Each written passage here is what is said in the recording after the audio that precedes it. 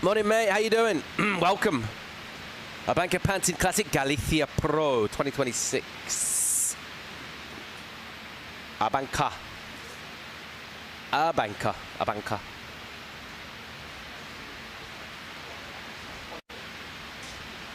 Like this, you can hear me. Can you hear me? Yeah, man. Yes. How's that sound? Too close, too far? Good? It's impressive.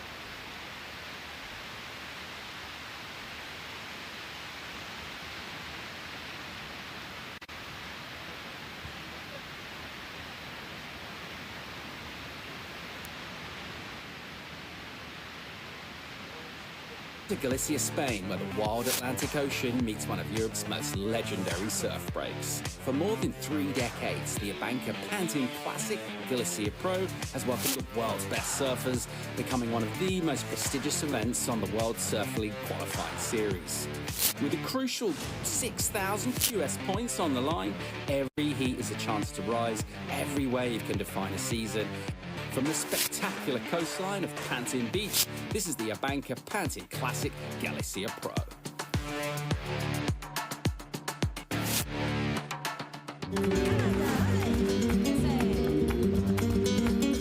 Yeah, and back on the QS, the QE's back, game faces are on, bit of focus. We've had some small conditions, some chances to practice for surfers, some familiar faces. Getting those reflexes all warmed up and ready to fire up and go. And they're looking at the ocean and they're thinking, where is it? There is some energy filling in. We've got swell on the way, but it has been challenging. Couple of days playing the waiting game here at the ABANCA Pantin Classic, a new addition to an historic event. Decades of this. On the northwest coast of Spain, some big names like Jackson Bunch over here looking for points with a new format on the QS. This can count for Challenger Series qualification. This will be all part of many conversations we'll be having throughout the week here, but welcome in, buenos dias. Beautiful scenes from Pantin as we'll fly over the beach.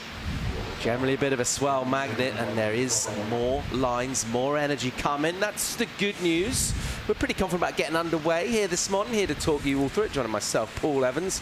Got a couple of goofy foot core lords in the form of Chico Out and Gabby Livo. Morning. Good morning, Paul. Good morning, Paul. Chico, you good? Yeah, I'm feeling great. Finally, there's some waves out there. 2 days off, but today everyone is stoked. I heard the waves are fun, actually. So, yeah, I'm stoked to be here in Pantin once again. Gabby, first time in this part of the world. What do you think so far? So far, so good. 4 seasons in one day, every single day. But yeah, good to wake up to some waves today. We've seen both banks pretty packed. Surfers are excited to see some action in the water again. And it's, yeah, good to be here. Think about different parts of the world, Chico, where you want to be in certain seasons. We're coming into that autumn-fall season in Europe, and this is generally wave season, right? And it's been a bit of a challenge for the last couple of decades. Well, it's been flat, hasn't really been a challenge. There's just been no waves, but we think we've got some energy coming. We feel pretty good. Yeah, I feel like the next few days are going to be really good. Especially tomorrow looks like the best day of the forecast. But the banks look incredible, and the sandbank looks to me like it's going to hold as well. So I think we've got some really good conditions on the way.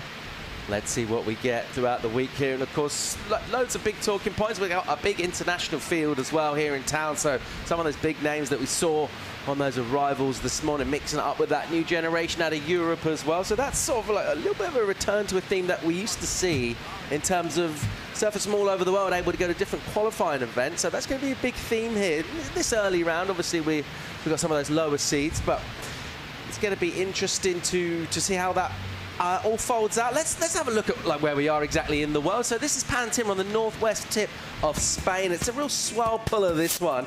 Chico, why do we get waves here? What's the story? What's going on? Where's the surf come from? It's really exposed. It's a beach that normally holds a lot of swell. We've seen on the past years some really, really big waves. And it's a beach that can hold from 2 foot to 15 foot. So it's quite interesting because here in Pantin, we quite see often that sometimes it's 2 foot for a couple of days and then it's 15 foot. So the boys sometimes say there's no middle size for Pantin, but it's a beach that holds a lot of swell. And on the past editions, we've seen some really, really fun conditions.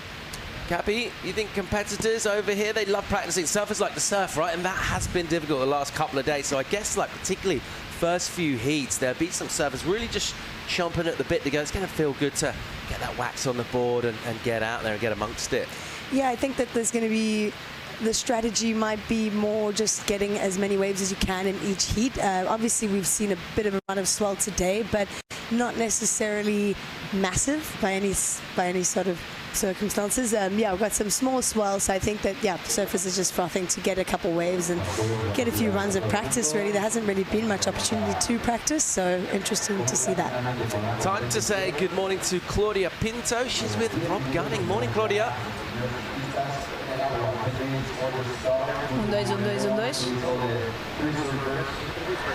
Good morning, everyone. Good morning to the Core Lords back in the studio. I'm here with Rob Gunning for the call. Rob, what can we expect today? Yeah, good morning, Claudia. Well, we're starting now at 8:30. We're going to run double banks. We've been here for 3 days. It's been flat the first 2. So we're in a position now where the waves have arrived, and we're going to run 2 banks at the same time. So hopefully we'll get through the first round of men, first round of women, second round of men, and the third round of men. So it's going to be a long day, and it should be good.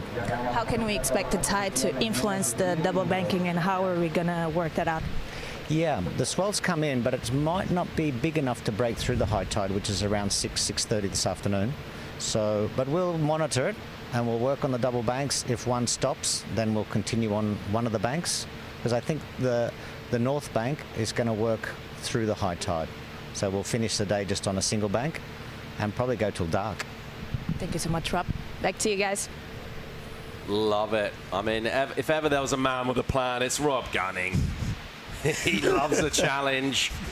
So that's the update from Rob with our running order this morning. We're stoked to be getting underway. We're dealing with our challenges set from the ocean. Speaking of the ocean, wonder what's coming up. We've been talking about a swell that's been building. It's been in an unusual place. We'll get a bit of vision on exactly what's coming through. This is our forecast for today. Gabby, what are we seeing here? Yeah, so this morning 0.8 meters, and we're seeing a big build in the swell size. Yeah, we got a side offshore coming in on Saturday with great conditions actually throughout the week. I think that we're going to see really contestable conditions throughout the weekend, and yeah, a lot of swell coming through, Paul. I like the sound of this. 2 meters on Friday, Chico. Yeah, it looks like we're going to have some size. I was speaking with Goni yesterday, and he said it's going to be big. He actually is a wild card on this event, and he was saying, yeah, if I want to go after it with the young gunners doing so many airs, I really want as well to build because I want to go for those big sections, and right there I think I can get the edge on them. So it's going to be quite interesting to see the swell build up so much and so quickly. And as Gabi was saying, everyone was training on 2-foot waves, and suddenly it's going to be 6 foot, so it's going to be quite interesting. Love seeing Goni in Arashi. I'm looking forward to that. Yeah, he looks really nice in red. I think and he wears any colour well. I think he can surprise everyone. Yeah. He surfs every day, and he's so talented. And Goni, with the bigger waves, I think he can do really well. So yeah, I'm excited to see him surf. We touched on the new format. It's a 6,000 QS we got here, Gabi. So the last few years, qualification's been happening regionally in Europe, events around here, and you get your points toward trying to get on the Challenger Series. A little bit different now. So a QS 6,000 International, there are 4 of them. This is the first of those. We'll follow up with one in Portugal coming up, but a lot of points available here, and we've seen that in the heat draw, because if you look, particularly in the later rounds, it's basically the Challenger Series, and that's great for the fans and for us to get to call the action too. Yeah, also really great for the local surfers to get like more opportunity to compete with more internationals, and the opportunity to get so many points without having to travel halfway around the world is really great. I'm looking forward to these 4 events, Paul. Chico, you got your campaign on the QS. You're dreaming one day of becoming world champ. You're little Chico, you're stoked. You've been training, and then you go, oh, cool, Pantin's back on. I'll get my entry in. And then you look and you're like, oh no, I got Winter Vincent. Jackson Bunch on the first heat. No. But I mean, that's also epic, right? You got the legends. I think like if you want to qualify eventually, you need to compete against the best in the world. So, as Gabi was saying, I think it's good for you to kind of adjust and understand where your level needs to be at to do well. On the CT, as you were saying, this is a challenger. Everyone is here. Everyone wants to get points to their rankings, and I think it's going to be quite interesting to see them perform quite with no pressure, some of them, because some of them are really trying to just win the event because they want to get those 6,000 points. So it's going to be good to see guys having a lot of pressure because they need to add points on their regional rankings, but there's some that come only eyeing that win, so that's really scary for someone competing against them. Speaking of points on the regional rankings, we've obviously had some events already in Europe this year. Surfers trying to build their campaigns throughout the Euro summer. Let's check some highlights from a place with great waves, not from all around, really. Generally smaller waves is what we expected the European summer, and that's mostly what we got. So, chance to make some pretty big statements, winning at Lacanau over in Newquay. Sam Peter took this one out, so this is highlights from the men. Yeah, waves look really sketchy in Newquay, but I saw a couple of highlights, and yeah, the boys were reaping, and Sam Peter clutched the win. I spoke with his dad yesterday, and he was really stoked and saying, look, it's so many years working for that specific win that when you get it, it feels like you deserve it. So it was like, yeah, it was a clutch situation against Lucas Skinner at the end, but I feel like I deserved that, and his father was super stoked, and I feel like Sam, he's got the level to be on the top places of the ranking, that's for sure. Looking forward to seeing Lucas Skinner over here in action as well, but you know, a long break between events, the chance to get back in Arashi and build up a bit of momentum. Do you think surfers will be able to carry this sort of form over, Gabi, into this event, or completely different ocean, completely different environment? Completely different ocean and environment, Paul, and also like for a lot of the surfers that live regionally, they're not really getting much opportunity to get those free surfs in. So I think you got to come into an event like this with a completely different mindset. Where we are on our rankings right now. So this is looking to try and qualify for the Challenger Series, but obviously we're going to seriously shake that up with a 6,000 here. So you win that event and really expect to go very, very deep in these rankings. But some pretty familiar names there. We mentioned Sam Peter, of course, Lucas Skinner. Andrea Zola going pretty well as well. Sean Gunning, who's been on the come-up, surfer from Cantabria, just along the coast here. He's been impressive. Yeah, it's been really impressive, and what I've been seeing, he has been surfing this river wave for like the last year. It looks super sick. Lefty. You see? I'm a goofy, you know, and every time I see a left, I get emotional. But that pier with that left coming in, I don't see many guys out on that wave. I need to double check with Sean where that wave is. But that left looks really, really sick. And the clips he has been posting look insane. Sean the Prawn. All right, let's check some highlights for the women as well and see where we're at with them so far this year. Of course, those rankings likely to very much get changed up when this result and event wraps up, and of course the next one down in Portugal. But highlights from the women's tour right now, and obviously a similar theme in terms of conditions. Summer swell in Europe, surfers lighter on their feet, able to go deep into event. But we've seen tall guys do well on small waves in the past, so yeah, you just need to readapt, have the right equipment, and nowadays with the evolution of the surfboards, you can actually get a really, really good surfboard for small waves. So it's really sick to see the level of surfing in small waves, which is something so hard to do. And yeah, the ladies were smashing it by the highlights.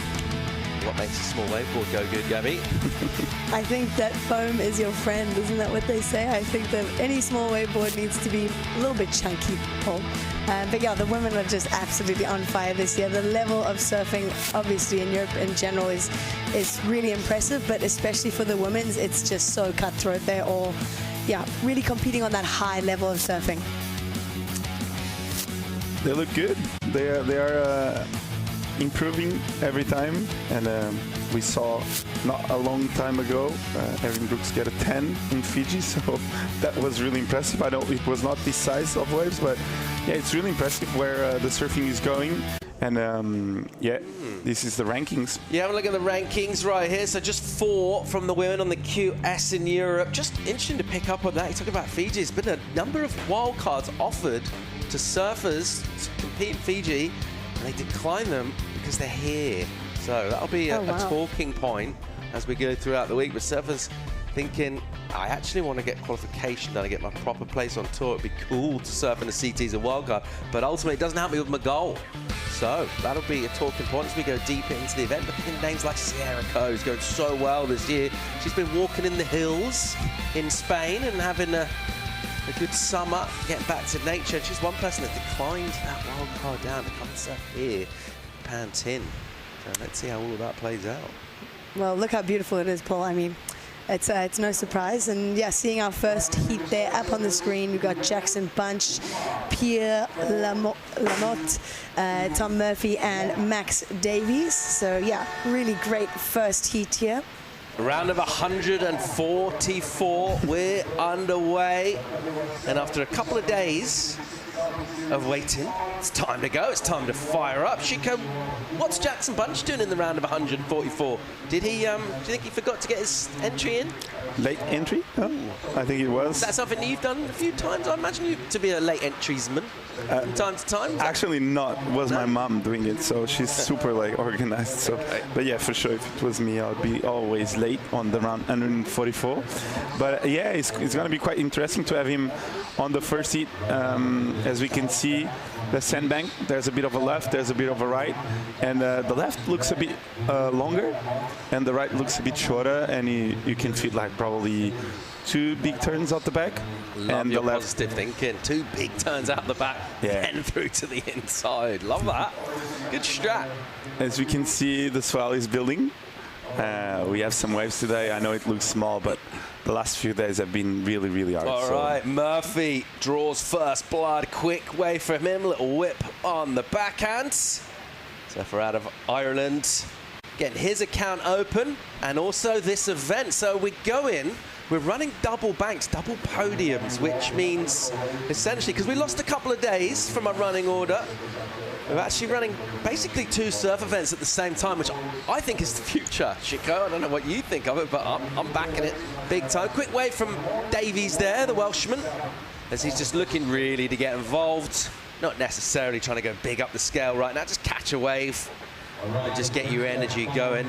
Jackson Bunch, we know how electric he is. right now. He's patient. He's just scanning things out. What are you thinking if you draw someone like Jackson in the heat before you paddle out?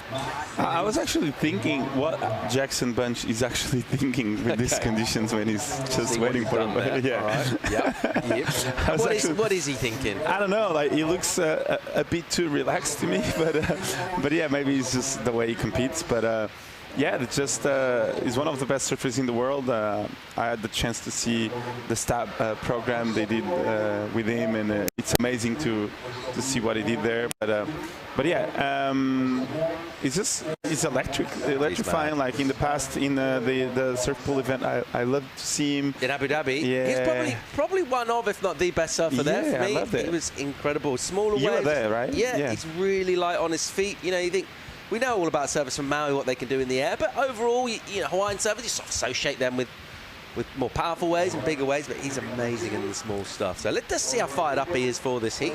He is, and while he was on tour, I believe, like, the heats he had, I felt like he was one of those guys that, like a Jack Freestone, where he had amazing heats, but he couldn't make them. By a few points, but he was surfing so well. Glorious defeat. Yeah, like he had like big totals, but defeated. So I think he really deserves to be back there. Ethan Ewing was like that first year on tour, wasn't he? Exactly. Ethan Ewing would go out and get like a couple of 8s, but he'll just come up against someone with an 8 and a 9. You know, like, yeah, those stories are really hard. And if you see, like, back in the day, Richard Christie, you remember? Ricardo Christie from New Zealand. Yeah. He had an amazing year. He had like 17-point totals, 16-point totals, and he was not making a heat. Got lost.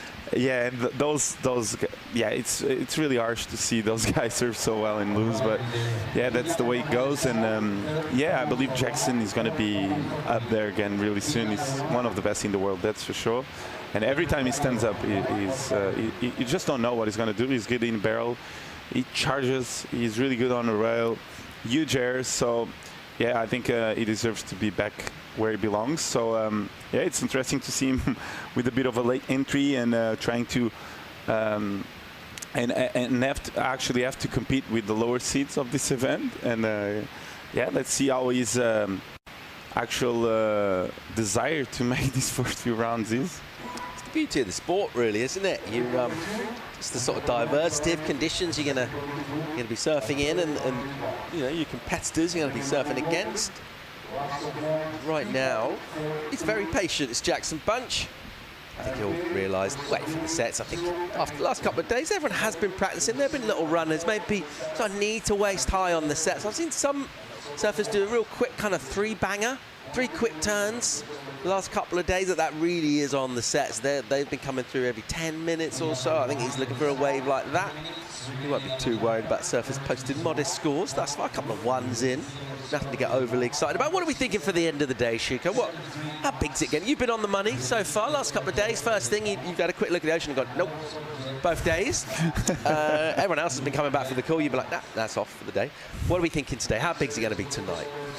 Well, I think it's going to be a touch bigger. I think once the tide shifts, maybe we're going to see that rising swell from tomorrow arrive a bit earlier today on the afternoon.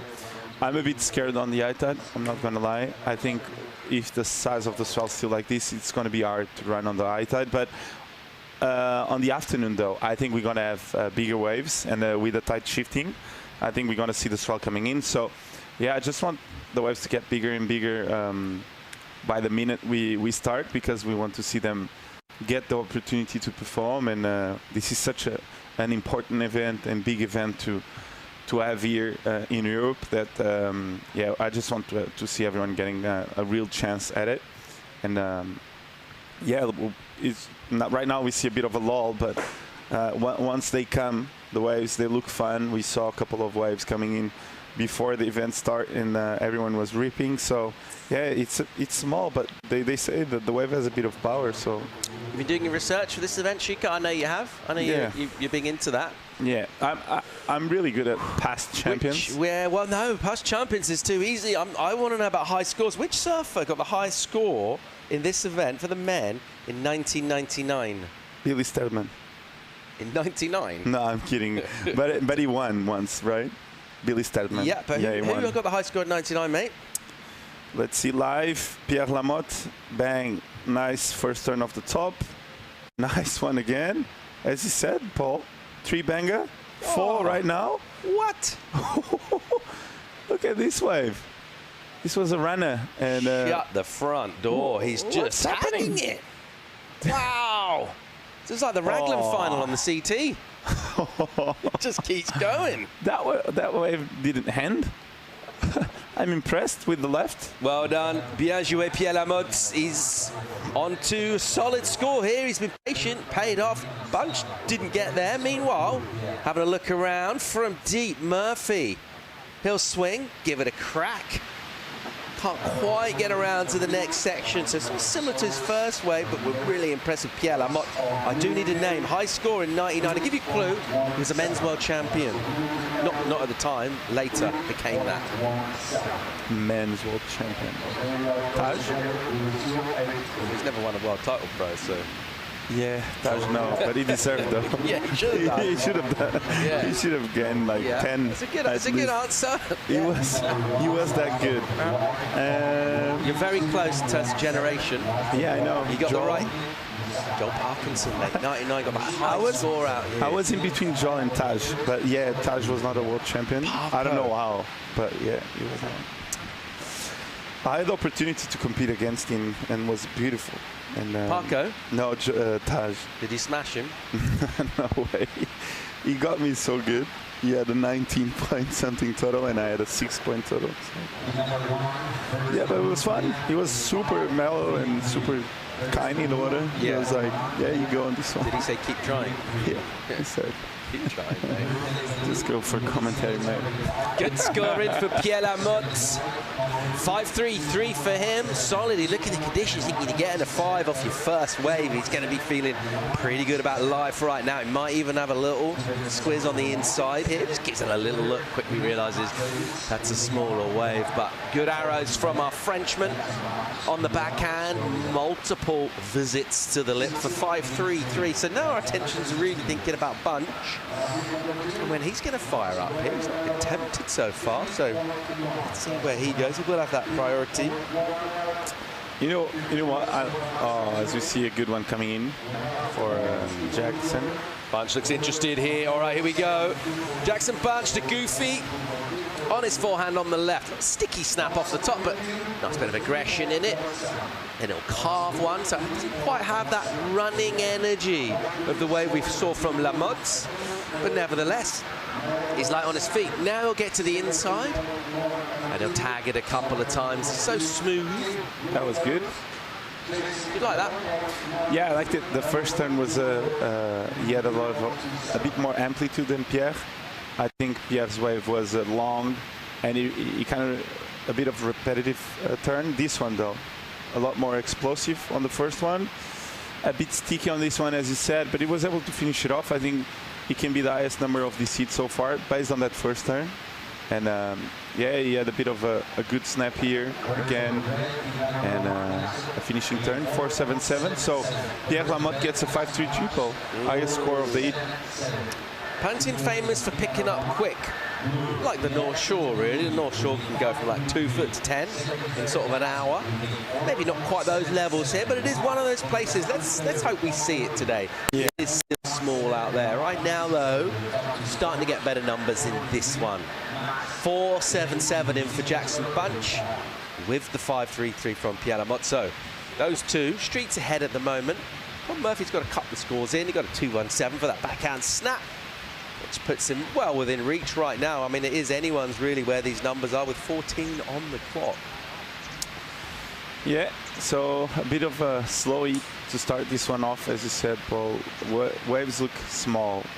There's no wind, and yeah, you just need to wait for the right one to try to make your wave. And Murphy and Davies having a bit of a shocker on this one. 3-point total for Murphy. Davies having a 1 only, bit of a takeoff. So yeah, they need to get the rhythm going with 13 minutes to go, Paul. Yeah, Galicia Calidade. What does that mean? What? Galicia Calidade. Yeah, it's warm. It's on fire. Yeah, quality. Yeah, quality. Qualidade. Beautiful. We're talking waves, we're talking scenery, we're talking food. Galicia qualidade. We're mainly talking vibes. How good are the vibes around here? They are insane. Have you seen the hikes you can do around here? Mate, I haven't seen them. I love them. Hiking, bro. I love them. A commentary team hike. You weren't there. You didn't come. But the A team did. And we just took in beautiful views of the coast. We checked out a few secret spots. We had a dip in the Oche. Meanwhile, Pierre Lamotte, your heat leader, the Frenchman, floats the boat over a crumbly section. Bang, up in the corner. Wow, again, he's on fire. He loves it. Still going. He wants more. He'll find a bit more on the inside. Boom. Hello. Yeah, Lamotte is looking really good. That board looks really good for these conditions. He's connecting every turn. He's done so far. So 2-wave selection, and he's picked the right ones so far. As you see, here it was a bit of a setup turn. I like this one. Gets around the section, gets a bit more vertical, and this one, bang, throws the fins out. A bit of a snap and a good finish, so a lot of effort to finish this one off, but 2 good scores for him, 3-6-7 on this one, and Pierre Lamotte is in the lead, so interesting heat for Pierre Lamotte, and building his house really well on this left break. So yeah, Paul, he's looking good. I don't know how he's getting speed here. He's done so well. I don't get it. How's he doing that? I don't know. I think it's just the board and the way he's using his legs to really generate speed. He's doing well at that, and just the wave selection is helping a bit. These waves, the legs, you say? Yeah, he's using a lot of them. Like, just pump it up. You gotta pump it up. You know, like he's doing well on that, and. Yeah, the board is generating a lot of speed. What do we see? Oh, big fin, small fin on small days? What's happening in fins? I think you need to use, if you're a big guy, you need to use big fins, because when you pump and generate speed down the line, the fin is going to give you more speed. Yeah. So yeah, small fins kind of trick you sometimes, because you can get easier releases, but not so much power into your maneuvers, and your surf can get a bit small in terms of the way you apply pressure. You can kind of like do more tricks and feel a bit more loose, but you want that drive and that rail engaged to really tell the judges you have power. So yeah, as we see live now, Jackson having a look at this left. Jackson Bunch in action here. He'll carve back, and they'll have a little wiggle, and he'll stay light on his feet. Can he find a section, some deeper water? Doesn't really connect that one. Yeah, this one looked really good at the start, and was just a really hard. Bad at the end. Yeah, it was just. I think it was bad from start to finish, this wave. He had no juice on it, so he just quit. I'm out of there. And with 9 minutes to go, Pierre Lamotte still in the lead, and Jackson Bunch is needing 4-2-4. Good view of the sandbar there as we fly over. We're getting around about low tide, around about now, right? Yeah. Big tides at the moment. Getting bigger, actually, over the next coming days. Did you see that full moon last night, Chico? Yeah, lovely. I went on a hike on a mountain, and I see the full moon. It was amazing. Did not happen. Yeah. Did not go on a full moon. It was so good. I had my watch, you know, that one that counts the steps, and I went, yeah, and I had 20,000 steps. I'm so good at steps. It was lovely. Yeah, I felt good in the mountain. I just love to be in the nature, like, and really connected to hiking. With 8 minutes to go, as we see Jackson on another wave. On a really small wave, and he just decides to leave that one, as situation is the same, Paul. Yeah, Pierre Lamotte. Yeah, he's doing really well, isn't he, Pierre? 9 points. It's pretty healthy, really, when you think what's out there, which is not much. Looking for Murphy to make a move. He's got priority. The requirements are still pretty low. It's a 4-1-4 at the moment to threaten Jackson Bunch. Max Davies out of Wales. He's number 5'3" at the moment. He's not really on the board. He's looking for two waves really at this stage. It's just how frequently they come through, but might get a bit slow on this low. And then what we're thinking, kind of hoping, is that as that big swell tide fills in, it might help a little bit of swell to just filter up. And the sandbar here might get a little more consistent as well. So let's just kind of will that energy in, but you can see those lines are actually, they look tired, don't they, those swells? You kind of get to the sandbar and they're exhausted. They just want to lie down. I know the feeling. Yeah, I love that feeling actually. But yeah, as we see Green now on a left, trying to get that score. He needs right now he needs a 5-3. Was not it, so he needs to go back again and try on a bigger wave, I think. And as you said, really slow right now in the morning. I believe in probably 2 hours we're going to see a bit more energy in the ocean. Where are we, Chico? Where's Pantin? We're sort of out in the countryside here, aren't we? We're a little way from town, right? We're in the country. We are like 30 minutes away from Ferrol. So if you were competing in this event, would you stay in town or would you stay out here in the car park? What would car park? You don't like to leave the spot, huh? Yeah, I like to stay on a good van. But some competitors have been staying right here, and others have been making the drive. It's one of the things you've got to figure out. Yeah, I've been seeing different approaches. There's guys that love the van. They love it. A good shower outside. Just cooking in the van. Bit of overcooked pasta in the van. And there's guys that love a good hotel, good breakfast at the hotel. It's hard to get the pasta right in the van, and it's true, always mate. a bit overdone. It's a bit soft. It's just soft. Then you got to do the washing up. The washing up. Always got washing up to do when you're in the van. It's hard. The cereal gets a bit stuck on the bowl, the little plastic bowl. There's a few cornflakes on there going hard. For me, don't do it now. It's only going to get harder later. For me, it's the toilet situation. I think it's the hardest one in the van. All right. But other than that, I believe. Thanks for sharing your truth. Other than that, I believe guys that really readjust to that reality, they live happily in a van. Yeah. And I've always been the guy that would love to be free enough to be in the van a lot of time, but once I get there, like 2 nights, and I start to readjust and think, okay, maybe I'm gonna. It's good for your social media feeds, but you just take a couple of photos and then go back to the hotel. It's good for trendy videos, saying my therapy and what have we got here? We've got a trimming machine. Right. Tell me. So you can. What does this do? So this is. So this is the Red Bull Athlete Zone, which is very well appointed here at Pantin again. Yeah, and if you see, he's taking out the, how do you say, the thing to start the machine, as we see live. Pierre Lamotte on a really good wave again. Not really. Looked like it was going to open up for him. But yeah, that machine is good for your trimming. So anyone that really wants to get that pump going before the heat, you go there and you start like pumping and pumping and pump, a never-ending pumping, and you can put more weight on it, so you can pump a lot. It's like surf skating, but in the gym. Yeah, but you can put weight on your pump, so it's like when you take the weight off, your pump is really light. Do the peace sign though? Do the little grab rail peace sign cutback. No, you need to grab the machine. Actually. All right, here we go. We're going to check the replay here. Lamotte is just looking really to consolidate from that first place position. Probably won't do that. Still in the lead though. Here we have Murphy with a bit of a 2-turn combo. He's going to try to finish this one off. Another snap.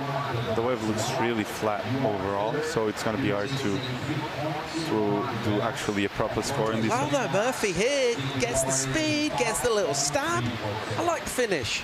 Yeah, he did well. And this is Max Davies outside. A bit of a cutback on this one.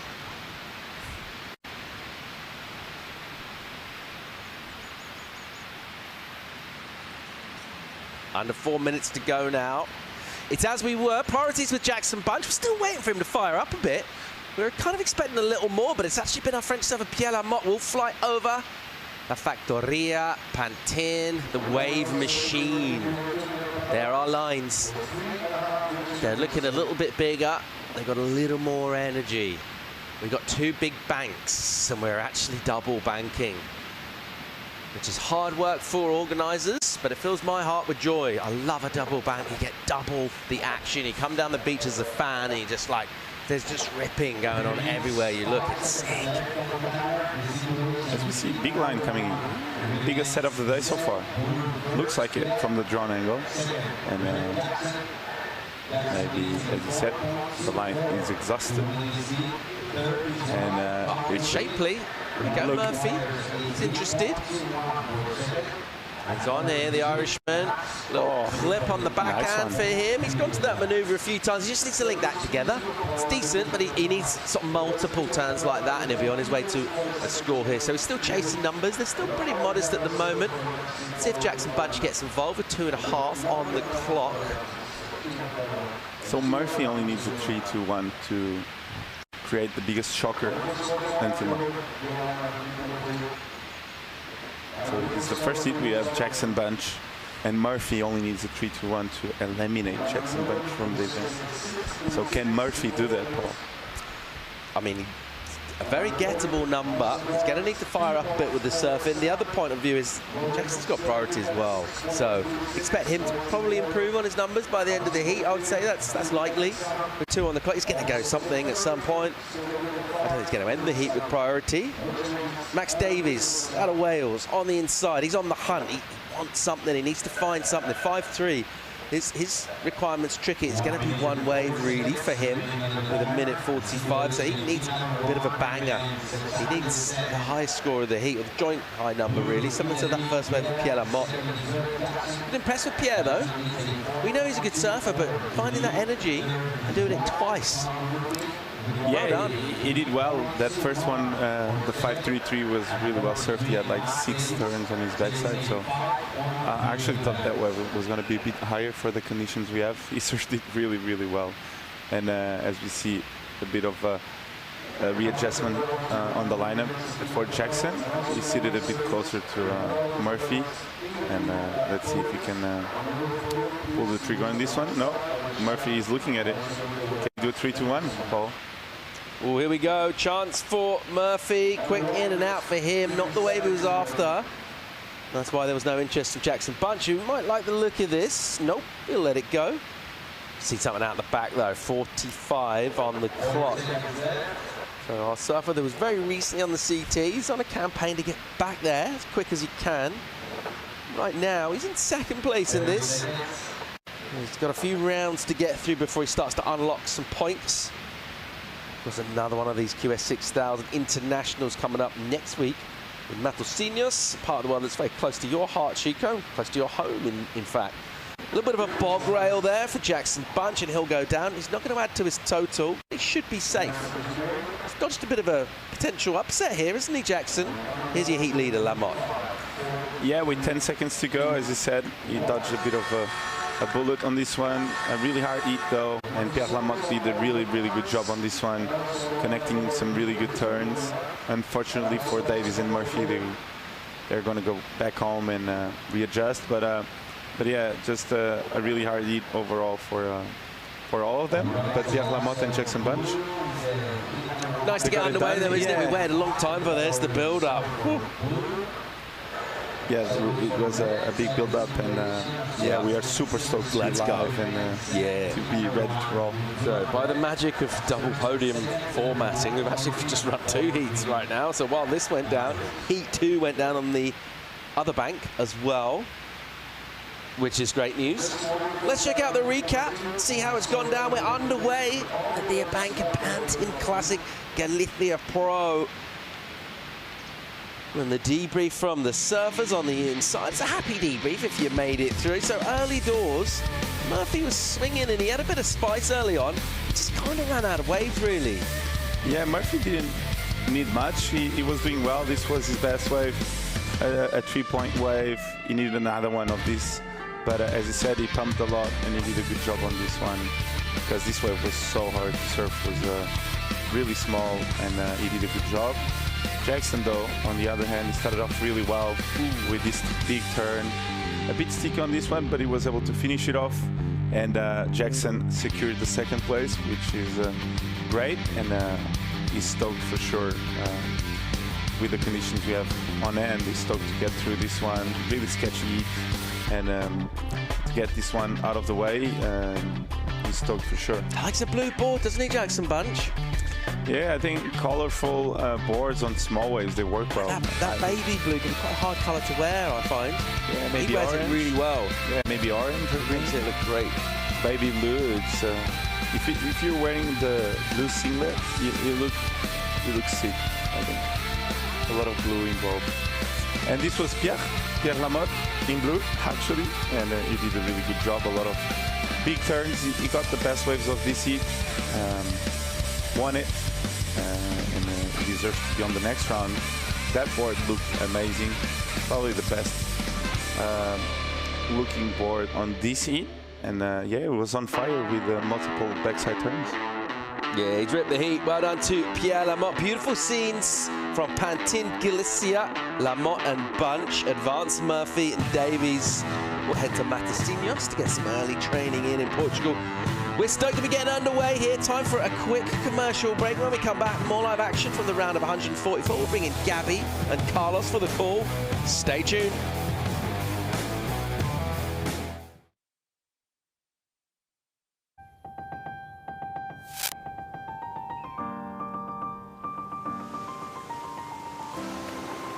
Calidade.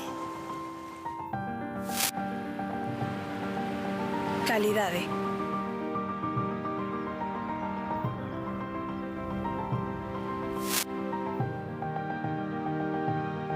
Calidade.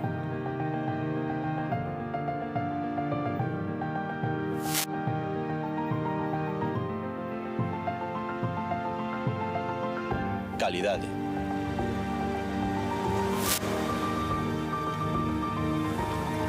Calidade.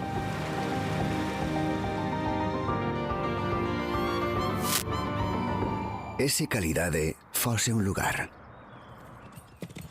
Galicia Calidade.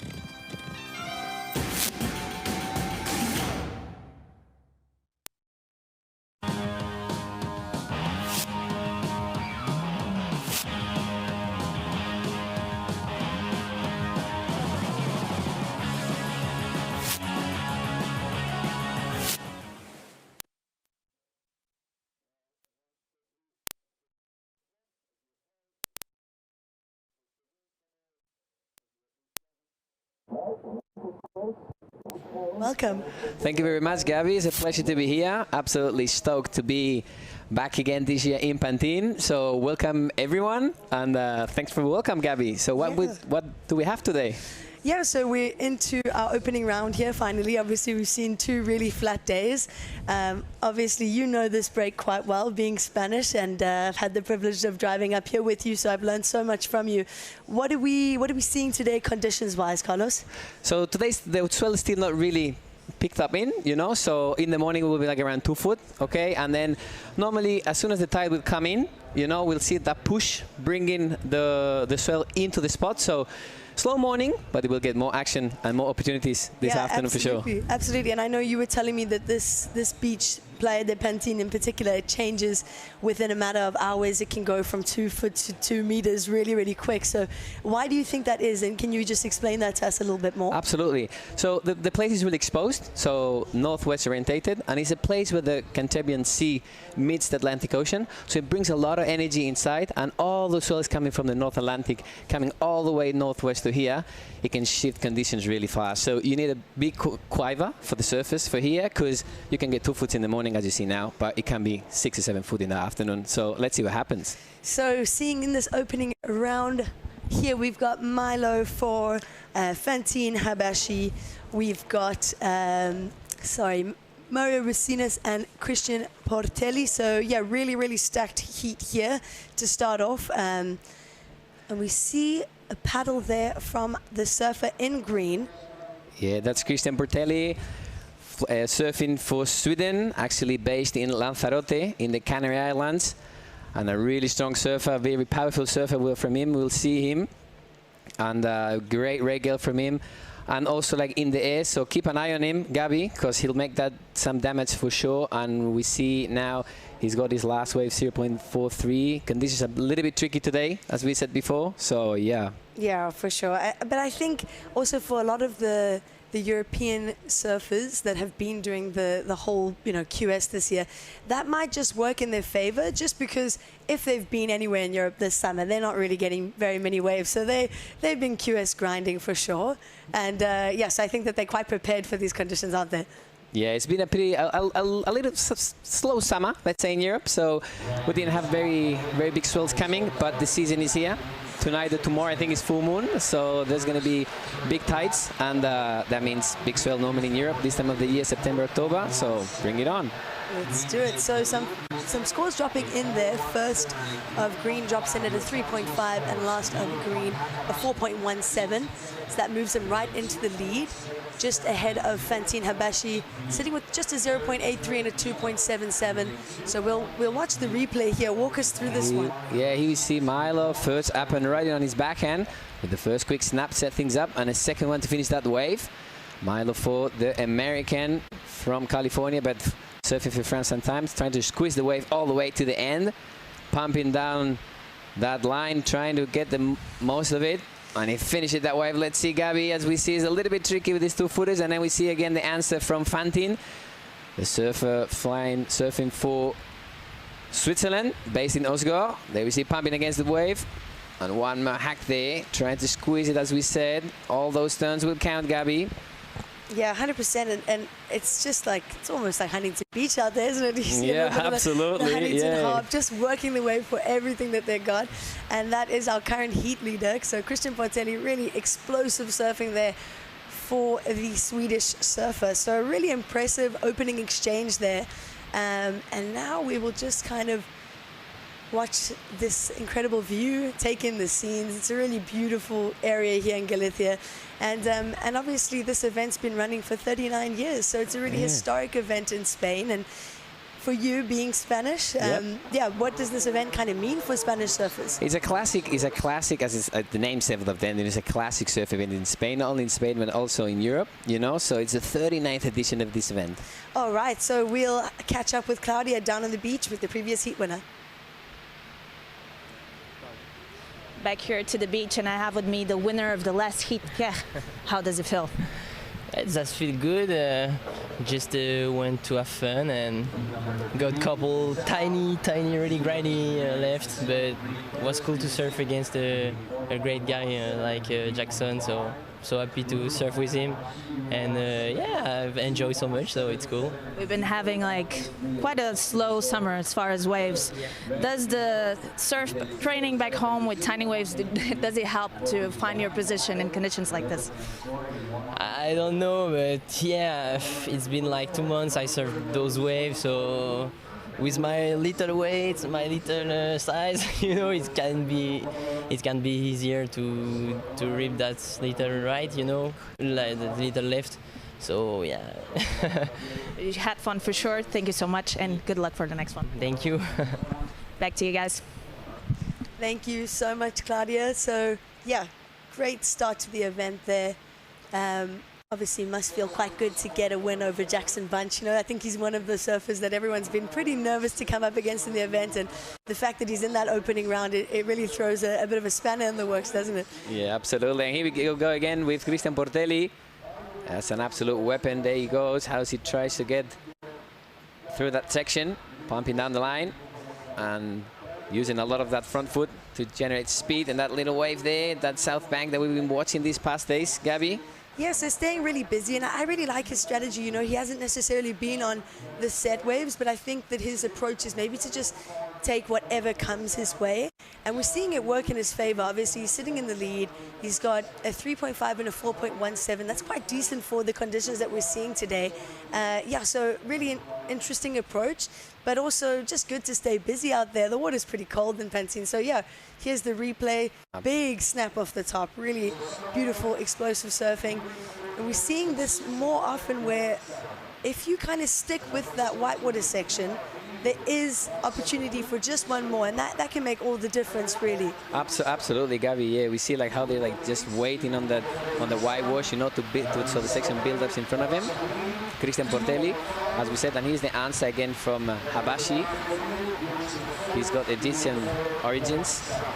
That's based in France, and the second hack there, and then they're all getting really busy. As you said, it's going to be good finish from Habashi. It's going to be really cool to see the actually the strategy they're going to have, you know, because as you said, one is like to get as much waves as you can in this heat, and then maybe the other one is to sit. But as for the moment, the conditions we have, I guess like to get as much as you can is the better you can do, because yeah, that's for sure. And yeah, this is actually a really stacked heat for this opening round. Obviously, every surfer here has been training. Every surfer is experienced and wants to win this event. But yeah, we see our surfer in white there. That is Mario Racines. He's 22 years old, Spanish surfer. So I'm sure he's definitely surfed here a couple of times in his life, and he's got the reps in.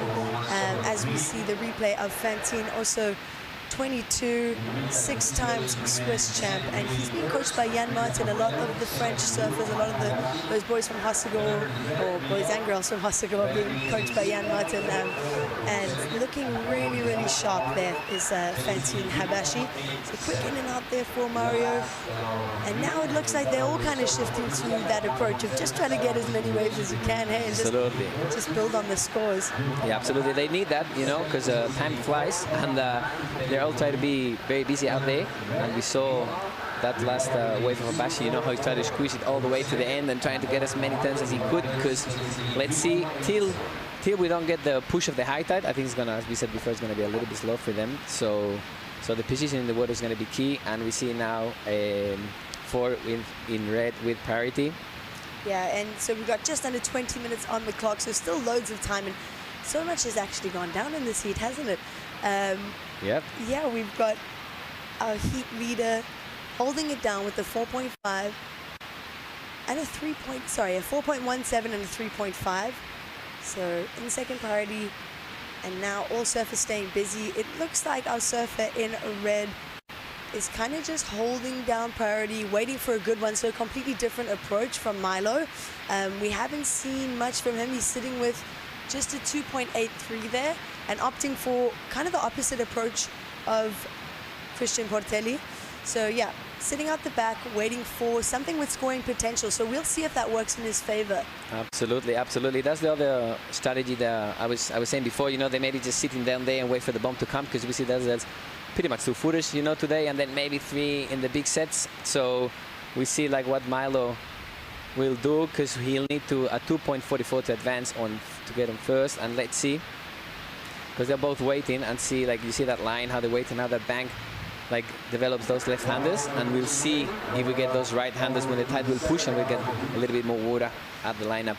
Yeah, so Milo's sitting right out the back there with priority, and he looks really calm, really cool and collected. It's not an easy thing to have priority, is it? It's kind of sitting out the back there and just waiting nervously, but he's got loads of time. I mean, I think that it is also a smart move to sit, wait for a wave with scoring potential, and build on his existing scoreline, which, yeah, he's just got a 2.83, but for today's conditions, that could easily be a backup score, Carlos. Absolutely, because you see we're getting like 2s, 3s, and then highest scores around 5s, you know. We see there like Pantin Habashi, you know, like sitting at 5.27, needing a 4.9 to advance and get first. And talking back again to the lineup, what a place. Pantin, absolutely stunning. We've been cruising around these last 2 days, no waves, but here we go. Mario Racines, Spanish surfer from Cantabria, Laredo, up and riding on his backhand. Try to find the section to hit. And we see at the back Portelli wrapping it up back to the white walls, and here we see Racines again pumping, and with good hack to finish that last wave of him. That's definitely going to count for his scores. Let's see what the judges have to say, Gabby. Yeah, great finish there. I really like that. they're all so explosive. Hey, they've all been training in these conditions, so they're great in the small stuff, but I'm kind of excited to see what happens when the swell kind of wraps around the corner and builds, and I think it's going to be really exciting for us as spectators, but also for them. I think they'd like to surf something with a bit more push for sure. Absolutely, they're just waiting to put on a show. I mean, they're already doing, but you know, because these conditions, like surf like this with these like small waves, is really tricky. However, with today's equipment, you know, the boats they have and the materials we're using, you know, they can really like make something happen, but definitely hard to surf this anyway. We'll see that swell picking up and get more opportunities for them and the chance to show the real surfing, because there's a really good rail game is here, ends is too. So here we see the replay, Gabby. Yeah, so let's have a look here. And this is definitely the best ride for Mario Racines so far.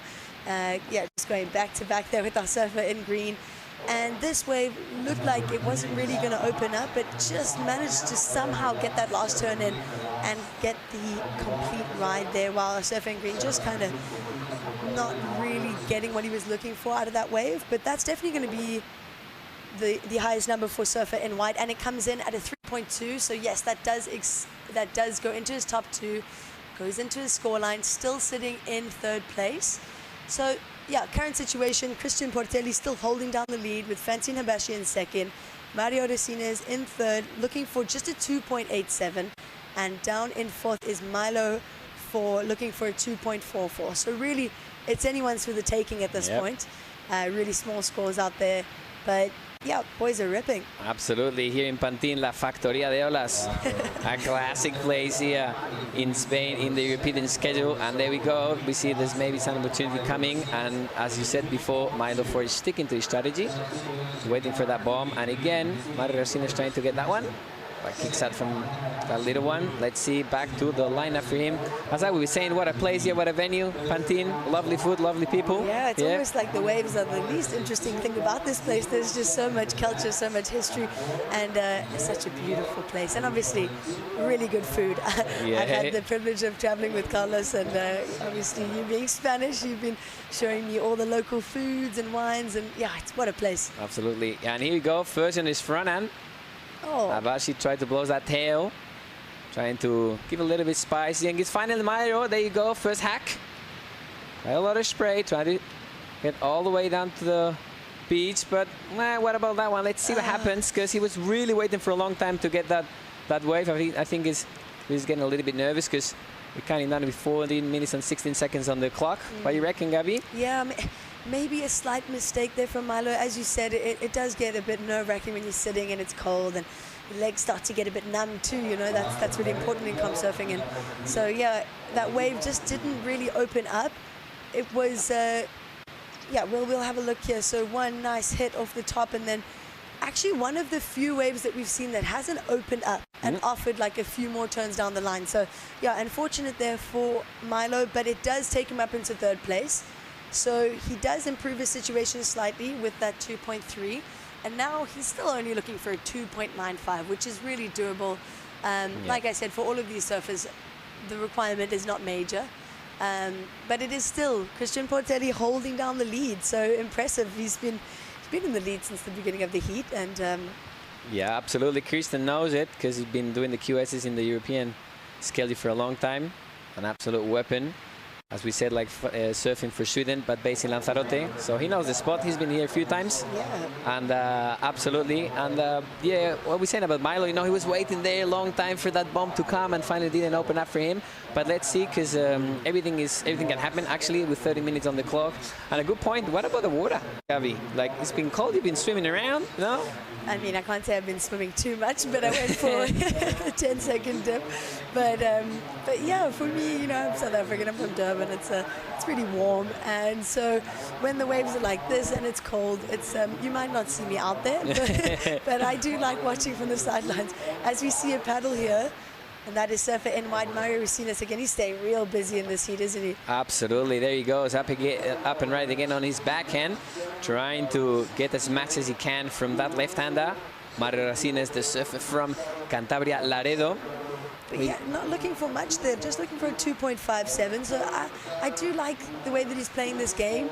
We say like he's building a house, you know. He starts with the small little, yeah. There he goes. Yeah, it's kind of like building up his score. So like, yeah, he's not like Milo waiting for the bomb, but little by little, he's getting there. He's not third. Like he needs the 2.57 to advance on first. And let's see what the ocean will bring him. Hopefully he's lucky to get enough of those points. And yeah, way more going on the beach today than the past few days. Hey, there's a lot more energy in the ocean.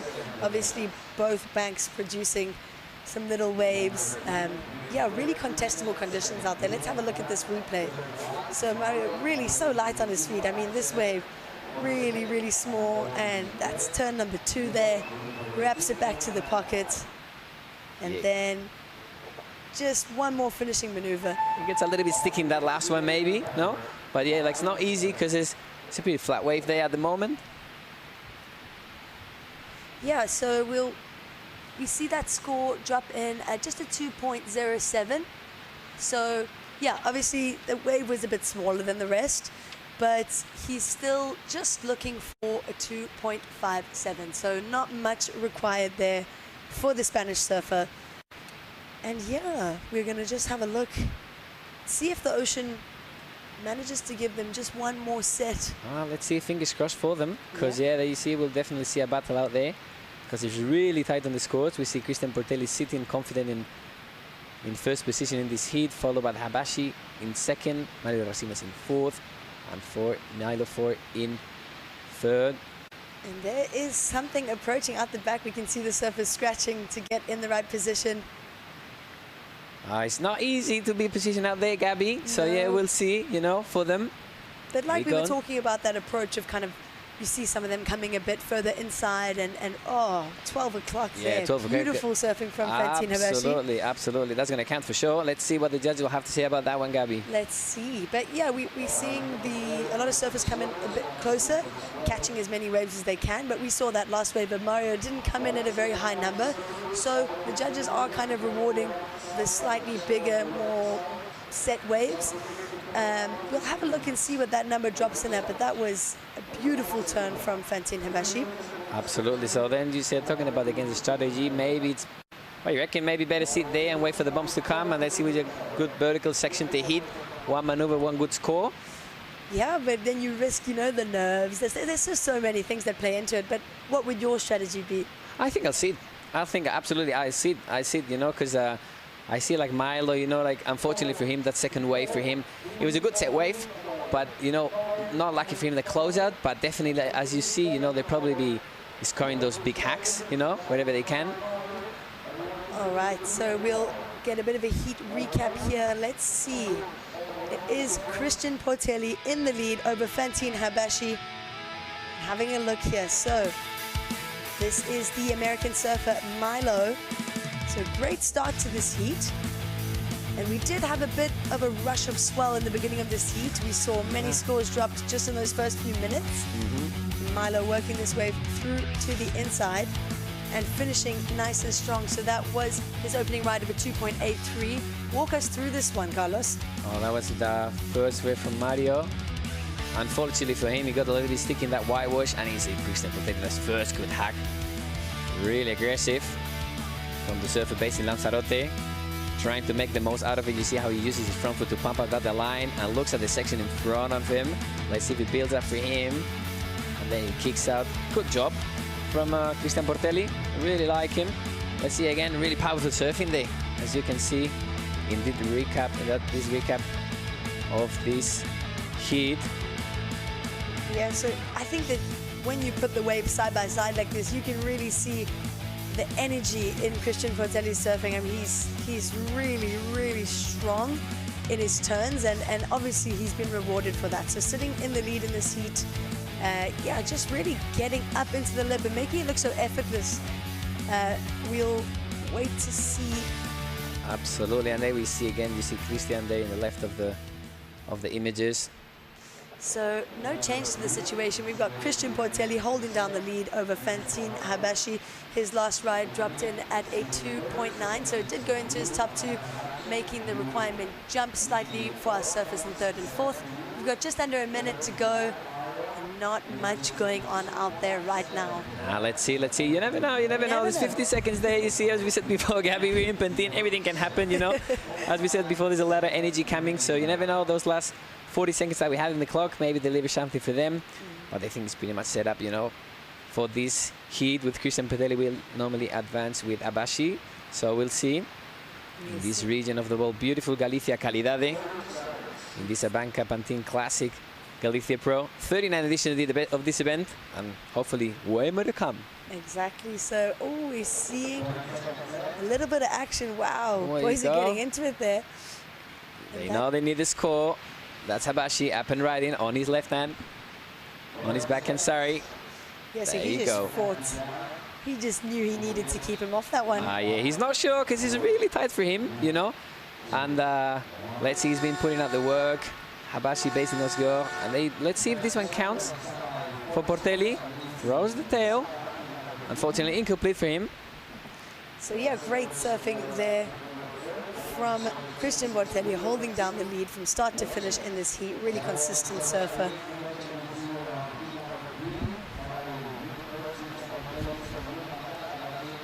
All right, and that will signal the end of the heat. So Christian Portelli taking the win over Pantin Habashi. Unfortunately, we will see Mario Racines and Milo 4 won't be competing in the next round. Habashi, as we said before, basing those go. And actually a weapon. He spent a lot of time last summer in the men's. And we're stoked to see him here. And there's the winner of the heat, Christian Portelli. Round of 144, heat number 3. Christian Portelli got the win, 7.67. Pantin Habashi 5.9. Mario Racines and Milo 4. Let's see what it will bring us for that in this next heat, Gabby. Yeah, that was heat number 3. So we are flying through heats already with the double banks. Yeah, kind of loving this whole setup, aren't we? Absolutely loving it, eh? Yeah, first time with you in the booth, so yeah, really stoked with this. And there we go.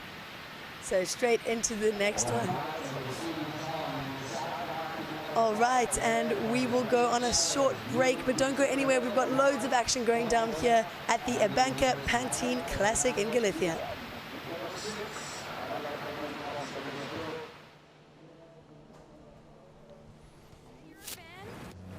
Prove it. Hit up your friends or go against the world. Leave no doubt. Pick your fantasy team. There's only one champion.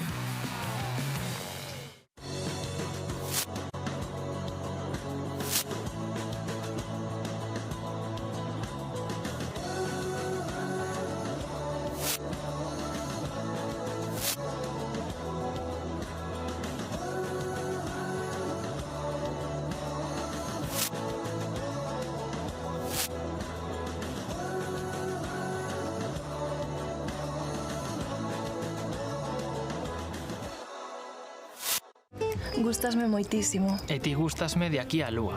Pois a min gústasme máis que o mexillón de Galicia, que ademais de ser cultivado nas nosas rías, aporta proteínas, potasio, vitamina B12 e omega 3. Cando se trata de escoller peixe e marisco saudable, frescos e de sabor auténtico, Galicia sabe. Galicia sabe a amar.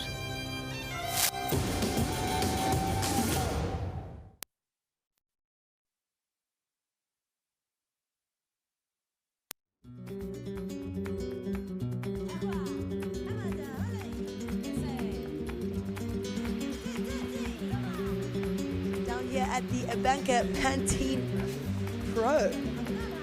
Welcome. I'm joined in the booth with no other than the legend Chico Elvis. Well, I've been told it's just Chico. No, you can say Chico Alves, of course. How are you, Gabby? Again, this morning looks a bit better than the last few days. And we've got a really stacked heat on our hands by the names we have on the screen. For sure. And as we see, we have Joaquim Chaves, Luís Perlouro, Tom Boesma and Jaime Fernandes Dias. So a stacked heat, 2 Portuguese on this one. What do you think? Yeah, well, I guess we're going to get the rundown from you, being Portuguese. Obviously, you got that insight. But yeah, a bit of a slow heat, that last one. We're seeing a little flurry of waves there out the back, but I think that as the tide drops, as the swell starts to fill in, and as we get a bit deeper into competition, we're going to see a bit more excellent scores. Right now, we got the surfers kind of just trying to get anything on the board. As we see our surfer in white, that is Tom Boelsma. It's just a quick in and out there. And what we saw in the last heat, we kind of got two strategies. We had Milo, who kind of sat out the back with priority. Maybe it was a bit of a mistake. He waited, got that one wave that came through, and it almost just closed out. And then we had the other surfers in the heat, our heat winner, Christian Botelli, just catching as many waves as he could and getting scores on the board and ended up on top. So yeah, kind of two different approaches here and two different banks. Yeah, I think when the waves are this small, trying to get the rhythm going, I think it's a good option, because it's so small that like a wave that doesn't look good actually turns out a mediocre score, and a wave that looks good turns out a bad wave. Exactly, a little bit of a closeout. Yeah, it's hard to tell, but it's that small. So you gotta just keep picking waves, and as you said, Joaquim and Luis, they're really good on small waves. So as we see Luis now on this one. Yeah, so watching a paddle here, Luis, I'm not even going to try and attempt that surname. So straight up, and unfortunately goes down. Maybe just a bit mistimed there. But yeah, still early days in this heat. Surfer in red working around that section, and beautiful. So a bit more of a different approach to what we've seen in other heats. And obviously you know these boys and where they're from in Portugal. Yeah, so Joaquim, as is showing on our screens, is from Lisbon, and Luis Perdoro as well. When he was younger, and he used to go a lot to Costa Caparica, which is a really fun beach break. But they surf all around. Joaquim nowadays is living in Ericeira, but his family is from Lisbon, I believe. Okay. Yeah, everyone is. They're always moving around Portugal. They drive a lot to catch the best swells. They surf a lot together. They're really close, Joaquim and Luis. They ride both for Billabong, so they are really close to each other. They've done a bunch of stuff together, and they are really, really cool and mellow guys, and they have a huge talent. So yeah, they are one of the best surfers we have. Both goofies, both really stylish, and Joaquim maybe likes to go a bit more to the air. Luis a bit more polished. He loves those really nice carves. So yeah, I think they're both really talented. So Joaquim passed national champion in Portugal. Oh wow! Okay. Yeah, he has won, I believe, 2 years ago, if I'm not mistaken. I think it was 2023 or 24. But yeah, he's one of the best and really good at competition. Last air, 5.33. Yeah, so the judges rewarding that last air there. 5.33 for first of red, Joaquim Chaves. And small scores for the rest of the board. We got a 0.77 for surfer in blue and just a 1.23 for the Dutch surfer, Tom Boelsma. So yeah, Joaquim Chaves goes straight up into the lead in that opening exchange. Now priority is with Jamie Fernandez-Diaz. So for the Spanish surfer, sitting out the back, waiting to open his account. We've got 18 and a half minutes on the clock. So slow start to this heat, but great opening ride for Joaquim. That's definitely going to be a score that he can build on. Yeah. And one of the highest of the day so far. Yeah, I'm actually impressed he went for that air on the first wave with such hard conditions. You need to have a lot of confidence to go on your first wave of the event to air reverse, and he did it. So 5.33, and I think it was well deserved. It was on a bit of a hard section, not really steep, but he did well on making it. So 5.33, it's a really good start for a day like today, Gabby. Yeah, no risk, no reward, you know. Exactly. Yeah, so, and in terms of the Portuguese surfers, I mean, it seems like they all really stick together at these events and travel together. It's kind of similar to the South Africans.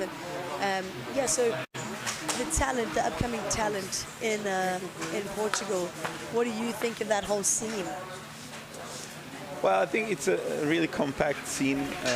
Portugal, as a country, as we see Vasco Ribeiro coming back, is one of the best, for sure, ever to live as a surfer in Portugal, so he's won everything. He was a past world champion, junior world champion. So Vasco coming back to the competition scene. We see Mendonça there, Gui Ribeiro. So basically, what happens in Portugal is if you live around the Lisbon area, they surf all together every week. Like when a good bank is good in Sintra, they all go to Sintra and they meet with each other on the beach and they surf together. So I think the level rises because as a kid you grow up always watching the bigger generation surf just in front of you. So I think Saka kind of led the way and paved the path for any Portuguese to believe that it was possible to qualify and to be a professional surfer. And then Frederico, of course, after qualifying and doing a lot of damage on the CT. And I think the new generation kind of just follows that example and really try to figure out what they did to make exactly what they did and qualify and do well. But yeah, as I was saying, they surf all together, and if you live on the Lisbon area, like if you go to Caparica, you go to Cascais, you go to Nazaré, you go to Ericeira, and they kind of search for the best swells every time, so they surf all together. And I think it's really important to have that when they kind of push each other, you know. It's like they're obviously all good friends, but at the same time they're competitors, so when they're out there surfing together, they're always kind of looking over the shoulder, watching each other. And it's sick because back then when I was young, I used to surf with my generation, with Vasco and Frederico. And it's funny because back then we had that already, which was you do an air and you'd be like, oh, it was kind of small. I think you need to improve, you know, like, and that gives you that extra anger to really improve. And I think that's healthy for to have in between friends and growing up in surfing. I think you need to really adjust to that reality. And how South Africa is the same, or is a bit more like open? You know, in I terms think that the of, South Africans, regions? when they travel together, I mean, it's like one big family, you know. I actually saw one of the South African surfers that's here, Nate Colby. I saw him in the parking lot this morning when it was dark and just gave each other a big hug. And it's like everyone's really rooting for each other. And yeah, like obviously Luke Thompson's just made the tour. He's like a brother to me and to so many others. And it felt like a win for the whole country, you know. It felt like a win for all of us because we all support each other so much, and maybe a bit less of the competitive side and more of the like supportive family vibe. But yeah, it's a special thing that we got going on over there. I'm excited to watch the South Africans come up too, but really excited to watch Vasco surf. And obviously Vasco is a friend of yours. I'm sure you guys will talk about it in the next heat, but I'm sure you're frothing to see him compete again.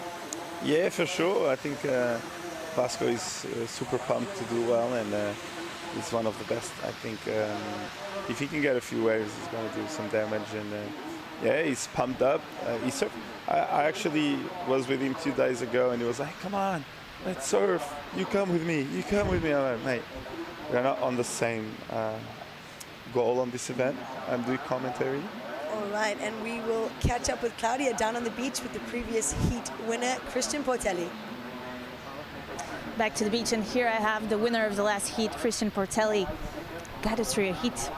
Yeah, survival mode. It was a grindy heat, but we made it through, so yeah, let's keep going. You kept consistent, having like a solid performance from the beginning to the end. What was the strategy? Well, my strategy was try to get the waves that had a little bit of wall, but right when my heat turned up, it just switched the tide. Like the tide is dropping a lot, so it just went really bad, like at the waves that I thought that were good. So luckily, like when I was paddling back out, I said, well, any wave that has a wall, I have to try to go and take advantage of it, because maybe the tide gets worse and it's even worse, you know? So that's what I did. Just any wave I could, just take advantage of it. Try and not be picky. Exactly. Just a wave that I saw I could do something, just go on it. I knew it was going to be grindy, so yeah, I just had to get the grindy boots on and keep going. Definitely worked. You looked like you're having a great time, and good luck for the next one. Thank you so much. Can I say some words back home? Of course. Gracias a toda mi familia, mi novia, mis amigos, todo el mundo que me apoya, y nada, seguimos para adelante. Saltea y la mano para allá, niño. Thank you. Thank you so much. Back to you guys. Thank you so much, Claudia. Yeah, you can see that previous heat winner, Christian's stoked. Grindy conditions, but they've been preparing for this. And yeah, so good to hear from the last heat winner there, got a few words to the fans and the fam back home. And we'll see not much going on in this heat, Shiku. We see the tide starting to drain, getting a bit slower, and as we see that kind of shift, we should get a bit of a push, hoping to get a bit more swell pulling in through the bay. So Joaquin Chavez holding down the lead with a 5.33 and a backup of a 0.27. And other than that 5.33, we haven't seen anything higher than a 1.6. So not much going on out there. Yeah, it's kind of slow, as you said, and a bit of a mistake for Luis, right?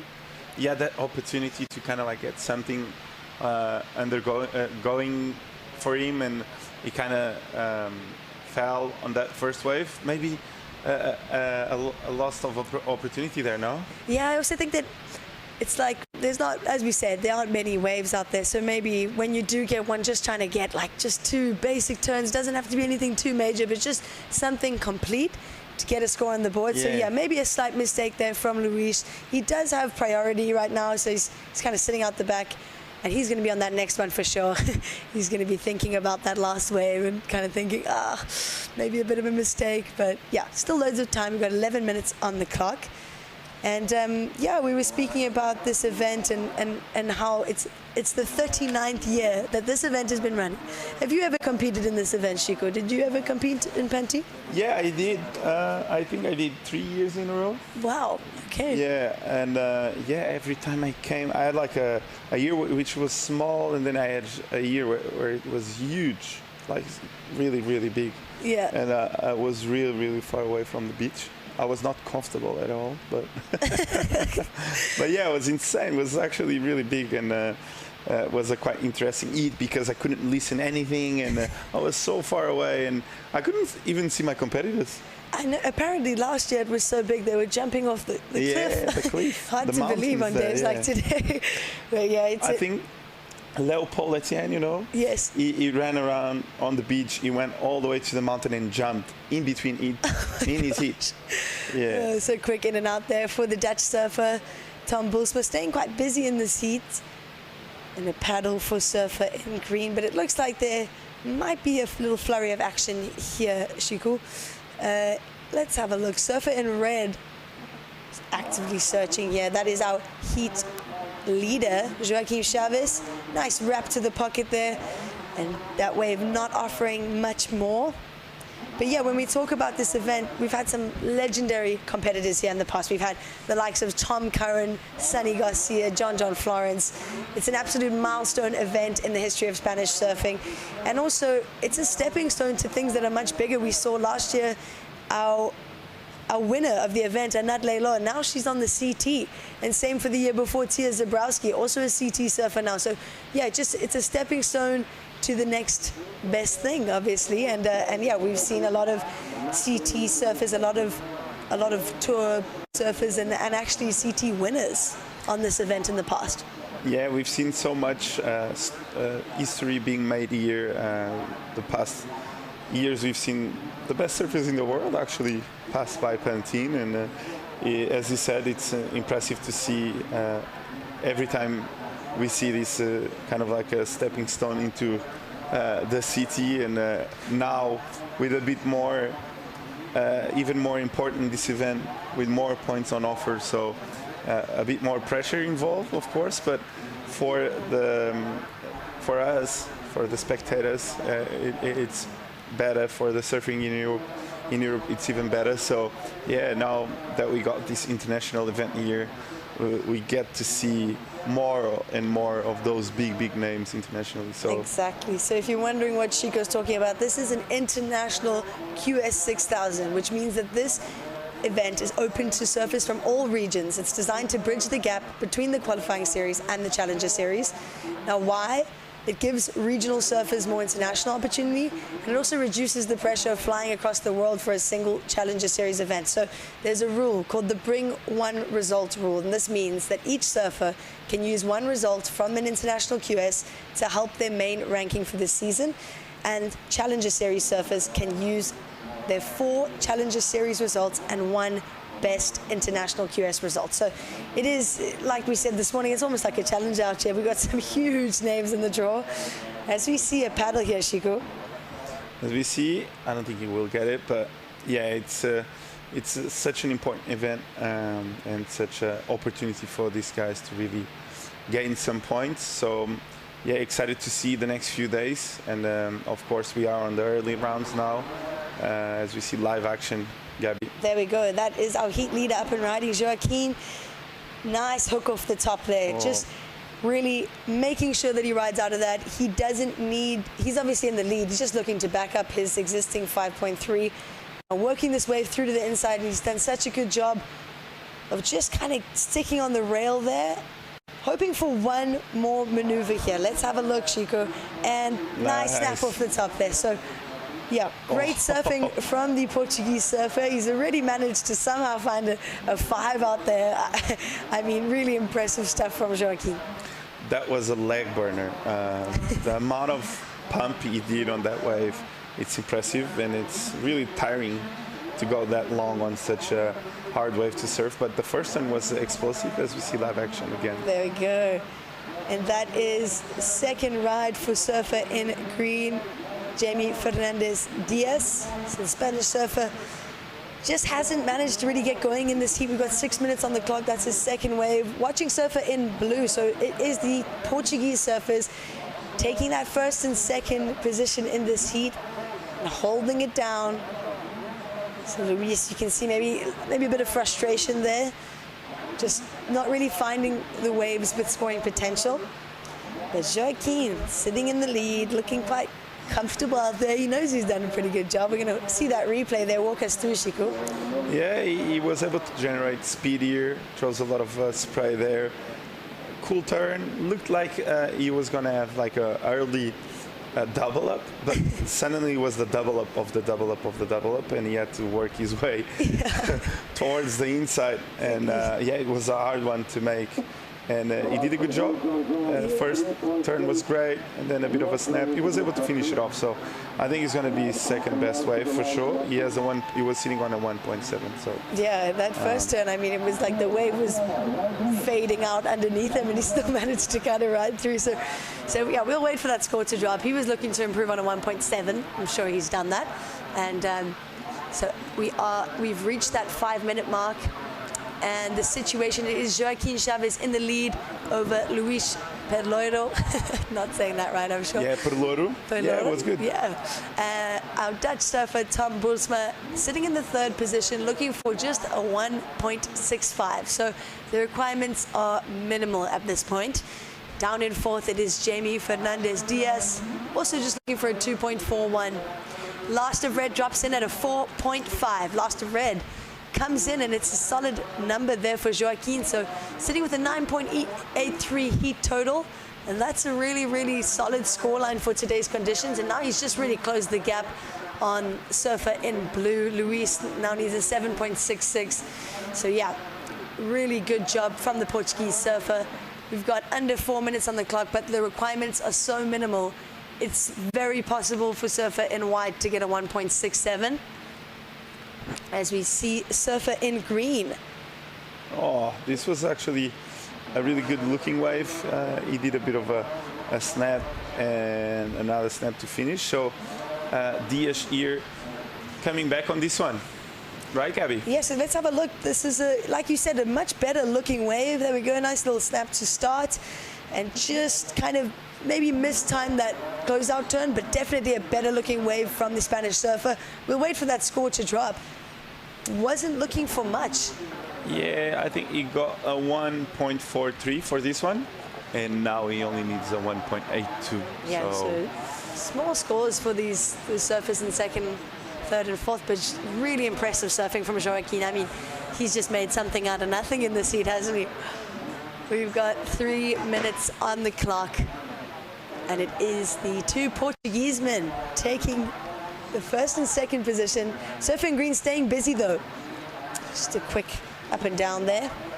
Yeah, he got his best number so far, which was a 1.43. And we saw Tom getting out of that one. So Tom was needing 1.65. Yeah, it's quite frustrating too for all the surfers. 1.67 is a very attainable score, but they haven't really had those any opportunity for that, Chico. So yeah, we got just over 2 minutes here. No change to the situation. It is Joaquin Chavez holding down the lead here at the ABANCA Pantin Pro. And it is day one of competition. We're into heat number 5 of the round of 144. So we're flying through heats out here. There we go. Surfer in white, not looking for much. Trying to work this wave through to the inside.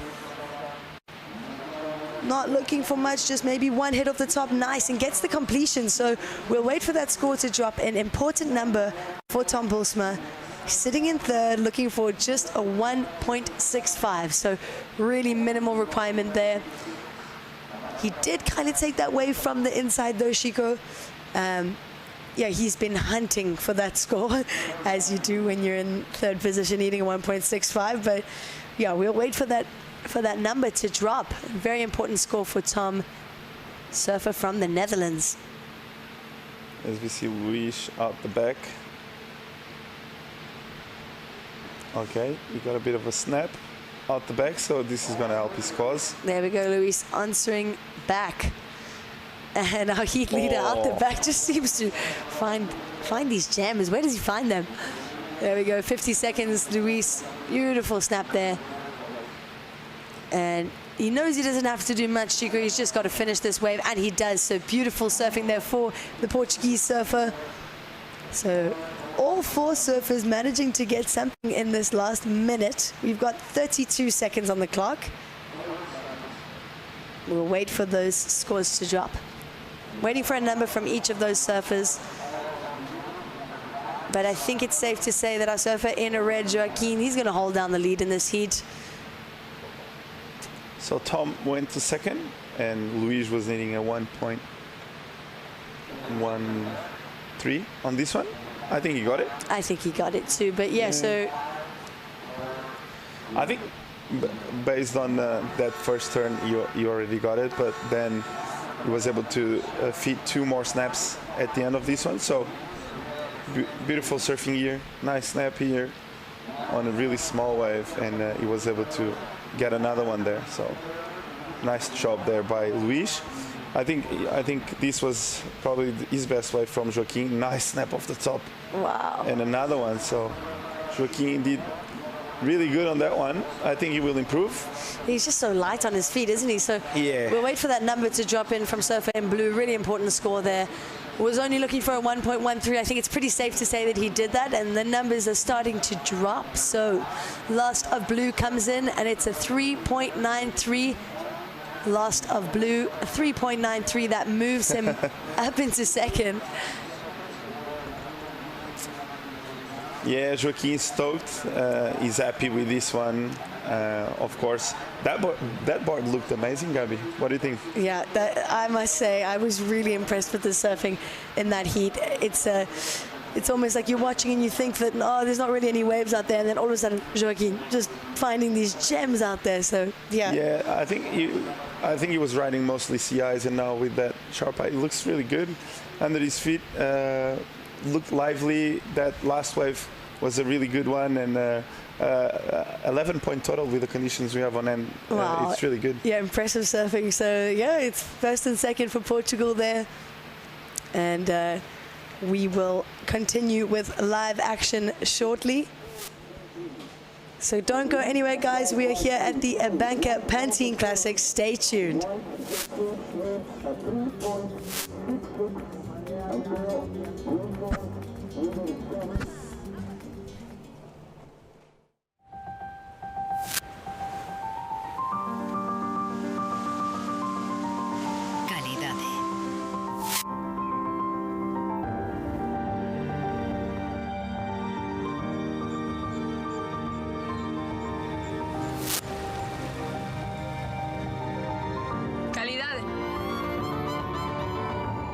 Ese calidade fose un lugar. Galicia.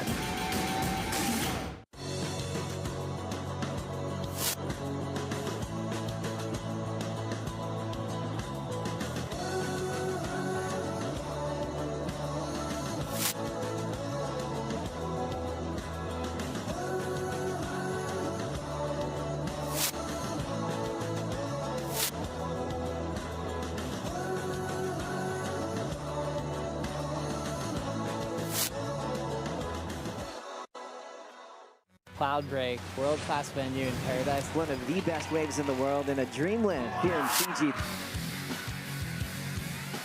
Cloud Break's one of the best left-handers on the planet, hands down. Oh my! A wide open pit, another Cloud Break beauty. Wow.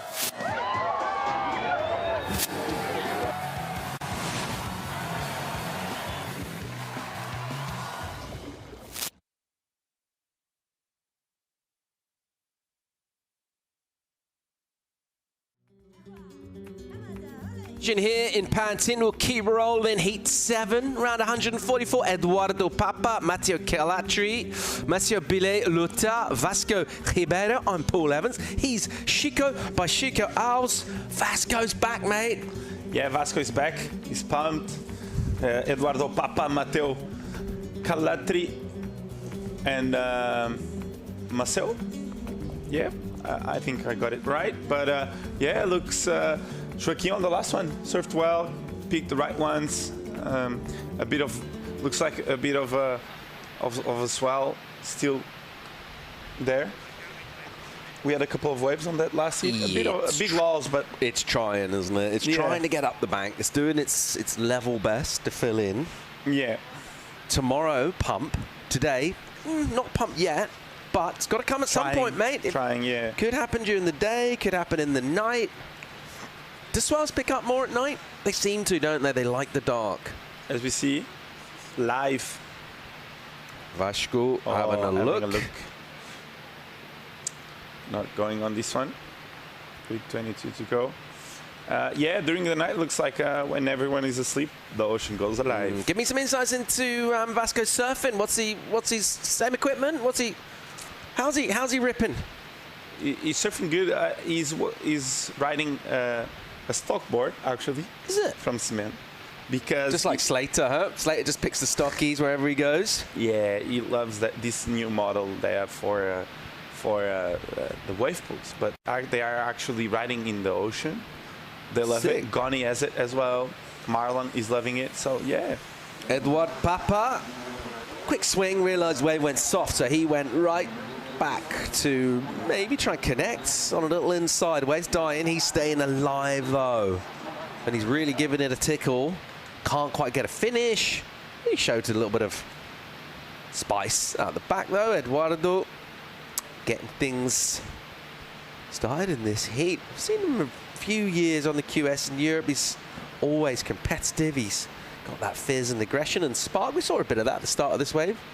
Yeah, he got a bit of a snap to start, and then he was pumping all the way to the inside to get that double up, but he couldn't. So a 2-point ride on this one for Papa. But as you said, he's been around for a while. Really talented kid. And this was Vasco behind. Nice turn there for Vasco. 4.5 on this one. Nice release of the fins there. Good start. Just usual Vasco surfing. So he's back in form. Yeah, he is. He's got good boards.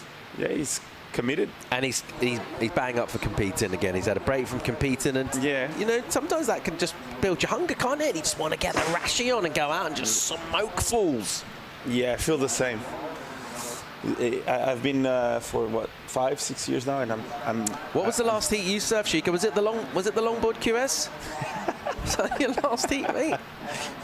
Was that the last one? You love those questions, don't you? Yeah, I think it was a longboard one, or maybe a boogie board. You won that, huh? No, you won the event. Nah. I think the last one I did was in Ribeira de Ilhas. All right. 3 years ago or 4 years ago in the nationals. Cool. And then I retired. All right, 4-5 in for Vasco Ribeiro, so decent start for him. And you think about keeper scores out here where your totals are. You know, you're getting even close to double figures. If there's a couple of fives, you're probably, you know, pretty confident just the way these waves are. So good start for Vasco Ribeiro, former world junior champion, some time away from competitive surf, and he's back and he's fired up. Here goes Calatri. A vert stab, but he didn't put loads of board and body in it. It was kind of a kick-out turn. Surfer out of Sardinia. Beautiful coastline. More surf than you'd think over there. A couple of secret spots, a couple of points. Have you been there? No, I'd love to go one day. Love Italy. Yeah, good pastas. I think I could live there. Yeah, easily. I think I could sort of retire to Italy and find a little corner, a cabin in the woods, have a little boat, just eat some carbs. Just carb out, man. I'm into it. As you see the replay, a bit of a backside snap for a 2.57, I believe, for Matteo Calatri. I had the chance to actually see Matteo Calatri compete last year, and he's really good in the air, as we see live, Paul. Yeah, he's going again here, looking at the right this time. Again, similar sort of energy, just sort of he offers the board up, but he didn't really believe in the turn, and that's because the wave was just going soft. So he didn't want to fall. If you commit to it, wave kind of disappears. You go incomplete. So they just kind of pull back, just cruise through. Yeah, he knows, he just wants to put something under his name, and with the conditions we have on hand, he knows like a wave like this, it's a keeper. So he was just trying to make something out of that wave, rather than trying something crazy and fall. Vasco with a nice hit off the top there. And this was Calatri with a bit of a snap. Nice busy. Snap, yeah. Catching a lot of waves. Smaller wave though. I don't think they considered Vasco's wave complete. I didn't. I didn't consider it complete. Oh, okay. Complete as well? No, I thought incomplete. Okay. And then, yeah, Matteo looks really lively on his board. Looks really light on his foot as well. And yeah, let's go for a beach interview with Joaquim Chaves, the winner of the last one. Here with me, there's Joaquim Chaves, the Portuguese surfer, the winner of the last heat. Joaquim, guide us through your heat. It was a really slow heat. The waves are really small. There's no comparison between the south bank to the north bank, but I'm stoked to make the first heat. It's a marathon before the actual first round where the seeds are. So it's gonna be a long day, and I'm stoked to do the first heat. You looked quite in shape. I've heard you're in a quite intense training program. Tell us a little bit about that.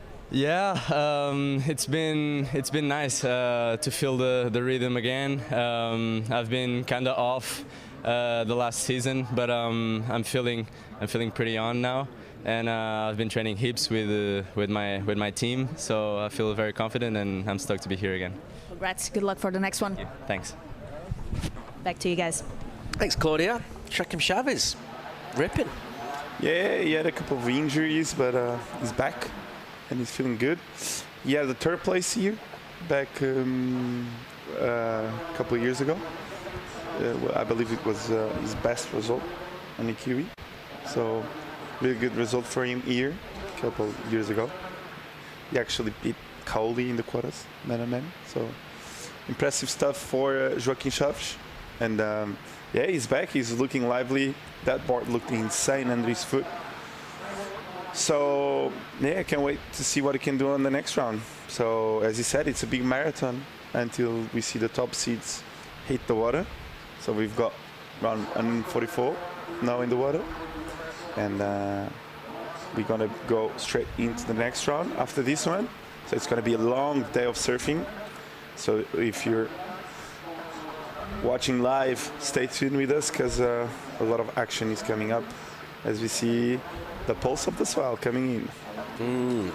You're watching heat number 7. We are double banking, double podium, so heat 8 happening at the exact same time. We'll get you updated with what's happening over there. Meanwhile, here goes Papa, up and down. Escobar is still in the lead with that 4.5. That one turn, we just released the tail early on.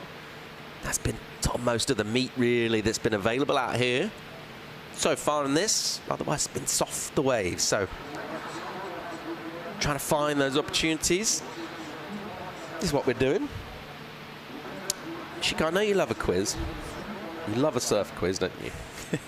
You love it. You have a deep and fascinating, profound knowledge of like that professional surfing, past and present and future. You know that show that you need to answer questions until you get like a certain level to to gain a prize. Who wants to be a millionaire? Yeah. Yeah. Would be insane to have one only for surfers. Which is like, okay, you don't need to win like $1 million, but like, as we see live, Eduardo Papa going for, I believe, a wave that looked like a double up, but nothing else on offer, as we see. Ooh. Yeah, still going here. Bile trying to. He's trying. It wants it.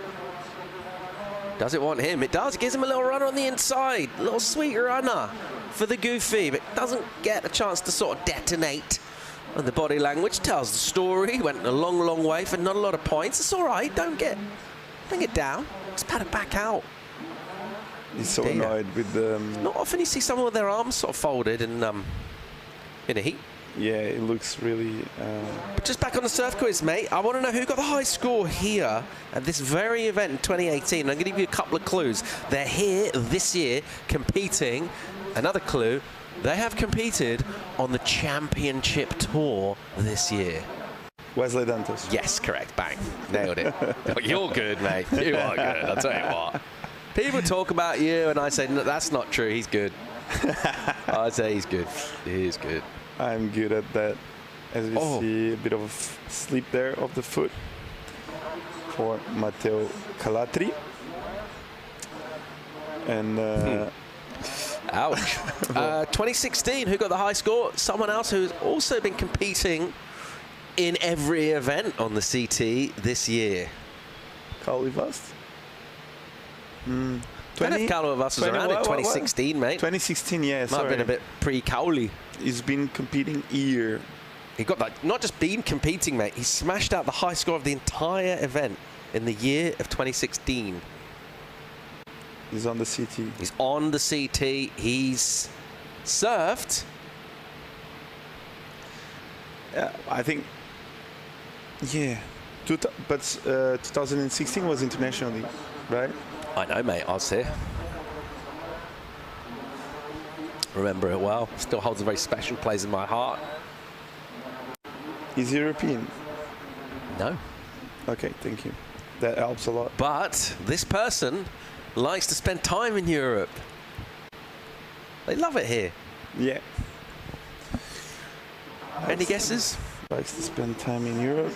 Kanoa? Kanoa Igarashi is right, mate. You're 100% correct.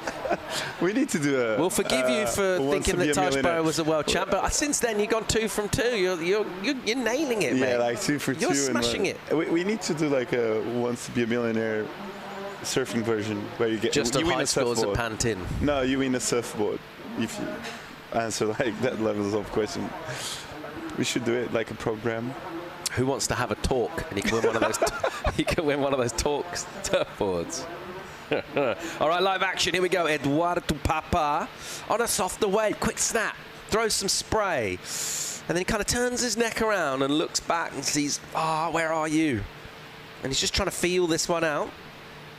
And then a little bit of dejection as he goes floppy. The board sinks. And he's like, that wasn't the wave I wanted. Yeah.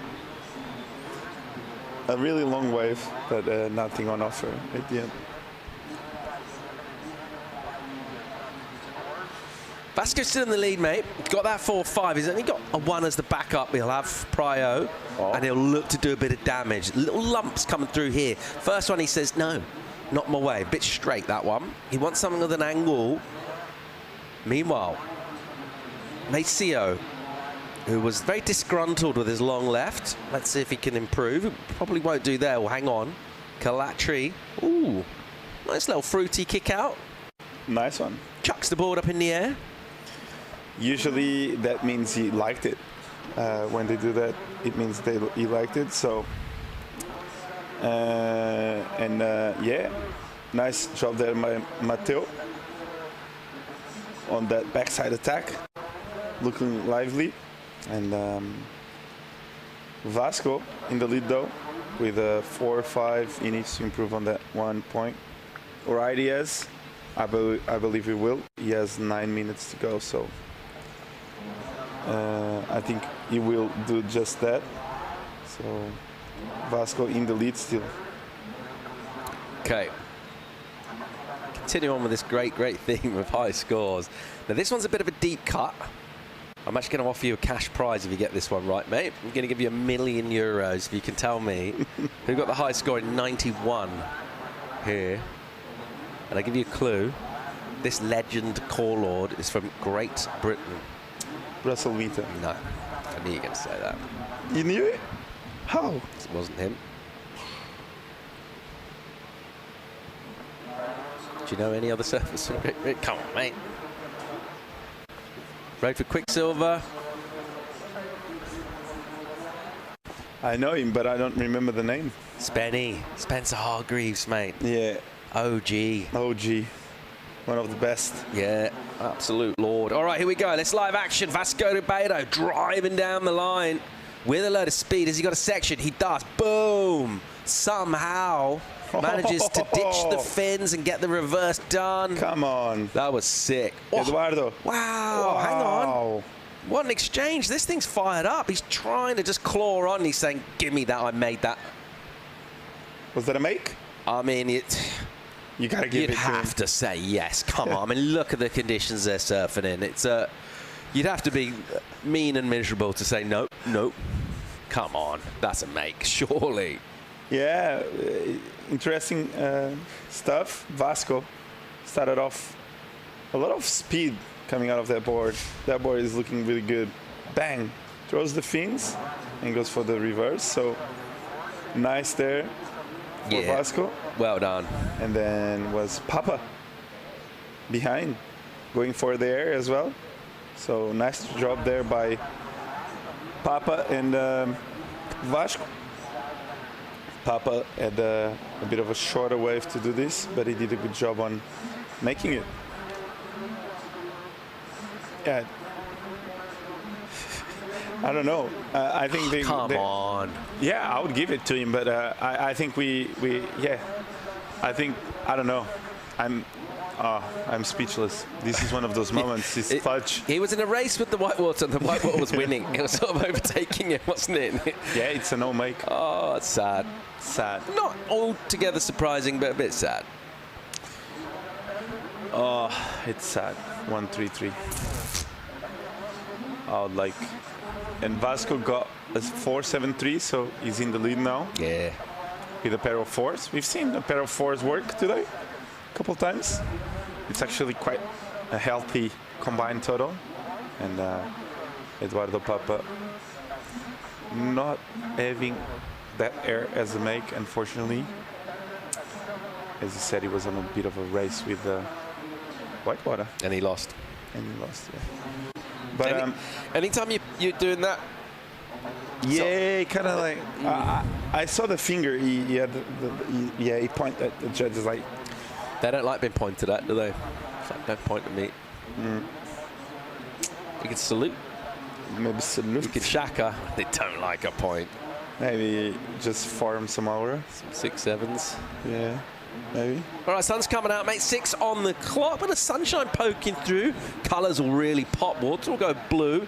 It is a beautiful coastline when the sun comes out. I like it when it's grey and gloomy as well. Sometimes you're in the mood for it. You just put on some sad music and just, check out the Galician scenery and just have a little moment to yourself, a little emotional moment. A bit of bird watching. Oh, a lot of bird watching. So Vasco Ribeiro at the moment, he's looking all right. All right, here we go. Billet Lota, the Frenchman.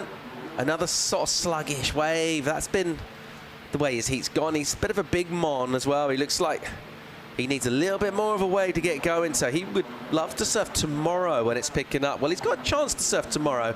But if he is going to do that, he's going to need to make a couple of heats, really.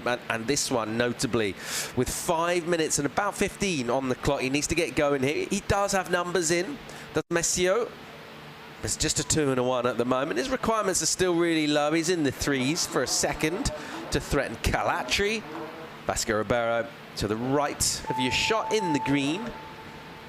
Doing all right so far. His number's healthy, 9-2-3. You're thinking, the way the conditions are, that's good. So that's what we're looking at, Chico. And this is why we love coming back here, because it's just beautiful. Beautiful. And just the variety of waves we have around here as well. It's impressive. A lot of secret spots, mate. Shh. I actually don't know any. Hey, we've No been one keeping gave secret from me- you. no one. Mate, we've been getting drained every day. Me, Carlos, and Gabby have just been getting stand-up hits, but we decided not. We weren't really kind of elite to come in our crew. Sorry about that, but On the hiking, you call me, right? Just so you have someone breathing harder than you behind you. And yeah, with 4 minutes to go, nice hit for Vasco, Paul. it's doing all right so far. I think someone who keeps his very high standards, he'll be looking at his numbers as well, and he'll be wanting to get more than 4s as well. I think he'll be backing himself to go 6s or better, so he'll be looking to try and do that. But obviously at this round, at this early stage, it's all about just kind of making heats, getting on a roll. Yeah, I think he did a good job on wave selection. He started off well, strong. Then when he had priority, he used it on a good wave. So, you know what's the most common bird around Pantin? I thought I was the quiz master around here, so you're asking the question now, are you? Okay. Messieurs, Pileluta, looking to try and build up a bit of speed on an inside section. May get something here. Can he come back and get a little swing? Let's see. Still sticking with it.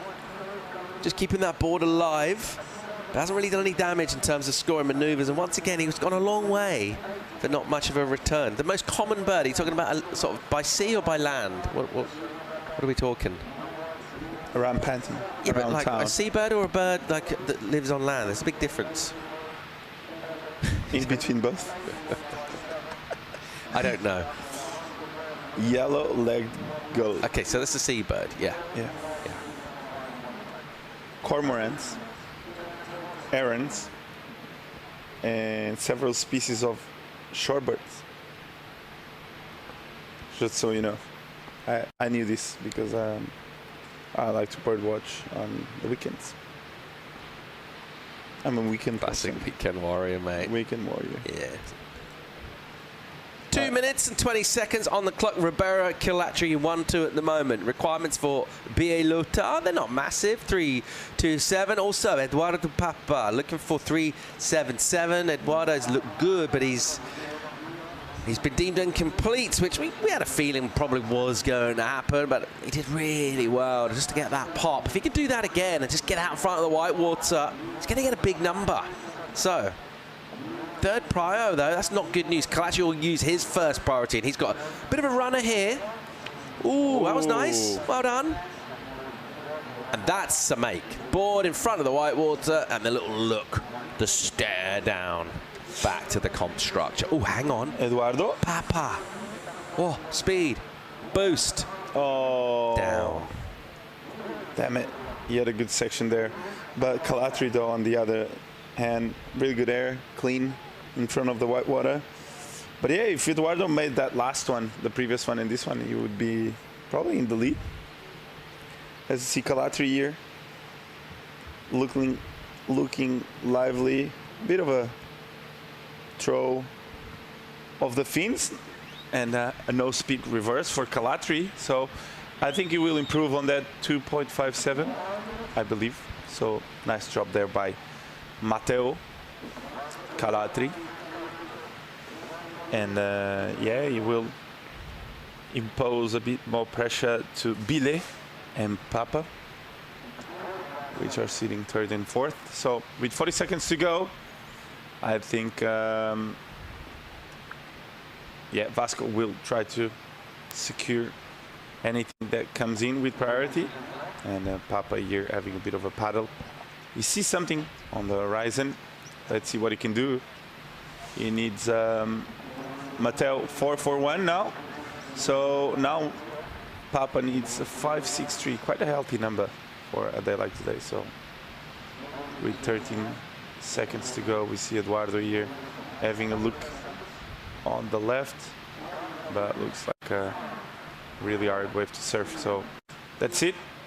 First place, Vasco. Second, Calatri. First hit win for Vasco since he came back. So a really important win, building some confidence there. And we're going to go for a quick recap now to see what happened on this hit. Started off strong and quick. Eduardo Papa with a bit of a snap and a cutback. there. This was his highest number on this heat, a 2-point ride. So a bit of a shocker, but he almost had a really good heat with those 2 airs if he had made those. Yeah, he's going to be annoyed, isn't he? You saw the frustration. It's understandable as well. Went really close to completing.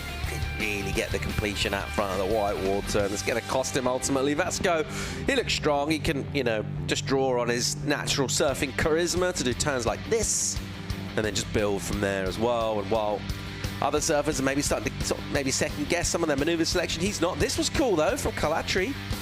Yeah, it was nice. A bit of a nose peak there at the end, and Vasco had one himself as well.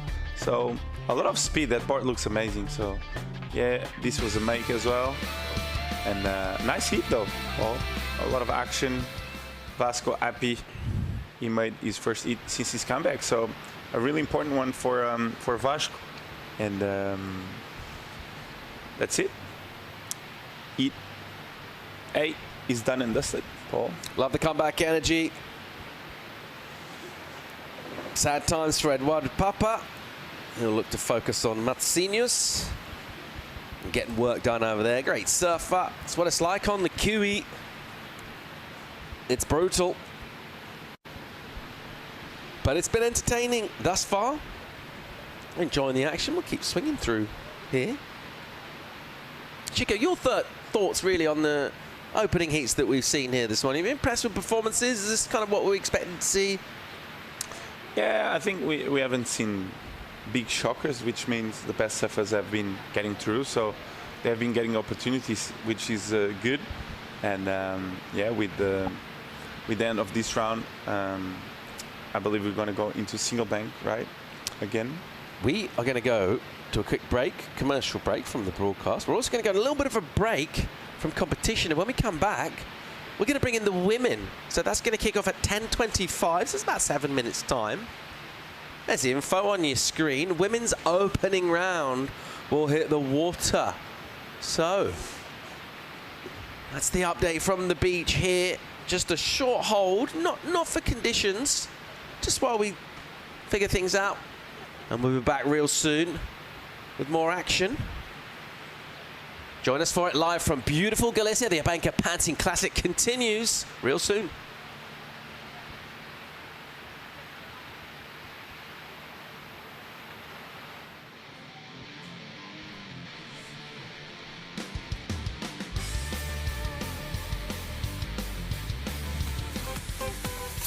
I'm going all in, sun in the morning, we're better be together. Birds come calling, come when I want it, the feeling lasts forever.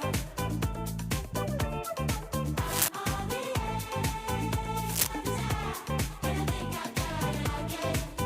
I'm on the edge to feel alive, oh how you are driving.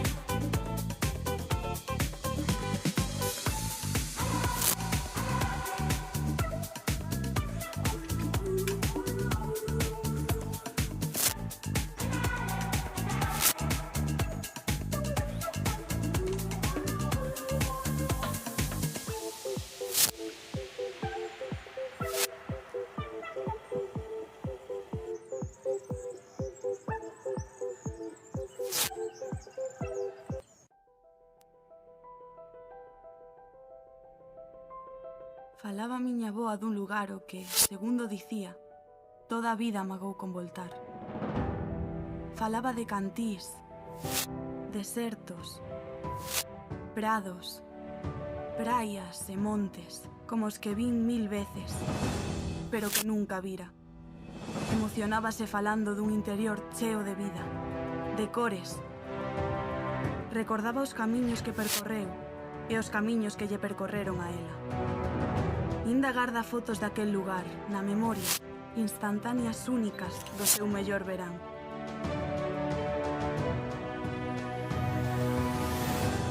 Descansar da vida era a frase que máis repetía cando lle preguntábamos polas praias, infinitas, de auga e area inesgotables.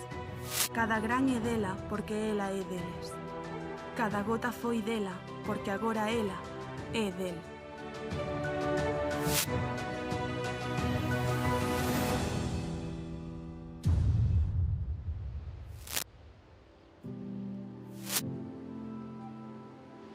Tamén dixo algo sobre o horizonte, de que cando o miraba sentíase coa tranquilidade de non atopar nada, de que na liña da costa remataban os problemas da terra. Nesas el sol y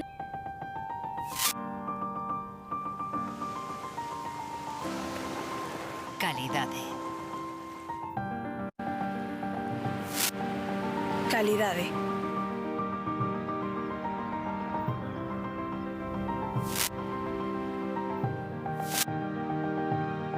Calidade.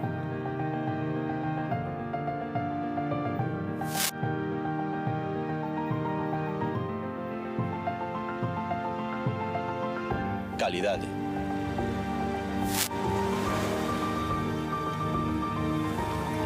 Calidade.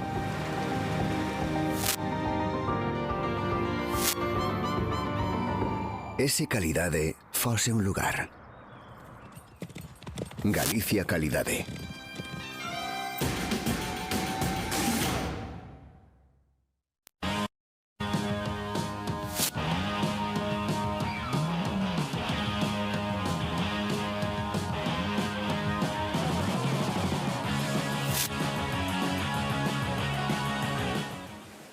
Our connection with the ocean goes far beyond aesthetic inspiration or sport.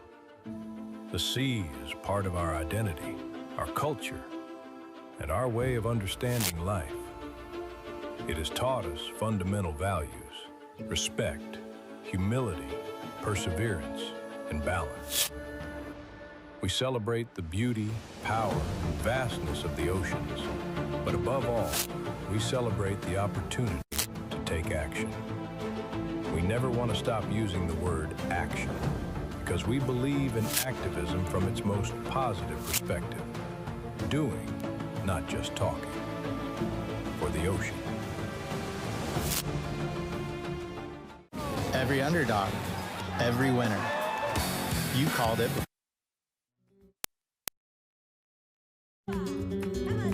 Welcome back to the action here. Bit of sunshine poking through.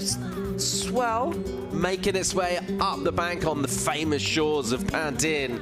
Well, we're back with live action. It's time to head over for the women's round one right now. So we've wrapped up 8 heats of the men, and it's having a look at the round of 80 for the women. Natalie Fenson, Adriana Elgado, Lua Escudeiro, Elizabeth Hunsell. I'm Paul Evans, joined by, very happy to say, joined by my mate Carlos Ferrari. Yeah, good. Welcome, mate. Thanks, mate. Stoked to be here with you. Absolutely. Let's go, mate. Yeah, bring it on. Bring it on, guys. Happy to be here in Pantin. What a place, what a venue. We've been enjoying the place the last 2 days here. Hikes, paddle, walks on the beach.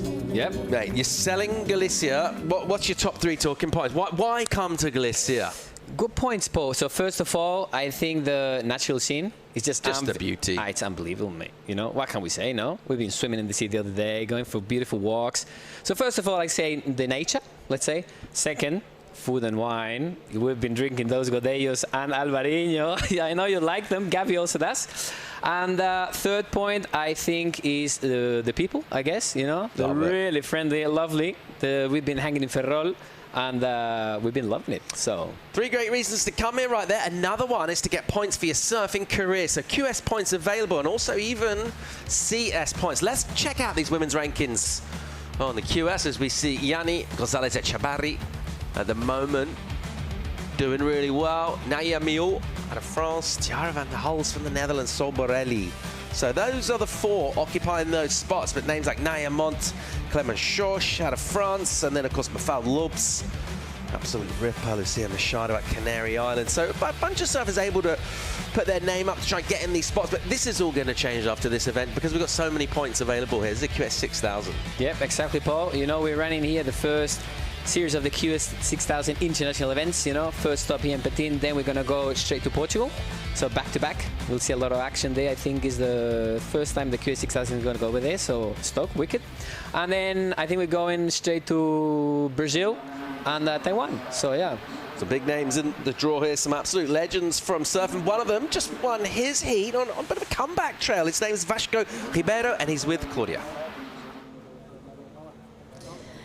Live action here at the beach with Portuguese surfer Vasco Ribeiro taking the lead to his first heat of the day. Vasco, got us through a heat. Yeah, it's very nice to be back. Very nice to be back here in Pantin. It's the first heat that I make since I come back, so it was a very long road, and just to be able to surf and compete, it's very emotional, and I'm just really happy. It's really good to have you back, first of all. Also here in Pantin, I'm sure you have great memories. We've had you winning the 2020 edition. Yeah. What's the feeling? What are those emotions that are going through your body right now? Right now, just happiness, and really grateful and really happy to have here my family and all my friends. I also feel very nervous because, you know, it was a long road, and so to come back and to do all over again, it's been really hard, especially because you doubt a lot, and there's so many things that you can't control. So to be able to just enjoy the process and enjoy being here, it's something new for me, and I'm really proud of it, and I'm really happy, and you know what, it's maybe I for some time I never thought I would be doing an interview again. So congrats. We're happy to have you back and have you here on the interviews, and good luck. Thank you. Só mandar beijinho para casa, para a Maria que está a ver, e para a minha namorada, e beijinho. Thank you. Congrats. Back to you guys. Thanks, Claudio. What an absolute legend. Love that. Absolutely. It's good to see Vasco. Yeah, stoked to see him back in the water, back competing. He's looking incredible sharp. Completely dominated the last heat. So, yeah, super cool. As we fire up our opening heat for the women. Gone back to a single bank now. We've been running two banks. The one we've been showing you is on the south. We're actually going to flip over to our north bank now. There's a little more swell there, just better waves essentially. So we're just going to focus on that, particularly with the tide as well, which could be a factor for the bank that we have been running, Carlos. Absolutely, Paul. You know, low tide is 10:45 today, and we'll definitely see a push with the tide. You know, that will affect that bank that we're now focusing on. You know, we're back in running event, only one bank. So yeah, this bank is more to the northwest.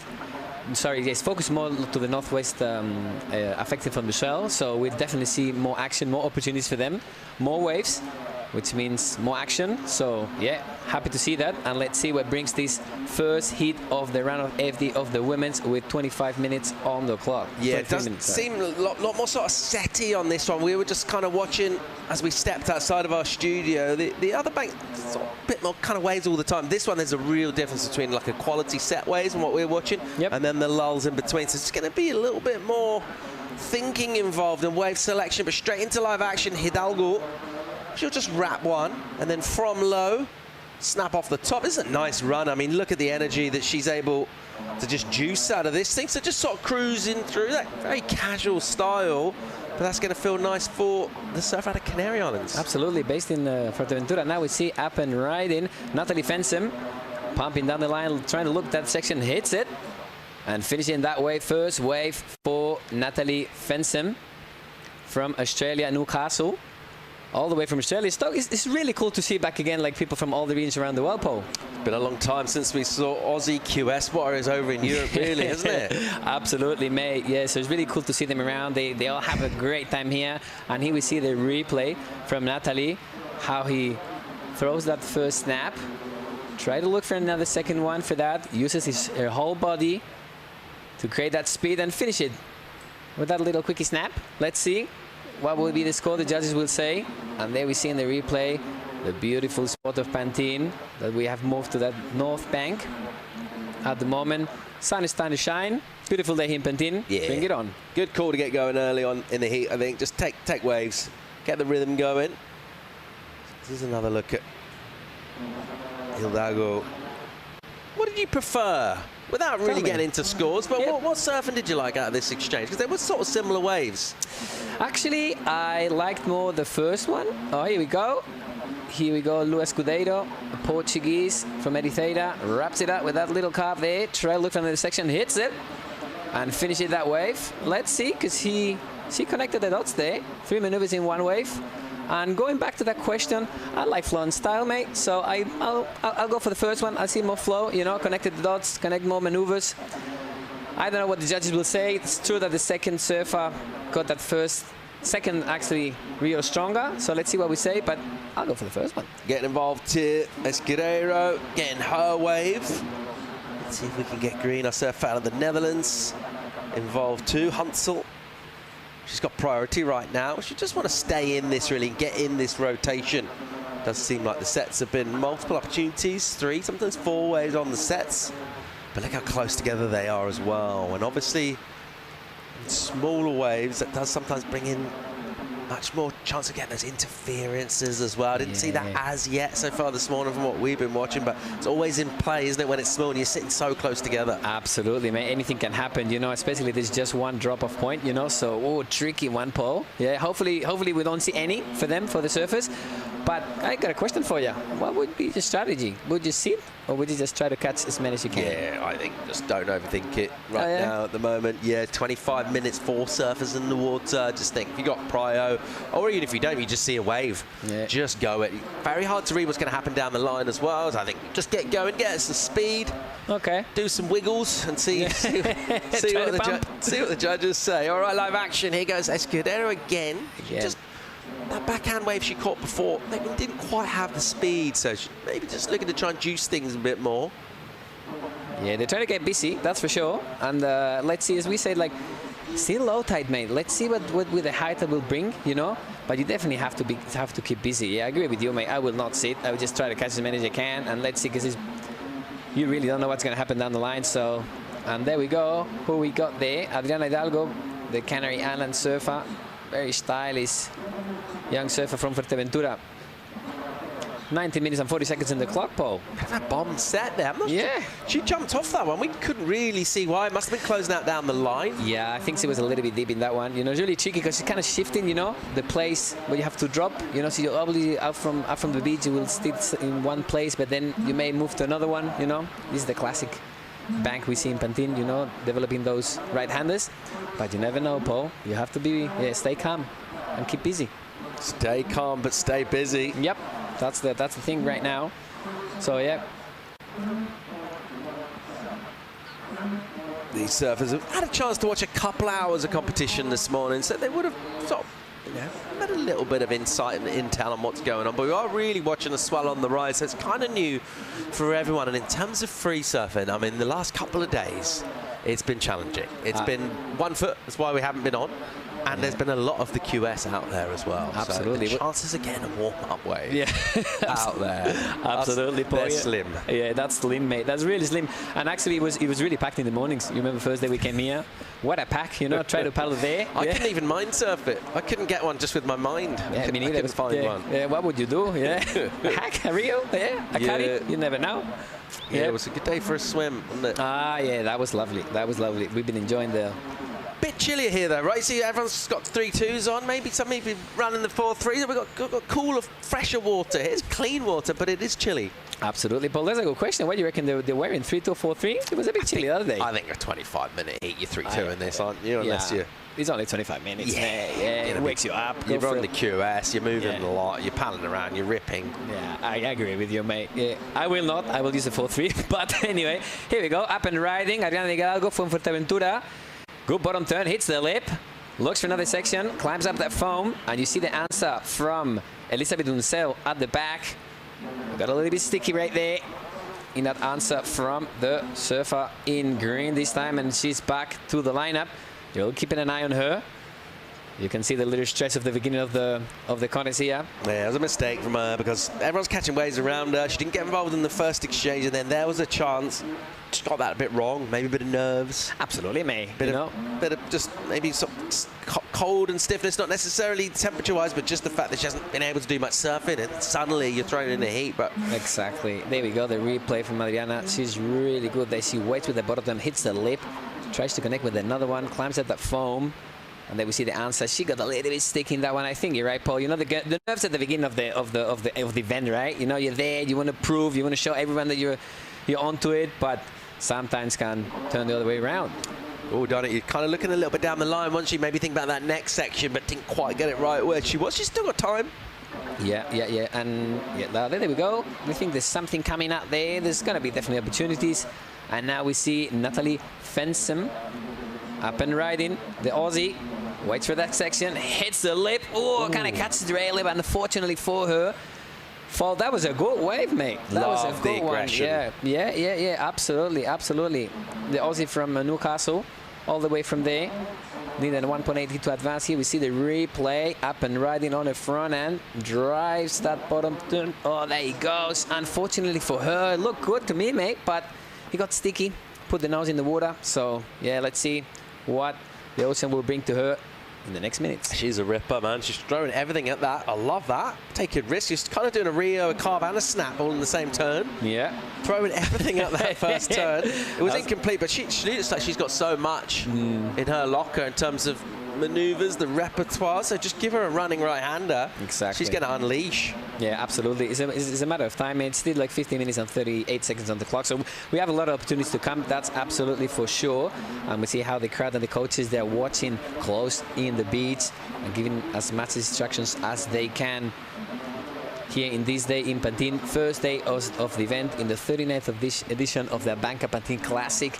Galicia, what an event. You've been coming here for a long time, Paul. Yeah, I've been a little bit of a break, actually. Yeah. Stoked to be back. It somehow seems a bit different to me. Maybe I've just changed. Maybe you've changed. I don't think Galicia's changed. I think just Paul's changed a bit. You reckon, yeah? Yeah, Is that age, temper, sailing? Yeah, all of those things. So I'm sort of deteriorating physically. You reckon? But I think, like, in terms of like my soul and stuff, I feel like I'm improving. Are you improving? Yeah. Okay. Like my aura, I think is heading in the right direction. And that's why I've really locked into Galicia on this trip so far. Yeah, I think we're all moving to Ferrol. I'm really I've been thinking about it.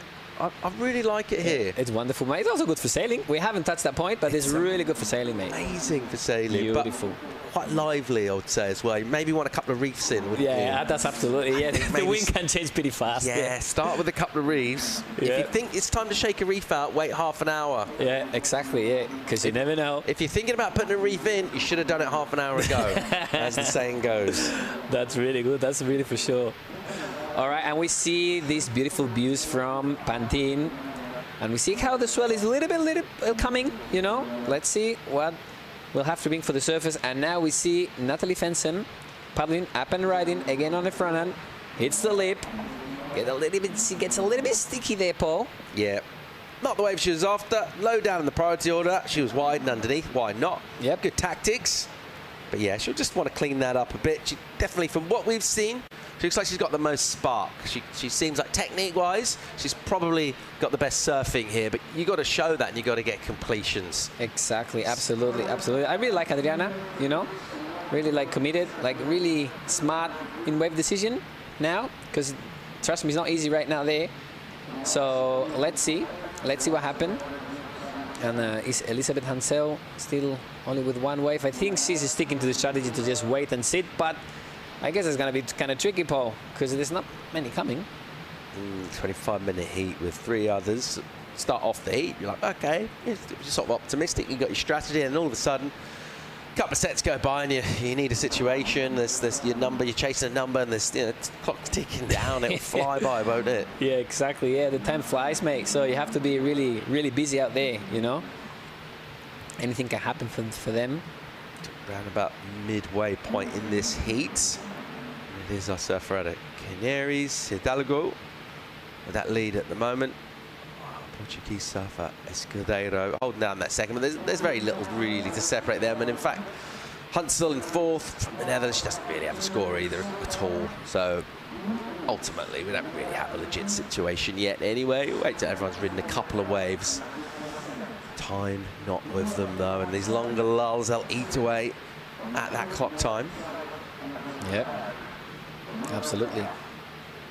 What about the Camino? We haven't talked about the Camino. It's coming through here because it's one of the big sponsors of the event, Chacobeo 2027.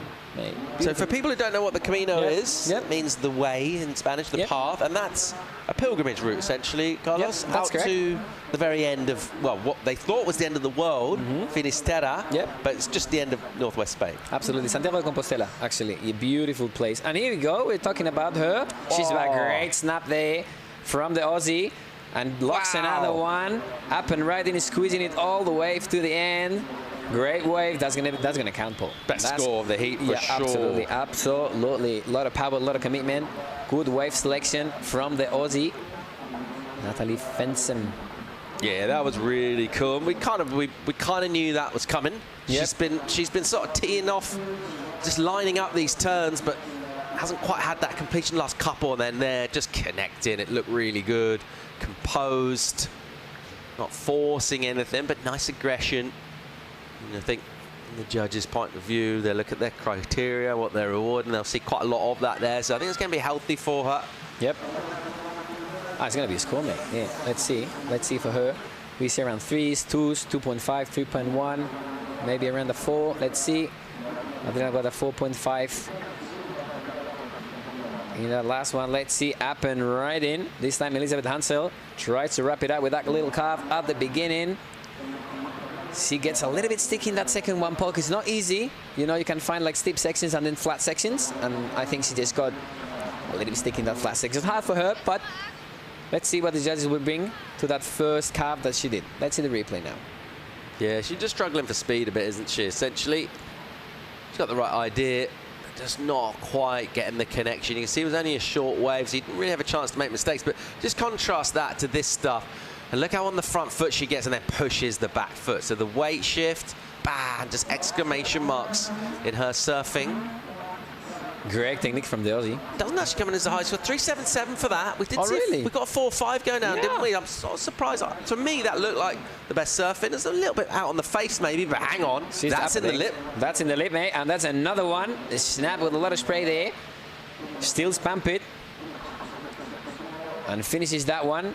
Yeah, and talking about the last score, yeah, 3.7. I was expecting a little bit more, but yeah, that's how it is. That's what the judges say. So that's the score for Natalie. And that last one was good. The first one was pretty vertical. Yeah, he cracked the lip, mate. Let's see here. There's a replay on the front end. Waits for the section to build from. Boom. Throws the fins there. A lot of spray from that 2-footer. And there's another one there from the Aussie. Finishes the wave. Falls, but those 2 turns will count. Let's see, with 9 minutes in on the clock. Still with the lead, Adriana Hidalgo, Natalie Fensem, Luis Escudero, and Elizabeth Hansel.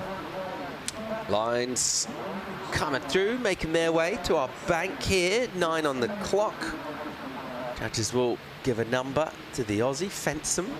See where it puts her. Doesn't need a big number. First a mid-3 will get her there. Let's see, there's something coming there, Paul. You see, they're really focusing on the right-hander right now at the moment. With this low tide, that's the bank what we'll see working. So he goes. That's the answer from the Portuguese on the backhand. A great first snap. Unfortunate for her, gets sticky. It's hard, mate, because you see the section. It builds up well. Oh, there we go. The Canarian Forteventura, great wrap up that carve. Second one using that rail. Great technique from the Canarian. And finishing that one.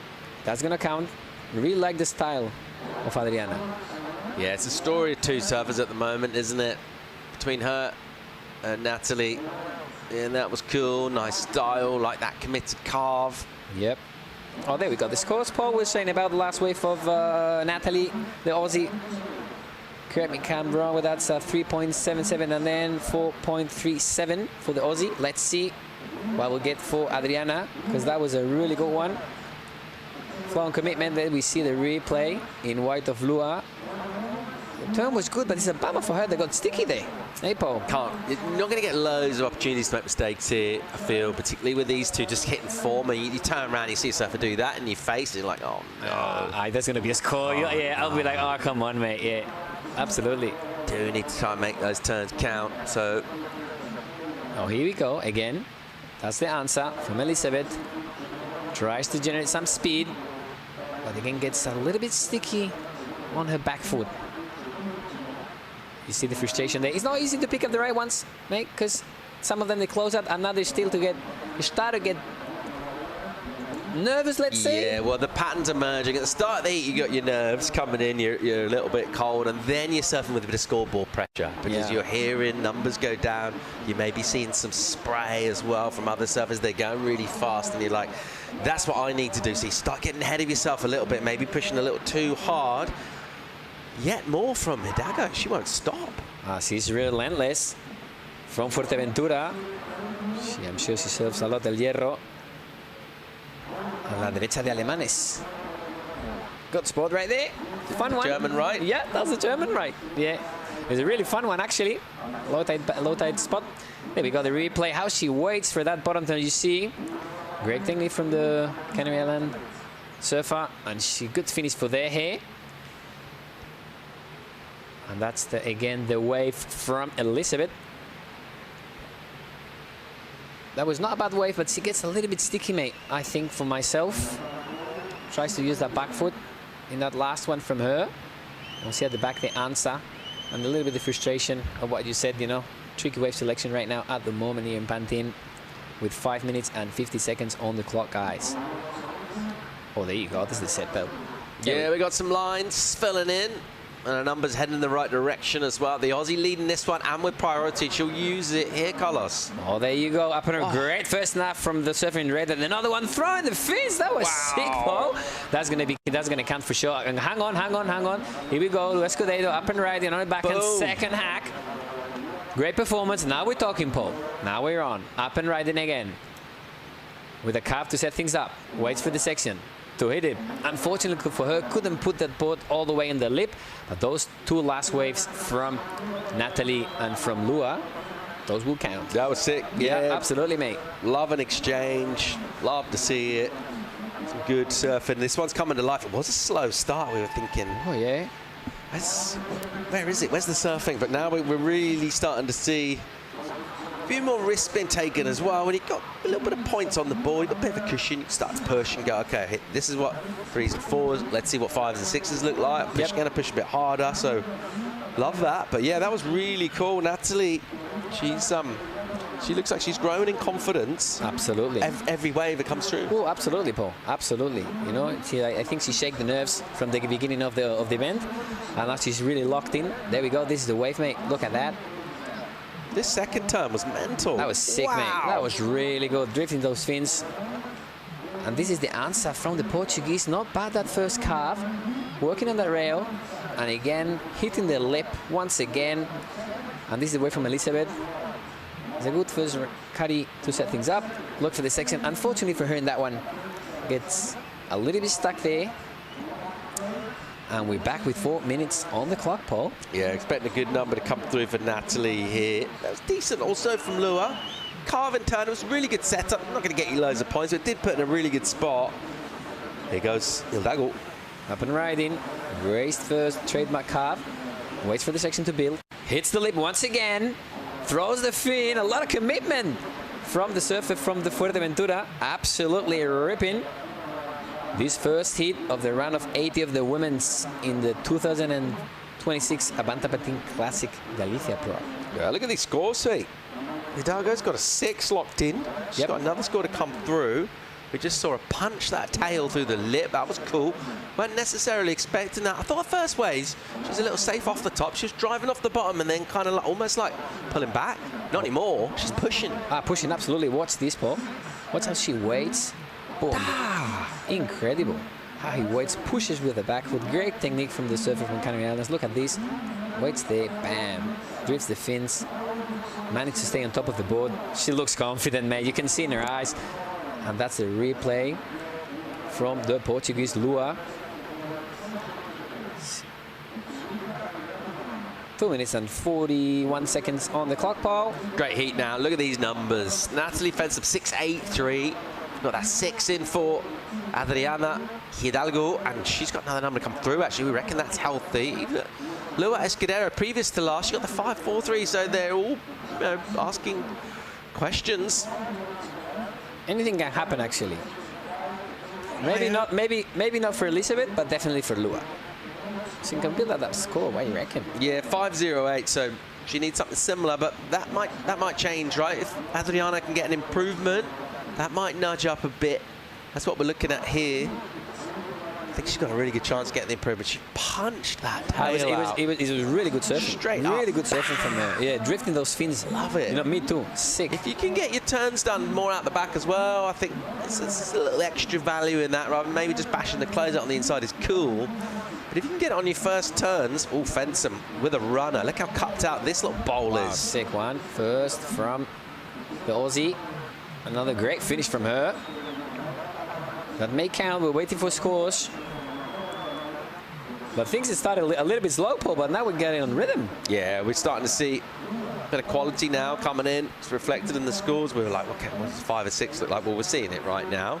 But yeah, nice flow from us. Look at the cool steez.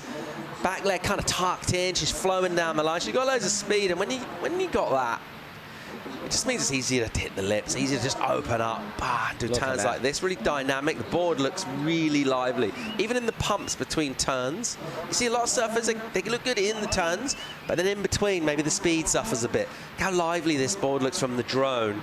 You can just see every movement that she makes with the body, the board's responding. It's almost like twitching and just saying, I want to do sick turns. Yeah. And she's got the right pilot because she looks really, really good. Yeah. I'm enjoying what she's doing out here. Absolutely lovely to see. I really like also the bottom turns, you know, how he gets a rail in the water and pushes with the back foot and then throw it to the next turn. Absolutely fantastic from the Aussie surfer from Newcastle.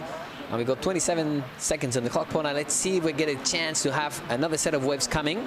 There we go, up and riding. This time, Elizabeth tries to get there. Unfortunately for her, falls. You can see the stress of the last 10 seconds of the heat. Up and riding again, Portugal. Luis Cudeiro, great first turn, and another one with good spray. Connects a third one, mate. There you go. 4, yay. Squeezing that wave all the way to the end. Oh, the absolutely drama. fantastic. And we see that the applause from Mafalda Lopez. Yeah, the Portuguese enjoying that. I tell you what, she wants to be involved here. She's like, I'm not lying down. Yeah.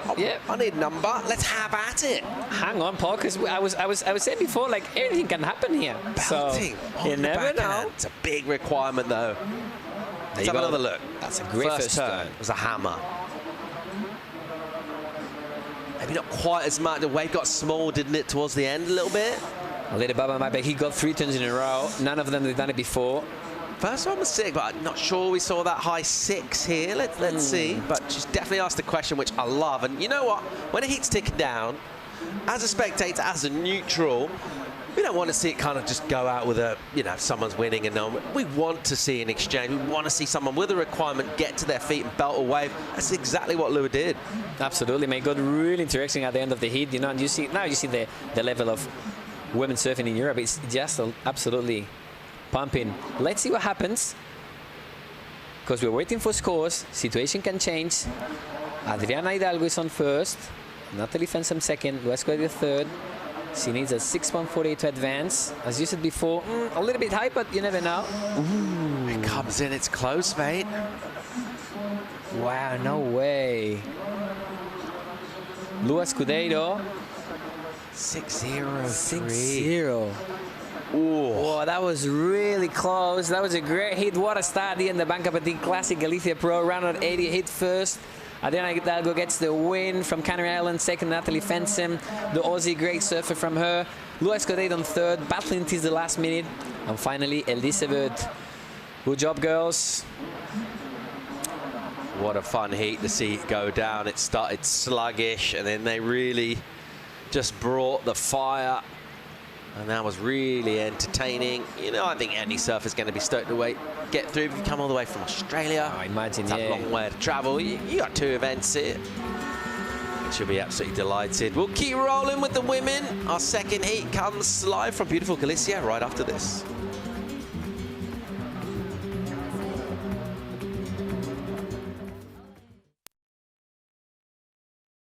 Underdog, every winner.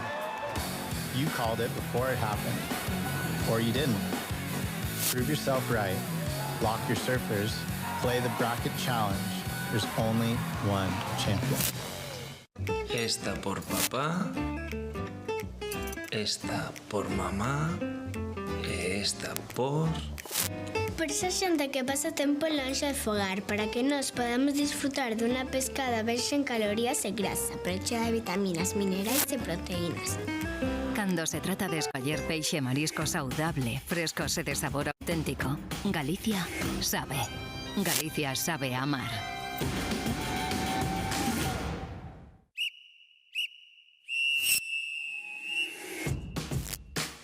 A canteira non para.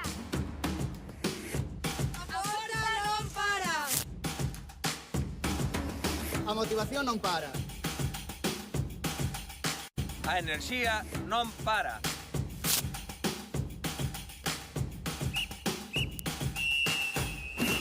Porque o deporte galego non ten parada.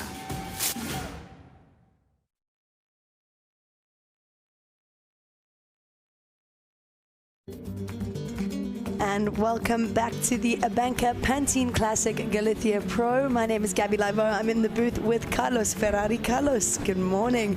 How good was that last heat? Good morning, Gabby. So absolute pleasure to be here with you. And it was a really cool heat that we saw first heat in the morning of this round of 80 at the ABANCA Pantin Classic Galicia Pro. Really fun at the end. It got really good rhythm. And here we are on up and riding. Maria Diaz with the first good turn, looking for a second one. So that was Lilou Rumiel. So in this heat, we've got Lilou Rumiel from France, Carla Moreira de la Val from Spain, Erika Massimo from Portugal, and Maria Diaz also from Portugal. So it's an all-European affair here, and the girls are on fire already. So we've already seen a couple waves in this heat, you know, just 3 minutes in. So we're on to a good start. First score for green comes in, not much. And first of white, a 4.5 for Erika Massimo. So she's no stranger to competition. She's an excellent competitor and yeah, having a really good run this year on the European QS. Hometown from Carcavelos. So yeah, she's going to be looking forward to going to the next event in Portugal.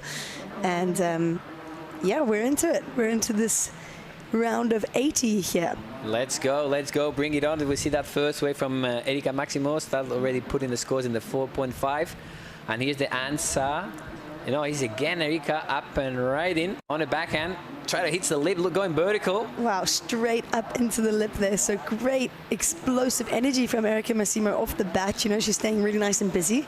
And yeah, we love to see it. So stacked heat here. You know, Lilou from France, from Anglet region of France. She's a great surfer, super chilled. You know, she's a... Yep. I think she's kind of waiting for her moment. So she's competing in this event. She's done all the other events, but she's kind of just waiting for her break and looking for a good score here, a good result, sorry. And we'll have a look at that replay. So that is Erika Massimas. This is her 4.5. So the first ride for Erika. And really just working this wave through to the inside. I mean, what fun conditions, Carlos. Beautiful snap to finish there. Really explosive surfing from Erika. Absolutely. And here we see the replay of Maria. Good first snap. Looks all the way to the backwash, using her arms really well, but unfortunately for her, gets a little bit sticky there. And here it's again Erika Massimo, what you said. So this is the last of white. So yeah, straight away within the first 5 minutes of this heat, she's managed to get 2 decent scores on the board. And then this is the first ride from Lilou. This is just a 1.57. Unfortunately, just unable to complete that ride, but really nice surfing from Lilou. And now we've got some live action. So this is Carla. And all the girls staying real busy in this heat. We see that bank kind of starting to just light up, really, Carlos. And absolutely, absolutely. We see a lot of action now. They're getting really busy, all the girls now. We see now again up and riding. It's a non-stop, Gabby. Yeah, it's the wave factory. It's a wave factory. That's why we call it Galicia. Yeah. Pantin, La Factoría de Olas, the wave factory, absolutely doesn't stop. And we see now that exactly was low tide 10:45, so we can see now, as we predicted, you know, that push from the tide, you know, that will bring definitely more waves. So we changed the bank now. We're only running one bank at the moment, so the bank at the north of the beach, northwest oriented. So we'll see more swell coming, more waves, more opportunities for all of them. Yeah, and that opening exchange, I mean, pretty non-stop in this heat so far. So we're going to wait to see those scores come through and see who got the better of that exchange. Let's see the replay. This is Lilou, surfer from Anglet, France. Beautiful opening ride. Nice surfing there from Lilou. All or nothing, and right behind her, our heat leader, Erika. So back to back to back. Beautiful surfing from the women. There we go, surfer in blue, Carla. Nice wrap back to the pocket. This wave a little bit smaller than the rest, but she still gets to work, get some maneuvers there, and just opts to pull off. So what an exchange. And it is just so beautiful down here. We see the sun start to come out, and it's just, we're probably going to see fog, rain, sun, as we have the past few days. Having a look, this is surfer in green, Carlos. Maria Diaz again with another good car from her, trying to work with those rails and trying to get the most out of this last wave. That's a good snap there. Good finish from Maria.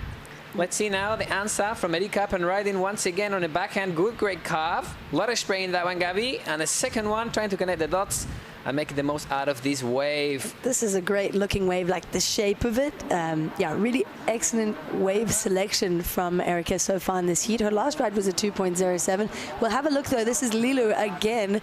So Lilu staying nice and busy in this heat. Really, really awesome stuff here. Gets a little bit stuck on that last turn, but makes up for it on that one and just decides to kick out. So really excellent surfing from all the women in this heat so far. Lilu's previous wave came in at a 3.0, so she's going to look to improve her situation on that last one. We've got a few scores we're still waiting for out there. And wow, what an excellent start to the heat. I mean, just explosive from the women. Bring it on, Gabby, bring it on. This is what we want to watch, you know. And here we see again the replay. The French surfer, first good great snap, using the whole body, upper body there. She works a lot with that upper body there, Gabby. And all of them trying to get as much as they can, you know, trying to squeeze those waves all the way to the shore. And here again we see Erika. She's looking sharp. There you go. You see those rails. Great technique for the Portuguese surfer. Yeah, this was a really great looking wave, and I like her flow. Yeah, kind of just went down at the end there and just opted to pull off, which was kind of a smart move. She'd already done enough on that wave, and we'll see some numbers start to drop there. So yeah, first few rides for Blue come in, just a 2.2 and a 1.0. She's going to want to improve on that. Waiting for last of Red to drop, and last of Green a 3.17. So we'll just wait for those last few numbers to drop. But yeah, what an excellent event this has been for the progression in women's surfing. I mean, taking a look at last year's winner, Anat Lelo, now she's on the CT, I was saying in the last heat, and as well as Tia Zabrowski, 2024 winner. So this is a real stepping stone event, and something that I think the women seem to be really like using this to really further their career, especially the fact that it's now a QS 6000 international event. It's it's going to open a lot of doors for these women, and you can see just by the level of surfing in this heat how hard they've trained, and like it's neck and neck, you know. They're really also experienced. Absolutely. It's a great event, you know. Pantin, you know, is actually this fun fact that Thomas Siblik, you know, this morning I was watching the replay from the CT, and he was mentioning Pantin. So I got stuck on that one, you know. So it's a key event for all of them, you know, in the QS level, and now up and riding. Carla, keep an eye on her because she's really good. And there's the answer from the surfer from Lanzarote. Wow, great style. Great style. You'll see. I've seen him before in a couple of contests, and she's really good. And she's not going to let go. She only had a 2. There you go, 3.2 for her. So keep an eye on her. She's really young, around 15, 16 years of age, and she'll have something to say for sure, Gabby. Yeah, and we'll have a look at those scores. They just started to drop. So the last of White, just a 1.0, and previous of White, Erika Massimo, a 4.77. So that goes into a top 2. She's still in the lead, now extends that lead. Let's have a look at this last of Blue. She's looking for a 4.0. So this is going to be definitely her best number of the heat so far, Carlos. And she's just really staying busy on this wave. And I love how low she stays. She's got an incredible style. It's incredible. Yeah, and how she follows with the backhand. You see, when you get those first cabs, she really pushes with the back foot and follow up with the backhand. Incredible, the technique from Carla. I've seen them before in a couple of events, and wow, impressive. Really young too. So let's see, because there's a lot of time in the clock left. 40 minutes and 47 seconds on the clock. Let's see what will happen. Push is tied in. So Tide is pushing, sorry. We'll see, because the conditions will definitely change and will bring way more opportunities, Gabby. And look at this, just this beautiful beach. You know, there's all these kind of nooks and crannies and places to... Oh, wow. Erika going for broke there. So there we go. Last of Blue drops in at a 4.47. So situation changes. It is still Erika in the lead. Surfer in Blue, Carla, just moves up into second place, into that advancing spot. And Surfer in Green answering straight back. This is Maria Diaz from Portugal. So the girls are just, leaving no room for... No room. European women surfing is shining. Yeah, it is. It's absolutely. The level is so high. I mean, as someone who's just moved to Europe, to France, it's been, every time I surf, I'm blown away by the level. And obviously the men, but the women are just, really, really pushing the bar. Yeah, absolutely. Critical surfing there from Surfer in Green. Maria looking for a 3.51. So not major scores needed here. We've got Erica in the lead. She's got that 4.77 and that 4.5. And she has had 7 waves in this heat already. So she's staying nice and busy. We're seeing that strategy really seems to work out here. Yeah. 7 waves, but she's sitting in the lead anyway.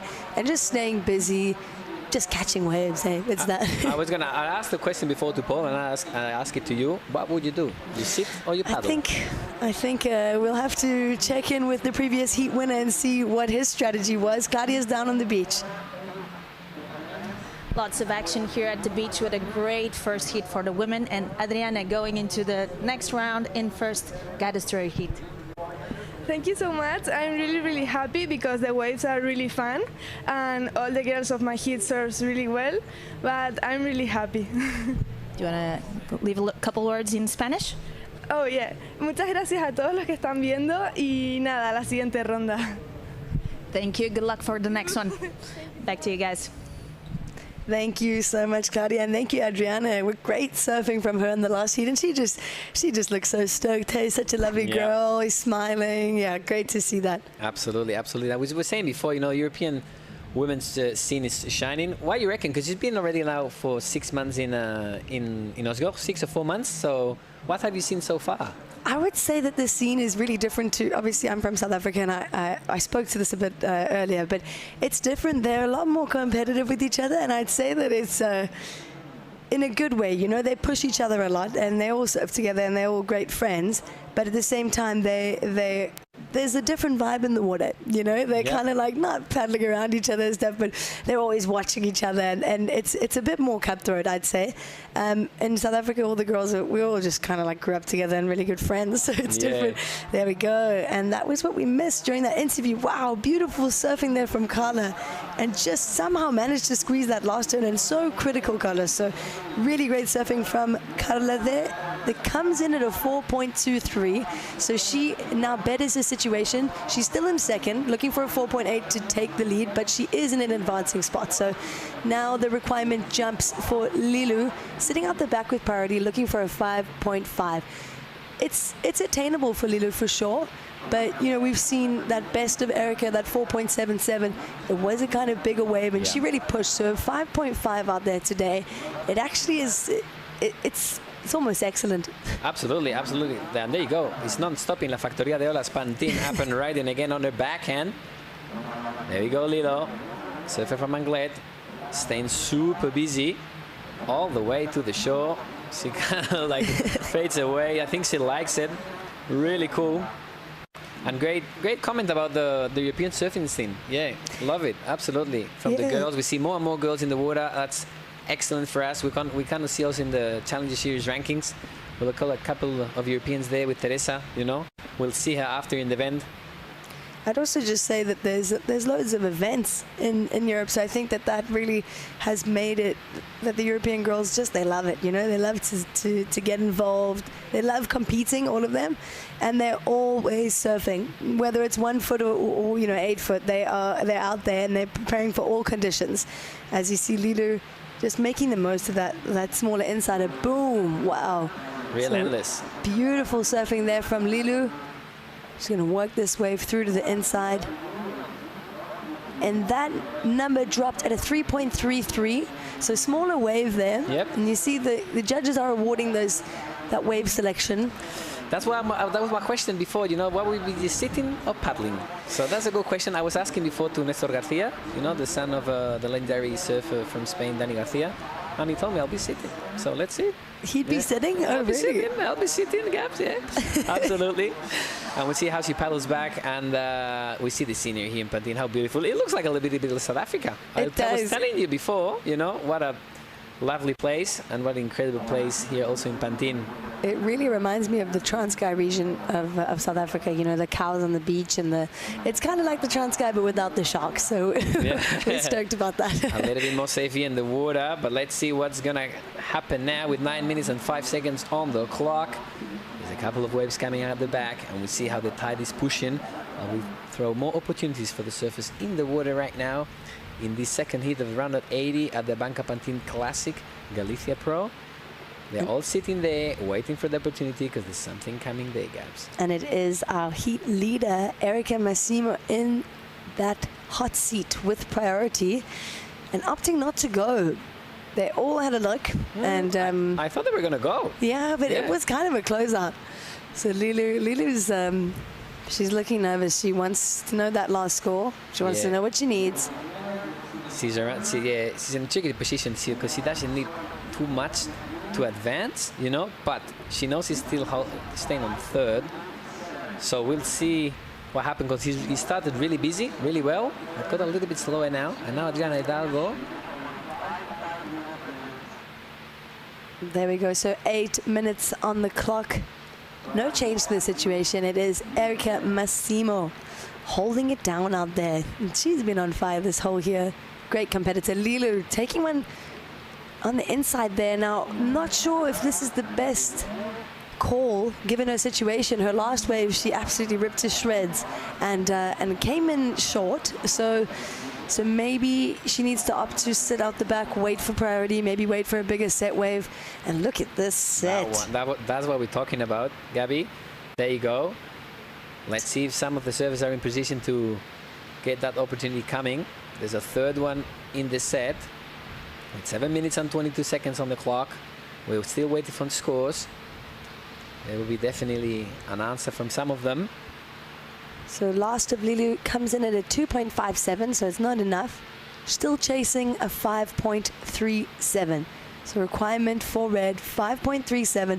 Surfer in green down and fourth, looking for a 5.53. So slowly we see our surfers in first and second starting to just push the requirement a little bit. Yeah, building the scores little by little. There you go. There we go. So there it is. The number that Lilu requires is a 5.37. You can see she really wants it. Oh, yeah. They all do, though. Everyone's here to win. Absolutely. It's good advice, but remember, it's a contest, so you're here to win it. Good vibe for us, just watching, enjoying all the activations. And yeah, this event is, obviously, it's a surf event, but it's a week of festivities. We've seen people from all around the country coming to Pantin. They're in their vans, they're staying nearby. And yeah, it's just such a great vibe down here. I'm excited to see it this afternoon. Obviously, Spanish people, they like to get their rest, so they've been sleeping in the morning, and it seems to pick up in the evening, afternoon, you know, after the 11 p.m. dinner. Absolutely, absolutely. We have late lunch and late dinners here. I think you've experienced it before with us these last couple of days with Paul and Claudia. And yeah, what else can we say about the region? Absolutely stunning. Good food, good people. And what is the local dish here, the famous dish? It is. Oh, you know, this is a good one. They're called percebes. Okay. Oh, those are lovely. we'll try them. We'll try them. I've just been eating my way through Pantin, just eating and trying everything up and riding. This is Surfer in Blue. Carla currently in second, looking to improve on a 4.23. I absolutely love her style and her surfing. Yeah. I mean, how old is she? She's really young. I think it's 15, 16. Wow. And as I mentioned before, I saw her before a couple of times, and she's absolutely incredible. Yeah, and, I love these the surfing. technique she has, the flow she has, and how she places her body and everything, you know, the whole combo is absolutely incredible. So we'll see, because he's still second in this heat, you know, needing a 4.02 first, and here we see the replay with a great snap for the second one that connects, and look how she looks on the back with the. She's just so compact. Absolutely. look how low she gets, you know. Yeah, it's not easy because it's a 2-footer wave, and it's not easy to generate that speed and find those sections to hit. Not easy at all. We'd be sinking out there for sure, Carlos. We would be. Me for sure. I'm going to my 28-liter weight board, so yeah, I'm in those liters now. Yep. Absolutely. Maybe a mid-length. No, I haven't got there yet. I may get soon. I'll follow Paul soon. So yeah. Paul loves a mid-length. Yeah, absolutely. With 4 minutes and 23 seconds on the clock, Gabby, what we will have to about the scores, waiting for scores. Erika Maxim is still in the lead, and I think she's holding to that strategy of just sitting and waiting for the bomb up and riding. This time Maria looks for a first snap to set things up, a little bit behind the section, kind of managed to get to that front face part of the wave. And now we see Surfer in red currently in second priority. So Lilu's in a good spot for these last 4 minutes. Yep. She's looking for a 5.37, but now has more of an opportunity to do so. Surfer in green straight up into the lip there. And unfortunately, this wave just not really offering much more.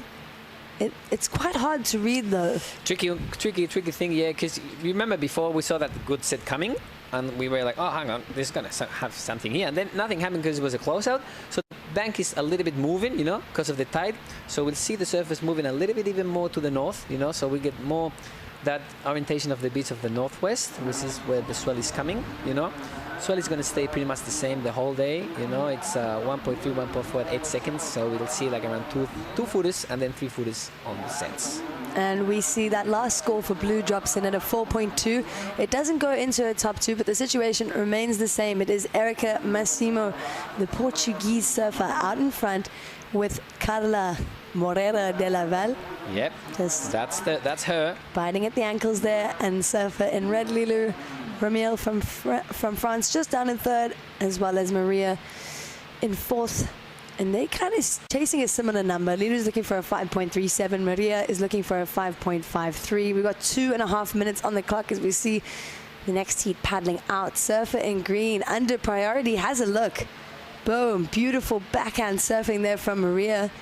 Really pushing, and the wave just fades out. So yeah, but we see now you're starting to get the left-handers. You see, Gabs? Yeah. We're like pretty much all of them will focus on that right-hander with that open face that they could connect even 2 to 3 turns. And now the right-hander started to open, like we see now here. Maria Diaz up and riding in the replay with a backhand great good first snap. The second one gets a little bit sticky, and yeah, trying to get close to the whitewash, you know, to wait for the section to build up in front of them, as you mentioned before. So that could be the technique in that one, and she'll be looking for those points in this minute and 50 seconds on the clock. Cool thing is we see like the increase in scores. We were in the range of the 2s and the 3.5s, and now we see around like 4, 5, 4, 7s, you know? 100%, yeah. The waves are improving for sure, and this has been a great heat. I've been really impressed with Erika, but there we go, Lilu chasing an important number here. I don't know if she's going to get another opportunity after this, so there we go. Onto the 4th turn there. And we will wait to see that number, I think. Let's see. She's staying really busy. She knows she needs it. She's getting a little bit stretched. And here's the answer for America. She was waiting for this bomb to come. First little cup, set things up. A little bit behind the section. Loses that one. And let's see if they have an answer in that wave of the back. As we said, those big ones now, they're kind of closing out. And let's see this one now, because Carla Moreira de la Val will be chasing that first position in this second heat of the round of 80 with less than a minute on the clock, Gabs. It's a good-looking set, same as the last heat, you know? It's like these, oh, wow. And yeah, you're so right, Carlos, the positioning is changing massively. They have to stay busy, not just in how many waves they're catching, but also just moving around to make sure that they're in the right position, because there's not really one lineup spot right now with the swell building. They got to stay kind of moving around. Like you said, the left is starting to work, and let's have a look. 30 seconds on the clock. There we go. And it is surfer in blue with priority. Carla, boom, vertical snap there from the Spanish surfer. Carla answering back to Lilu. That last of red dropped in at a 3.1. It's not enough. We've got 10 seconds on the clock. Let's have a look. That's a replay of Lilo. That one where we saw there's a good first snap for her on the backhand. Following with the second one, gets a little bit sticky there and gets behind a little bit behind the section and finishes that wave using a lot of that upper body, that technique. And here's the replay from the Portuguese. She's been waiting for that wave for a long time, Gabs. They, unfortunately for her, can only get one turn there, but she's looking solid with a 9.27 on the, and here's the wave of Carla, relentless, looking for that verticality. All right, and we will wait. This is the last of white. We didn't see this wave yet, so this is our heat winner, Erika Massimo. Boom, drifts the tail. Beautiful surfing there from our heat winner, showing us exactly why she's in that top spot. So advancing in that heat, it was Erika Massimo and Carla Moreira de la Val. So beautiful surfing from the women so far. So impressive, Carlos. Beautiful. We will see the next heat. So yeah, such a big change in the conditions just in that 25 minutes. There are the scores. Erica Massimo takes up the win with a 4.77 and a 4.5, advancing along with Carla. So beautiful surfing there from the girls. They'll make their way in, and we've got an exciting heat on our hands. All right, stay tuned. The next heat is stacked. We've got loads of action waiting for you down here at the ABANCA Pantin Pro Classic.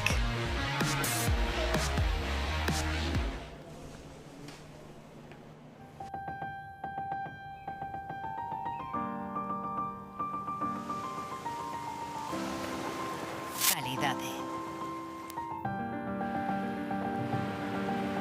Calidade.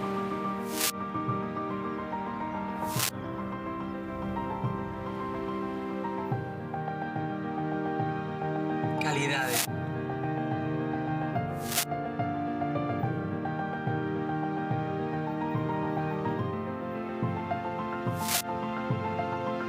Calidade.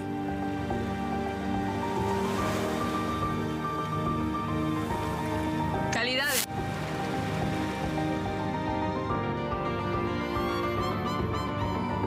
E se calidade fose un lugar? Galicia Calidade.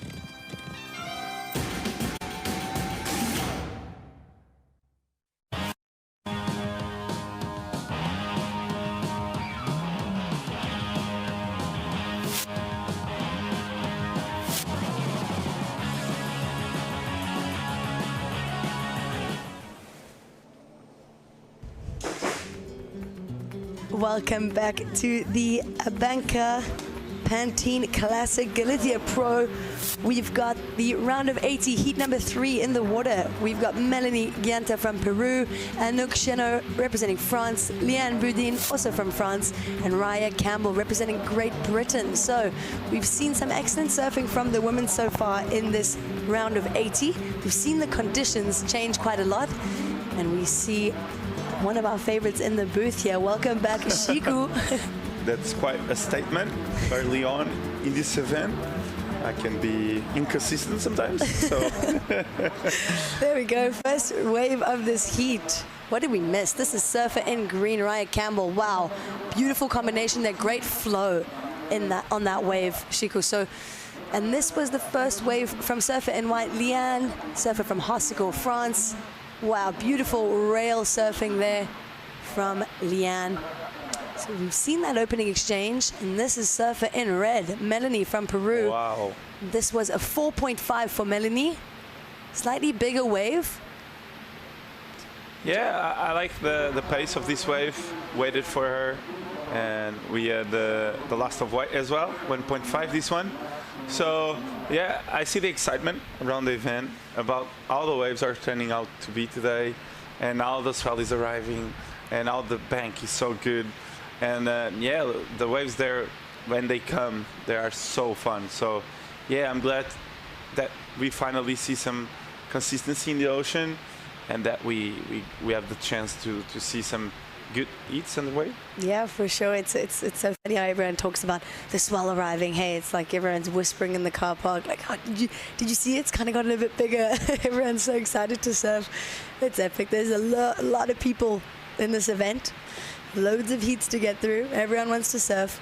And out here in the water, that opening exchange, surfer in red getting the best of that exchange with the 4.5. So that was Melanie Giunta, correct me if I'm wrong, from Peru.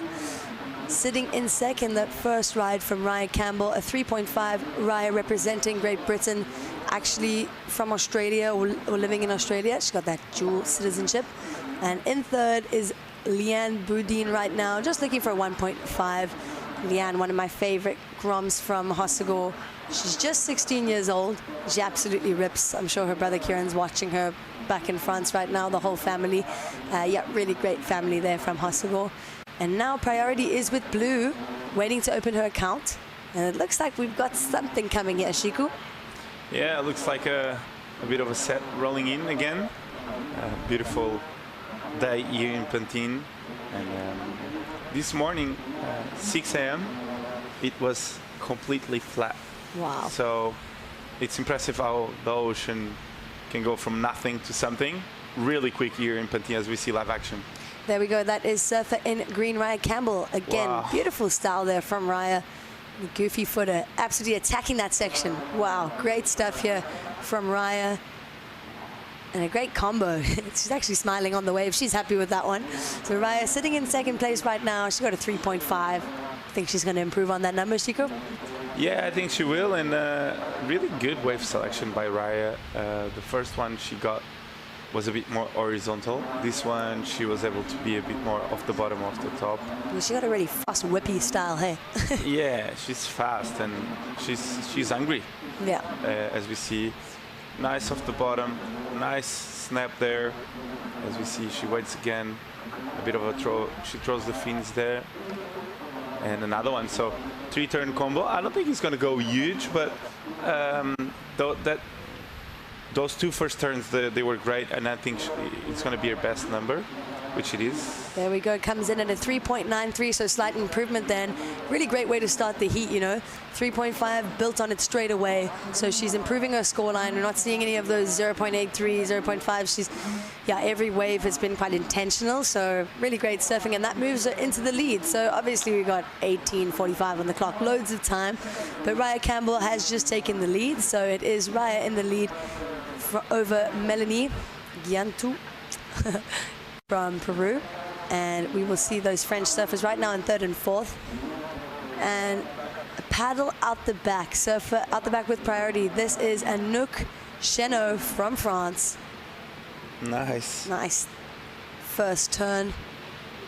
There we go. So finishing that wave beautifully, and that's a great opening ride from Anouk.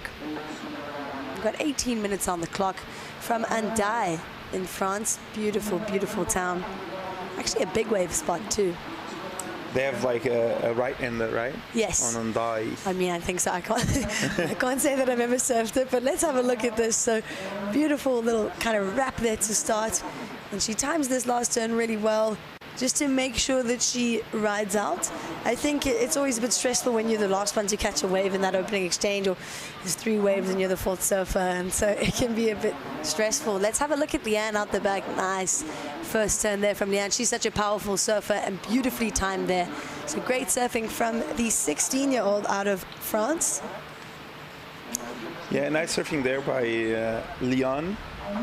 And as you said, really powerful on that last section, a bit more vertical. And I think she will improve on her total, that's for sure. 2-turn combo. And really nice on her forehand, as we see the score coming in.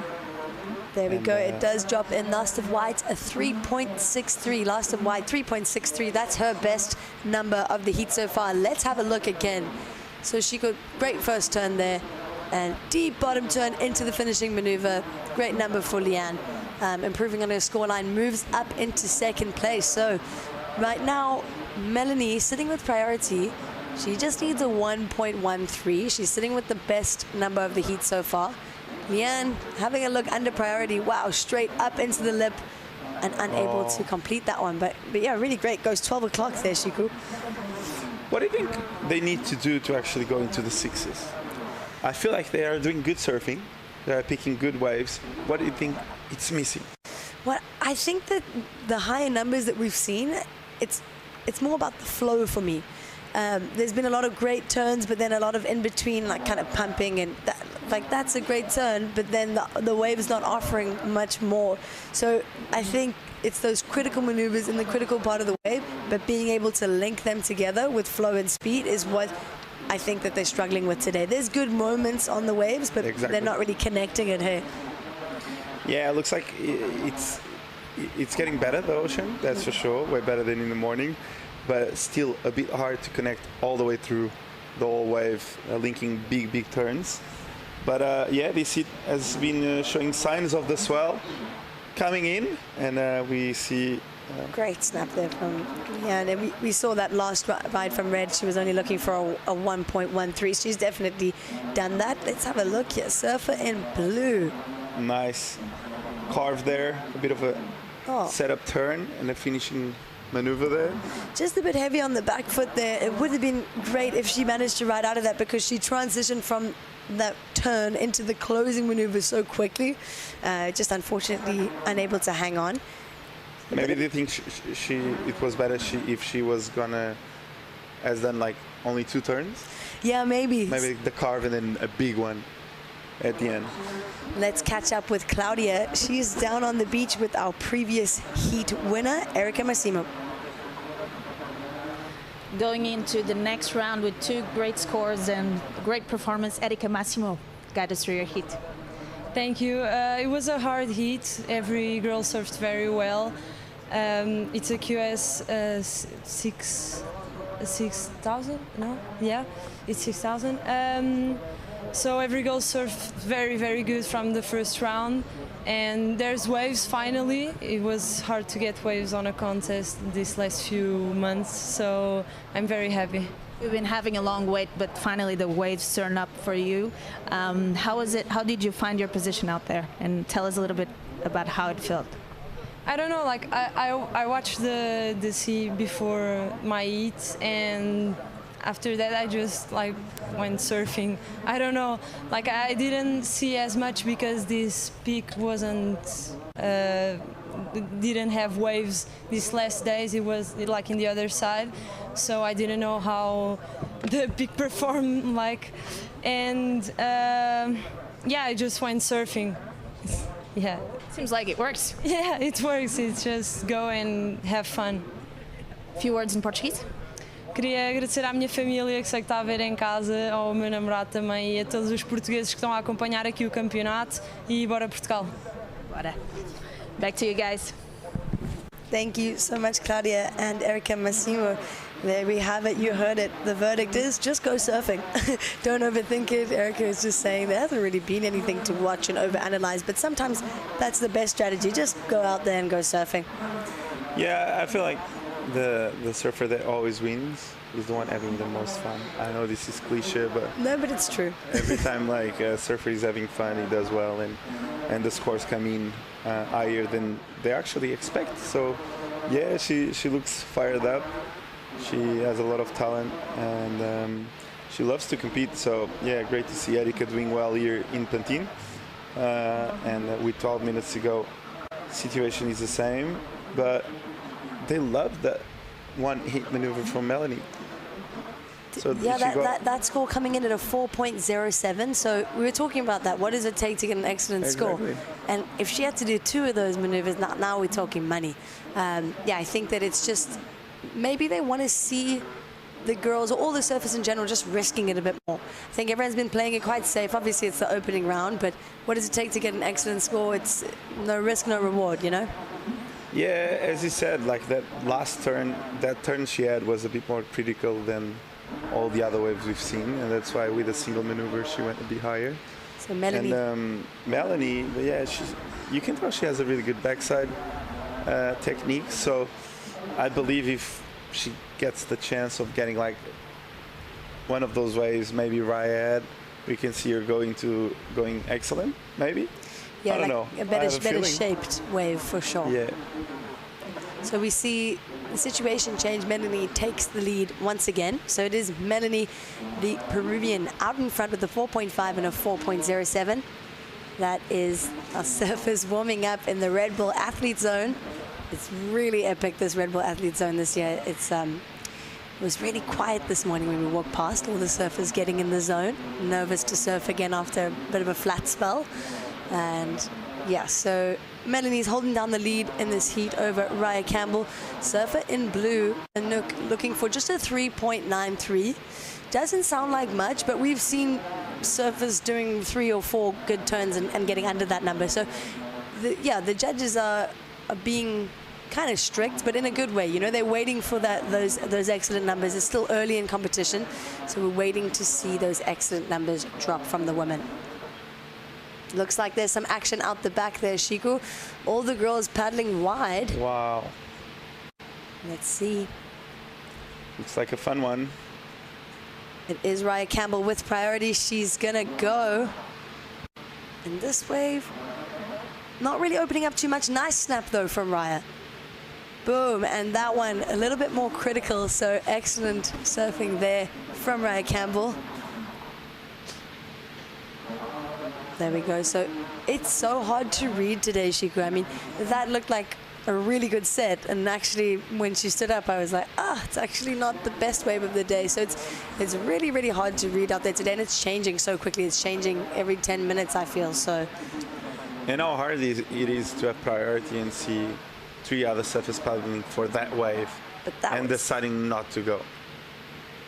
She really did well on that one though, drifting the tail, making the most of what she got on this wave. So let's have a look at the drone footage. Wow, nice. Beautiful last turn there from Raya. Lovely drone shot. She improved again. There we go, score comes in. It's a 3.57 for last of green. So it does improve her situation. And like we said, she's surfing such a smart heat here. Started with the 3.5, built on that, got a 3.93, and now built on her backup, 3.57. So she's sitting in second now. The requirement for blue jumps to a 4.0, and surfer in white sitting in fourth. She does have priority and loads of time, 9 minutes on the clock. Surf in white's looking for a 3.88.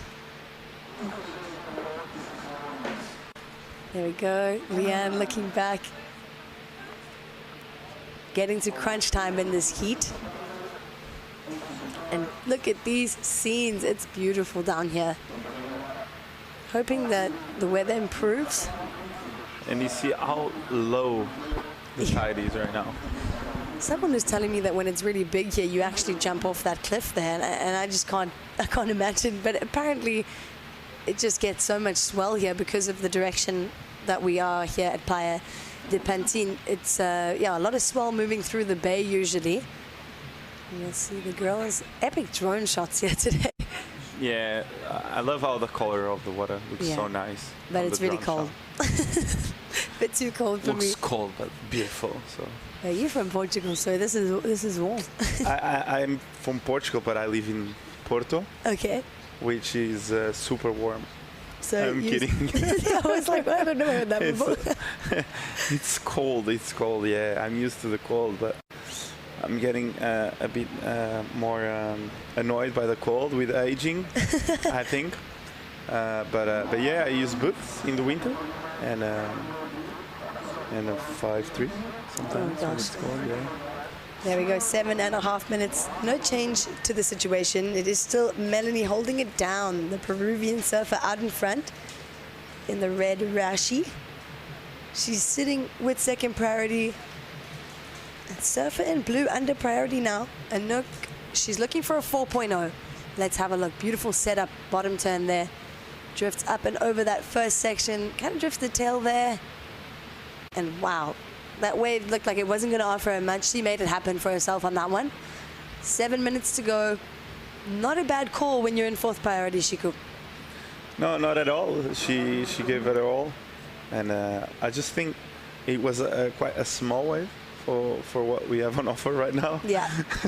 We have been speaking about small wave surfing all morning, but right now I think we've got bigger sets than this. So I would like to see her do the same, but on a bigger wave.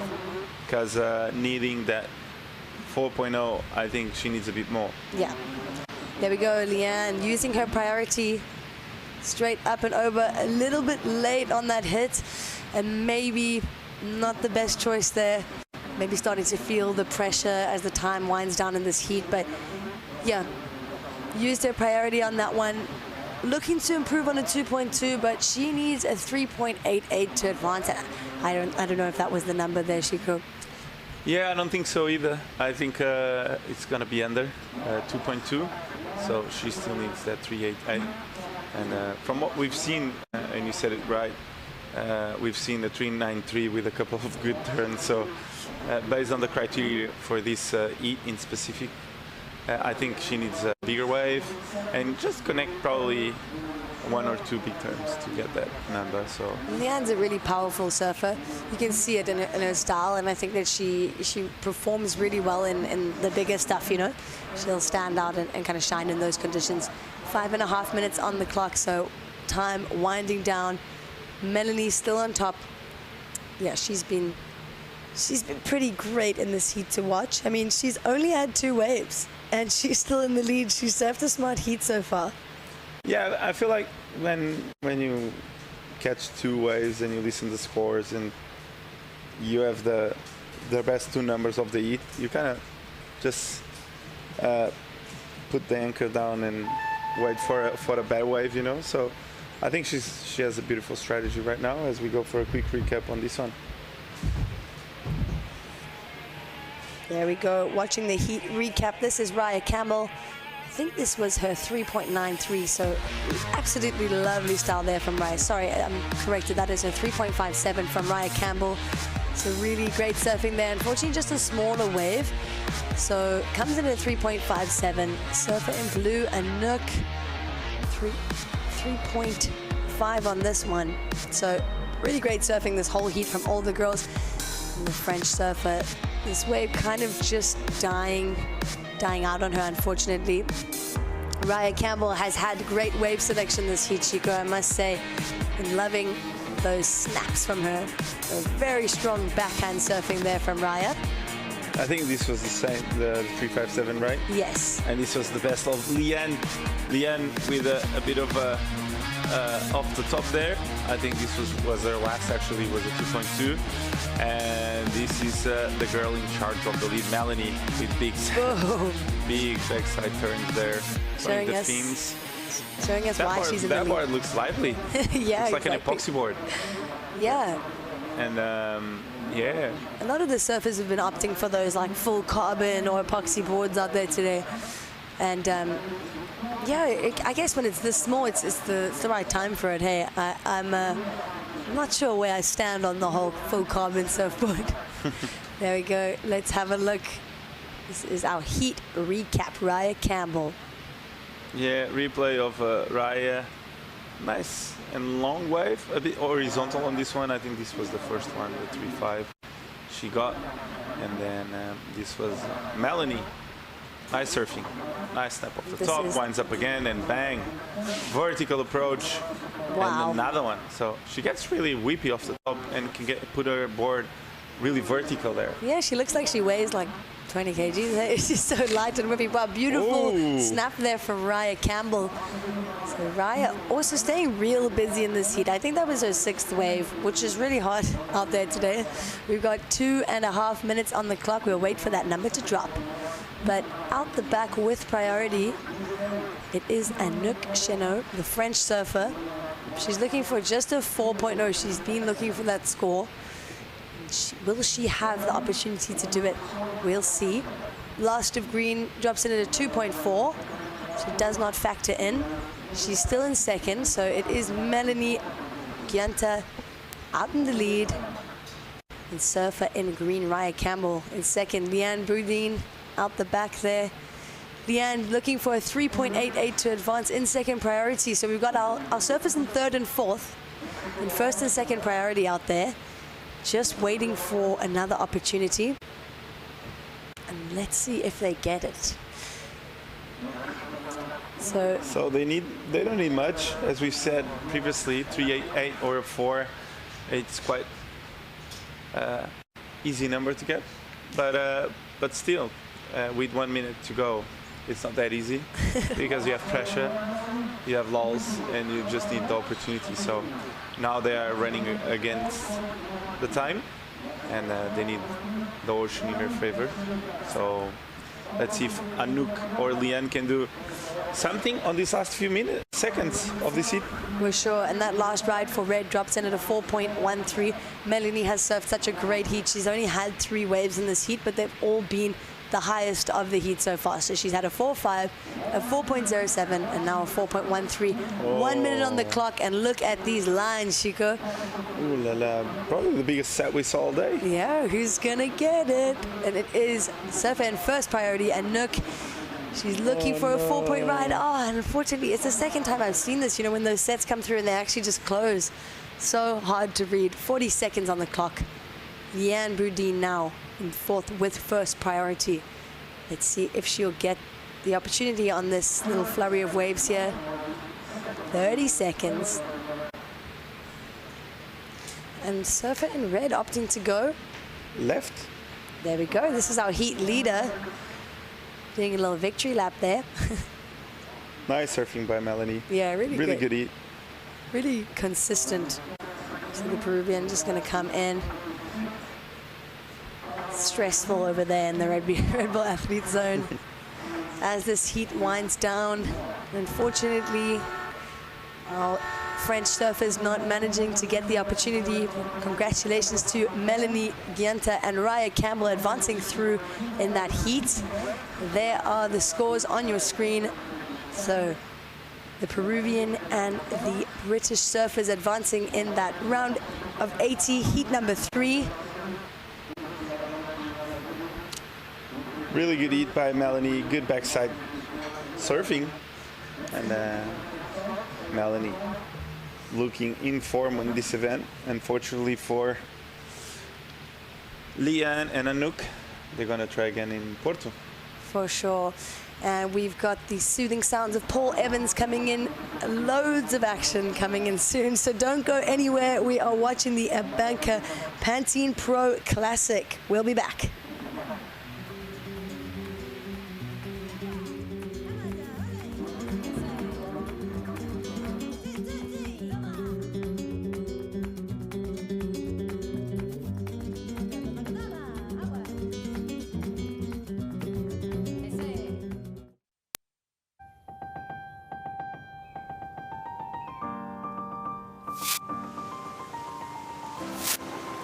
Calidade. Calidade.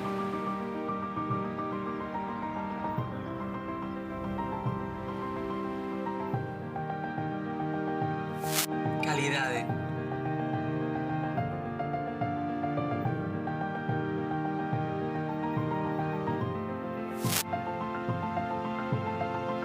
Calidade.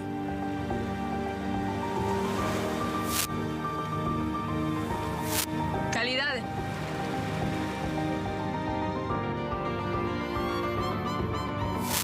E se calidade fose un lugar? Galicia Calidade.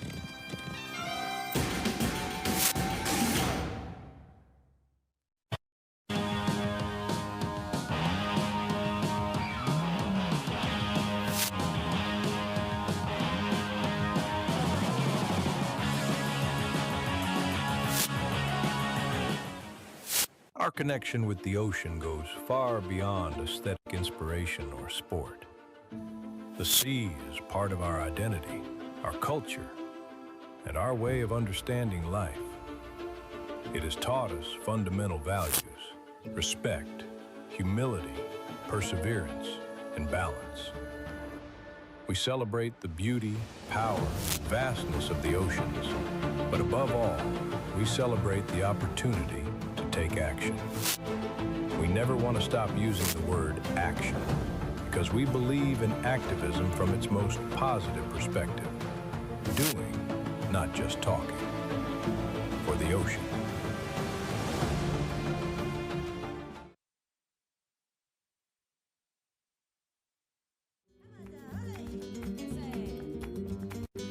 Classic Galicia Pro 2026. I'm Paul Evans, joined by Chico Alves. Out on the water, Belle Bettridge, Charlotte Mully, Carolina Marsak, and Anna Marina Engelbart. So, Poland and Deutschland, and a couple of Britons. Chico, how excited are you for this matchup, mate? Super excited. The waves are really fun. And we've seen waves some... are kind of pumping. Looks like low-key pumping. Yeah, it's like... I think the ocean is becoming alive. I think waves are looking more and more fun every heat. So every time there's a set coming, it's a touch bigger. So looks like they're having a lots of fun. Charlotte, busy early. Yeah, Charlotte there with a bit of a snap.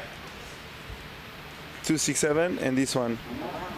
Belle with the carve, waits for it, gets another snap, and gets out of there. And this one was green with a bit of a cutback, gets a bit stuck and tries to get around that section, and she couldn't, so she decides to All right, during the break, mate, we saw the ad for WSL Shop and the jerseys. So I've just bought Hopkins. Who are you getting on your jersey, mate, for the women? What jersey are you getting? Proudly wearing it around the streets of Porto. If I can get a jersey. Yeah, which one for the women's tour? Who are you getting? Which surfer? I've got Hopkins, so you can't have that. I bought them all. Okay. I bought them in every size, so. I'm going to go with Kika. Oh, it's very predictable that you said that, mate. I knew you were going to say that. It's the Portuguese thing. It's normal. I it's like normal. her. You're obviously going to support your country woman. No, but I like her. Obvious. She's. Yeah. Who else? Okay. She's cool. She's cool. Imagine Kika's sold out. Who are you getting from tour, from the women's tour? Erin Brooks. Okay. What about for the boys? What jersey would you get from the current tour and all time? All time? Yeah, either. You can have current first. I want current Rob first. Machado? Rob Machado, okay? Yeah, because it's a Portuguese name, or? Nah, because he was the GOAT. He's pretty good. He was the GOAT. He's good, yeah. I remember when I started watching competitive surfing, and to watch him compete was insane. Okay. Current? It's really good. What about current tour, men's? Current, I'm going to go with Gabe. Yeah. What? He's my friend, I don't care. I'm going to always say him. Like, you always get annoyed because I say him every event. No, annoyed, just disappointed. What do you want me to say? Like, what? Big fan. What I wanted to say, Alejo Meniz is what I wanted to say, but you're just not going to. No, I like Alejo. He's really cool. Miguel as well. Mate. Like, yeah, he rips. But yeah, I was speaking about Alejo the other day. First King of the Groms I did back in the day in France. I went to Osgore. Yeah, and Alejo was there. Wiggly was there, and when yeah. Medina got 2 10s. No, that was after. That was probably 2 or 3 years after. This was way before back then. And then, yeah, Wiggly won, and Alejo was there as well, Peterson, Crisanto, and when they showed up in Europe for the first few times, you just thought like they were from another world. We're going left here, Bell Bettridge. Nicely done on the backhand. Pretty smooth. Just controlled surfing, really, from Bell. I like it. Haven't seen loads of less go down. Surf out of Croydon, North Devon. She does pretty well. Get a number. Second score for her on the board. Already got that 2.67 in. Yeah, the waves are good there in North Devon. Yes, that particular beach break where she's from is probably one of the better ones in the southwest of England. Okay. Get, low tide, you can get some little pits. Picks up quite a bit of swell. Yeah, nice spot, beautiful. Cold. It's in England, so not this summer, mate. It's been absolutely scorchio up there. Really? It's so warm, even down in the southwest, because usually they don't really get summer in the southwest of England. Even when London's like really hot, it still can be cold, a little bit cool. A bit like out here, you're getting the weather off the ocean. But no, this summer it's been, even down in Devon and Cornwall, it's been really hot. Yeah, they need rain actually. It's a bit dry. Oh, they miss the rain. It'll probably happen sooner rather than later. It's been a lovely summer. I was over there in July on the other coast of Devon. Okay. Sailing. It's like being in the Maldives, mate. Sailing? Yeah, it was beautiful. It was down at Dartmouth. Lovely. Wow. Really pretty. Never Absolutely thought, stunning. That's impressive. Really nice. You need to give me the, how do you say, the travel... the logbook? Yeah. Yeah, no worries. So I can do it? Yeah, sure. With all the tips and restaurants to go in. You had food on the sailing boat, or you left the boat and had food around? Bit of both, mate. I did a little bit of cooking, and then, yeah. And the pasta? Was good? Not really. It's hard. It's just like the van, right? You know what happens? The fresh pasta, when they explode, if you leave it in too long, and they kind of open up, and then you get all bits in the sort of water. Like just with the fresh pasta I'm talking about, like your tortellini or whatever. Yeah. That's a bummer. This kind of destroys the environment, right? All right, good number in for Belle Bettridge, 4.33 for her. So good way to sort of stamp a bit of authority on this one. She's in the lead right now, surfer in red, and she hasn't really opened up at all, actually. So without having to just kind of push hard, she's put a bit of pressure on her competitors. Good way to start things off. Charlotte Mully, a couple of 2s for her.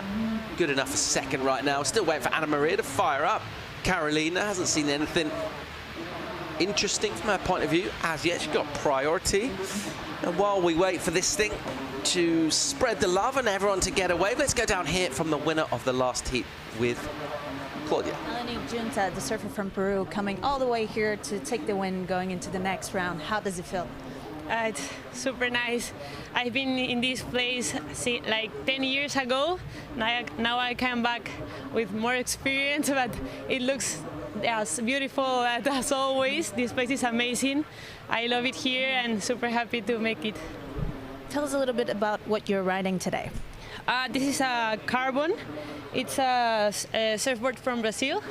They sponsor me, so super stoked to be riding them, and it helps me a lot in small waves. So it's half of the job it's done with the board, so very happy. Definitely the quiver for sure looked good on your feet. Congrats and good luck for the next one. Thank you so much. Do you want to leave a couple words in Spanish? Sí, gracias a todos ahí en Perú. Es de madrugada, pero gracias a todos los que están ahí apoyando a mi familia, a todas las chicas, Tizi, Nico, todas las que están ahí, mi abuela, muchas personas por agradecer y vamos al siguiente round. Gracias. Good luck for the next one. Back to you guys. Thanks, Claudia. Arriba Peru. Well done, Melanie. She's stoked. So that story about the internationals coming back, getting involved. A great opportunity for them over here in Pantin, which has been a real fixture for global surfing for forever, for decades, mate.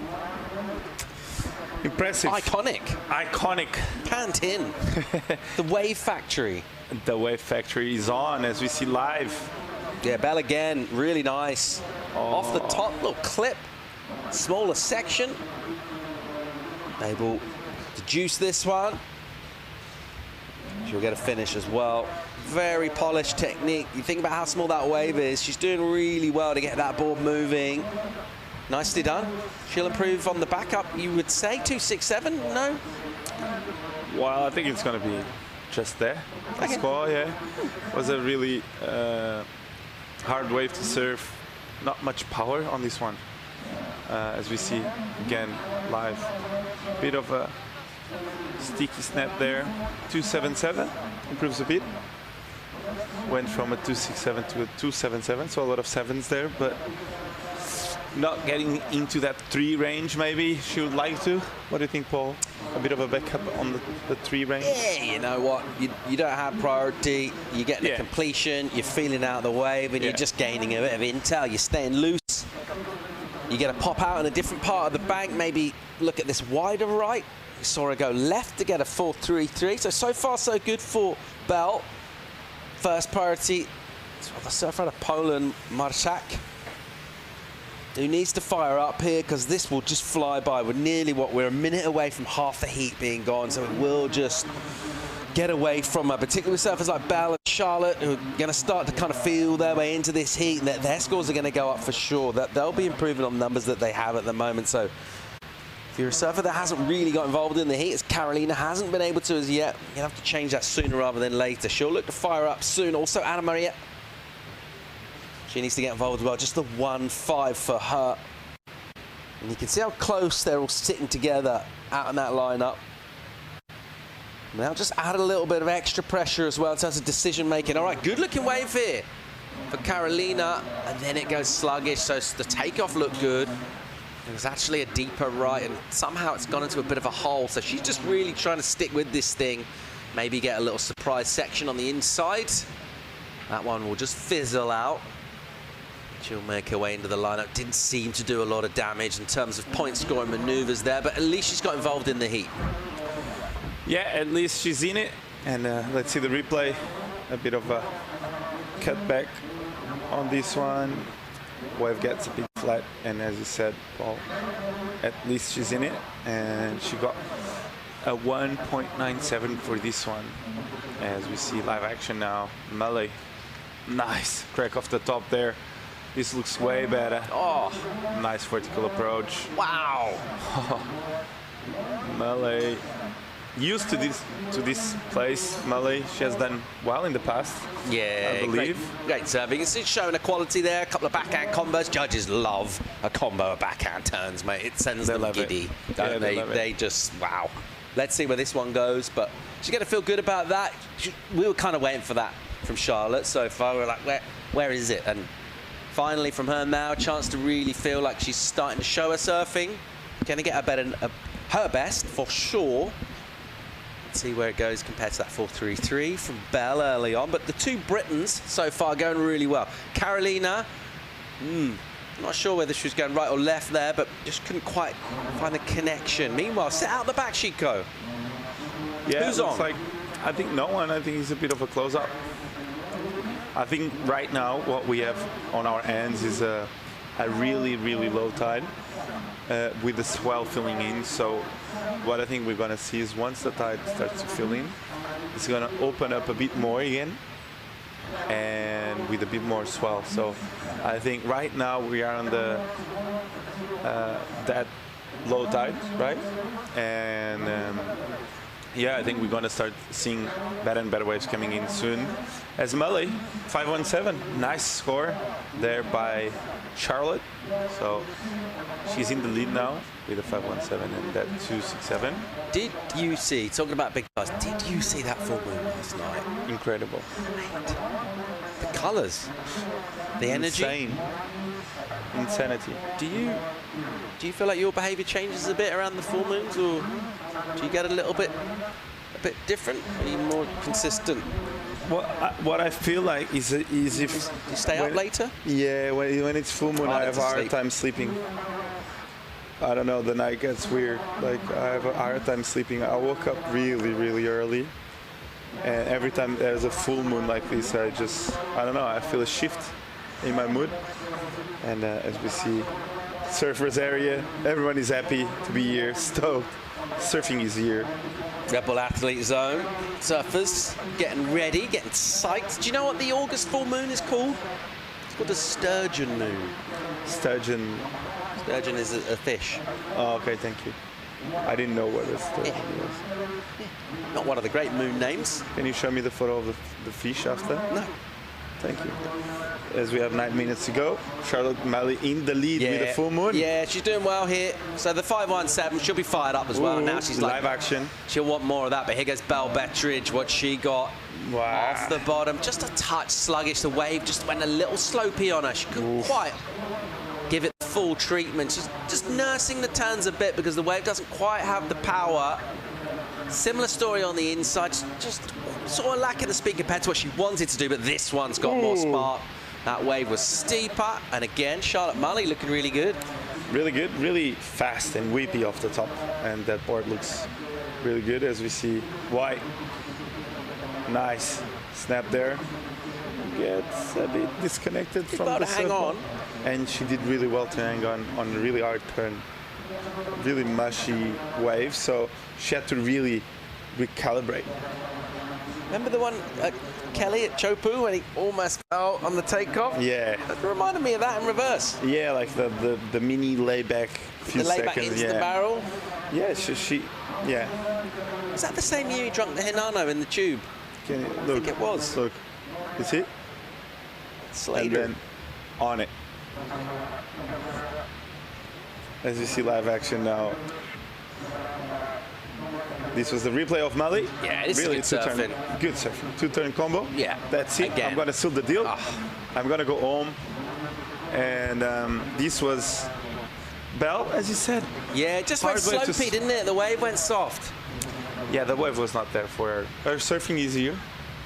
I feel like she's here in Pantin. She wants to be here, but yet she hasn't caught a wave that let her really open up. As you see, Anna on the left, rare left. Not often we see a left today. They're short, aren't they? The lefts don't have that inside, so you really got to kind of smack it out the back to get points. As we see the photographers of the event there, really close to the shore, making sure they get all the action and capture the best moments of the Pantin Classic. One of the most iconic events in Europe that I can recall. It has been going for so long, right? It's a good one to win, having the trophy cabinet. Yeah. Oh, what's that trophy? Oh, Pantin. Pantin, mate. Yeah. Legendary. Yeah, I just win iconic stuff. What do you want from me? Water? If you could win any event, On the In the European, world? on the European calendar. No, in the world. Well, I'll have both. I'll have Okay, your Euro and then your world. Can you answer? Yeah. In Europe first? Nazare. Oh, Toe challenge. the toe challenge. Yeah. Yeah. That's my event. That's where my skills really come to the fore. You love 3-foot waves. Yeah. Come on. It's toe surf, mate. It's easy. You don't even have to paddle. Just let go. You're basically water skiing. No, like for me, like an event, I would love to have one in my room, like just a trophy, the Pro France one. That one is lovely. Like I feel like that one is really iconic. Yeah. Jeremy won at home. That thing was huge for European surfing. And worldwide, you say first. Don't say Jaws, please. I'm gonna go J-Bay. Oh, come on. I was going to say J-Bay. Imagine me on the backhand there, mate. It would be impossible full, just full Conor O'Leary settings. Yeah. Conor O'Evans. Corey O'Levens. What a great name. Corey O'Levens. Yeah, I'll probably say J-Bay from the CT, from the current CT. I think Cloudbreak would be quite a nice one for me as well. I think it would do well. If you get a wild card to get like over 4 point total on a CT, which event would you choose? 4 point total. I reckon you got a puncher's chance in tubes, haven't you? Because if you just sort of get to your feet and just stand in it and somehow come out, you got a puncher's chance. Anywhere where you're doing turns, I think you're struggling. Yeah. In the wave pool, I think in Abu Dhabi, I think I'd struggle for a 4 point total. CT judging, to be fair. Charlotte here from the drone. Oh, this one looks nice. Nice backhand work from her. What have we got here? Anna Marina. Nice. Unfortunately, a bit of a fall there. I think Chopes, you get on a smaller day, 4 foot day, I just somehow get my feet. West bowl. But the thing is, like, standing it. If you get a wild card and he's like 8 foot, you'd be the buoy. The old back. The old back's playing up again. Oh, I don't know if I'm going to be outside. I think the flu coming in. I don't know. I see you getting like you need a long wave to get more than a 2, right? You need to go to distance. No, I think the longer it is, the worse it would be. It'd be no, harder. you need to go to distance. I don't think they do length of ride anymore in the scale. I know, but you need to go to distance to get like a 217. I needed you to kind of move a lot on the way. Go up and down. And what about you? What one are you winning from the current CT? What event? Winning? Yeah, what trophy would you like to have? Oh, the current CT. J-Bay is what I'm saying. Oh, the current I've one. already had yeah. J-Bay, so you can't have that. Sorry. Plus, it wasn't on tour this year as well. Okay, I think we're going to go to a quick recap and I'm going to tell you. You can think about that. Yeah. All right, just under 3.5 to go at the moment. Two surfers out of Great Britain. They kind of dominated this one. Belle Bettridge early on. She looked really good, Chico. Yeah, she hasn't yet caught the wave she won, but she's doing really well. She has a 4.33. She needs to improve on that 2.93. I think it's a dangerous number to have as a backup. But Charlotte Molly, though, she has been surfing really good, really tight in the pocket, really powerful.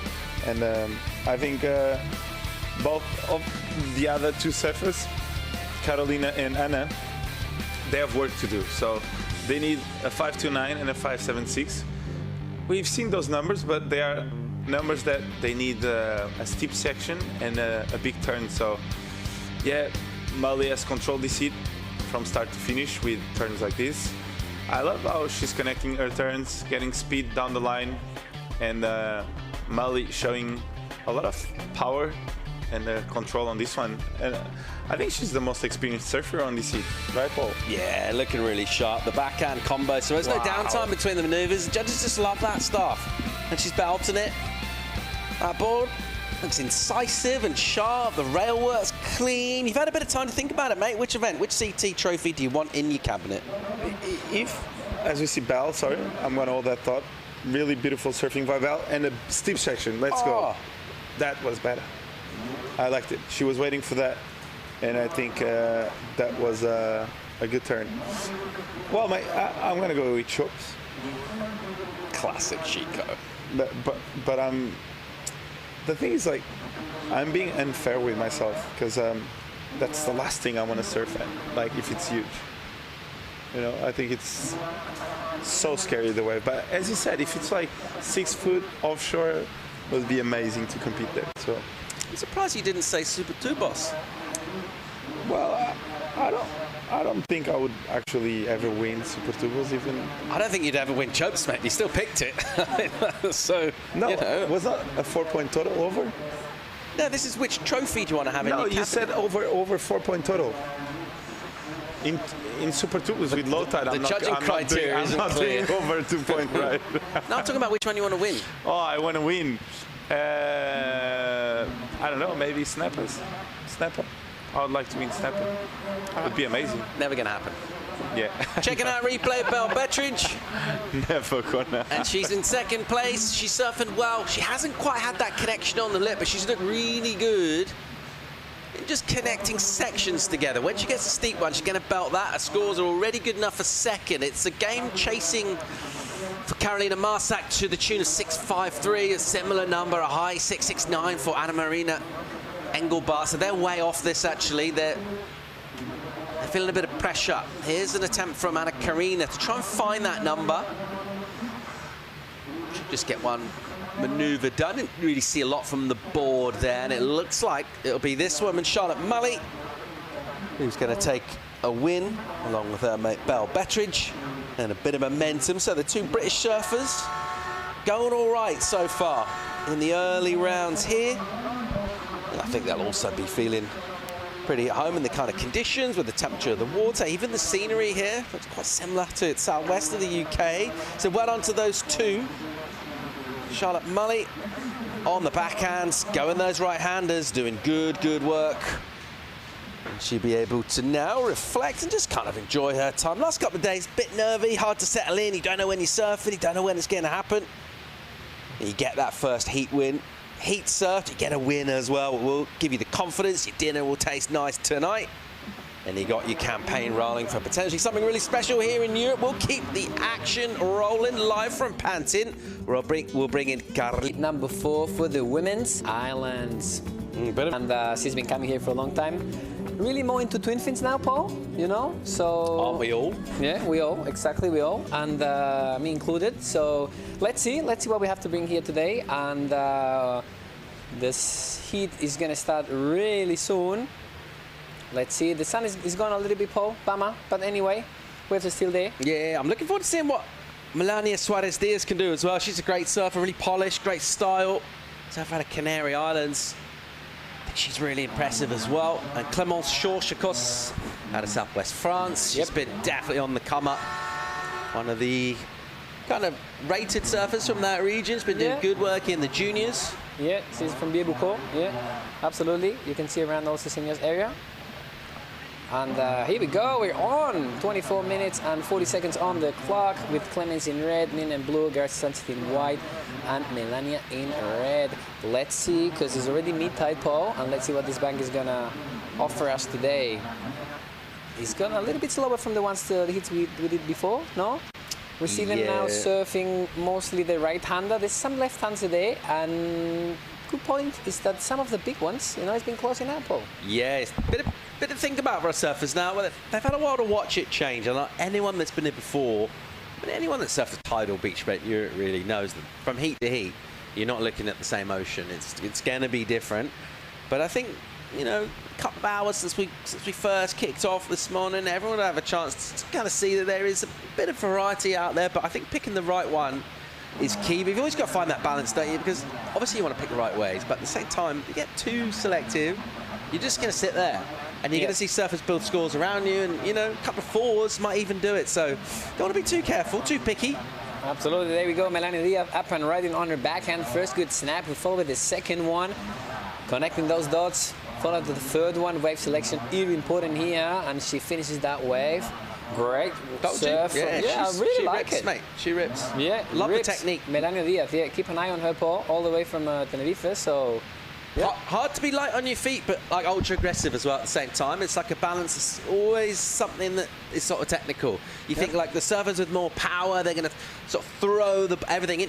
I think she's really nimble, but really aggressive and explosive with like a great technique. So Absolutely. I've enjoyed her surfing. I think we saw her in Tenerife like a few years ago. There's a QS there on the left, and she ripped that wave apart.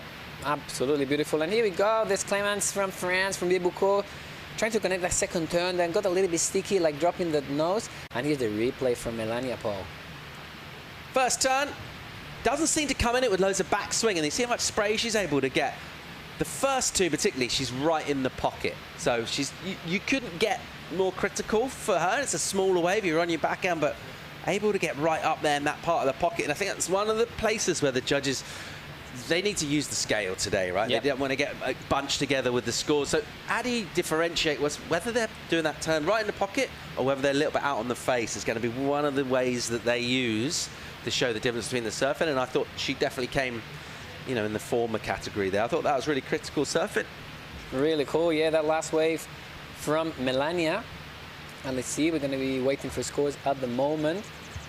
Clemens got the last wave, 2.4. That's the score, Paul. That's what we're talking about. That's the 6, mate. We haven't seen much, so great score for her. What a way to start your heat as well. Yeah, bring it on. Absolutely, mate. A lot of confidence. You got a good backup score, mate. Like, you know, just good on your feet. Like, just have to maybe, what are you doing? Sitting or paddling? That's the question today, Paul. Yeah, getting a 6 really from nowhere. And instantly you're putting pressure on your competitors. Love it.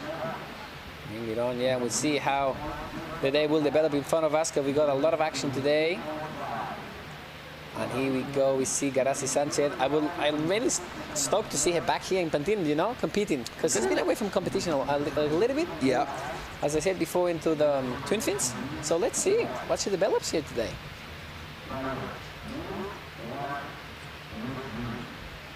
Heat number 5 in the round of 80 of the women today in the ABANCA Petit Classic Galicia Pro. Galicia Calidade. We've been spending a lovely time here in Galicia, Paul.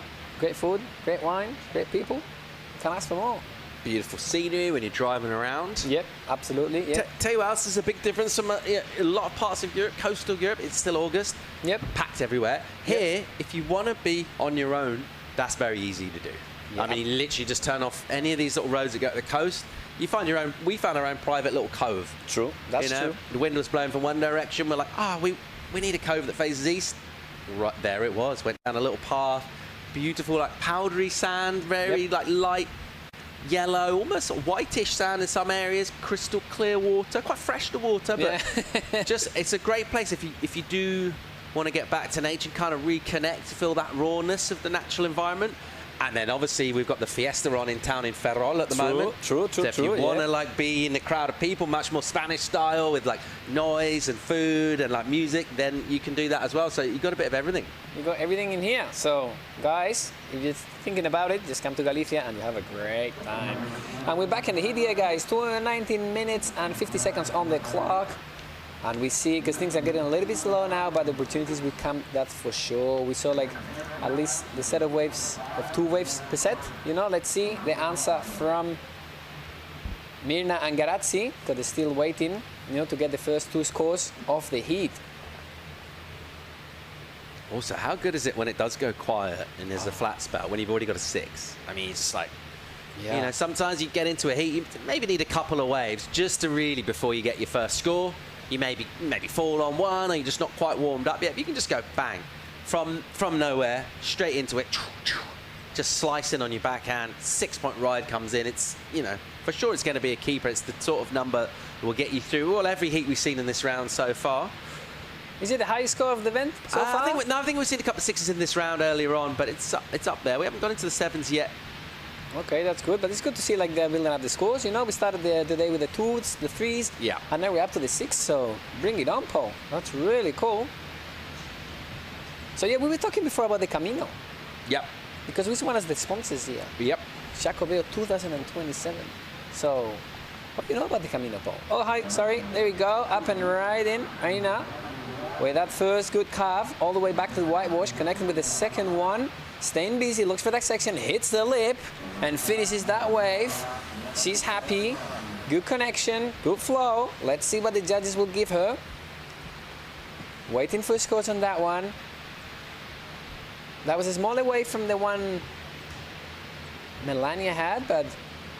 And here we go, Garazzi Satien, up and riding, hits the lip, and let's see, what board is he riding? Looks like a, definitely got a wider nose, doesn't it? It looks like, is it a 20? Looks like it. Wow, so he's on a 20, that's incredible, Yeah, so it's cool. Definitely not a pointy thruster anyway, it's definitely got a fuller template. Yeah, because you see a lot of swallows today. All the boys, but the guys that was talking before, you know, they always, what size are you surfing? And they say like 5'10s, 5'11s, 5'9s, all swallowtails, so, but like, not that wide. Shall I tell you what I know about the Camino, and you can tell me, you can correct me at the end?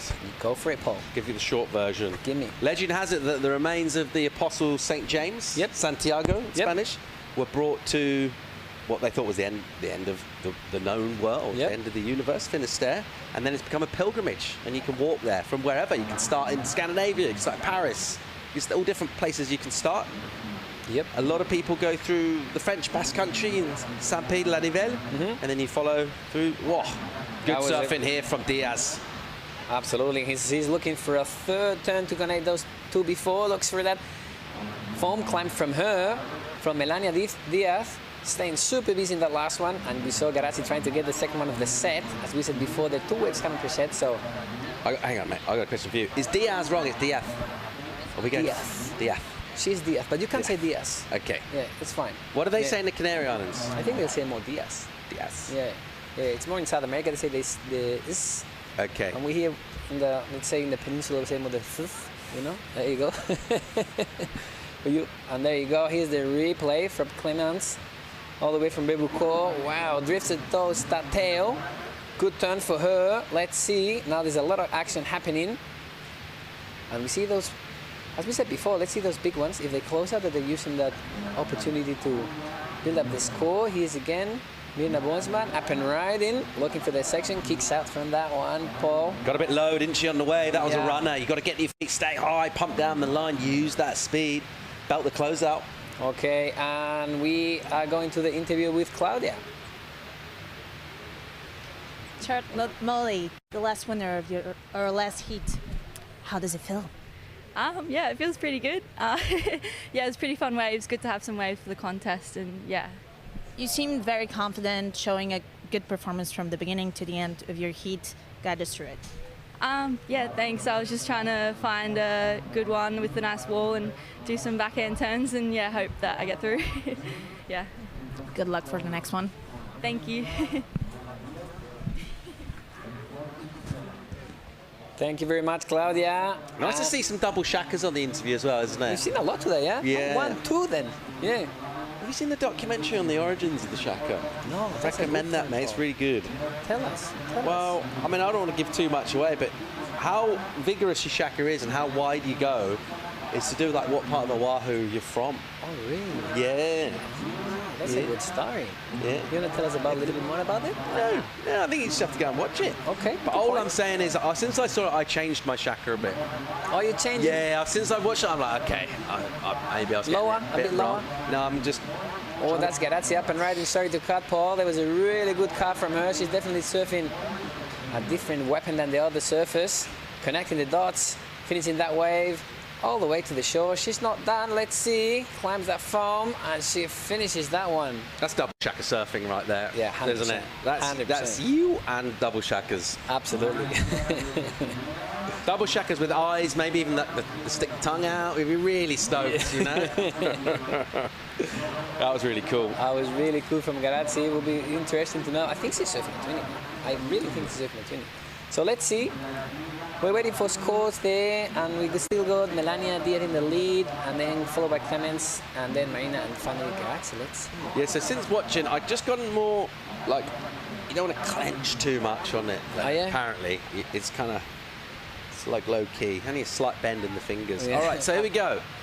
Garazzi, just using that rail. You can tell she loves that board. Yeah. She's got every confidence in it. She's not like, where am I going with this? She's like, no, we're one together. Wave, board, surfer, all in harmony. And the flow that you can get from a board with a little more volume, that's shorter, wider, and a tiny little, you know, an ankle snapper on the inside. Just finishing with the flow. Absolutely. No pad. You saw the no pad? That's good. So here we go. There we see the senior of Pantin. What a place, mate. What a venue. We'll see definitely way more people in the beach this afternoon because, you know, in Spain we get a little bit late to the beach, you know? Late meals, late dinners. So wait for it, but they'll be there. And here we go. Again, up and riding. Mirna connecting, trying to get a maneuver. First good snap, trying to get a second one. Trying to make the most out of it. Climb foam. And let's see what the judges will have to say for that one, Paul. Yeah, it's busy surfing. She's doing a lot. More board than body for me, and I think that's going to affect the scoreline for sure. She's moving around, but the board's not really, maybe just sort of underdoing it slightly. So this sort of turn to open her up. It's functional that it puts her behind, but she goes behind the white water here, so it sort of costs her a bit. So it's a bit of a double whammy because she didn't get much points out of the turn, but then it also sort of put her back for that next section. I mean, it's very easy with the replay. We know what's going to happen on the wave. She's just trying to read it as she's surfing whilst in the heat. Exactly. There you go, Garazzi staying busy, keeping it calm. Let's see, with 12 minutes and 10 seconds on the clock, guys. Melania still leading the heat, followed by Clemens and Garazzi. We're waiting for scores anyway. And there we go, up and riding. Melania once again on her backhand, good bottom turn. Very good calf to set things up. Looks for another section, hits the lip. It's a little bit sticky there, but it was a good turn, Paul. I liked it. Let's see now the answer from Clemens. Ooh. Great work there from the French. And another one. Wow. She's busy, mate. I think she's going to get it. Let's see what you reckon. Great combo on the backhand from Clemence. Look at that timing. Go down, wait for the bottom turn, and then get up when it's steep. Again, straight up there with the speed. Very nicely done indeed. I mean, this first bottom turn is just absolutely textbook. I think the wave just stopped a little here. She kind of belted it. The wave almost doubled up and halved in size at the same time. She didn't get the push back, the kick back in. I just think her technique's really good. Since first seeing her when she was really young, I was thinking, well, she's going to be, you know, at the upper end of the rankings for the foreseeable future. And just haven't seen loads of her actually. And she maybe took a little bit of time to do studies or something. She hasn't been competing as much as certainly when I first saw her, and I thought she looks like legit. She's proper good. Haven't seen loads of her, but I just think the technique's great. And when you got that, conditions will change, your own form will change. But when you got like really, really good fundamentals, as she does, you're always with a chance in any heat. Absolutely. Here again we go. Garazzi, a lot of flow with that bottle, a lot of drive. A really cool floater. Didn't get that vertical. Garazzi, but really lovely to see her surfing. A lot of flow from the surfer from Getxo with 10 minutes and 20 seconds on the clock, Paul. And shall we bring back the subject about the Camino? Yeah, yes, go, mate. So where did how was I? You left it where you said that you can come from pretty much anywhere in Europe. Starting points, But the famous one that we know starts kind of near Biarritz, a little bit inland, and you follow along. You can either go the north route along the coast or a little bit inland. Yep, absolutely. Saint-Jean-Pied-Port, is that? Yeah, around the area, right? Saint-Jean-Pied-Port, exactly. Yeah, exactly. It's around the area. It's a lovely pilgrimage, no? And this attracts people from all around the planet, and they can enjoy the coast of Spain and also the inland of Spain. At the last part of the Camino, as you said, you know, one of the sponsors of the event, Jacobeo 2027. So let's go. We welcome everyone to come. And we're back in action here with 9 minutes and 30 seconds on the clock, guys. And Santiago de Compostella's not far from here. Not really. A little bit southwest of here. Yeah, exactly. That's correct, And that's where it finishes, in the cathedral. But then you can also just keep walking to the coast and do that very last bit. Yeah, exactly. Really interesting. So as we said before, we welcome everyone to come over and try it. 9 minutes and 6 seconds on the clock. Hit number 5 of this round of 80. We've got Melania Diaz leading the heat, followed by Clemence from France, Garazzi Sanchez in white in third, and finally Mirna from the Netherlands. They're still waiting for those sets to come, because they will come, Paul. They will definitely come. Now it's getting a little bit slow, but we've seen a lot of opportunities coming with those sets. And definitely will change through the day. Clemence got that big number for the backhand combo, didn't she? Look at that. Yeah. Because as you said, I was really surprised with Melania. Really surprised with her. Incredible technique from the surfers from the Canary Islands. So we see what we have to bring in these last 8 minutes and 20 seconds on the clock. Let's see now. Things are getting busy and spicy there, Paul. Up and right in. Melania. Oh, finally not. Close up in front of her. Let's see. Because they know they need the scores. It's really tight. Clemence will need a 4.33 to advance on first. Gracie will need a 6.7 to advance. And Mirna will need a 6.8. Kind of tough to get that 6.7. He's in 6. But not really. So let's see like if Clemence can improve her backup score and get like that 4.33 to advance on first and lead this heat with 7 minutes and 44 seconds on the clock, Paul. How long do you reckon it takes to do the Camino? Good question. Depends where you start, mate. Because I don't know how long for France, but it's a good walk. It's definitely a good walk. Yeah. I know you can do it by bike. How much do you reckon Carlos has got in him in a day? What sort of Ks are we talking for Carlos? What sort of ground is he covering? He's quite fit, isn't he? Yeah. He looks after himself. He's up early. He's stretching. Exactly. I do my stretching, my yoga. Yeah. I'm following my routine. Oh. What do you got? 40K? Well, that's a lot, no? What do you reckon? I think you got 40. Yeah? You reckon it's doable? Yeah? That's a lot. Yeah? Maybe not on the hot day of summer, but...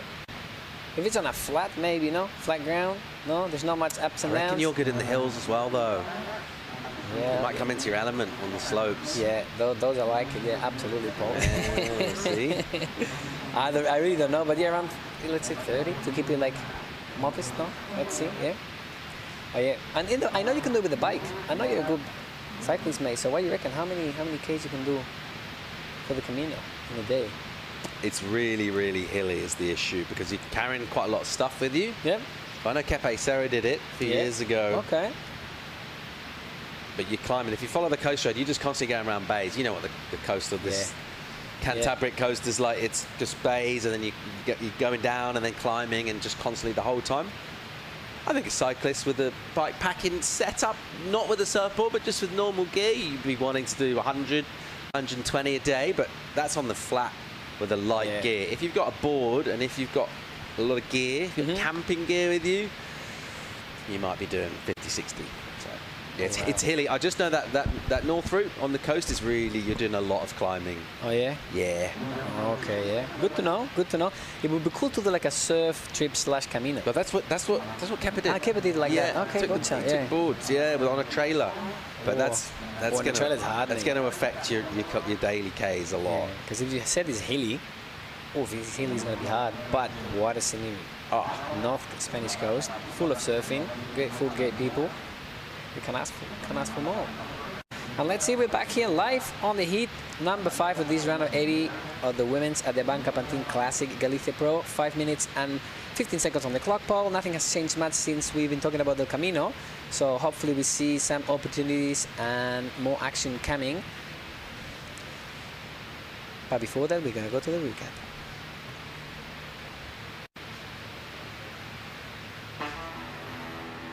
Here we go.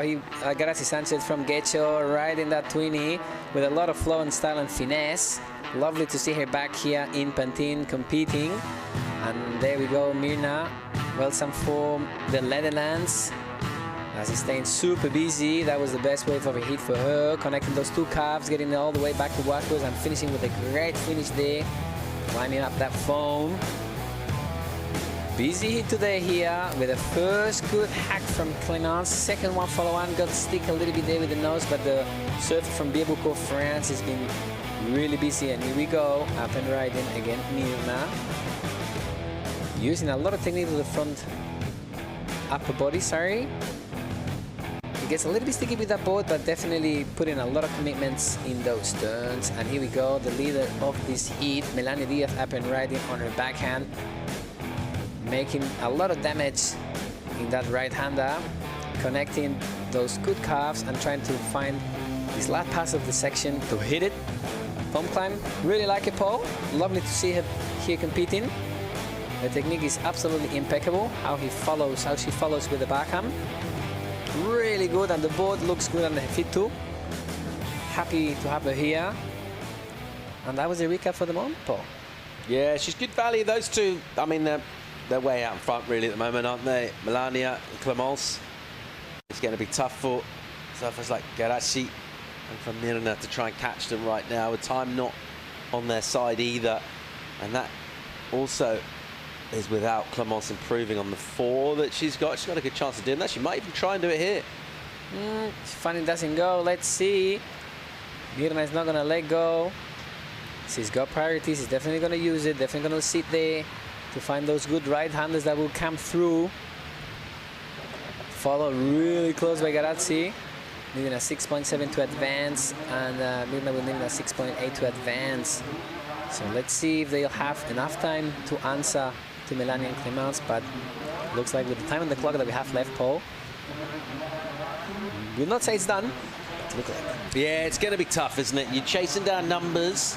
There's a reason you're chasing them down. It means you haven't really tapped into the energy yet of the heat. So that's already against you, as you're not like in full flow. If you're on fire, you need to go, okay, I need to get a 6. You've already been getting numbers like that. You know what it looks like. You know how to get one. But if you're kind of trying to do that from a point where you've been in the water a long time and you haven't been able to get that, that adds the sort of psychological obstacle, as well as, obviously, the surfing obstacle, and that you need to find a way to surf it well under a bit of pressure. Early on in the heat, you're not really thinking so much about score. You just surf the wave. Right now, if you really need a requirement, you're thinking about that when you get to your feet. And so every maneuver you do, you're trying to find that balance of pushing hard enough to get the score, but not push too hard. So it just makes it harder to do, which is why we love an exciting finish. Let's hope we get one. I'd love to see everyone get an opportunity with a couple on the clock. I think we'll get another set come through. Absolutely. Let's hold fingers crossed for that one, Paul. And as you said, there's a big factor, you know, stress at the end of the heat. 1 minute and 45 seconds on the clock for her. So yeah, normally sometimes she can wobbles and really hesitate to like hit the section or not, you know. So that's definitely not a good good point on her for that. And we see that the next heat is start to pattern out. 1 minute and 28 seconds on the clock. Let's see if the ocean will bring any other opportunity for these surfers in the water at the 39th edition of the ABANCA Pantin Classic Galicia Pro. We are in heat number 5, round of 80. It started really busy with a lot of action. It got a little bit slower like now at the end. You see how Garazzi is looking right and left. And here we go again, relentless. Mirna looking to execute that carve that gave her the points back, Paul, but got sticky there. You can see the tide is coming. So we'll definitely see a change in the spot.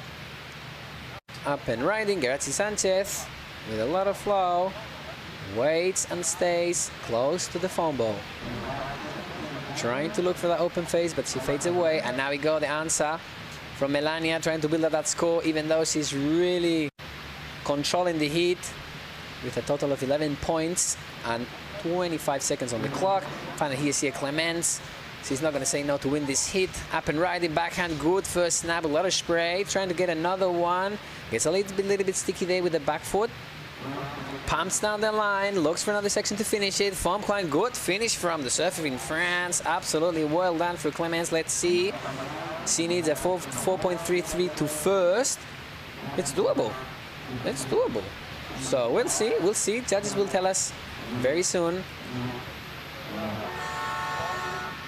And we have finished for this heat number 5 of round 80 of the women's. There we see the replay from Clemence. Looking for a 4.33 to advance on first.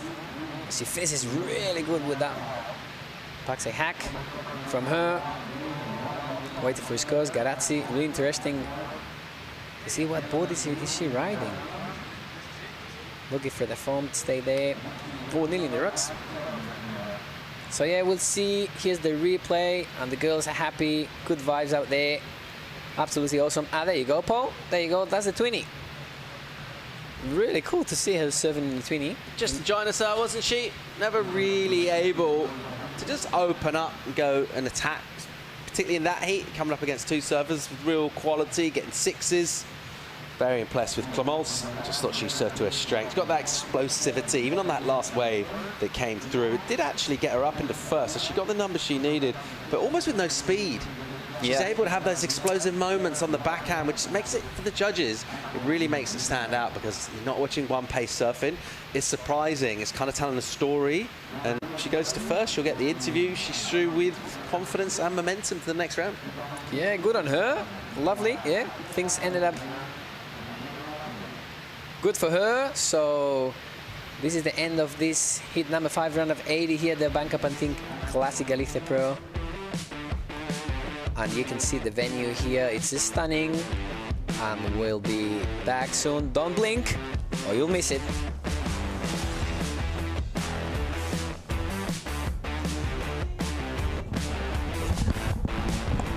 No, come here. Yeah. I go here. You say you're a fan? Prove it. Hit up your friends or go against the world. Leave no doubt. Pick your fantasy team.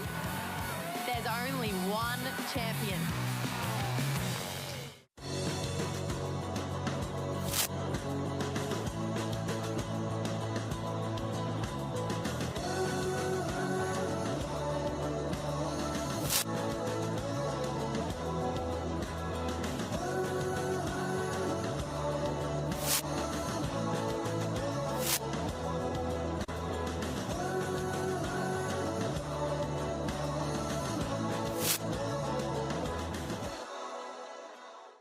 Gústasme moitísimo. E ti gústasme de aquí á lúa. Pois a min gústasme máis que o mexillón de Galicia, que ademais de ser cultivado nas nosas rías, aporta proteínas, potasio, vitamina B12 e omega 3. Cando se trata de escoller peixe e marisco saudable, frescos e de sabor auténtico, Galicia sabe. Galicia sabe a amar.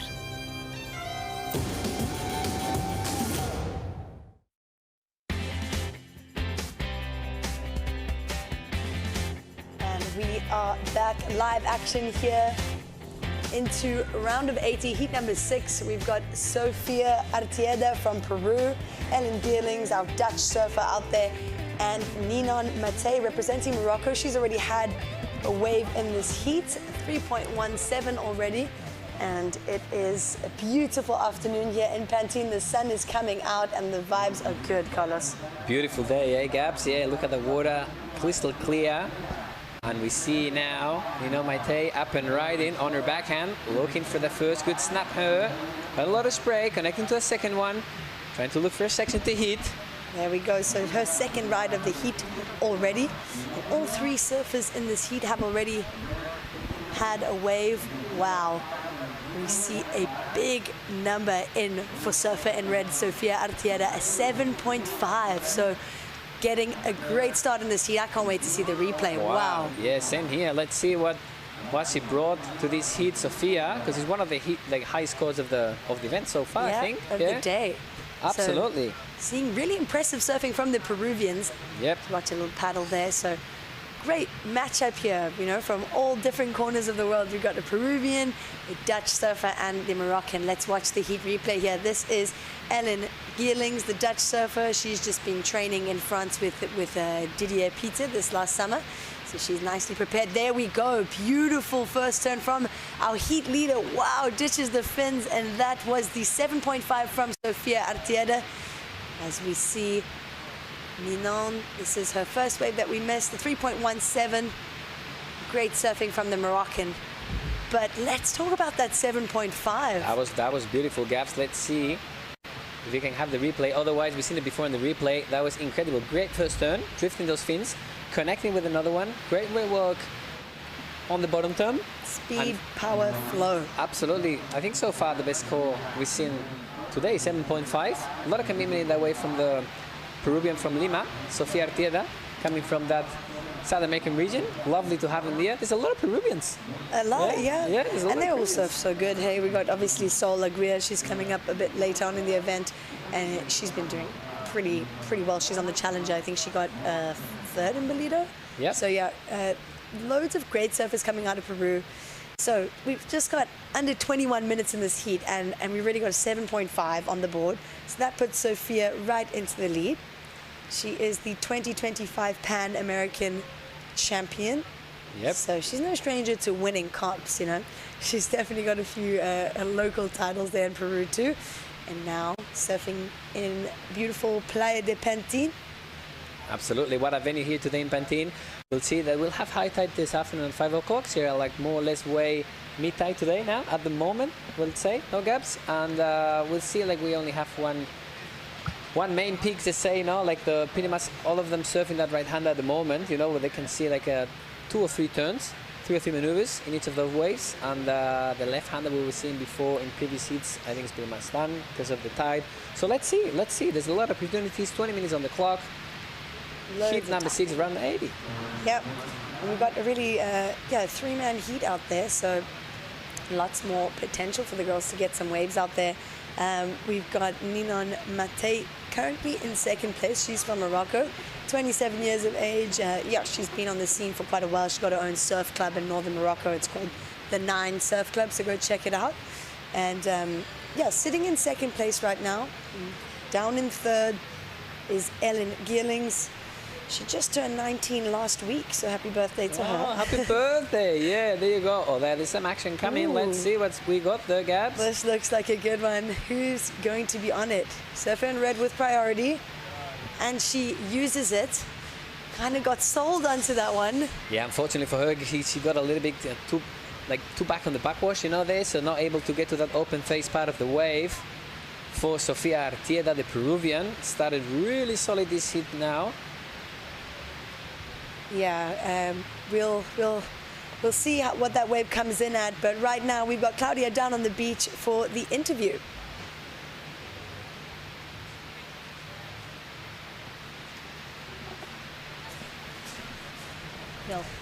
Yes, all right, watching a paddle out the back there. Some good waves, some good turn, but it's really hard.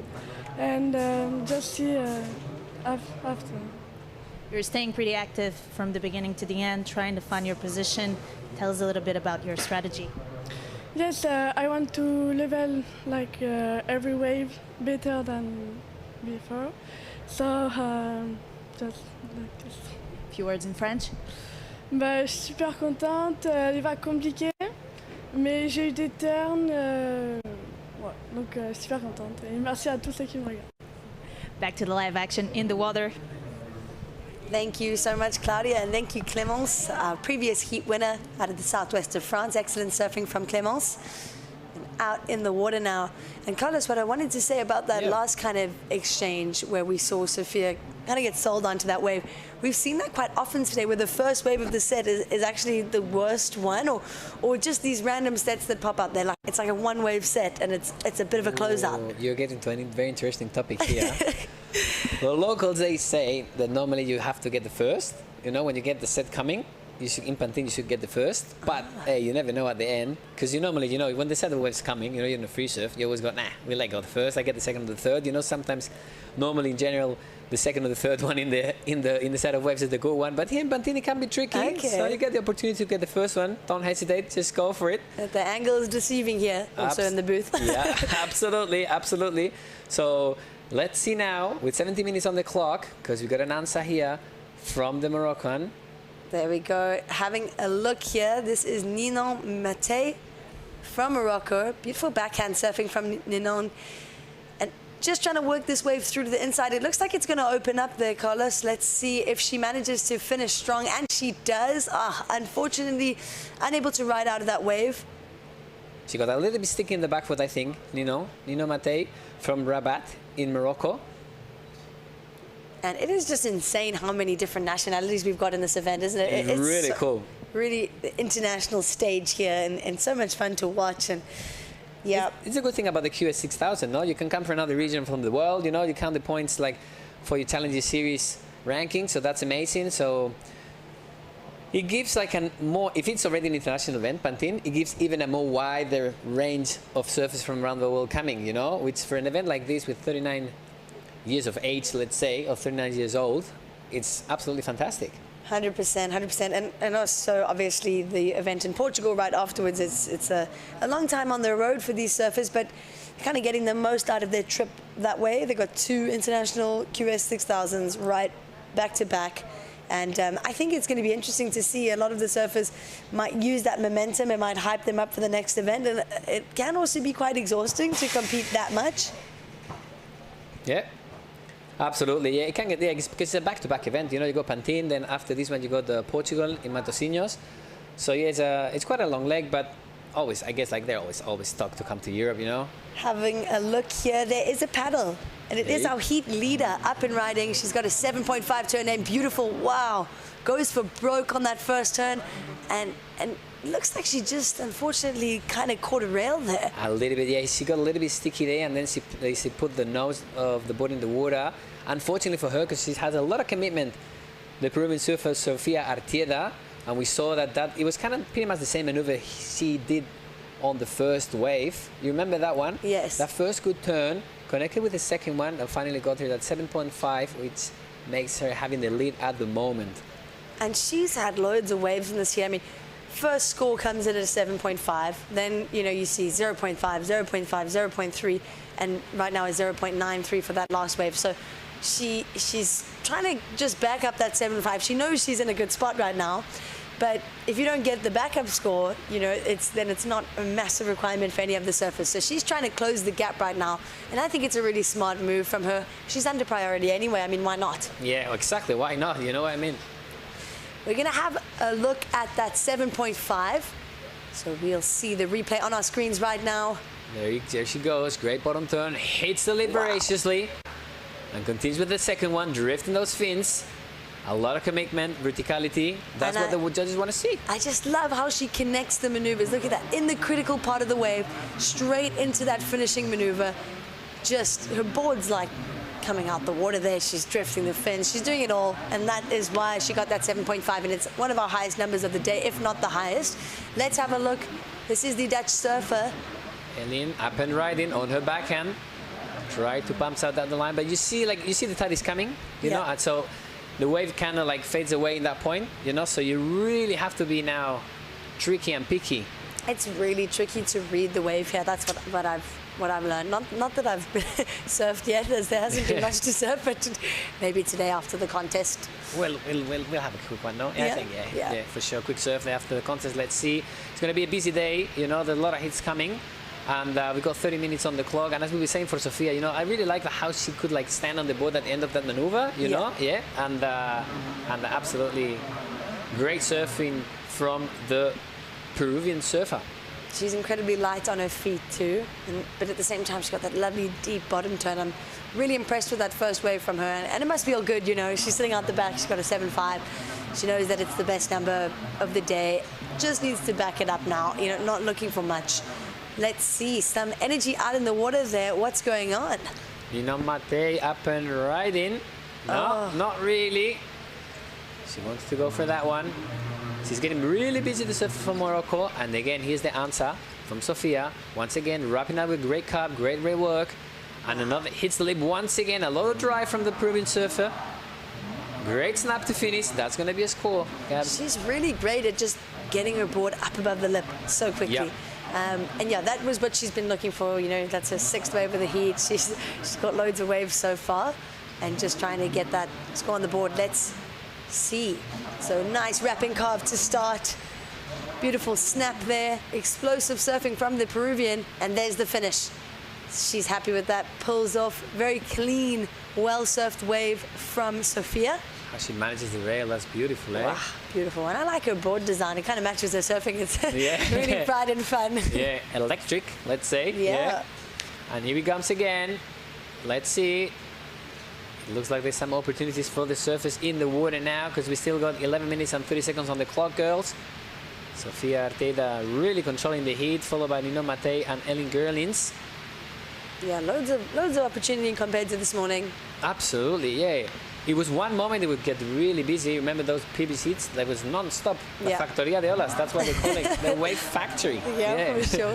Yeah. There we go. That last number from Red drops in at a 4.83. So that goes into her top 2. She now puts the rest of the field in a really tricky spot. We've got our surfer in green Ninon looking for a 9.16, but up and riding. This is Ellen Geerlings from the Netherlands. Beautiful surfing there from Ellen. Kicks out. Just kicking out there. So let's go back to that last of Red. That was pretty incredible the way that she's backed up her score. Incredible. And it's crazy how you can get a 7.5. She's backed it up with a 4.83. Surfer in green now needs a 9.16. It's not to say that the job is done, but she's put herself in a great position. It's really in a comfortable position, Gabs, you know, like having a 12.33, I think is the highest score in the heats we've seen so far today. So controlling the situation, absolutely. A lot of commitment since minute 1. For sure, and we did see a paddle there from Surfing Green, so first priority now with Sophia, our heat leader, and just views on views here in Pantin. It is so beautiful. You got to get down there. How many walks are in the coast here, Gabs, no? How many beautiful walks we have here around the coast in Pantin? I know. I know you did a 5-hour hike the other day. I regret not joining. It was beautiful. We'll do one another day, no worries. But yeah, it was beautiful. What a place here, but Galicia. It's incredible to have this event, you know, 39th edition, you know, and they're still on, and the place is stunning. Everybody loves it. All the surfers in the QS, they feel it like a home, you know, like really welcoming people. Great food, great place. And great waves. Exactly. So 9.5 minutes on the clock. We're into heat number 6 of the round of 80. Loads of surfers here, loads of heats to get through, but we will only see one winner or 2 winners. Oh, so let's see, up and right, and again the Peruvian Relentless with a great good carve and snap there at the top. Tries to get to the open part of the wave, looks for the lip. Ooh, she was charging to crack that lip, and here's the answer from the Moroccan. Up and riding on her backhand, great power surfing from Ninon. She's not gonna let go. Unfortunately for her, got stuck, and same for the Dutch surfer Ellen Geerlings. So great exchange there, and do you see what I'm saying about the second wave? Yeah. That second wave was really good compared to the first one, and the shape of Ninon's wave was really great. So we'll see what that number drops in at. We are waiting for scores across the board. Will you be sitting or paddling now? It's hard to say. Tricky, eh? I think that just knowing that it's getting a bit more consistent right now, I think I'd be sitting out the back waiting for the right wave. Yep. Trying not to go on the insiders. Let's have a look here at this exchange. This is our heat leader, Sophia from Peru. She has just been so responsive in this heat. She's not letting anyone take that win from her right now. She's sitting in the lead with a 7.5 and a 4.83. This last ride that you're watching came in at a 2.5, so not gonna go into her top 2, doesn't factor in. But Ninon right behind her. And this is one of Ninon's better waves of the heat for sure. And Blue up and riding right behind her. So all of the girls getting something out of that last set. 3 waves, 1 set. All of them surfing. Great response from all of them. There you go, up and riding again. This is Ellen Geerlings from the Netherlands. So better looking ride for Erin. Starting to find her rhythm in this heat a little bit more. You see that last of green drop in at a 2.53, so that does go into a top 2, and the requirement for Blue is now a 3.5. Ooh, that's tight. It is tight. It's totally doable, Gabs. What do you reckon? 100%, and I like Ellen's kind of energy. She's staying busy, and I think that the good surfers are always the ones that know how to adapt their heat strategy. Of course, you go in there and I'm going to go wait, I'm going to go sit with priority, wait for the good waves. Sometimes it's not always the case. You have to be able to adapt mid-heat. And I think that's what Ellen's kind of doing right now. There's 7 minutes on the clock. She's under priority. She's staying far away from Ninon because she knows that if she gets too close, she's not going to be able to get another wave. So, yeah. So we pretty much see the battle here against the second and the third, right? Yes. Like Sophia is completely dominating the heat, you know, 12.33, absolutely cracked this heat, you know. She's pretty much kind of enjoying. Well, you never know, but, you know, comfortable position for her. 100%. And then let's see about Ninon and Matei and Ellen, you know, needing a 3.5 to advance. We've seen scores up to 7.5 in this heat. Solid scores in this heat. So let's see, because we still got 6 minutes and 20 seconds on the clock. Yeah, anything can happen. Very impressive surfing from Sophia. Obviously, just controlling the heat from those first 5 minutes, or first 1 minute, getting a 7.5, and she's just been holding it down ever since. So, yeah, really great to see this level of surfing from the women so early on in competition. Yep. I think it's just a testament to how hard they train and how hard they've worked. They're full on, and it's lovely to see. It's lovely to see so many girls coming here to compete. And we were talking before about the scene in Europe, you know, how crazy is booming European women surfing, you know? Yeah. It's great, it's awesome. And lots of surfers coming out of the Netherlands. Which yeah, I think it's true. Good point, Gabs. Yeah, good point. Actually, we see a lot of surfers from the Netherlands, you know, even though they don't have a really big coast, but they love it, eh? They love it, yeah. Great to see it. Awesome, absolutely awesome. With 5 minutes and 30 seconds on the clock, guys. Let's see, because the conditions are shifting, the spot is shifting, the tide is coming in. We're going to have high tide in 4 hours, more or less. And let's see now if some of the first surfers will take one of these waves coming. There's not going to be much opportunity left. There's not many minutes left in the clock. And let's see, Sofia's really enjoying this. Up and riding our heat leader, Sofia Artieda. Boom! Fins out the back. If you love your fins, set them free. Beautiful surfing there from Sofia. She just looks like she's having so much fun at this point. Absolutely. Going charging with that trademark turn that she has on the top, you know. Wow. Really enjoying the moment. And yeah, absolutely. Really cool to see her. And as you said, I like the board too. It matches really with the style of surf she has. Yes. You reckon, Gabs? 100%. And now it's an interesting one to see if she's going to improve on her previous 4.83. Beautiful bottom turn. Wow, just great surfing there from the Peruvian. She looks so solid. It's like her board is glued to her feet, you know. She's not absolutely. falling. It's crazy how she manages to stay on the board because she really lays back a little bit, you know. So you think she's going to fall, but actually not. She's really stable on that and really solid feet on that board. And let's see, this looks like a really good one, guys. None out the back with priority. This is tricky, eh? Just a bit deep there, yeah. Maybe she doesn't want to lose priority too. It could be that. Maybe it's a strategy thing, but this is a good-looking wave here. Great wave selection from Ninon the whole heat. Excuse me. Nice little wrapping carve there. And the second one, bit more of a snap there. And unfortunately, unable to complete that last maneuver, but a very well-surfed wave nonetheless. She feels the stretch, I guess, you know. She feels the stretch even though she had priority in this last wave, you know. Great technique from her. Pushing her low with the back foot, looking for another one, using also the upper part of the body. Great technique, great surfing from the Moroccan surfer, you know. And this is another again, relentless. He's completely relentless. Wrapping out with that car, beautiful, up in the whitewash. Kicks her from that one. Let's see if she's gonna even increase the situation or not, but she's absolutely controlling this here with 12.4 points, Gabs. And that is wave number 9 from her. I mean, she's just having fun up there right now. So this is her last wave, but previous of Sofia came in at a 4.9. It does go into her top 2, and she now extends her lead in this heat. So really incredible surfing from the Peruvian. We'll have a look here at Ellen Geerlings. Unfortunately, that wave not offering her what she was looking for. So the situation remains the same. It is still red. Sofia Artieda in the lead with a 7.5 and now a 4.9. So really a great scoreline there. She's sitting with a 12.4 heat total. Great surfing from Sofia. In second, it is Ninon. She's having a look, Carlos. There you go. Let's see if she goes up and riding again on her backhand. Pumps out the line, looks for the extension to be in front of her. Hits the lip. That foam cone, unfortunately for her, got sticky there. She's really going for it. She want to lock that second position to move to the next heat. It will be a great result for her so far. So far, so good. Ellen Geerlings like getting a little bit stressed now, even though she's handling priority.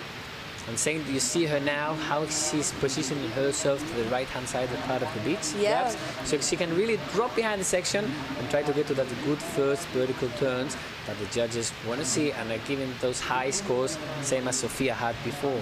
Yeah, that first turn is massively important in terms of judging. And that first turn, how it sets you up for the rest of the wave.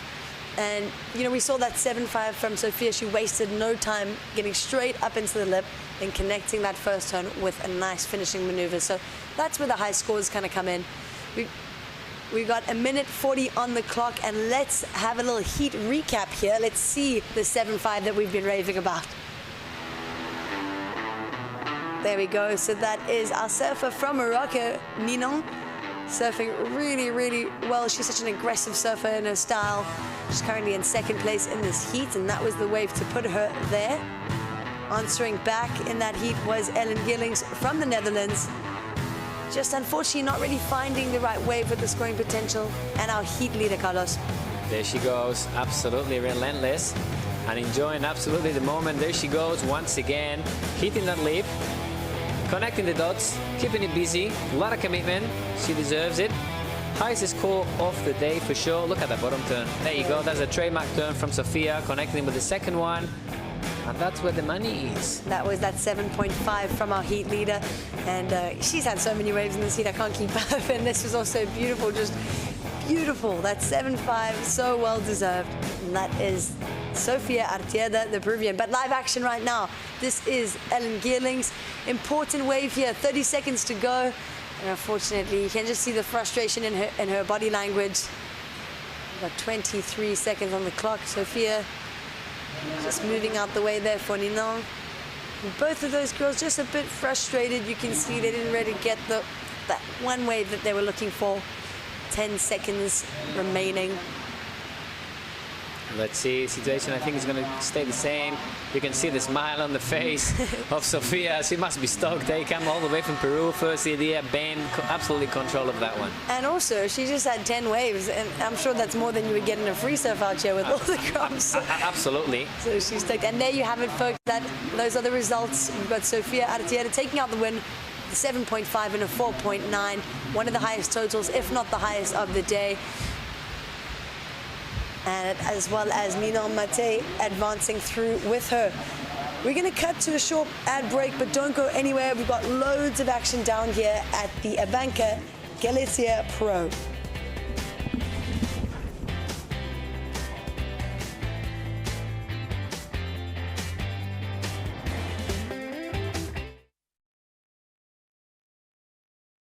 Every winner. You called it before it happened. Or you didn't. Prove yourself right. Lock your surfers.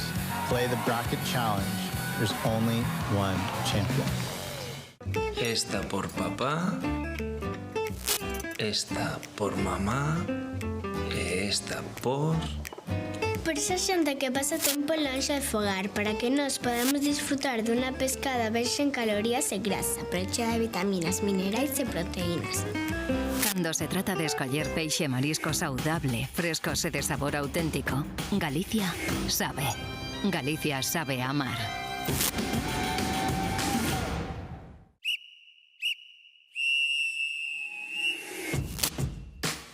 A canteira non para. A forza non para. A motivación non para. A enerxía non para.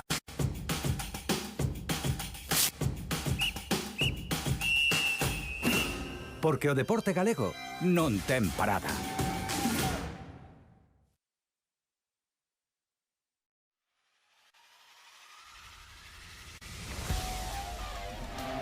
Day here in Galicia, and we are into the round of 80, Heat 7. Chico, how's the lineup looking? Yeah, it's looking really good. The beach is starting to get packed.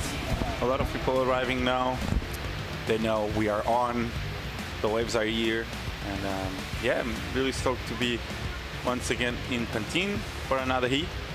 Yeah, it is on, and out in the water we have got Seoa Arteaga from the Basque Country. We've got Avery McDonald from the USA, Aviv Chouvel, as well as Kenya Karil. So great heat on our hands here, really international. We got, we're seeing the likes of Spain, Basque Country, USA. So, yep. Really international. Exactly, and we've seen just one wave ridden in this heat so far. It's just a 1.07 from the Basque surfer. And quite a young heat on our hands here. They're all about 18, 19 years old. So traveling the world at this age it's a great privilege for sure. It is, and it's a good way to get to know new cultures. Really opens up your mind in terms of learning new things, seeing new things, and getting out of the box, I would say, from your own country, your own road, and I don't know, life feels different after you start traveling, so. There we go, as we see the activation zone. There's so much going on here down at the event. We've got this epic skate ramp surrounded by loads of different shops. Obviously the beach, which is beautiful as it is. Loads of shops, loads of food trucks, and lots of, I think there's some bands and live music. And it's packed. So this is a monumental event here in Spain. If you are a surfer in Spain, you probably know about this, or even in Europe in general. Having a look out the back, this is Surfer in White, Aviv Chouvel. Very nice surfing from Aviv. Quite a longboard. Yeah, interesting. Yeah. But yeah, great use of her arms there. And we'll wait for those scores to drop. Keeping it light on her feet. And as we have a lot of, I've walked around the comp area. A lot of top seeds around already. Yeah. Checking the conditions, seeing what the bank is doing. And yeah, it's nice to see them coming up on the round of 64, but already having a look at the conditions, trying to understand what the surfing might look like when they go in. So yeah, still lots of hits to do. So we will go after this round of ladies. We're gonna go to round of 128 of men, and I can see big names already in the next round of men as well. Yeah. So exciting day for us. 100%. And obviously we've got those big names, but we've also got some locals here that naturally it just like they have that advantage because they've got that confidence. Like for example, Kenya Caril in this heat, she's Spanish. She's from Asturias, which is obviously right next to Galicia, just the region over. And so yeah, I'm sure she's been spending some time here, just getting used to the conditions, and so they just kind of have that advantage over the international surfers in terms of confidence. You know, even in the back of your mind, you're like, oh, I've surfed this wave heaps compared to my competitor type of thing. But yeah, small scores in this heat so far. Last of White comes in at a 2.17. It's the highest number of the heat so far, so nothing too crazy on the board right now. We still got over 20 minutes, and all the girls kind of a bit deep for that last set. Let's see, big paddle here from surfer in red, Avery McDonald out of San Clemente in the USA. So there we go, just waiting for this wave to stand up on the inside. It looks like it's going to. And nice little kind of drifts the tail there from Avery. Really flowy style from the American, from the Californian. There we go, now priority is out the back with the Basque surfer. Avery's gonna make her way back out there. So Avery, just 18 years old. I'm sure her family from America is watching her. There we go. So not as many waves in this heat compared to the last one, Chico. The last one was definitely showing us why it's called the Wave Factory here. Let's have a look at the replay, Chico. Yeah, a bit of a white water to start this one. She gets around it, and the wave gets really, really small at this stage, so she gets a snap, throws buckets of water, but it was quite an horizontal turn there. She was able to finish it off, but yeah, the wave wasn't really, really steep when she was able to do turns, and out the back we had a better turn from Kenya. Yeah, much better. I think that was her opening ride, so first wave of the heat for her from the Spanish surfer from Asturias. So a local girl here, local to the region of Spain, that is. We'll wait for those scores to drop. So last of red, the scores kind of starting to trickle through, but obviously it was a smaller wave, so 2.37 for last of red, Avery McDonald. And first ride of green comes in at a 2.8. So that moves her right into the lead. So surfer in green, Kenya Caril from Spain, sitting up in the lead now with Avery McDonald in second, just over Aviv Cheval, and sitting in fourth, but with priority is the Basque surfer. All right, Claudia is down on the beach. Let's have a look. There is a paddle out the back. Surfer in blue up and riding now. Wow, explosive surfing from the Basque surfer. So much power in her surfing, and that is a much better looking ride for surfer in blue, making good use of her priority out there. We'll wait for that number to drop. Yes, I saw here. Nice. Under the loop snap, gets around it and blows the fins out there on that last turn. So nice surfing there by Ortega. Great from surfing. The Basque country. And we will catch up with Claudia. She's down on the beach with our previous heat winner, Sofia Artieda. Sofia Artieda setting up pretty up the bar with that first wave 7.5, and then keeping your performance pretty solid until all the way to the end of your heat. How does it feel? Well, the waves were super fun, and I'm super happy to be in the next round.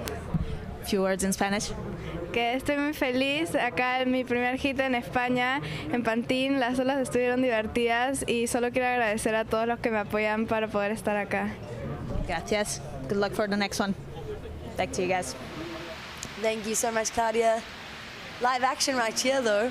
That is surfer in green. The Spanish surfer, Kenya, getting to work on this wave. Wow, slams that last section. Just kind of goes up and over. Right behind her, though, this is Avery McDonald. Wow, drifts the fin really light on her feet and explosive there is Avery McDonald. So what an exchange. Yeah, that last one from Avery looked a bit better. You could tell by the body language that she was stoked about that last wave. And yeah, that last one looked a bit more steep at the start as we're going to watch the replay. A bit of a cutback to start or not. Float over that section. Nice snap off the top, gets around it, floats that section, and yeah, she gets a finish. So that wave was well connected, yeah. Great surfing from the American. You can see she's quite comfortable in these conditions too, obviously coming from San Clemente. Similar conditions. Let's have a look. This is Kenya Carril from Spain. Loads of energy pumping down the line and gets the finish. So some numbers are dropping in. This is the last of white, Aviv Cheval. Good looking wave. I like the shape of this wave. Looked like a good one. Kicked out a bit soon though. It did start to bowl kind of towards the inside. Wow, and more waves coming. Let's get some scores out. So last of red drops in. It's a 3.93, so it does go into her top two. This is surfer in white once again. Last of blue drops in at a 4.67, which is the best number of the heat. Is that wave we saw just before the interview from the Basque surfer. 4.67, so the judges really enjoying that power in her surfing. And the situation, it is Avery McDonald out in the lead. So surfer from San Clemente, there she is, she's waving her arms, she's in the lead with a 2.37 and 3.93. And surfer in blue, Sayura Arteaga from the Basque Country, sitting in second place, just looking for a 1.63 to take the lead. So there we go. It's like she was listening to me. Wow, really loving her surfing. Sayura's working this wave through to the inside now. Great backhand attack there from the Basque surfer. She knows she's not looking for much to move up into the lead, so quite a smart move from her there, Shuko. Yeah, she needs a backup, so she needs to improve on that 1 point ride she's sitting on. So with 13 minutes to go, she'll improve a bit. But from what I saw in the first 4, 6, 7 she had, I would like to see her on a bigger wave and a bit more steep wave. There you go, and this is Carril again. So really nice start there from her. Just a little bit, maybe the timing was slightly off. And then again, we see that last wave from Sayura Arteaga. Just looking to back up that first score and then start to improve. This number came in at a 3.27. So this wave that we've just watched, 3.27 for Sayura Arteaga. It's a great exchange there from all the women. Our situation has changed. It is Sayura Arteaga in the lead over Avery McDonald. Avery sitting out the back with priority. And I really, really love Avery's style of surfing. You can just see from what we've seen in those few waves she's had that she's got such a great style. And yeah, looks like a seasoned competitor. Can't believe she's 18 years old. She's kind of got like an experienced style. Gotcha. Yes, indeed. 12 minutes to go. And I feel everything is so close on this one. And you can tell there's a lot of talent on this one. And if someone gets a really good one, a good proper wave with good quality, I think we're going to see, maybe we can see an exchange from fourth to first. Because they've all shown us that they can perform and they can post some big numbers, but they just need that specific wave to apply that extra, right? Yeah, it's kind of like they're all great surfers, and you can see that, but they just all of them are kind of struggling to find their rhythm a little bit. And also such different styles. If we look at Avery McDonald, she, you know, up and riding right now. She's very light and springy on her feet. This is a good-looking wave. Fortunately, just opts to kick off the back. Maybe should have gone for just one maneuver there. Because honestly, in today's conditions, with that type of wave, a bit bigger, one massive maneuver could be the score. But yeah, like I was saying, obviously Avery is really light and springy on her feet, and then you've got the likes of Sayura Arteaga who's a bit more aggressive and powerful in her surfing. So two completely different types of surfers in first and second here. But 11:30 on the clock. Loads of time, Chico. Yeah, loads of time, and I think we're gonna see maybe 3 more sets on this one. What do you reckon? It's getting a lot more consistent. The last heat we were constantly like, oh, she's up again, she's up again. So there's a lot going on out here. I don't think they're going to be sitting for too long. It looks super fun out there. I know you'd rather be out there right now than in here. Yeah, like if I can at least be with you guys in the water would be amazing, because I like company, I like to talk. I don't like to surf alone, so I surf for my friends actually. Yeah. And for a friend, you know, like when you do a wave, you see a friend of yours and you do a turn you wouldn't do. You're just doing it because he's there. You know? Just to spray him a little bit. You know that you see your friend and you go for a huge layback. You know you're not going to land, but you just do it because you see your friend. Yeah. And for me, that's surfing. It's like you're going to try to impress your best friends. So, yeah, if I could at least have like a flare of action with Paul Evans on his backside, I would be keen for that. He's impressive. I've seen some stuff. Inconsistency as well, but surprisingly effective. I've never seen Paul surfing. I'm always seeing him running. He's always running. He's you know, like when you go to a shop and you need to ask for something, and he goes and he shows you the first thing and you say, oh, lovely. But if you ask again, he's going to go to the warehouse and bring you the one. Okay. Paul Evans surfing. Paul Evans surfing is the warehouse. He's hiding. 10 minutes remaining in this heat. No change to the situation. It is the Basque surfer, Seo Ortega, holding down the lead out there with a 4.67 and 3.27. I see the girls starting to get a little bit impatient out there. It's funny how you can tell someone is getting impatient just by the body language, right? Yeah, they're looking at the beach. Looking a lot. Maybe sometimes it's when the coach whistles too much as well. Or the priority board too. Maybe they're checking their priority. I remember when I was competing, you get it wrong once. Maybe you get like an interference, and then it kind of scars you for life. You're always checking the priority, making sure it's right. It was like, I'm not first. There we go. And it is surfer in white out the back with priority. So she's looking for a 4.13. I mean, it's a very attainable score too. So that's why she's kind of looking around nervous. She knows that she just needs one wave to make it happen. Now it's just about controlling the nerves, taking those deep breaths. And it's just beautiful scenes out there. Beach is starting to get more busy, starting to warm up a little bit. It was quite cold this morning. But the weather changes really quickly here. It goes from beautiful sunny to pouring with rain to fog. There we go. We're seeing some bumps rolling through here, Shiku. Surfer in green they're all kind of repositioning themselves.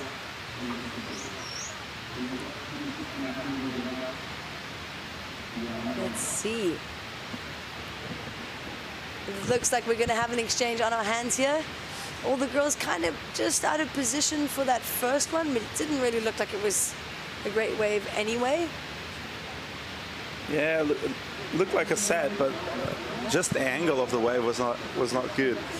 Here it's funny how like the best ones they kind of like go towards the small rock on the right side of the beach, and then they do like a wedge. Yeah, that's exactly that. Ooh, looks like there's something out the back though, and there is a paddle. Chico, walk us through this one. Yeah, looks like a soft one. She's gonna get out of it. The ones out the back look great though. Let's see if someone can get the set. Looks like White is paddling Aviv. Oh, She's not using gonna her get around. priority, but just unfortunately too deep there. Wow. Boom. Can she make it? Oh my God, beautiful surfing. That was the Avery. 6? That was it. But that's what I'm saying. I feel like in what I've seen of her a few waves, you can see that she's just got it. Like she looks experienced, she looks light and on her feet. This is our heat leader picking in and out there. But yeah, Avery, she looks like she just needs the right opportunity to prove her surfing. And she hasn't really found that wave Well, yet. that specific turn, I think it was one of the best we had all round. Yeah. In terms of aggression and how technical it was on the lip. And I think if she had made that, be for sure in the sixes range into the sevens. I think Yeah. it was beautiful, and the section also was steep, right? It was a critical yeah, turn. yeah, for exactly. Sure. I loved it. So, unfortunately, there for Avery. You see the girls are really moving left, right, all over the place. The bank is kind of shifting. It's a bit sketchy out there. Let's see. There is something coming though. You see some kicking from Avery McDonald. She's excited. She wants in on the action and a paddle.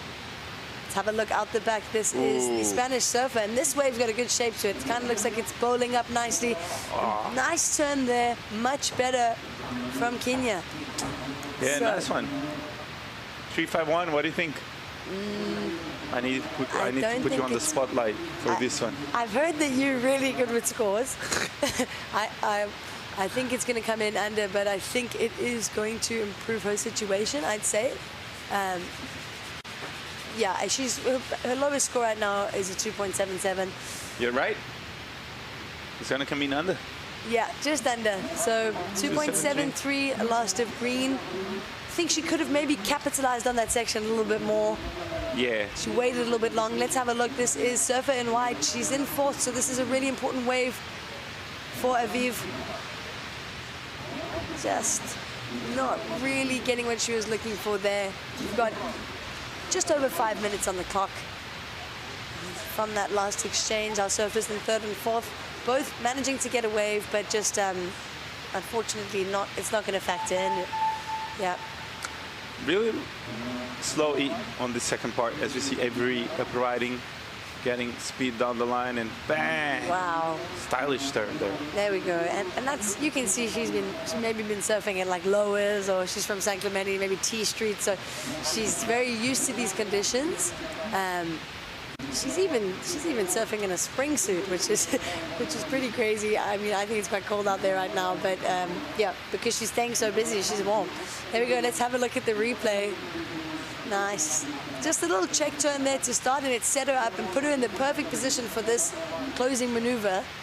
And it's one of her best waves for sure. We're gonna wait for that score to drop. She's looking to improve on a 2.37, and she needs a 4.02 for first. Really love her style and her energy in her surfing. She go out the back. This is our heat leader. Yeah, a bit of a wrap there, trying to gain speed, and a bit of a sticky last snap there. So just a hard wave to read overall. So yeah, I don't think she will improve on her score line on this one. Just kind of like lacking the speed there a little bit. Yeah. Still waiting for a number for Avery to drop. I'm interested to see where the judges go with that one. You know, one nice maneuver. But yeah, I think that it's been a slower heat for sure. And like you said, it's a heat full of good surfers, just not really managing to find the wave that they're looking for. Yeah, exactly. So last one of Avery. There we It's go. in, as we see the replay.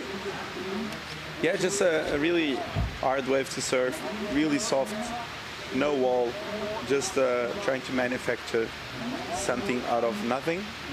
There we on go. this one. And last of red comes in. It's a 3.63. It does go into her top two, but there's no change to the situation. It is still the Basque surfer, Seo Ortega, holding down the lead in this heat with that 4.67, that real power surfing that we saw from her. She's going to maintain her lead over Avery McDonald. And down in third, Kenya Karil, looking for just a 4.76. It really is anyone's for the taking in this last 2.5 minutes of this heat. What was the moment that impressed you the most until now today? I want to know. Definitely Sofia Artieda in the last heat. I mean, she got a 7.5. It's the biggest number of the day, but just throughout the heat, she was so incredible to watch. I mean, she got 10 waves in her heat. She was just like taking everything, but reading the waves well, surfing them in a way that she was, getting the good scores, but just doing the most critical maneuvers in the critical part of the wave and linking them together so well. And she just looked like she was having a lot of fun. So that's been really impressive to me. What about you, Chico?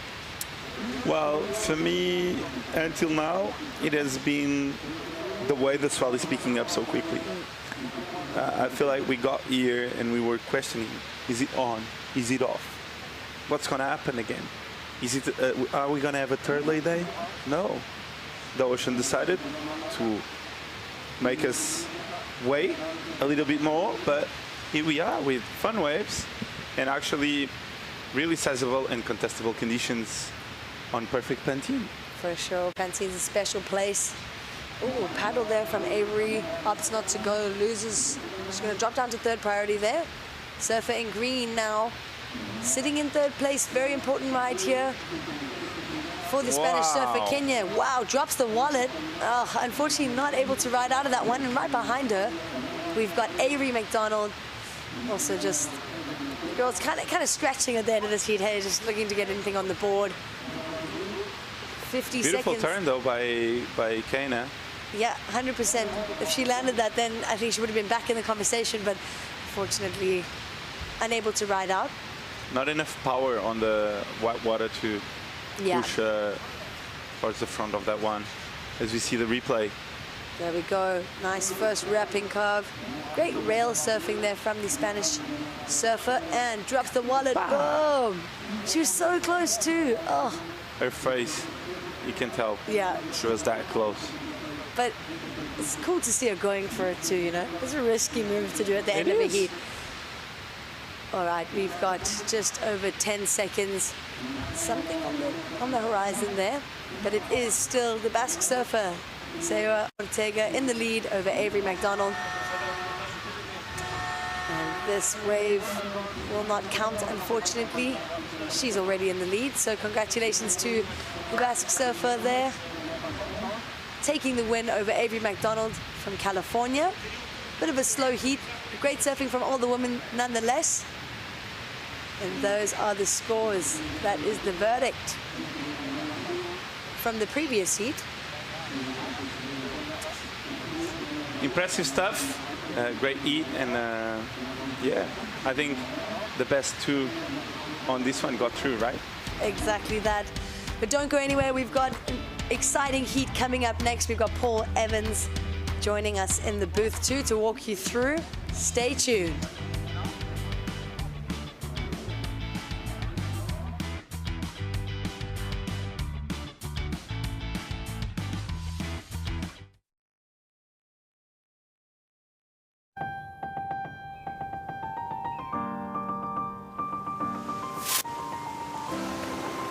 Calidade.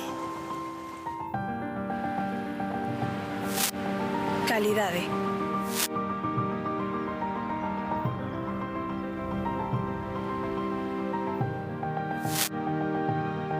Calidade.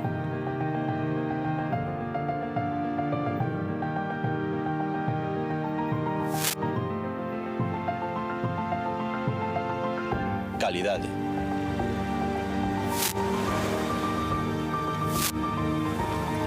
Calidade.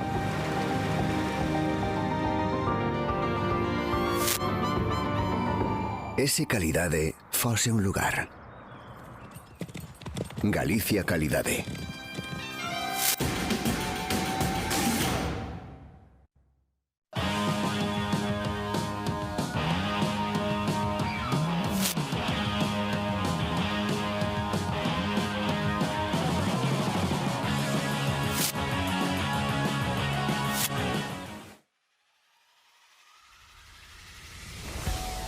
Welcome back to the beach. We'll continue with the action, the ABANCA Pantin Classic, a new edition of it. First day competition, day 3 of the waiting period. Couple flat days. Just put us on pause, but we fired to life here. It's the last heat down the water. They did pretty well, really. Kind of shifty conditions. Finding value out on our sandbar. And looking to advance, and if you're a surfer with real aspirations to go qualify, get good points, this is really just a stepping stone at the start. It's about staying alive, really. Can't win the event on a Thursday very often. Usually that happens on the weekend on this tour, so plenty of heats yet to come. Brand new trio out on the water, as we see Ainhoa Leciaga, Leticia Canales Bilbao, and Nora Alvarez. So here we go, Leti He's by now got plenty of experience competing in Europe on the QS, the Goofy. Another one of our surfers out of the Basque Country, the real polished style. And with just 3 of them in the water, instantly, then even for non-mathematicians, your odds, they've improved. 2 will advance, 1 won't. If you are that one surfer that doesn't make it through, I think you'd be extra rattled if it's only a 3 surfer heat. Shika, how do you like this matchup? Yeah, I love it. I think Leticia, being one of those names that has been around for a long time now, she's from the Basque Country. She's lethal on her backhand, so I think she can do well. Leiciaga, we've seen some good stuff on her backhand. Nora Alvarez as well, so good heat on our ends. A lot of experience in the water, and as we see some lines approaching now with 21 minutes to go. As we see, Red paddling for this one. Let's see what she can do. Leiciaga, bang, nice turn. Nice flow off the bottom, off the top. Another one. Oh, nice. That colorful surfboard is looking amazing under her feet. And nice start for Leiciaga. She's belting it, wasn't she? Yeah, she was after it. She was keen to do some damage on that one. Nice flash of color, sort of somber skies, a bit of grayness to the vibe, and then she's just all bright and all action, making some shapes to the upper body, and just attacking. Keeping that brightly coloured surfboard moving in all times. So the marked contrast with the more sluggish wave from Leti.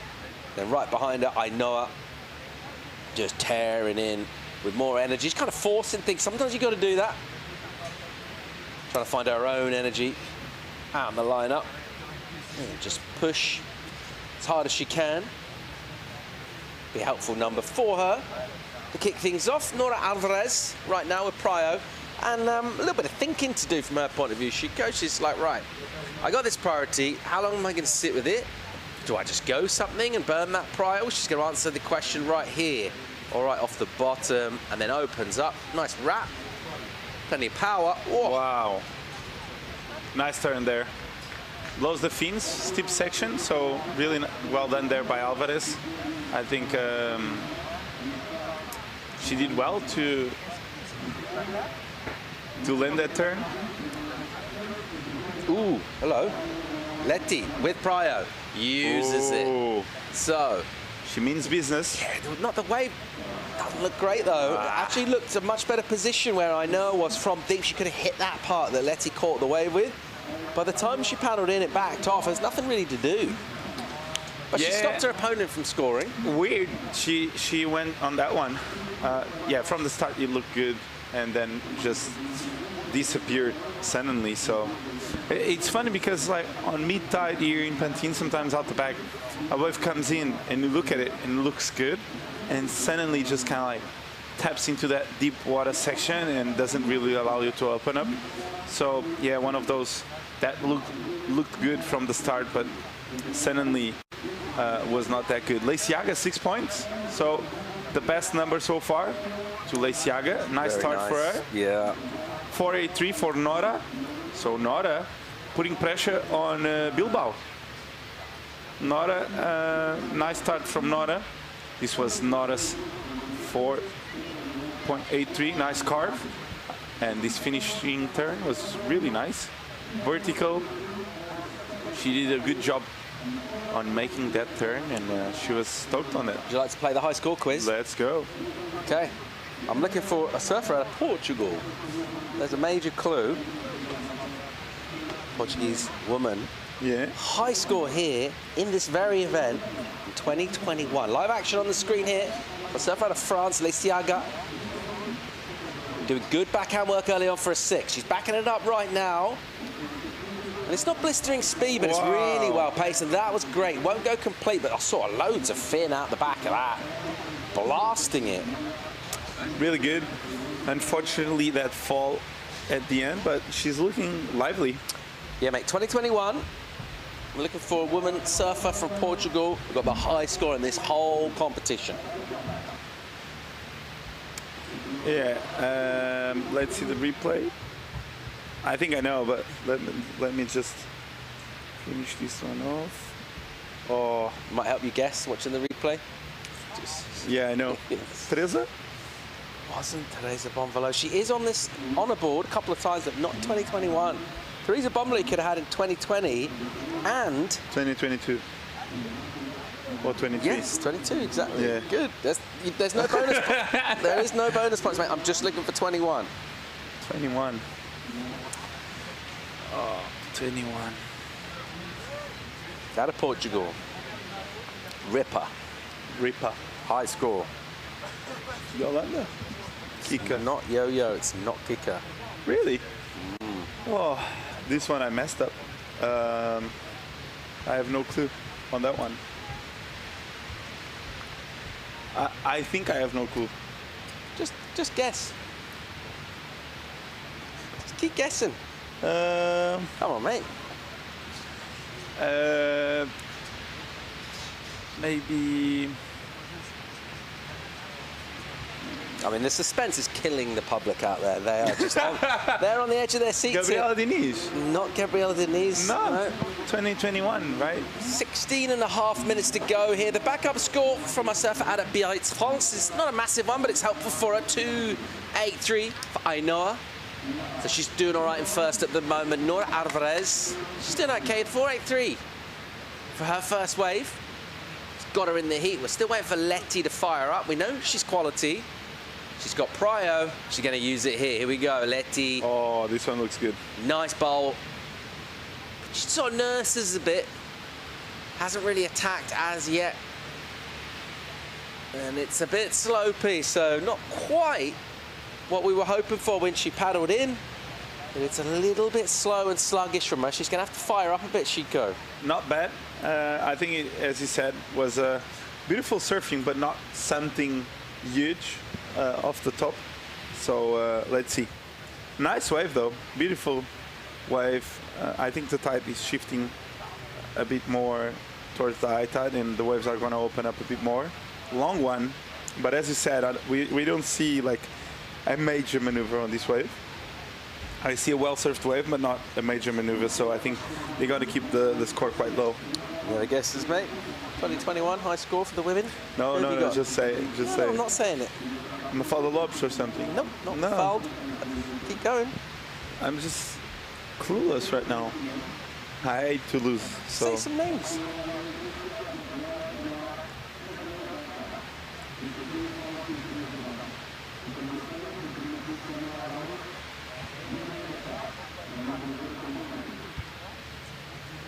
Yeah, with 14 minutes to go, we have Lisiag in the lead. I think I know. Wait. Do you want a clue or you don't need one?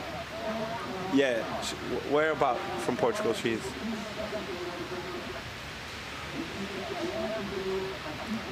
The coast? She's from the coast, mate. Yeah, if she's from the west coast. No, she's from. Who's your surfer? Come on. Carolina. Carolina Mendes is correct, mate. Well done. It You is? got there. Yeah. It is Carolina. Yeah, 2021. She nailed it. Yeah. Got the high score of the whole event, bro. Wow. She's a ripper. Hard one to guess though. With the. It may have been the same year when she got up on the rocks in Ericeira. Remember in the Challenger? Or no, the rocks was Teresa. Also Carolina, but it might have been the restart event. I can't remember after COVID there was the countdown. Oh yeah, I think it was the that restart. event. It was before the Challenger. I think Carolina yeah. was on the rocks there. Yeah, that event was quite interesting. Yeah. The restart event. Loving the high score quiz. Yeah, that one I wouldn't get it. I wouldn't get it. There's a lot of them to choose from. I was clueless. From Portugal. Let's get down and hear from the winner of the last heat, standing by for a chat. Sayo Ortega, the winner of the last heat. You were surfing so beautifully. I'm sure you're feeling great. How does it feel to go into the next round? Thank you. I'm happy. The first heat is always like the most stressing one for me. But yeah, happy that I made it through and really excited for the next one. You're just coming back from a trip to Indonesia. How do you think balancing competitive life and also taking some trips here and there just for fun is for you to keep your motivation? Yeah, I love competing, but I also love traveling for free surfs, so try to combine both, and I love it. Super fun. Thank you so much. Good luck for the next one. Thank you. Back to you guys. Absolutely delighted to make it through, bring that momentum and that form and that fire into the next round. She'll need it. Here we go, live action right now. Alvarez. Wow. Nice swing from her. I like the speed initially, straight from takeoff. Bowl on the inside here. Ooh, that went a bit wrong. Not quite what we were hoping for. We got really excited when we saw that double up. So did she, but it went a bit wrong. There's a nice little tail snap, and she kind of just about get some work done on the inside. I think maybe she left a few points out there then. Letty just trying to find a bit more spark, focus, flow. Yeah, Letty, last one of Letty actually was a 4.5. So quite a healthy number for a long wave. They liked it. So she's back in this one. And Nora needing a 2.0. So 11 minutes to go. And as we see out the back, what Letty did. Foam claim, gets around it, bang. In the money. Will she improve the 2.33? Maybe. This was not as long wave, as you said. She pumped a lot. She looked a lot for a section, but she was kind of disconnected on this one. I thought she wasn't on the rhythm of the wave. I don't think she will improve. She only needs a 2 though, so she'll probably go back to second with this one. You've been watching much Fiji, Chico? You've been catching up with that? Yeah, it's a I've been difficult watching. time zone for us, isn't it? It's quite late or very early. Yeah, very late for us to watch. The Portuguese women both getting through early on. Nice. Kika and Yo-Yo. Yeah. Solid. Solid. I have a quiz for you. Do you know how many helmets Yo-Yo broke in Tahiti surfing? None? 3. Yeah, I heard that, but I don't know. I need to double. I think. Really?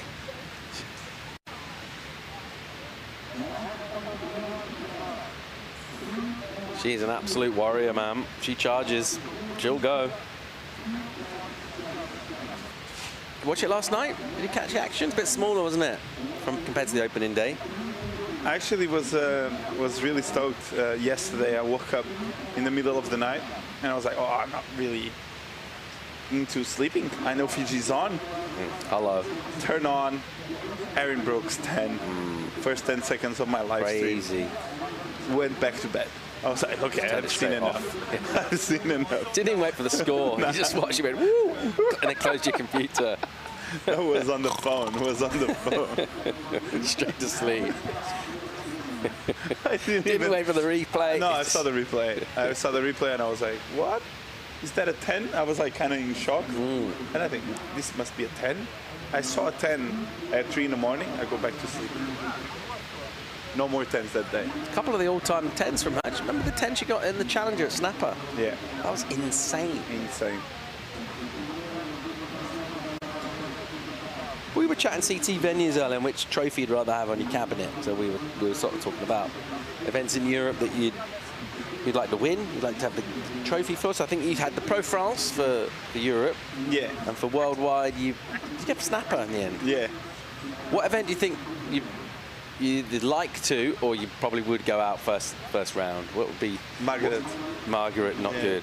Yeah, I would be hard hitting that closeout backhand Rio and yeah, the difficult. I'm not good on difficult those finish. You? Chopo? I would quite like to lose early at Marks just because I love the place. So if you haven't got surf heats, you can just have fun. You just go around. Do the wine tasting, do the chocolate tasting, that's the kind of cheese trip we need. tasting. Yeah. You can just kind of surf other waves. And seek waves. So it's probably the best place in Australia, really, for a trip. You know, obviously depends, but on average, I think, yeah. So that'd be a nice place to lose out early, just so you're on holiday mode. Yeah, yeah. As we have 8 minutes to go on this one in Pantin, we go back to Pantin, and with 8 minutes to go, Lacey-Aga in the lead, and Nora back to second with that last one. This is Lerty trying to come back on this one, needing a 3-2. I'm not understanding this decision making. Can you talk me through why did she go that way, Chico? What did she think that was a left, or she was trying to get a little double up? What was the thinking there? I don't know. I think she was seeing some space in between where she was taking off and the section she wanted to hit, and maybe she identified something that we haven't seen, that we didn't saw on that wave. But yeah, that wave looked really bad from the start. But I think she was third priority, so she did a good job on trying. Have you been to El Salvador, Punta Roca? No, but looks insane. And if you did go there, I think people might think you were Brian Perez as well. You could get some work as a Brian Perez kind of stunt double, maybe. Just to look alike.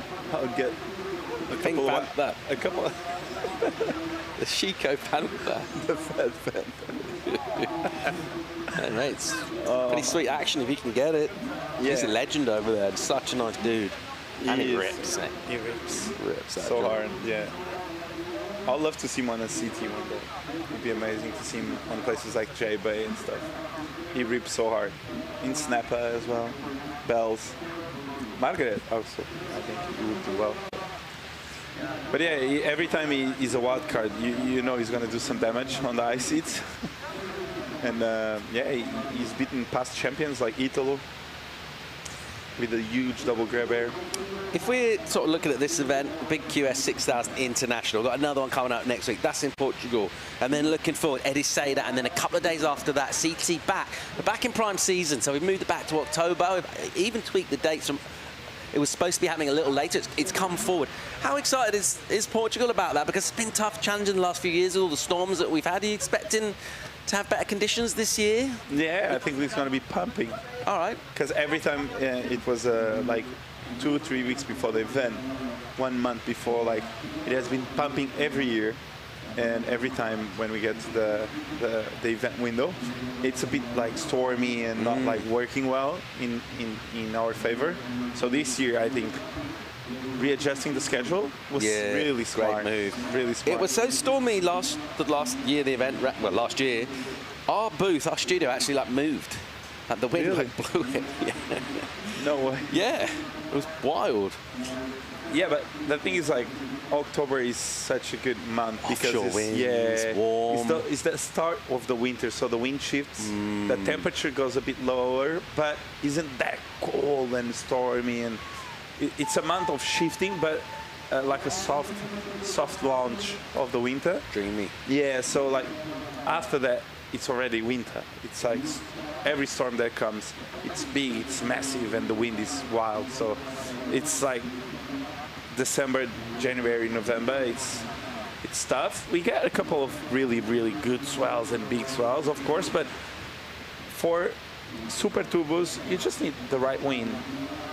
2.5 swell, and it's fun, rippable conditions, high tide, you can go for air, tubes, low tide, couple of tubes, yeah, it gets fun, you know, as we see signing autographs on the beach. I think it's Teresa Bonvalo signing some autographs here in Pantin. Teresa, the winner of a challenger this year, doing great damage in the challenger, so she's looking good to qualify, right? She was so close. Yeah, started really well last year, fell off a bit. Here we go, Leciaga, bang, quick whip. Wow. Again. Wow. Clips it. Once more. She's been patient. Now she's back in action. Nice. That 283 still in her total. She didn't like that wave up, but she really wants rid of the 283. Juan Belito, like Teresa? South Africa? Yeah, really good conditions there. All Portuguese Amazing final? Really good. Amazing surfing, as you see Leciaga. She's really good on her backhand. I like when she has a bit more space and a bit more to work with, maybe a bigger wave. She does really well. We've seen on the past few years Leciaga doing really well here in Pantin. When it was big, I remember she had some big numbers.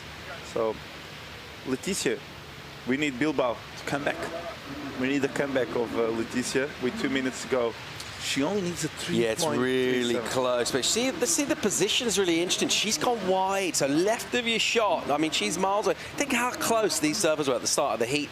You know, they're like a meter apart. Right now, bit of elbow room for Leti. She's got second priority. It's Alvarez with priority. Do you want her to get over and sit on her? She needs to. Yeah, she's doing just that. She has priority, and there's a big line coming out the back. And let's see what happens. Leti paddling towards that wave. Let's see if she can catch. Yeah, she did. But looks like a double, maybe? Ooh, this could get interesting. Doesn't need a big number. 337 the requirement. She'll get a connection, but she will need to light it up here. Bam! Well, she's asking a question. I'm not sure we saw a mid-3 on that, to be fair. And it was a turn with no spray. Yeah, let's see what the judges think, but oh, Nora answering back to that wave from Leti.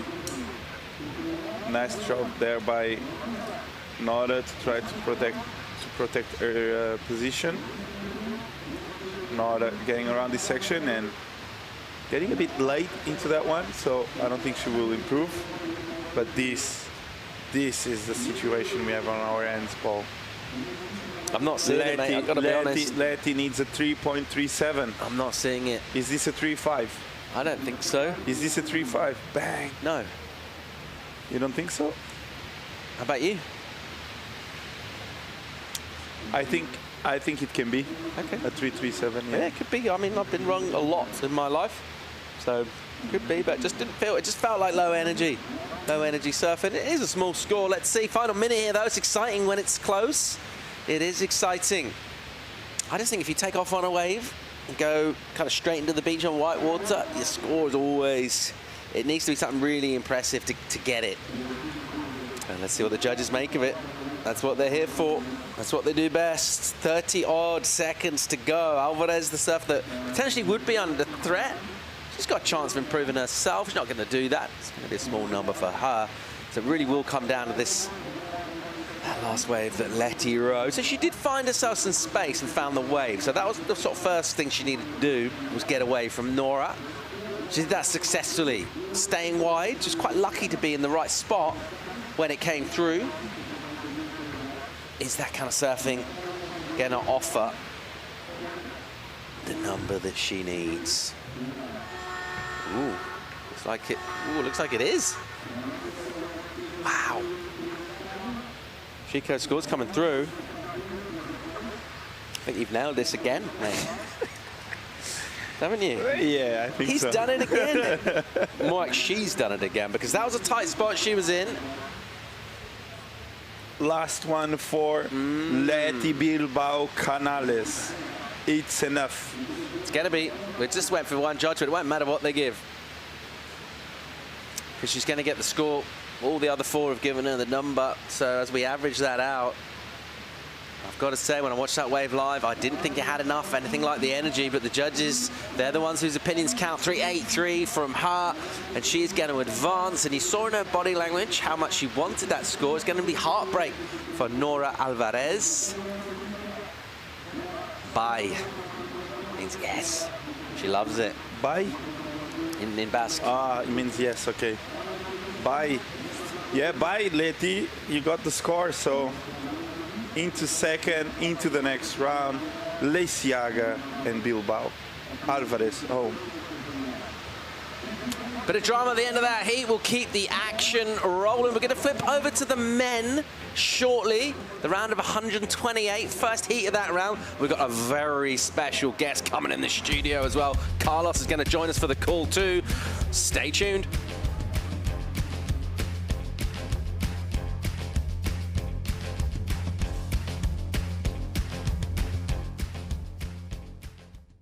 You say you're a fan? Prove it. Hit up your friends or go against the world. Leave no doubt. Pick your fantasy team. There's only one champion.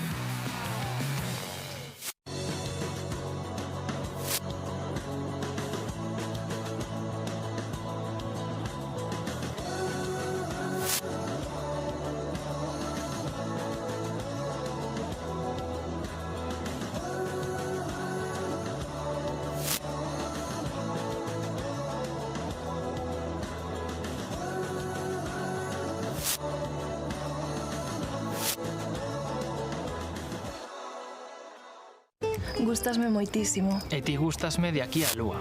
Pois a min gustasme máis que o mexillón de Galicia, que ademais de ser cultivado nas nosas rías, aporta proteínas, potasio, vitamina B12 e omega 3.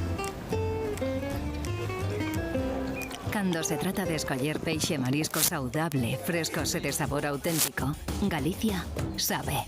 Galicia sabe a amar.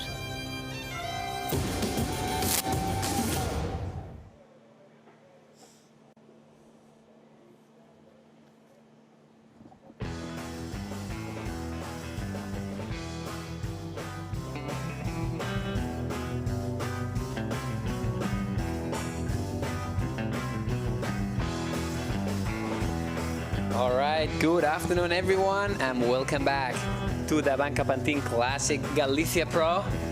We're going to start this run on 128th first heat of this afternoon. This is Carlos Ferrari. I'm alongside the one and only Paul Evans and the legendary Goni Zubizarreta. How you doing, guys? How's it going, Goni? How are you? Yeah, Carlos, all good? Yeah, very well. Thank you very much. See you, Paul. An absolute pleasure to have you guys here. There we are. I think we're all around the place. Hi, everyone. In the middle, actually. So yeah, we have a great guest with us today, this afternoon, Goni Zubizarreta, local legend. What's going on? How was his last days in Pantin? Really flat. I've been enjoying, but yeah, I've been working with the mic also for Classic, you know, for the event, and it's been small, but it's always nice to be in Galicia. It's always nice to be in Pantin. I love this place. It's super special for me. I grew up in Vigo. It's like 2 hours south, but since I'm a kid, I've been coming here to Pantin just for free surfs, and even before starting surfing, I was coming with my parents to watch the Pantin Classic, and then yeah, it was a dream to start competing here when I was like 14. I think it was the first time I competed in Pantin, and yeah, now I'm still here. And yeah, so actually we have to tell you guys something. We have a really special wildcard this year, which is Goni. So tell us, how do you feel about being the wildcard this year? I got a call, you know, last week and saying that yeah, they wanted to give me a wildcard to also give me like a little ceremony, a little prize for my career, you know, to celebrate my career. It's been many years competing, and yeah, I've been 3 years away from the WSL, but I'm still, you know, enjoying a lot competing. I've been competing in different events, you know, like the one in Munich in the wave pool, and some in Portugal, Ligameo in Ericeira, and yeah, always connected. So I'm really happy that, you know, to have the opportunity to put the lycra, and it's gonna be my last one here, so it's gonna be super special, and I'm thankful for that. Thank you to the organizers for thinking of me, and especially this year that it's a 6,000 crazy level, like amazing surfers. So absolutely. And here we go. We got up and riding Pierre Lamotte from France. Biarritz, correct me if I'm wrong. And that's Nestor, no? Oh, it's Nestor? Oh, that's Nestor in blue. Yeah, sorry, excuse me. That's Nestor Garcia. We had a very good start wave with him. Yeah, Nestor's been reaping. You know, he's been improving so much these last years. And his dad, Dani Garcia, is a legend. You know, like inspiration to all of us Spanish surfers. So yeah, I really like how Nestor surfs. Super radical, especially in beach breaks. Like, you know, he's super explosive. Absolutely, you can see how he places his body there in that backhand attack. So we're gonna see now the replay from Jay Okilupo. First good carve to set things up, looks for another section to hit, hits it. Gets a little bit sticky there, but manages to continue. Let's see if he's able to finish this one with a good finish and get a good score. Good finish for him from Jay Okilupo. Yeah, it looks another legendary sun. Yeah. Couple fun lefts at the moment, you know. It's changing. Pantin is really hard beach break to read, you know, because it's changing fast with the tide, and now the tide is coming up, and we could see really good rides previous to this heat, and now they started with lefts. So. Absolutely, and there we see Luan Nogues, Paul. Yeah, looking really good, isn't he? Nice placement for him. So everyone getting involved in this exchange. You don't always see that in a full surfer heat. They normally get a couple of good waves, surfers in the right position. on this one. I think everyone's sort of getting hold of it, and generally when that happens, it means we're on for a great heat. And just touching on a couple of things as well that Goni was saying, having that big level here, and surfers like this from Australia, we haven't seen that for a while in Europe on the QS. So cool to have the internationals back, Goni. Wow, that was a really strong finish by Jay. Yeah, it's so nice to have them back here competing in Pantin. So, wow, that was a really good wave. Really nice roll tail, absolutely. Yeah, Goni. Yeah, but yeah, it's, for me, it's so nice to see, again, like international level coming to Pantin. And for all of us in Galicia, you know, it's super special. Pantin Classic has been always like this. Like, you know, I remember watching Parko winning here back in '99. Shane Powell, Oki, Bruce Irons was here. Like, so yeah, it's so cool to have international level again. Absolutely. ¿Por qué es tan especial Pantin, el evento de Pantin para Galicia? Cuéntanos un poco, Goni. Pues el Pantin Classic es referente a nivel europeo, bueno, y mundial. Es un campeonato que lleva ya 39 ediciones. Sí. Es uno de los campeonatos más antiguos y sobre todo por ese nivel, ¿no?, que siempre ha habido y la ilusión con la que vienen aquí los surfistas. Todos, cuando les preguntas, dicen que es uno de sus campeonatos favoritos por la naturaleza. Es muy especial, esta playa es mágica, estás en el agua y estás rodeado de naturaleza, es un entorno muy bonito. Y la gente, la comida, pues Galicia es especial. Galicia calidad, Galicia calidad de Goni, Galicia calidad y sin más. Yeah. And we saw the Nestor once again, Nestor Garcia from Cantabria, very good surfer. That we see him once again in the Pantin Classic with 17 minutes 20 seconds on the clock. We see that the replay, Paul. He's got hold of this, isn't he? He's feeling his rhythm. I think he's enjoying the surfing as well. Nice right-hander reform with the tide pushing up. Yeah, that was really well surfed by Nestor. Complete, yeah, dynamic, flow, very committed, yeah. Flow, yeah, looks good. Yeah, we see again Luan Nogués. Yeah, they are looking fit. Everyone enjoying, no?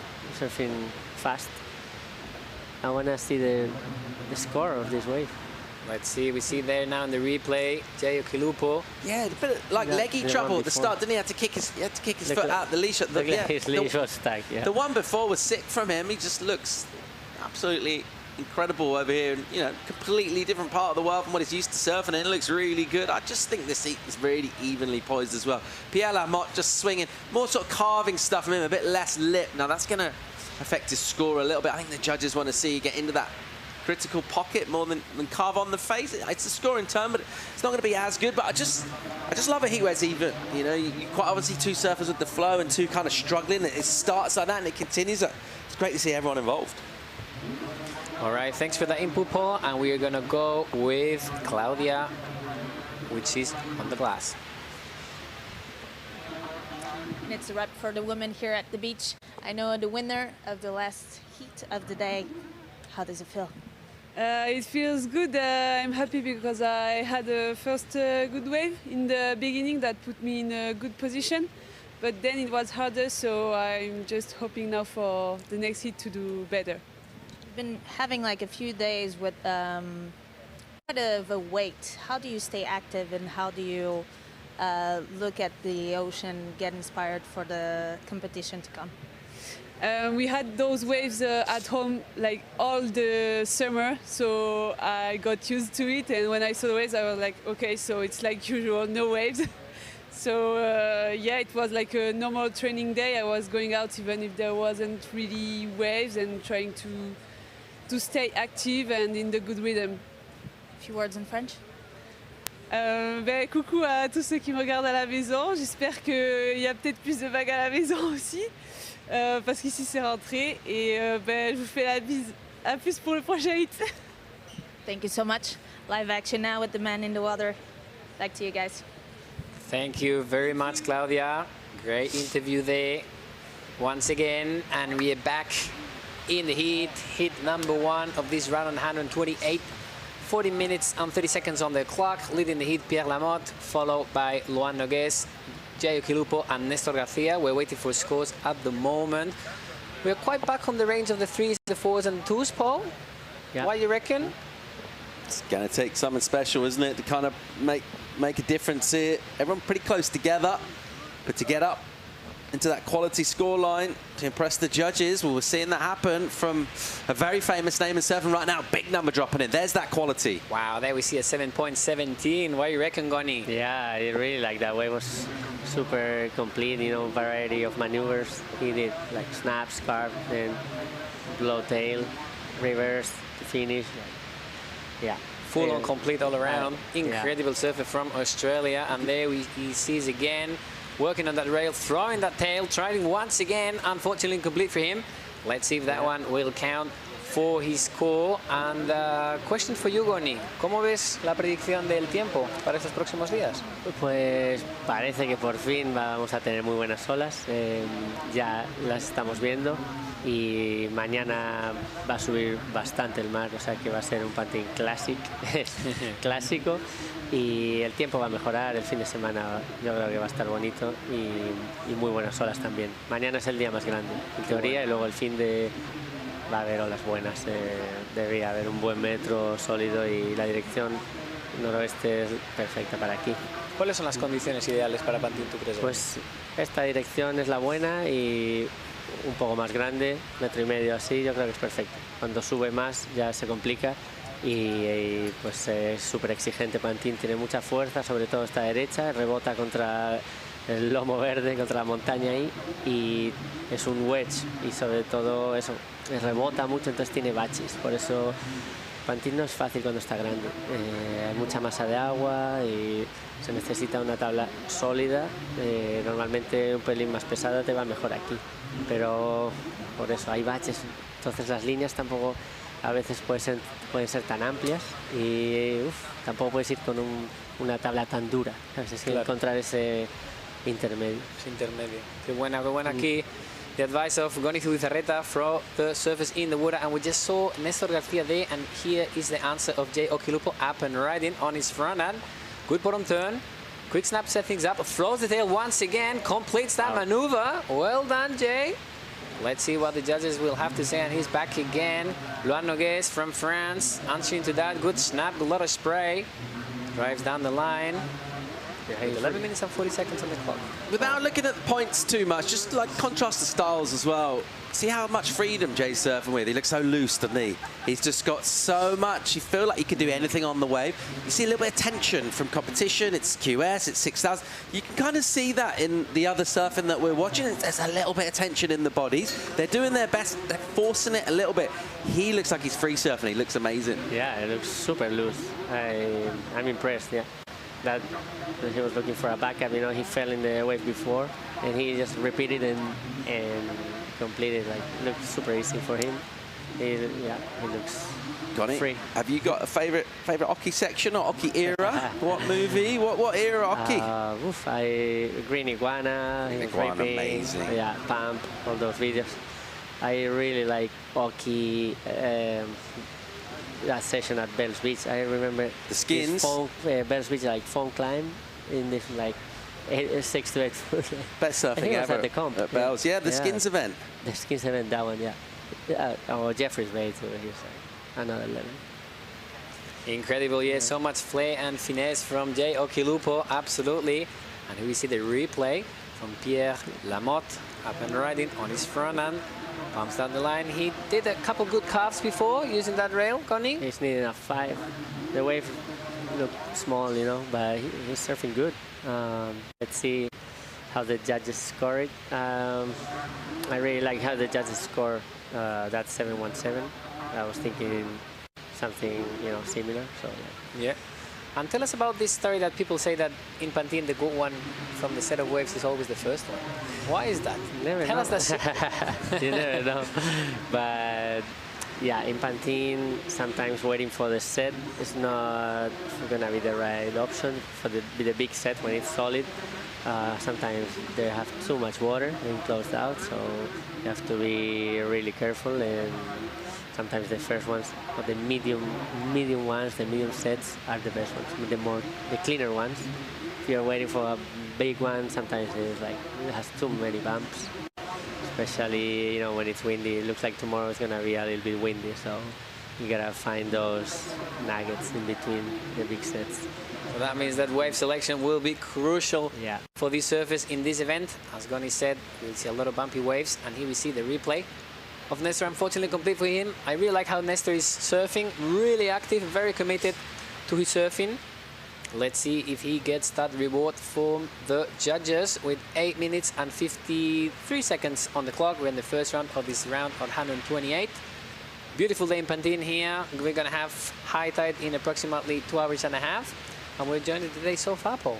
Yeah, loving it so far. It's good to see the surf show up. We were due some waves, we got them, and I think, right now into this round, you expect performances to improve, and that's exactly what we're seeing happen right now with decent wave here for Luan.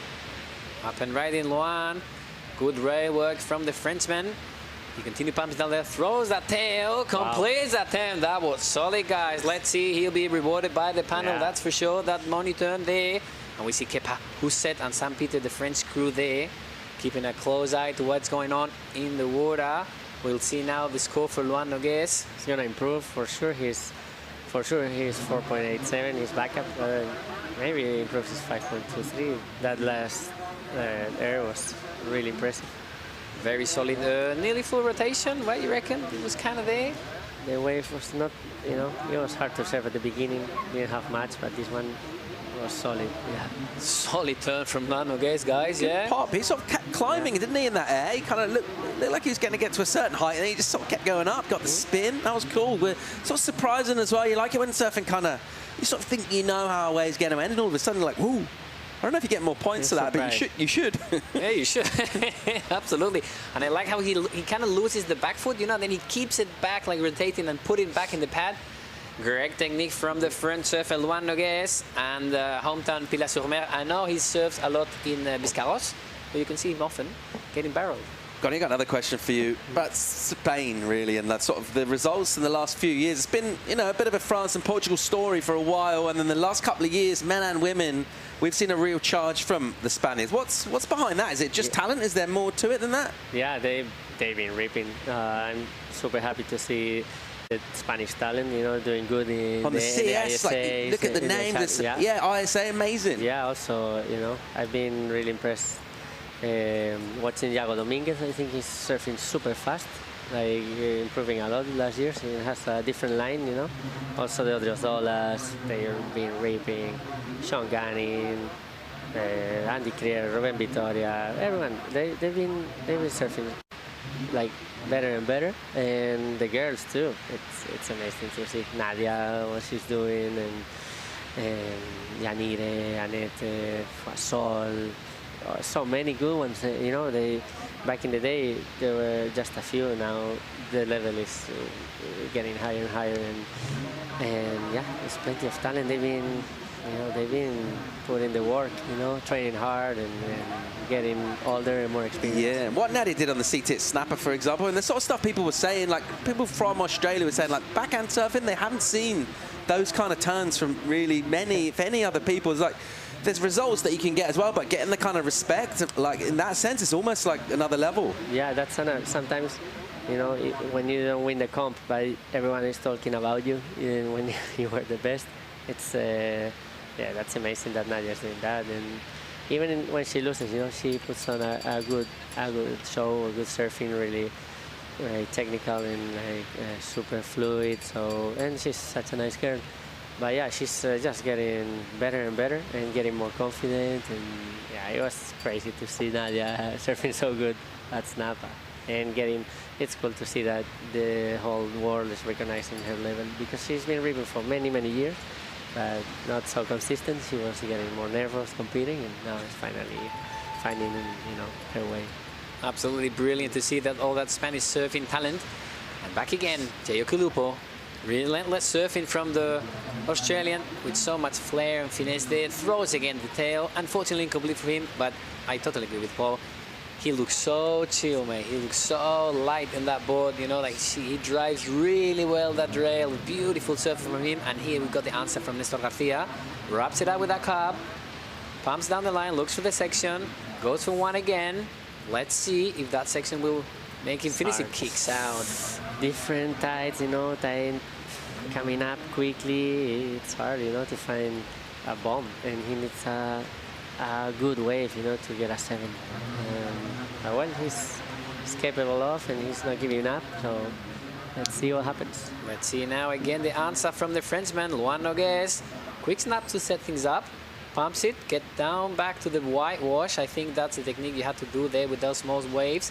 Stay close to the whitewash. Wraps it up once again. Waits for the section to be in front of him. Takes his time, pumps out the line. Let's see if he can throw an air. Kicks out, unfortunately for him. He's going fast. And he got a 6.87 on his other wave, the one we saw with the air at the end. So yeah, really good score. That, you know, you think of that score, almost a 7. Most of those points we didn't see loads to get that excited about previous to that. Then he got that air reverse at the end of the wave, and that really sort of set the heat where it is. It's really tough now for surfers like Nesta and Pierre. We're looking at 7s and 8s, like tough numbers, because, and that's a real clutch thing to do at the end of a wave. Yeah, here we can see the, excuse me, yeah. Sorry, you're gonna go ahead, mate. Well, yeah, he took risk, you know, on that last turn, and then went for the air and got rewarded. And the waves, you know, that wave didn't have much to offer, and he just everything he got was because of him, you know, what he done. Yeah. Full on that talent. And we see here the recap of this heat so far, guys. We see here Pierre Lamotte, he was really active at the beginning, like a little bit more shy, and now Nestor Garcia relentless, working in every single wave. He's surfing, gets back to the whitewash, surfer from Cantabria, doing the work. Let's see if he can get at that backup score to get an at least second and advance to the next round. And we see here the Frenchman Luan Nogues, absolutely power surfing, driving that rail really well, really committed to the surfing. Luan Nogues in this heat number 1 of the round of 128 in this ABANCA Pantin Classic Galicia Pro. And let's see if there's the good air that we saw from him. And this is the flair and finesse from Jay Okilupo, how he drives that rail on that bottom turn and connects every single dot of that wave. Beautiful surfing from the Australian. We can see here in the recap how he pushes again with that tail, throws the fins, completes the air, that blow tail. I can see in your faces, guys. You liked it. Yeah, that was solid. Yeah. So many moves, so many different turns. Absolutely relentless. And as Paul was saying, you know, he looks relaxed, you know, in the QS6000 International, he's fair enough. Cool. I love the late snap, almost like skater style. He's really upright, and like late in the turn, he just goes, yeah. It just looks so cool. Yeah, absolutely. Quick, explosive. Poof. And he's look like he's not scared to fall, you know, he fell like 3 times, but doesn't care. So that's cool. Sometimes you're like in the heat and don't want to fall, and he's like, I don't care. If I fall in this one, I do it in the next one, it's gonna happen. Low expectations, high satisfactions, that's for sure. And there we go, up again. Pierre Lamotte trying to get up a backup score. Maybe getting a little bit stressed with the clock, with only 1 minute and 6 seconds on the clock to go. Looking for the section to throw an air. Wraps it up with that carb, using that upper body to follow the rail, looks back. And he's really close to the shore, probably, maybe, coming out of the water, guys. With less than a minute on the clock, Pierre Lamotte leading at 8.17 to advance. Surfer from France, Biarritz. Not very happy about that, but that's how it is, guys. QS6000 International, the level is out of the roof. And we can see that in the talent of surfers we have today. Waiting for the scores. Solid hit by Jay, 13 points, you know, 2 solid scores. Luan too with a 6.8. I really like how that Luan board looked, that DHD looked pretty sharp. Yeah, and as you were saying, that was them that did the way. It wasn't like they got better waves, or they got the bomb waves and that's where the score came from. They're kind of pretty similar to waves of what we're seeing everyone else ride, but they were just able to absolutely maximize the potential. So they kind of did it with their surfing rather than the lottery of who's catching the better waves, which is great to see. Absolutely. So it's all about the surfing, not about pretty much the strategy you have to go to sit or to paddle. So, yeah, that's what we have. You see it now, Luan Nogues getting out of the water. He'll be stoked to get to the next round. So, yeah, really cool. In this first hit of round 128, Jay Okilupo with a 13.80, Luan Nogues 12.10, Nestor Garcia 8.93, and finally Pierre Lamotte 7.6. Well done, Jay. Well done, Luan. those are the results. Things are getting better and better, Goni. Yeah, good, nice wax job. All the way, mate. All the way to the nose. You need that. Like, okay. Yeah, you need that. Yeah, you need that, mate. You just absolutely need that. You need to wax Nowadays, the board all the way to the nose. Yeah. Because, you never know what's going to happen with those airs. Yeah, he needs it. He knows how to do it. Those nose picks. That's it, Keith. I was thinking. Just quickly before we go, Goni, tell us about the trousers, man. How long have you had these? They're sick. Volcom. More of that, please. Wear it for your heat. 1 year. They were designed by Seth Conboy. He's a team rider from the East Coast, and he did them last year. I love them. Yeah, I also got the jacket matching. Lovely to have you here, Goni. Thank you very much. Have a great event. Good luck, mate. Thank you so much. Pleasure. Yeah. Have fun. I'll see you tomorrow. Yeah, Goni. See you tomorrow, mate. And enjoy. That's it, guys. We're gonna go for a quick little break. Don't move, don't blink, or you'll miss it. We'll be back.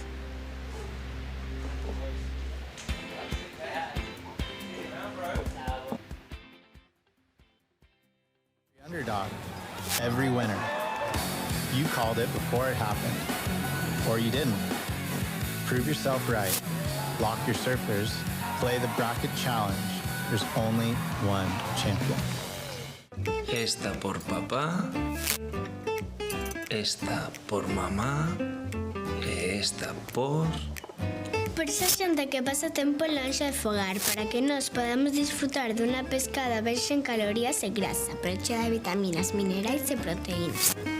Cando se trata de escoller peixe e marisco saudable, frescos e de sabor auténtico, Galicia sabe. Galicia sabe amar.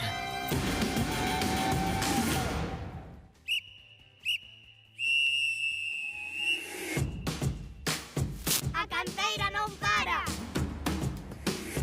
A forza non para. A motivación non para. A enerxía non para.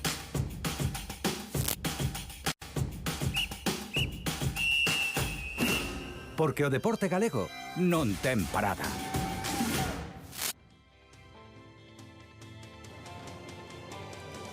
And welcome back. You're watching the ABANCA Pantin Classic Galicia Pro. We are into the round of 128. This is heat number 2 out in the water. We've got Ruben Victoria representing Spain, Brody Sale from Hawaii, Jean Cocagne from France, and Jackson Bunch, also from Hawaii. So 2 Hawaiians in this heat. Absolutely great to see these back, Brody Sale and Jackson Bunch.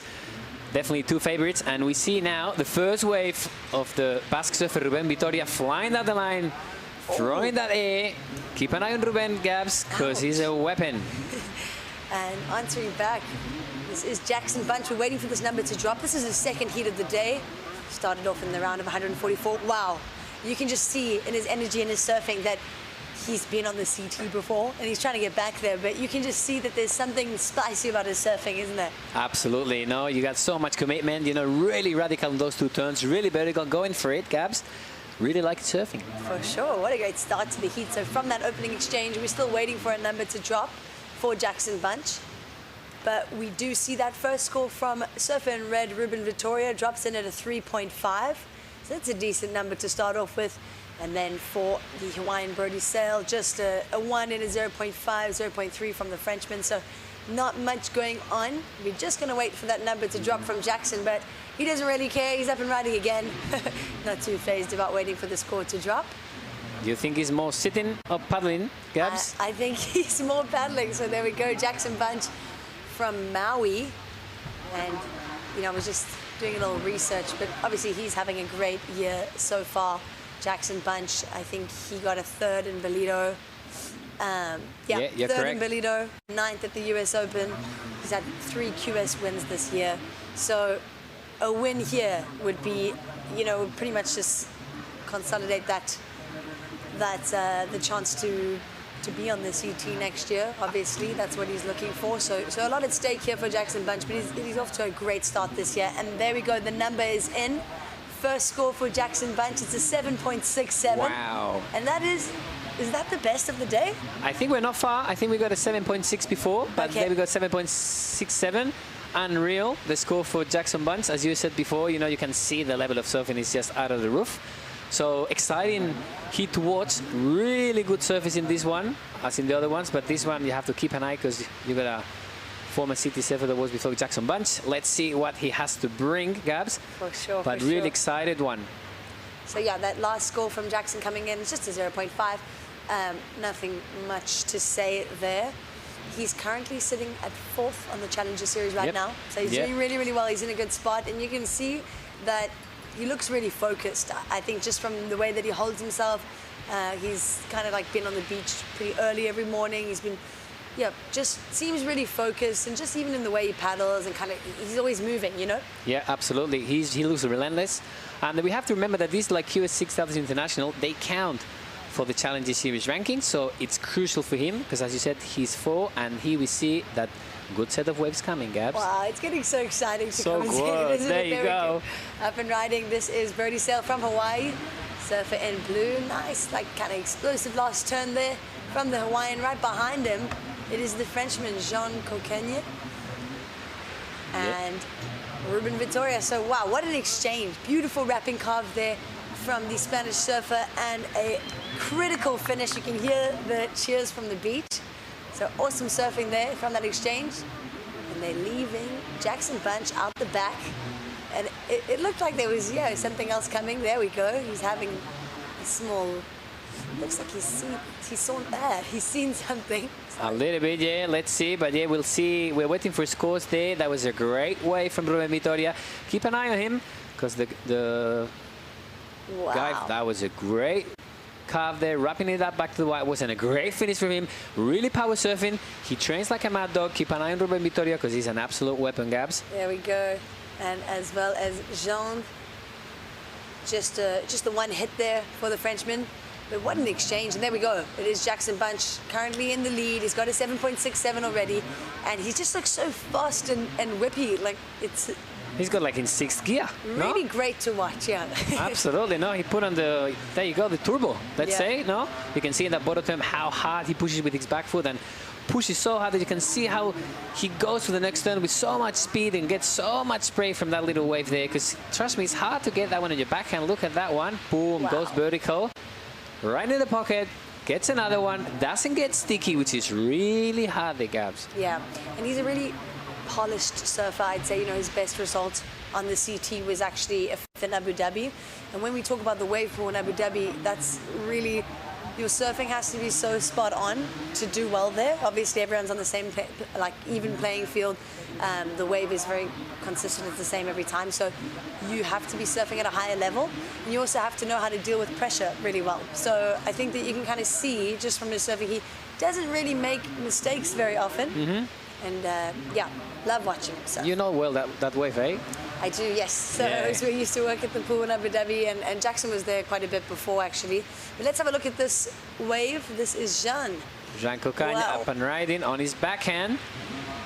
A lot of energy in that way, a lot of spray in that little one. 2-footers, that 3-foots. And now let's see what can happen. He kicks out, but a lot of energy in that wave, Gabs. Yeah, beautiful backhand surfing, really, really critical, really, yeah, just going 12 o'clock there. We're starting to see the waves connect to that inside bank a little bit more. And, you know, I was here in the booth just 50 minutes ago, and already it's gotten so much better. So loads of waves on offer here. There we go, that score drops it just to 1.93, the last of white. We're still waiting for that last score to drop. So Yeah, absolutely. previous of white, 1.93. Absolutely. So we'll see now with 60 minutes and 15 seconds on the clock, guys. It's round on 128, hit number 2. Conditions are getting beautiful here in Pantin. We see that right-hand side of the beach bank working. And we see now again the guy from South, Ruben Vittoria, up and riding. Gets a little bit sticky there. Wraps it out with that calf. Drives with another one. Good snap there. And gets it another one to try to squeeze it all the way to the end. The similar conditions to his local spot South. Okay. We say hello to everyone there. Lovely people. Great place in the Basque Country. And great waves. Yeah. Yeah. So We have to take you there, Gabs. I know. Yeah. There's loads of places that I need to go. So. Absolutely. That's one place for sure that you have to go. All right, we're gonna catch up with Claudia. She's down on the beach with our previous heat winner, Jay Akalupo. Jay, you're drawing those lines and taking risks just if you're like free surfing. Does coming from Australia all the way to a QS 6000 in Spain doesn't look like it puts pressure on you at all. Yeah, it feels good to be in Spain. It's so beautiful here, and I've never been here like before. And yeah, it was a big travel. It was like 35 hours to get here. Super jet lag first few days, and kept surfing. The waves were tiny, like not even breaking. And now today we've got waves. But yeah, it's just pretty much just try, keep it pretty simple in my heats. Like I do my best surfing when I feel like I'm free surfing, and yeah, I feel like I did a little bit of that just then. Is that the trick to have a good performance, to not put any pressure on you at all and just like go for it? I don't know, I don't want to give too much away, but yeah, it's pretty good if that's what works for you. But yeah, that's what works for me, and I'm try to keep it going. Good luck for the next one. Thank you. Can I say something? I want to say hello to my dad and everyone watching at home, my mum, my little brother, all my friends are watching, so hello to all of yous, and just want to say thanks heaps to Rothy, and yeah, I wish you all the best tomorrow. Good luck for the next one. Thank you. Back to you guys. Thank you so much, Claudia. Oh, I love it when they shout out back home, because like it also just goes to show how far they've traveled. Like you were saying, 35 hours, they're far from home, and there's so much support from their families back home in Australia. It's always, dealing with time zones and things. It's just really good to see that little shout out. Let's see what we missed during that interview. This is surfer in blue, Brody Sale, last of blue. He was a bit shy at the beginning of the heat, but now you can see the potential of Brody. He's a really good surfer from Hawaii. He's not going to let go. Trust me, he's just waiting there for the good ones. And he is a seasoned competitor. That last score came in at a 4.73. So that goes into his top two. He's now sitting in third place.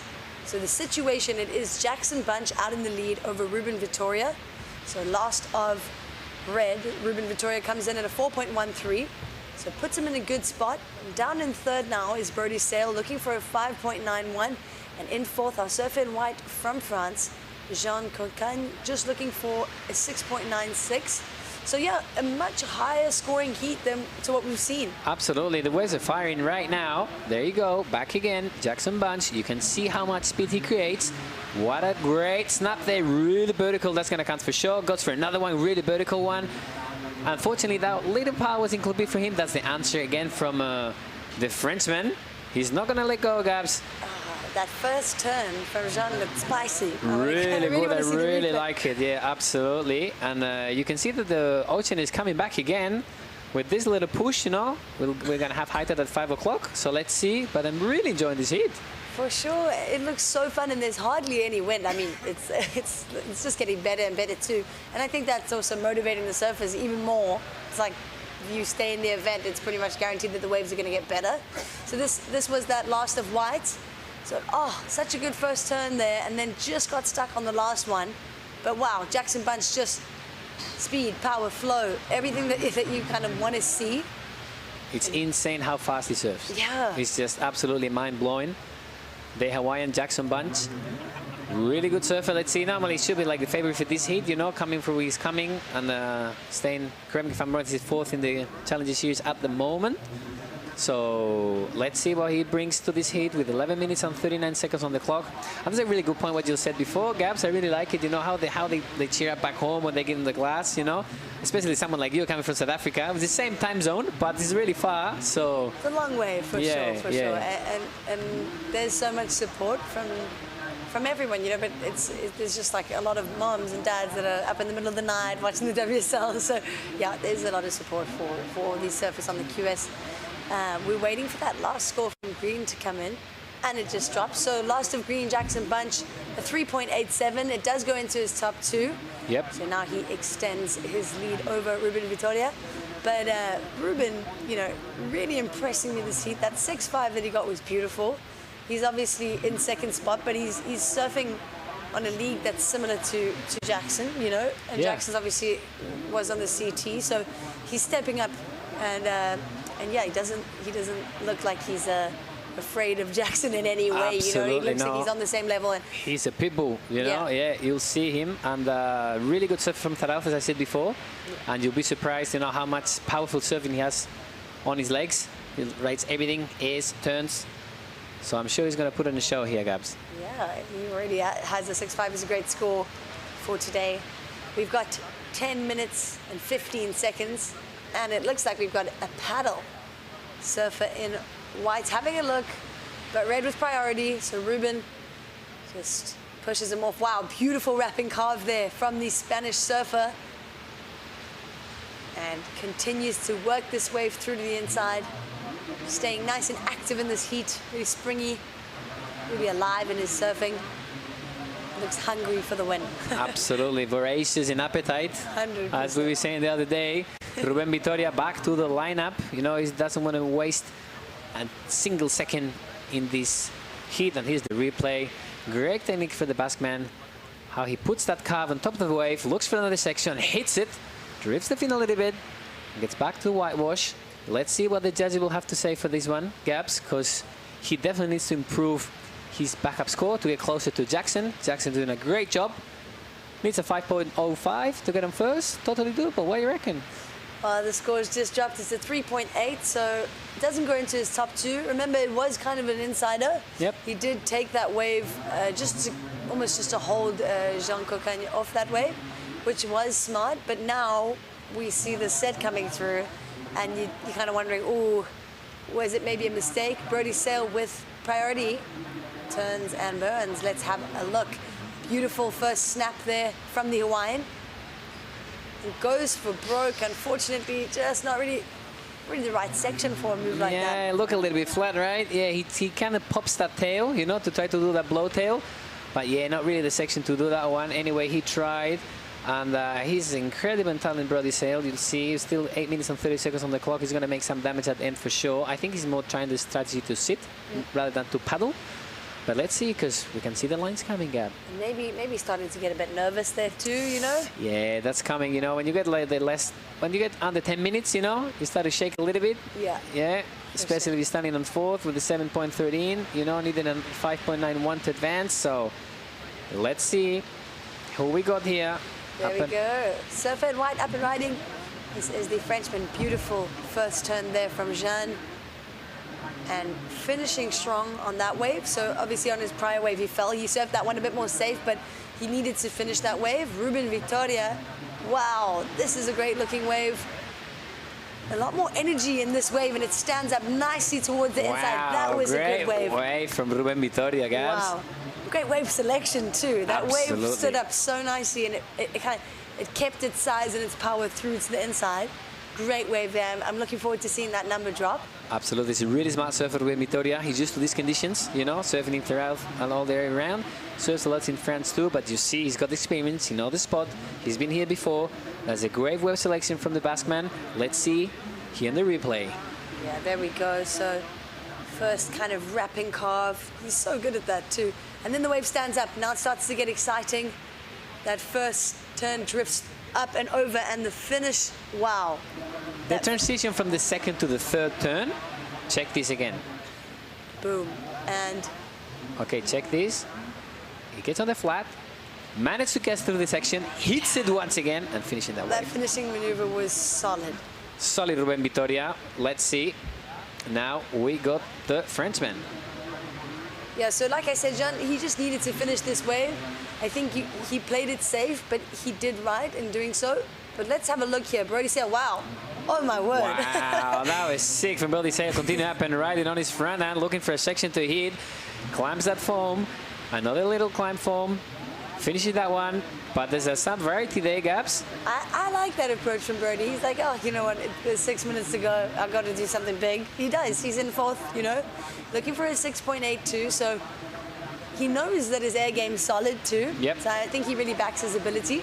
And we'll wait for that score. But last of red drops in at a 5.67 wow. and moves him up into the lead. So Ruben Vitoria, the Basque surfer, sitting with a 6.5 and a 5.67.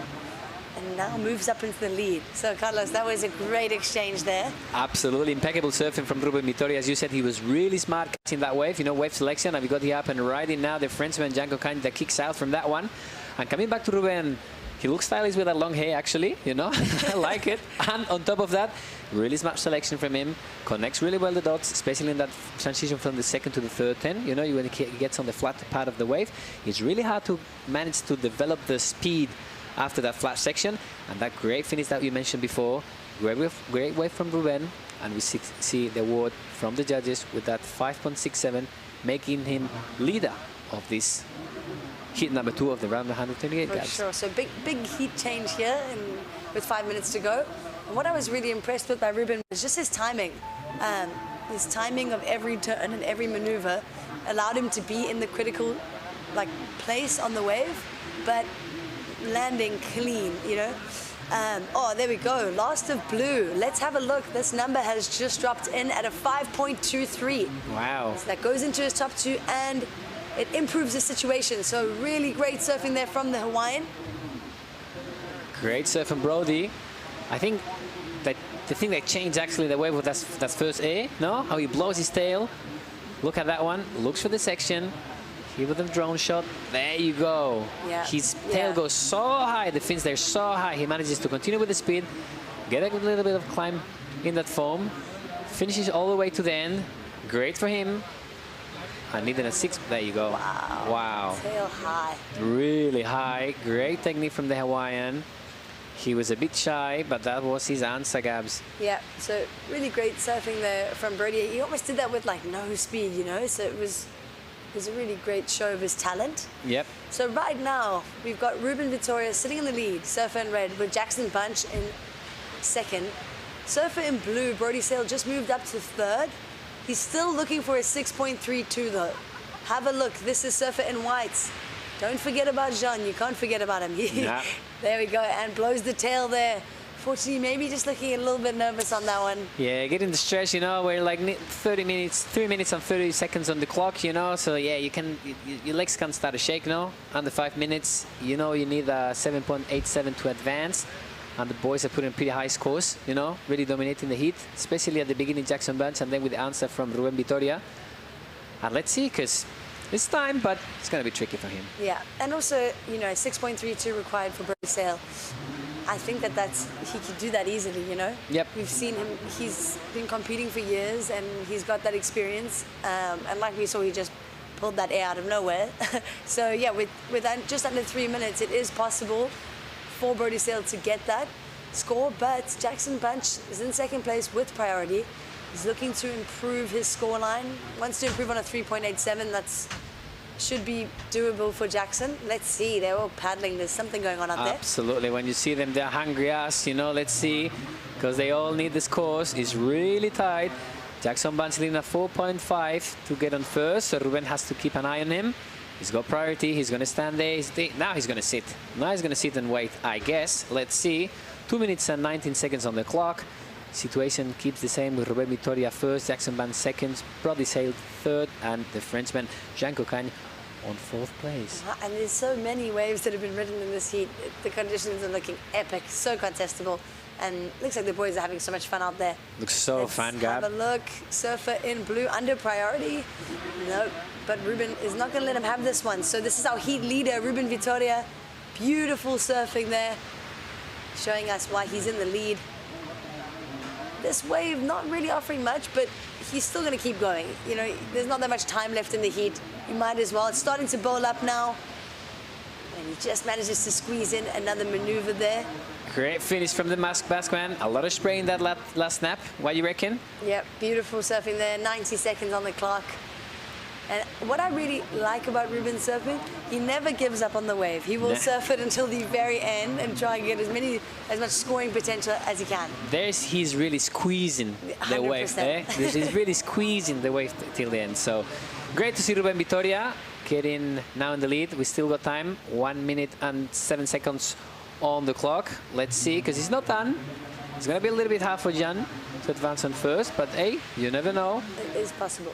Anything's possible. We see Brody Sale how he was a little bit shy at the beginning of the heat, you know, and then he really woke up And he threw that blow tail incredibly high with that tail in that really flat section, so really hard and really good technique from the Hawaiian. And we see, again, there's some energy coming, Gabs. Let's see, 40 seconds on the clock.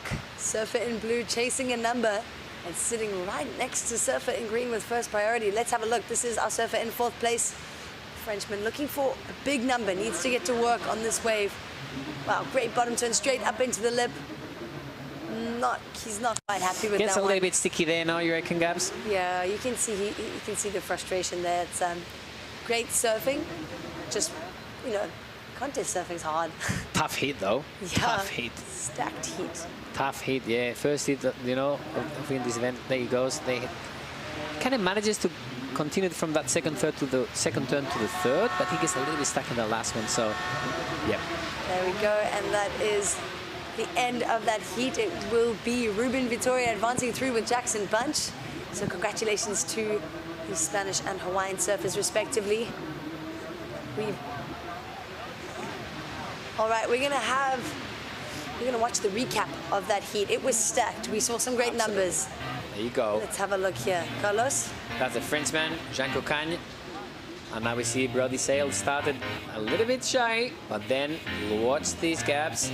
I think this is the way he throws that a reverse. And those fins all the way out really high, and how he managed to get all the way to the shore with those foam climbs. Brody Sale doing a great job there. And here it's Jackson.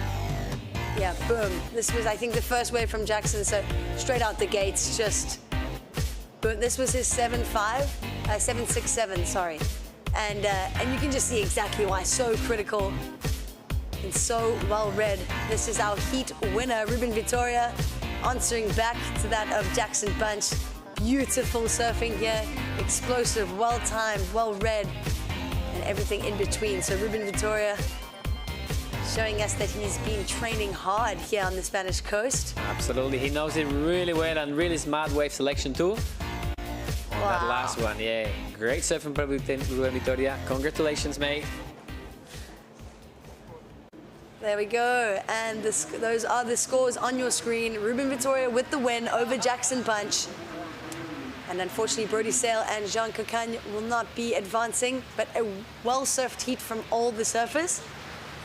And we're gonna go on a short break. Don't go anywhere. The waves are getting better. It's action-packed down here. We'll be right back.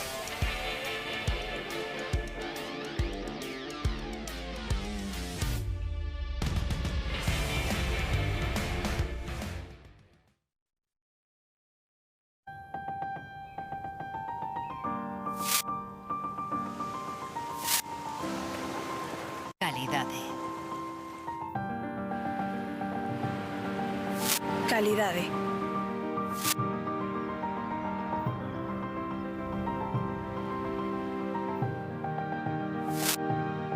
Calidade.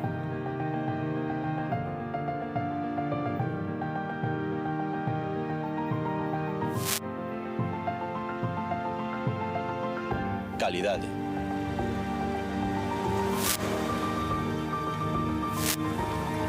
Calidade.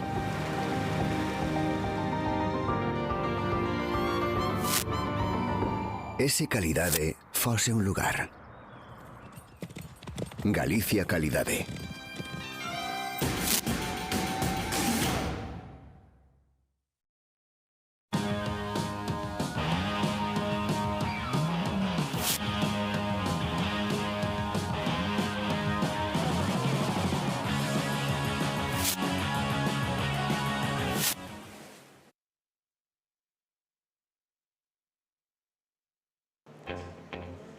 Welcome back to the ABANCA Pantin Classic Galicia Pro. We're in the round of 128, heat number 3 in the water. We've got Diego Ferry from Hawaii, Tenchi Iwami from Japan, Patrick Langdon, Dark, the Welsh surfer, and Oliver Heintz from the Netherlands. We've also got Chico back in the booth. Stoked. Really good first few heats. Lovely day here in Pantin as we see the replay of Tensha on this one. So that is the surfer from Japan, Tenchi Iwami. Tenchi Iwami, and this is red. Diego, nice cut back there, a bit of a snap. Nice speed down the line, and bang! Nice snap again. And he was able to finish it off. No, gets a bit stuck on that one.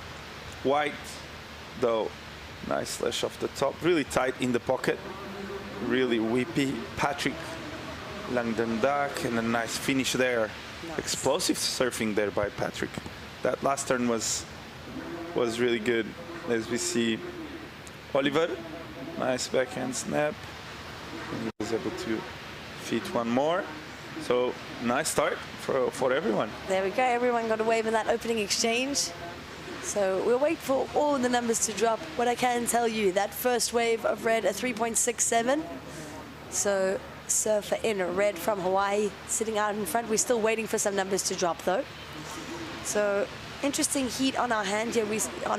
We've just seen 2 Hawaiians in the last one. Another Hawaiian here, which is Diego Ferry. And the conditions are improving drastically. I mean, it is just firing out there. Let's have a look. This is surfer in blue. Bang. Japanese surfer, wow. Loads of energy in his surfing. Wraps it back to the pocket. Just kind of getting that Huntington hop going. And manages to connect with the inside. So looking for a big finish here. Wow. Beautiful from the Japanese surfer. And a solid start for Tenchi Iwami, the 21-year-old Japanese surfer from Ishinomiya in Chiba. There we go, surfer in white. Wow, beautiful first turn. Snap off the top for the Welsh surfer. And Patrick absolutely destroying this wave. Just a bit of a hard wave to surf overall. Yeah. Really slow. The face was kind of flat, so hard wave for him to manufacture a score. As we see Heinz. Wow, and the boy's not even giving us a chance to breathe yet. It's back to back to back. So yeah, first 2 scores for red drop in, 3.67 and a 2.6. Nothing too crazy yet. That first of white did drop in at a 3.27. And that was the previous of white. Last of blue, a 3.5. Let's see that last wave for white. Oh. First turn, beautiful, and then, as you said, Chico, it's just kind of starts to fade out, but he does really well to get his board up moving, and yeah, above that lip. As we see the replay of Tenchi. Nice first snap there. Good roundhouse cutty. A bit into stages, and let's see what he did on the end. Nice snap here. Just kind of like forcing his maneuvers all the way through 3.5. So I think like anytime you can generate enough speed to open up really well, the score goes up instantly. All right, so Claudia's on the beach with previous heat winner Ruben Vitoria. Ruben Vitoria, the winner of our last heat, guide us through it. I'm really happy to be here for this opportunity to compete in like international QS. So I don't know, this heat was like hard heat, like really good surfers in my heat, but I don't know, I feel super comfortable in my surfing. I was training hard the last few months, so I come here just to enjoy this opportunity. And I don't know, we are in Spain, I have a lot of friends around here, the vibes are incredible, so I came here just to enjoy, and as you can see, I'm enjoying it, so I'm happy. You're looking so comfortable surfing Pantin. Does the knowing this wave and knowing where to put yourself help on that confidence here in this edition of this contest? As you can see, the waves are tricky, like they are soft, they are not so powerful, so this is I used to surf this kind of wave, so I think I feel comfortable in these conditions because the wave has no other power. So I work hard with my shaper to get a good board, like fast in this wave. So I think that's make the difference. Like get good boards and surf this type of wave that it's sometimes hard. Thank you so much. Good luck for the next one. Thank you. Thank you so much. Back to you guys. Thanks so much, Claudia and Ruben. Down there, you can see the whole zone. How good is that Red Bull athlete zone there? Front row seats to the action for the surfers. And it is a beautiful setup here. It's pretty crazy. There's like nothing around, and then it's just this huge contest. So quite a lot happened there while we were gone. Surfer in white up and riding. This is our new heat leader. So Patrick Langdon Dark. His first two rides came in at a 3.27 and a 3.47. The best number from that opening exchange was from the surfer representing the Netherlands, a 4.73 for Oliver Heinz. So Oliver, an Australian-born surfer from Avalon Beach, but he represents the Netherlands. So he is sitting in third place, just looking for a 1.54. As we see Patrick Langdon Dark making his way back out there. Sitting in the lead, that last ride drops in at a 2.63, so it does not factor in. But he is in the lead. Paddle from red here, Shiku. Yeah, it looks a bit behind this one. Let's see if he can get around it. Nope. He gets around it, but the wave is not there for him, so a bit of a mistake on wave selection for Diego. See, I've been saying that the first wave doesn't look like the best wave of the set, but apparently I'm very wrong about that. Apparently in Pantin, the first wave is always the best wave of the set, but you know. No, but I know what you mean. Like most of the places is always like the second or the third one.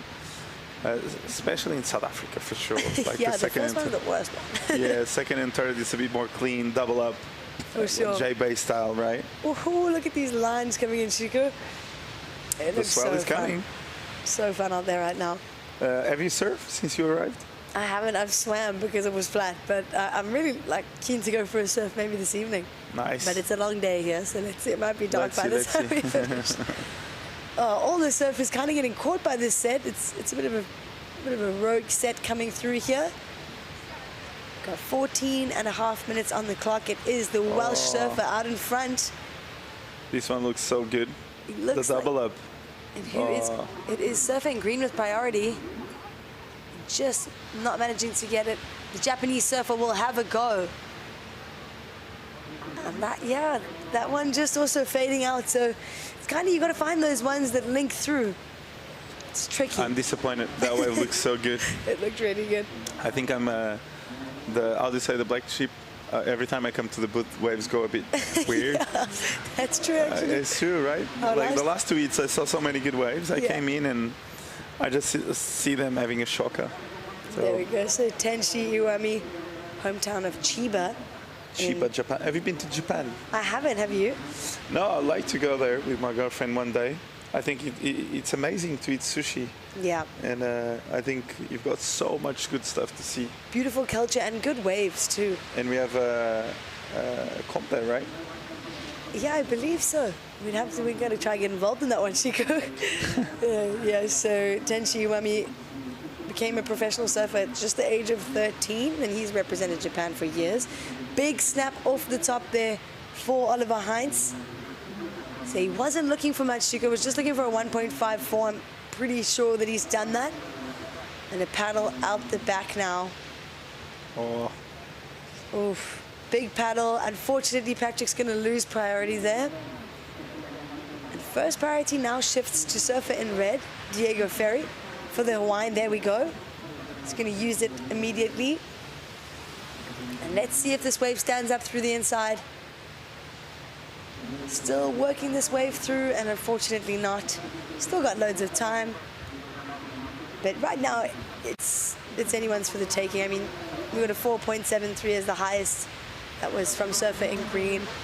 But right now, with the conditions we have on offer, I mean, we saw a 7.67 in the last heat, so they're just waiting for that one, and it looks like there's something coming through, but we keep on jinxing it, Chico, so maybe not. No, this one looks good. At least there's lines coming every 1.5 minutes, I think, so it means we've got a lot of swell on our way, and is double the size of what it was this morning? 100%. There we go. Last of green drops in at a 2.63. That puts him straight up into the lead. So it is Oliver Heinz representing the Netherlands up into the lead, just ahead of Patrick Langdon Dark. So the Welsh surfer in second. Down in third now, surfer in red, Diego Ferry, just looking for a 3.07. And in fourth, but with first priority, is Tenshi Iwami, looking for a 3.24. So not much needed And again, they caught inside. Yeah, it has been quite interesting to see the shift of the conditions with this tide, and they have been caught inside a few times now. So, but then again, those waves kind of break far out, but then they don't really stand up. Yeah, so they don't really arrive. So you just but it's interesting conditions out there. How hard you think it is for a surfer starting on the round of 128 or 144? I think there's two sides to it, for example, because he needs to surf so many different conditions, right? Yeah, so you could be really tired, but you could also, by the end of it, you've surfed more than everyone else, so you know the wave better. And we've been saying over and over again that it's not necessarily like an easy wave to read or to surf. So I think that any time you can spend in the water here with 3 other surfers out, it's going to be valuable for sure. And do you think someone coming up on round of 64 is going to have more pressure, knowing who they are getting are athletes that have a bit more, as we see live action? Wow, there we go. Beautiful turn there. Yeah, really impressed with this surfing so far from Patrick. Just not really getting the link between turns, but really good moments on every wave. Just looking for one that he can piece together, maybe two or three nice turns, and just needs to finish strong. We've got 10 minutes on the clock, heaps of time, and it is still Oliver Heinz in the lead, Dutch surfer. And do you think guys coming up on a round of 64 and such a big event feel that pressure of knowing sometimes they're going to get an athlete that surfed twice or 3 times? Yeah, I do think so. I think, oh, wow. Oh, unfortunately coming unstuck there. Yes, I do, but I also think that the surfers that are in the round of 64, they're obviously high seeds in this event and they're quite high on the rankings. So given that, I'm sure that they kind of know how to deal with that pressure, because to get to that level where you're a high seed in an event means that you've dealt with the pressure, you've been in these rounds before. So we'll have a look at this wave here. True. Surfer in white. Like I said, Patrick's got such a great style. He's just struggling to find a wave that connects to the inside. I'm really excited to see him get one of those. That's where he can finish it. So the Welsh surfer. He's from Swansea. He's one of Britain's strongest QS surfers right now. As you see from Pantin, past champion here. 2-time champion, if I'm not mistaken. It could be. Ah, yes, I am mistaken. Yeah, he's the 2024 winner. Yeah, exactly. And so they're getting ready. He loves this type of conditions. He's really good on his forehand. Yeah. And the year he won was kind of like this some days. So he surfed it all in any sorts of conditions. So that's what we love about Pantin. You get it all. We get the tiny, the big. There we go. Wow. This is a good shaped wave. This is our heat leader Oliver, wrapping this wave through, hoping it's going to stand up. He could stick with it. Opts to just kind of kick off. He's already in the lead. Yeah, he's in the lead. A bit late to that first section. Slightly off there. Kind of lost his rhythm on this wave. I think if he went a bit earlier on the first turn, he probably could have gone a bit higher than his 2.63. For sure.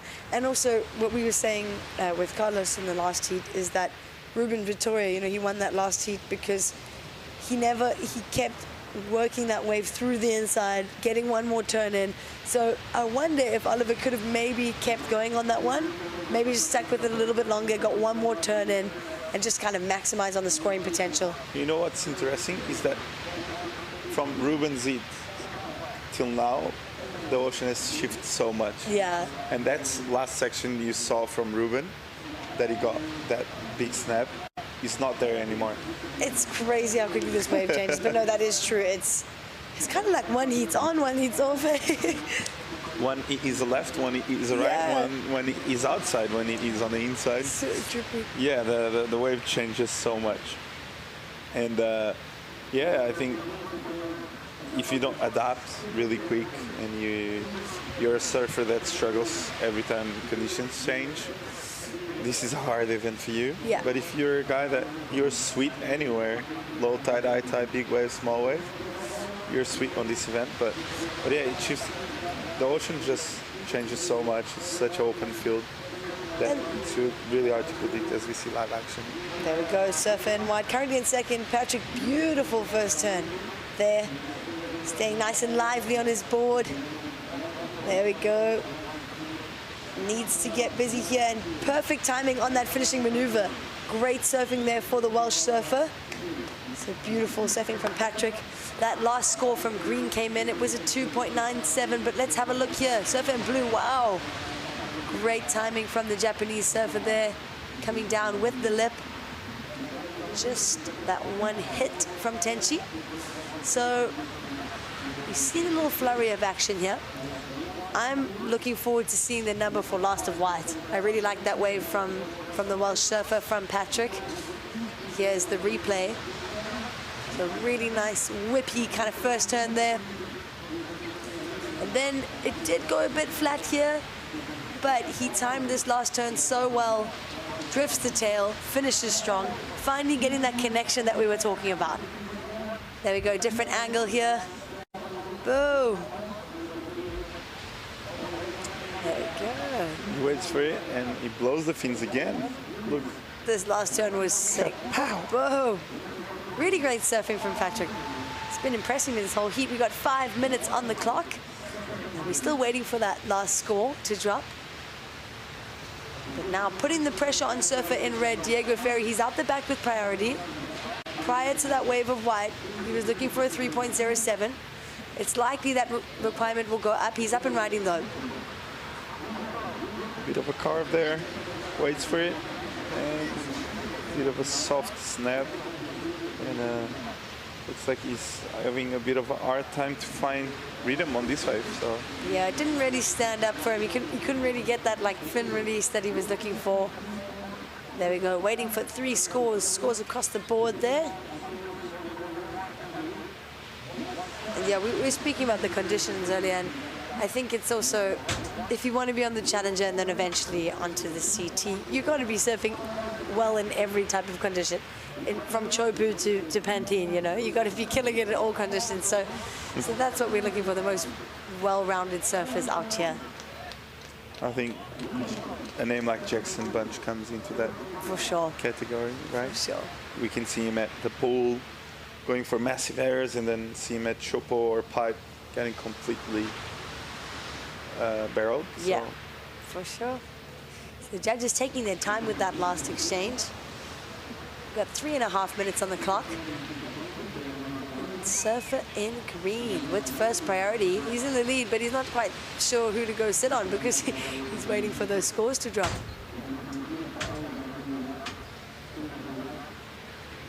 As we have Tenchi needing quite a low number, and Diego as well, so really close one this heat.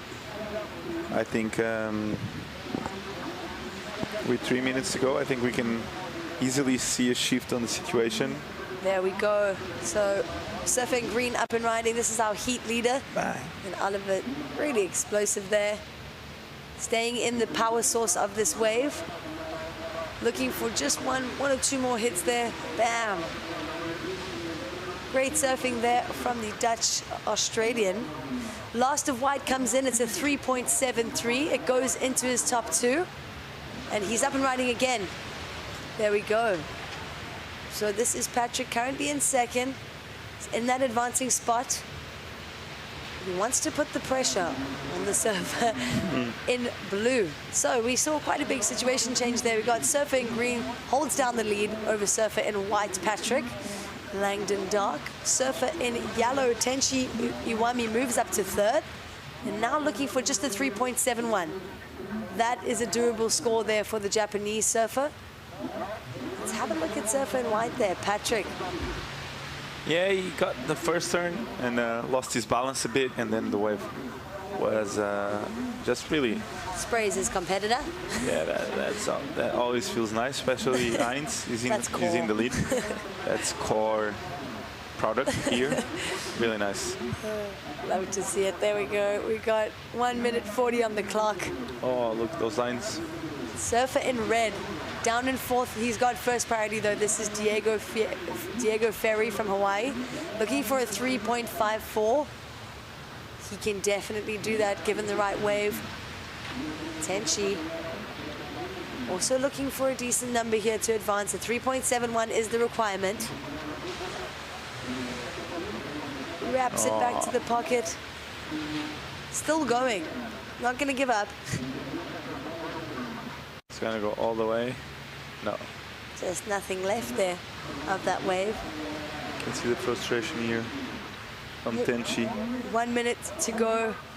Will Diego get another opportunity? He's got priority. All the stars align. 50 seconds. Can Patrick Langdon dodge a bullet? Yeah. We never know. This wave looks good though. Is he going? If you look at the scoreline, there's also been the surfers in first and second have got so many waves. There we go. Important ride for Diego Ferry. Wraps it back to the pocket. This wave just not really standing up. Needs to get busy. Gets a wrap. Drifts the tail a bit. And once again, unfortunately, You won't get it. frustration there for Diego. Checks the watch. Not enough time. 10 seconds on the clock.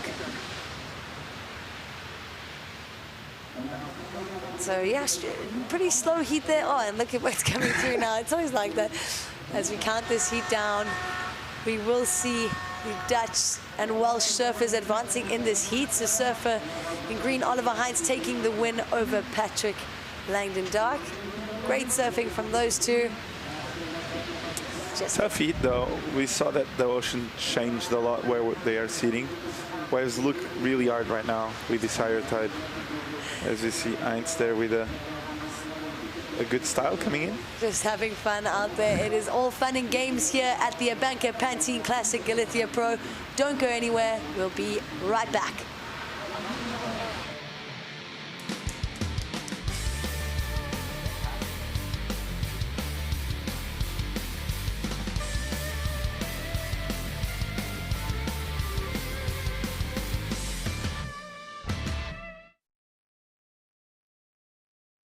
You're a fan?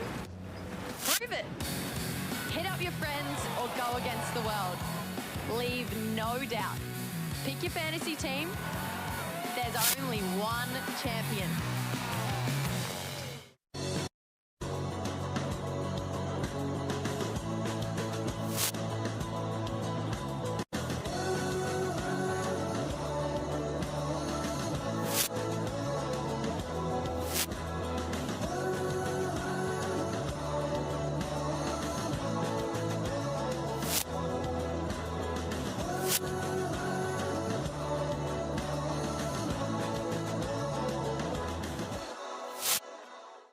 Gústasme moitísimo. E ti gústasme de aquí á lúa. Pois a min gústasme máis que o mexillón de Galicia, que ademais de ser cultivado nas nosas rías, aporta proteínas, potasio, vitamina B12 e omega 3. Cando se trata de escoller peixe e marisco saudable, frescos e de sabor auténtico, Galicia sabe. Galicia sabe a amar.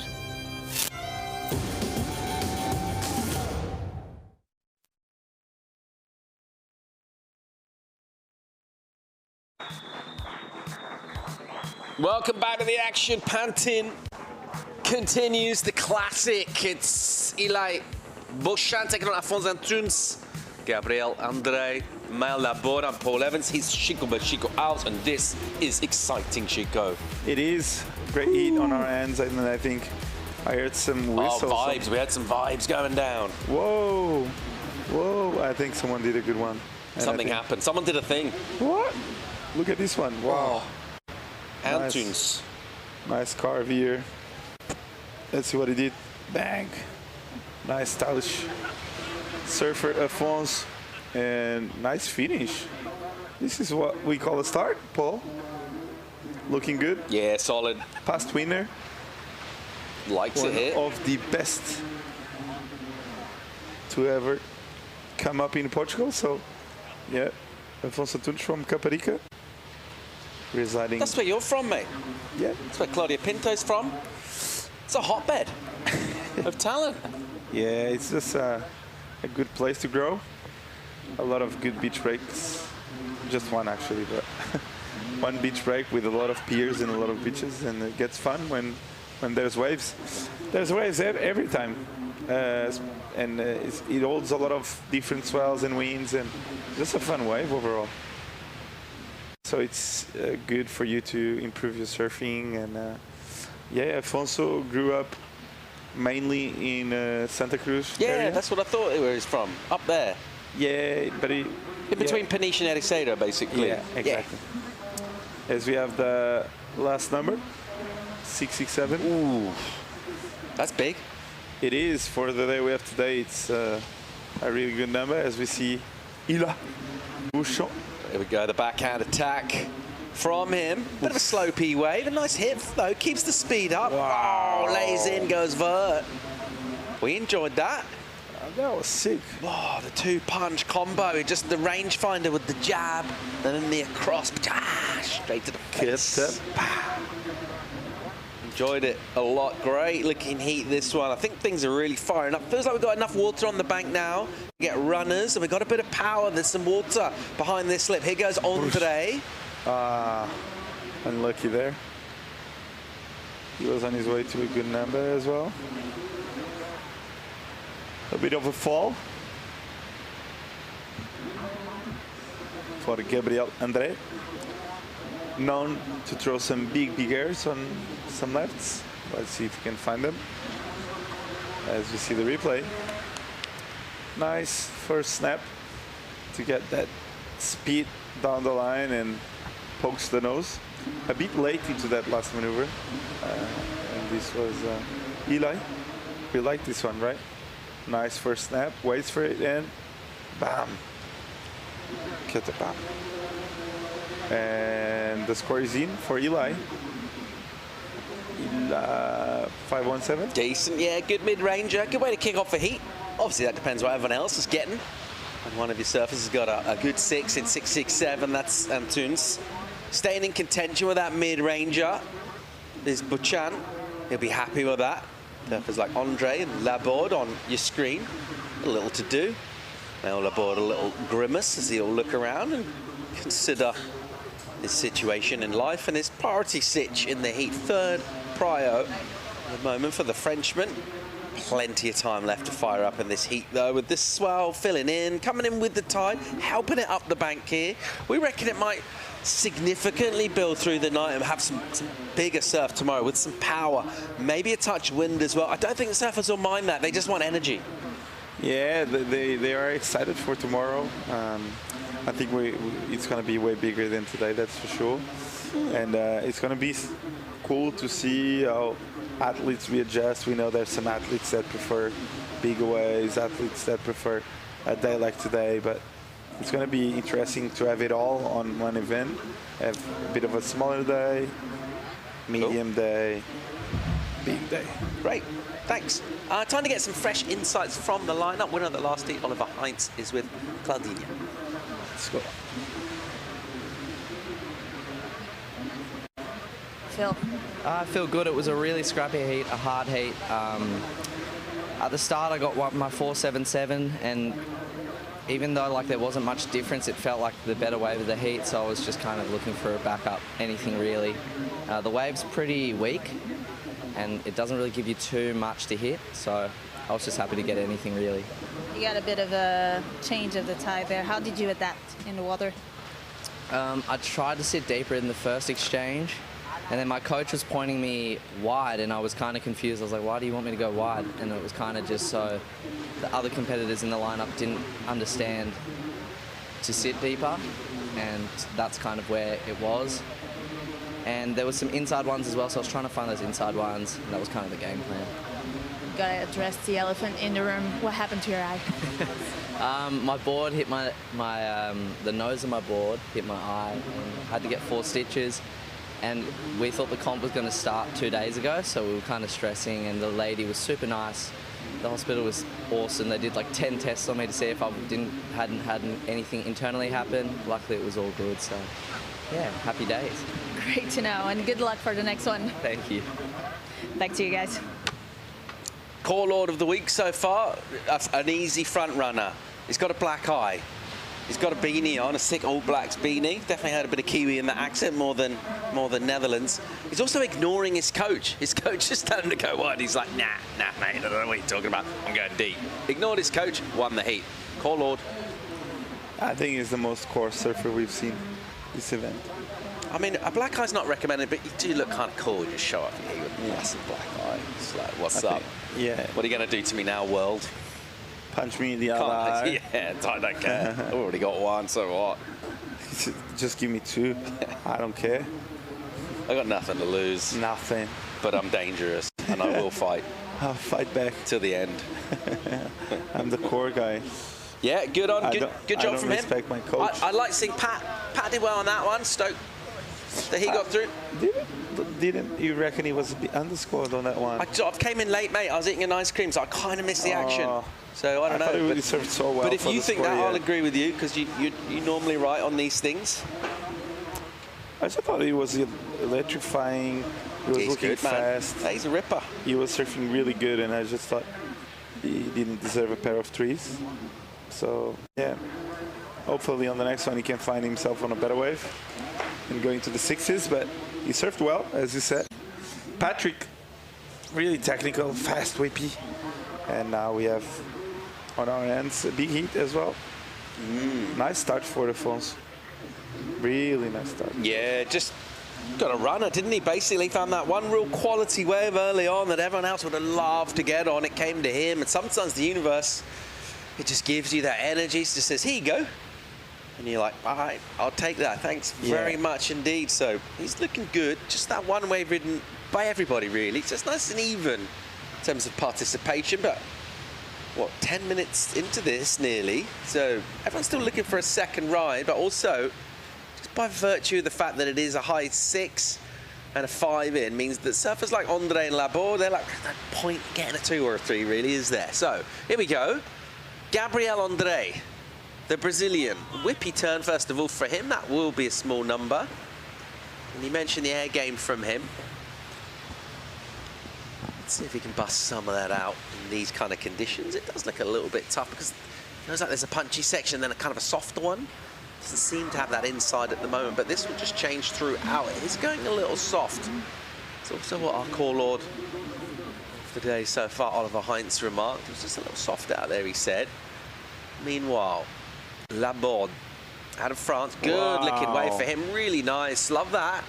Cool layback. Puts him behind a section. He'll have to sacrifice some time just to try and catch up, but there was nothing else on the wave anyway, so he maximised really there. That was a great one turn. Yeah, lovely. Really nice layback. Dropping the wallet there on a good looking section. It had some energy and more lines out the back, as we see Afonso trying to see the second one of the set to see if there's something coming behind. As we have Afonso looking for this one with priority. Let's see if we can catch it. Yes, looks like a good one. And turns out of Portugal. Wow. A previous winner here. And he'll stomp down that was the nice. Rev. Portuguese crew, enjoy that.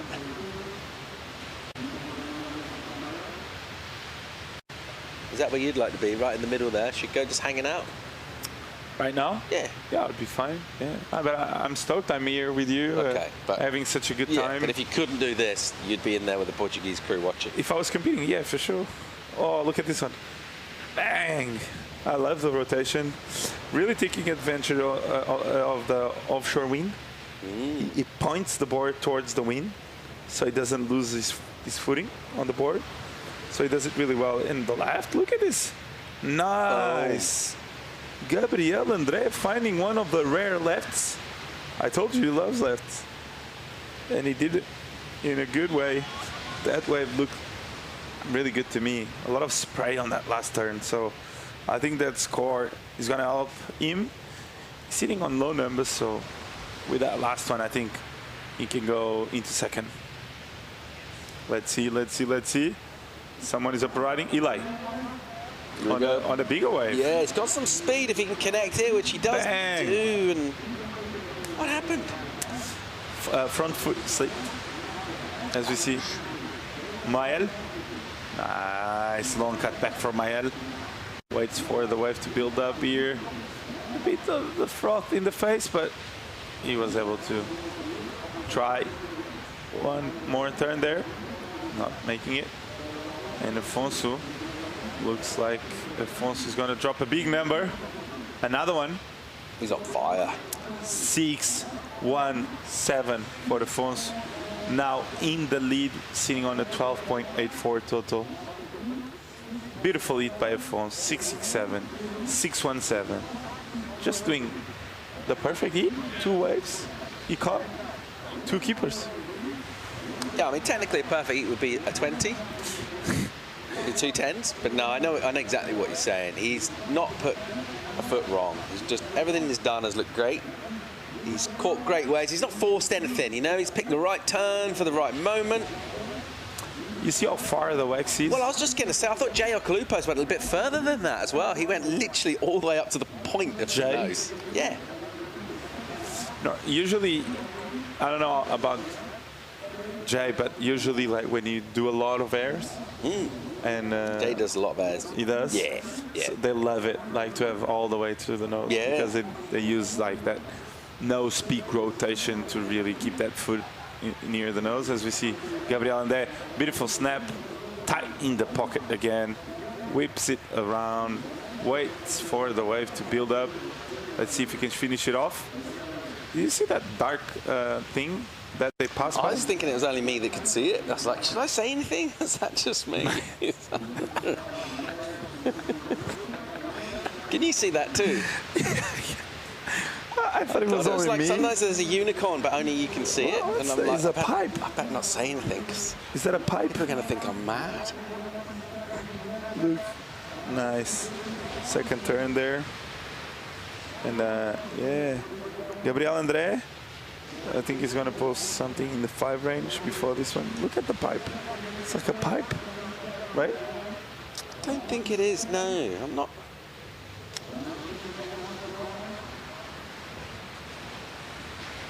Could just be the reef. Here we go, live action right now. Your heat leader, he's Mr. Cool Guy at the moment. He's on fire. Look how smooth and lithe and controlled he is. He is just trucking through sections, chucks away a maneuver at the end. But I tell you what, he looks like there's an invisible sort of claw just pulling his board along the wave. He's effortless in how he's getting speed there, Sheikha. How is he doing that? That surfboard looks really Has lively. he got one of those little electric motors in the fin or something? Maybe. Well, I think we should check that. I think we should double check his equipment. Yeah. Look at this. Look at his speed. He's even fading. Nice one.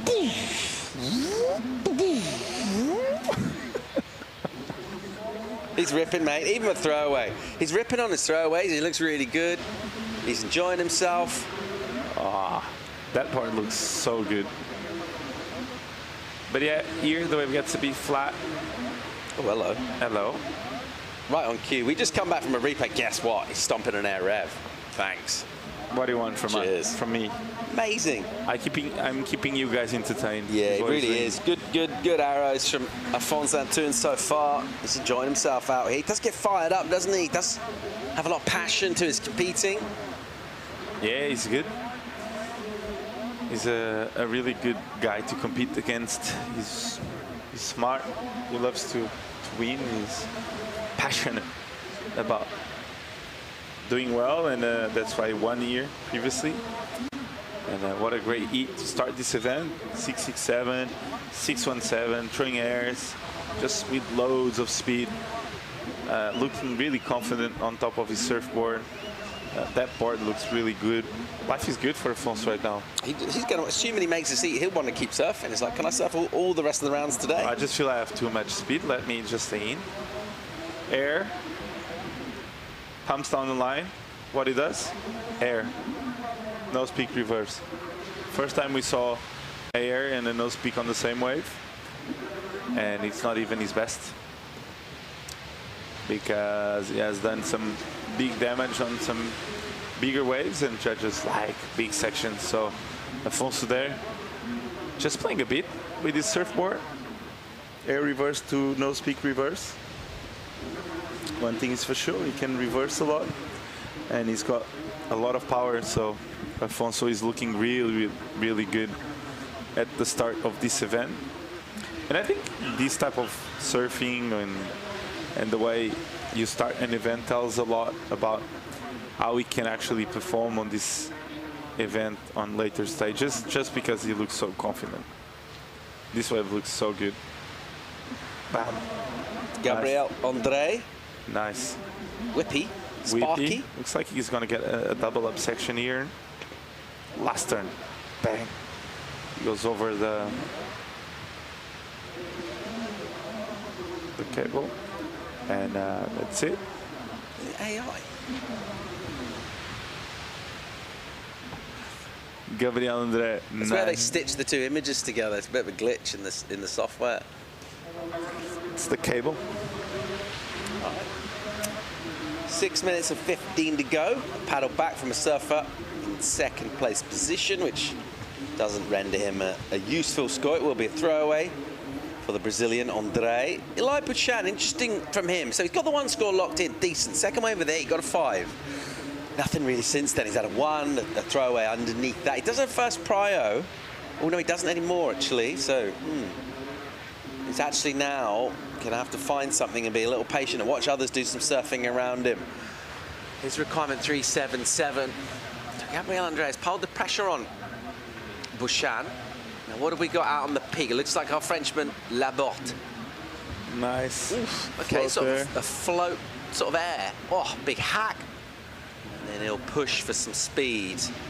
Just a little full this wave, isn't it? So he's pushing kind of hard. The board's just a little reluctant to go with him a touch, and that's just because it was a bit fuller on the bank. The water didn't quite draw off, as we have seen on other waves in this heat, and I think you'll know that as well. He's doing all the right things decision-wise. Let's have another look here. There's a bit of a floater release of the fins with the cutback. Nice cutback, as you said. Putting a lot of power into these maneuvers, but the wave is not helping him. But you just feel like if he gets a real opportunity to open up, he will open up with loads of power. Don't see a lot of float sort of tail release, do you?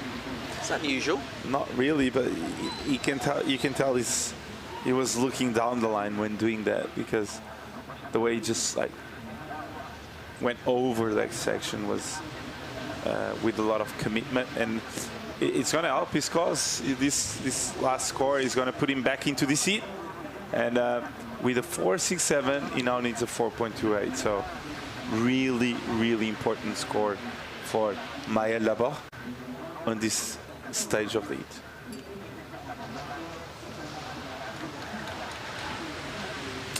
With 4 minutes to go, anything can happen. We have Eli Buchan, 3.77, low number affair to go back to second. Maël Laborte needing a 4.28. So with lines approaching, can they change the situation? Eli Buchan, though, sitting on the second priority. As we see the heat recap, Paul. We just saw this, didn't we? Yeah, we just saw Maël Laborte doing his best wave so far. So this was the last of Maël. 4.67 on this one, so Maël doing a good job on making a really soft wave look electrifying. And this was Eli Buchan with a bit of a mistake on this one. But Eli, though, is looking good, and Gabriel Andre with this backup, 4.17 on this one. So loads of waves. Gabriel has already caught 5 waves on this heat, and is looking to get rid of that 4.17. And Afonso, though, on the other hand, just playing around. He's surfing on another heat, just looking good, lively, and just ready to put some big numbers on the board. As we see the replay of Afonso's air. Nice. Low of the fin, 617 on this one. Afonso looking really, really good on that air. Really technical. Fun heat so far. Here goes Ile Bouchan with a bit to do here. He needs to get rid of the one. What's he got on the inside? He lets the wave catch up, but he's having to kind of stomp that nose back in to get speed, because the wave is not really offering him loads, and this will be frustrating for him because he waited a while for that, and he's seen surfers with numbers around him, and he's just been a ton of a passenger really watching, and that not quite panning out exactly how he would have liked. He waited a long time. It doesn't need a big number though. It's just a 377. That assumes, of course, some further improvement from the likes of Gabriel André. What happened on that wave there from Eli? Yeah, I think the wave wasn't really a good one overall. I think he needed a better section, a bit more steepness in the wave, and that wave wasn't kind of there for him. So he only needed to improve on a 1, as he said. So he improved. He has a 217 now. Now my Labach needs a 4.28, and Eli needs a 377. So Gabriel André still in second with a pair of 4s, as we see Mael looking for that number on this one. Nice cutback to start this one off, and he decides to kick out on this one.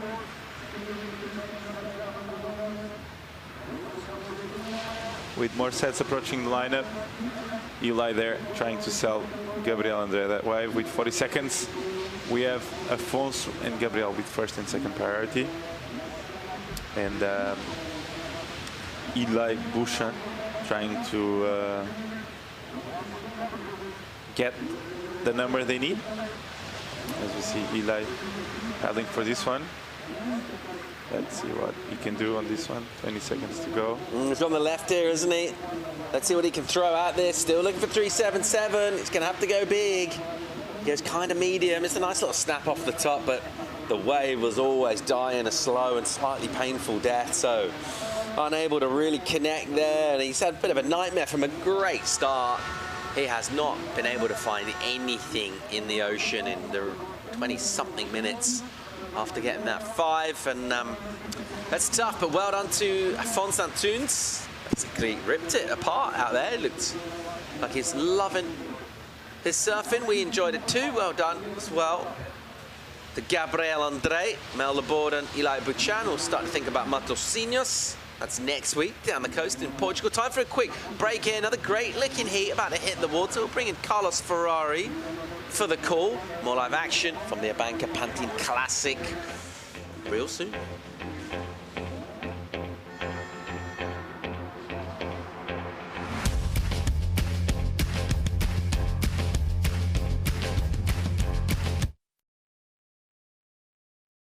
Every winter, you called it before it happened, or you didn't. Prove yourself right, lock your surfers, play the bracket challenge. There's only one champion. Esta por papá, esta por mamá, esta por... Por esa xente que pasa tempo lonxe de fogar, para que nos podamos disfrutar dunha pescada baixa en calorías e grasa, pero chea de vitaminas, minerais e proteínas. Cando se trata de escoller peixe e marisco saudable, frescos e de sabor auténtico, Galicia sabe. Galicia sabe amar.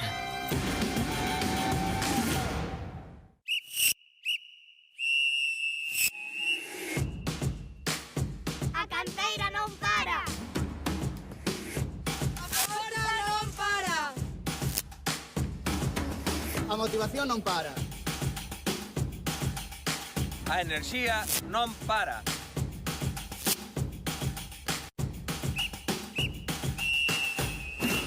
Porque o deporte galego non ten parada.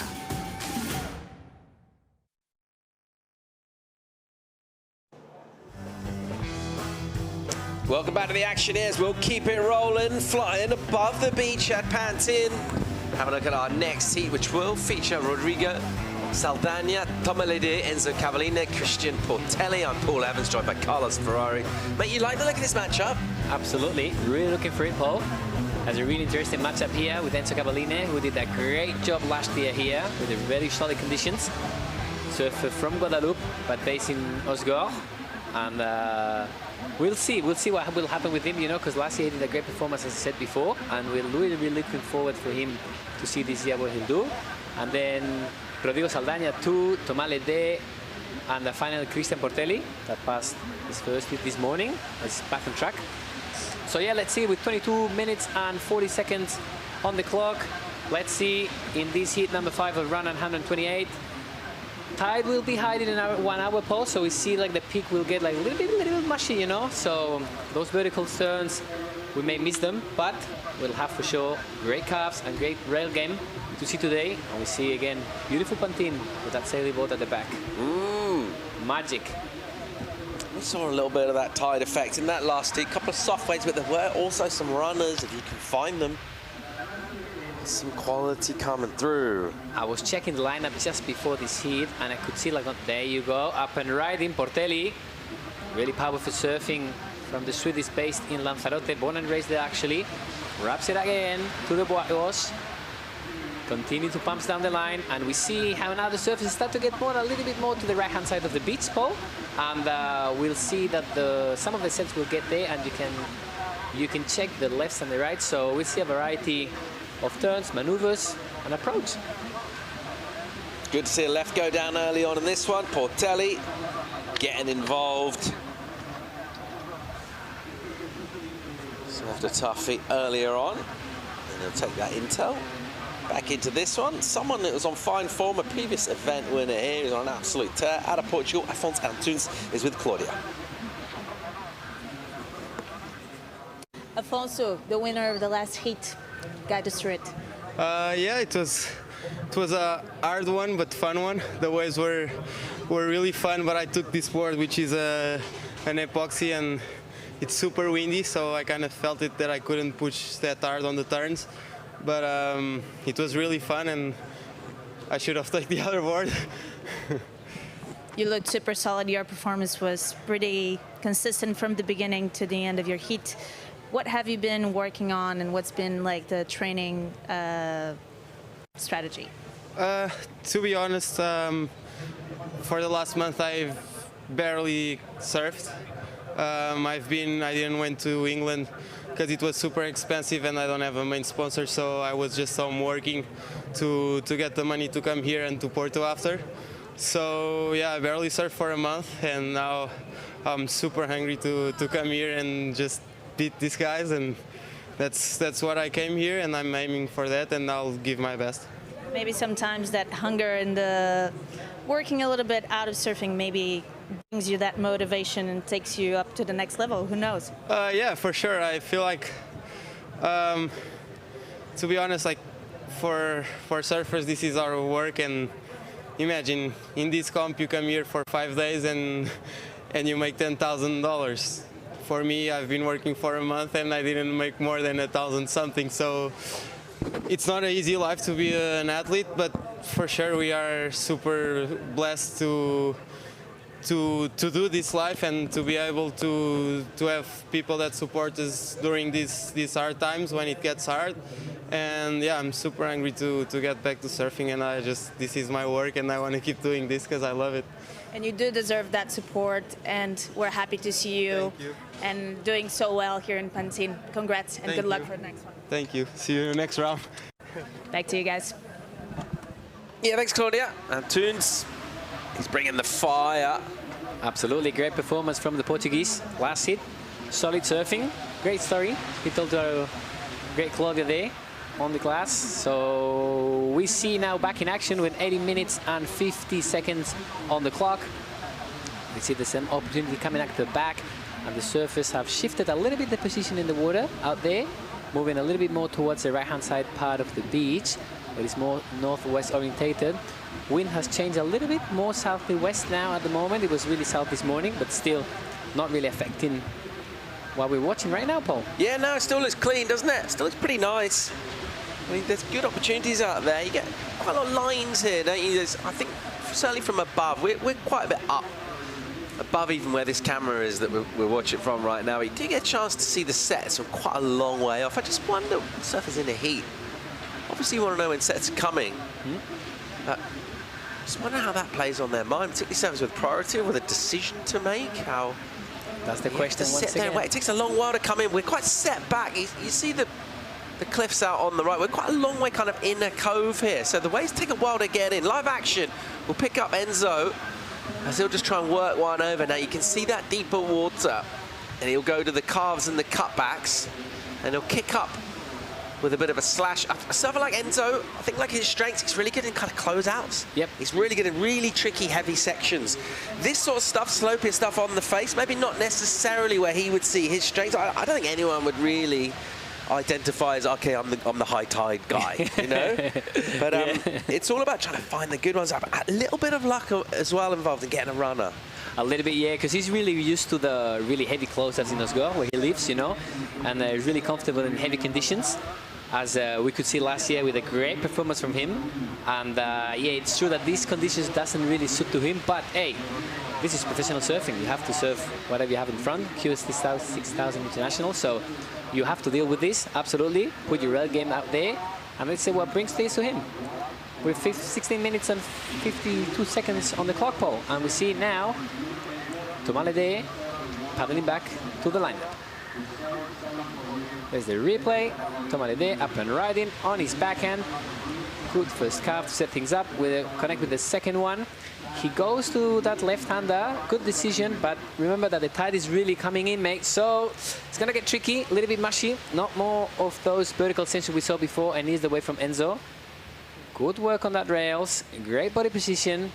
Pulls back again with his back foot, driving all the way to backwash, looking for the section to hit. You can see that we kind of really see those vertical sections we were looking before, Paul. Be a modest number for Enzo. Still plenty of time to get a couple of waves. Tomalede, we're all square with numbers. It is pretty small all round. The 3.5 is the best of it so far. It's been really low score in this one. That was Christian Portelli. Surfer represents Sweden with the left-hander he got right at the start of this heat. Since then, really waiting for some legit energy and some kind of scoring sections. It's just enough to sort of tempt you in. You see those lines come through, It sort of stands up, it's clean. Okay, I'm on here. You get to your feet. It's quite hard to read the wave, I feel, until you've done that first bottom turn here. You're not necessarily looking where you can see the shape on the sand because the wave's coming in rather than down the line. So it's really hard to see what it's going to do next. Yeah, absolutely. And you see now, actually, you know how the waves start to break, and then like really fades away, you know? So really tricky for them from the part of wave selection, you know, because it's not the same ball as we saw before this morning. You see how high the tide is. You know, there's a big coefficient today. We could see in the morning nearly the sand all the way back to that rock, you know, and now not really.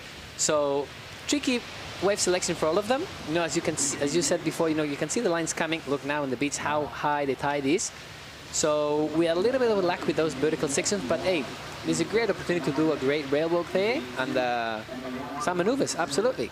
How cool was having Gonny up in the studio a couple of weeks ago, mate? I loved it, mate. I had such a good time. The wild card in here, just for being a legend. Yeah. He says the last time he's going to do this event. I don't believe it. Don't stop, Gonny. Exactly. No, he surfs every day. He's got the froth, mate. He's out there every day. He's insane, yeah.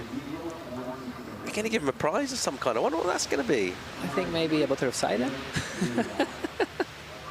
I don't know, mate, but he's really I'm really stoked to see him here. It was really fun that he to comment with him. Absolutely. And who we got here? Up and riding, Tomalede. Good first hack to set things up. Wraps it out all the way to the backwash. You can see how he needs to pump really to find that section for him to hit. Let's see, he's getting close to the shore. Looks for that section. Back again to the whitewash. And he gets sticky there. It's really tricky, Paul, because as we said before, the conditions are getting a little bit mushy for them. So those really vertical maneuvers that we saw before, it's going to be hard to see them now. Yeah, it's soft, isn't it? Yeah. Really, and you just saw from him at the end, he was hoping for a little banger over finish. It almost sort of sucks you in just to keep going this wave, doesn't it? You're driving, you're still looking for something to happen. All it's really doing is bringing you further off the peak, making the paddle back a bit longer without really adding much. So I think he was just a little bit miffed that he didn't quite get a banger of a finish there, because I thought he had the speed to do that. He just didn't really have the section.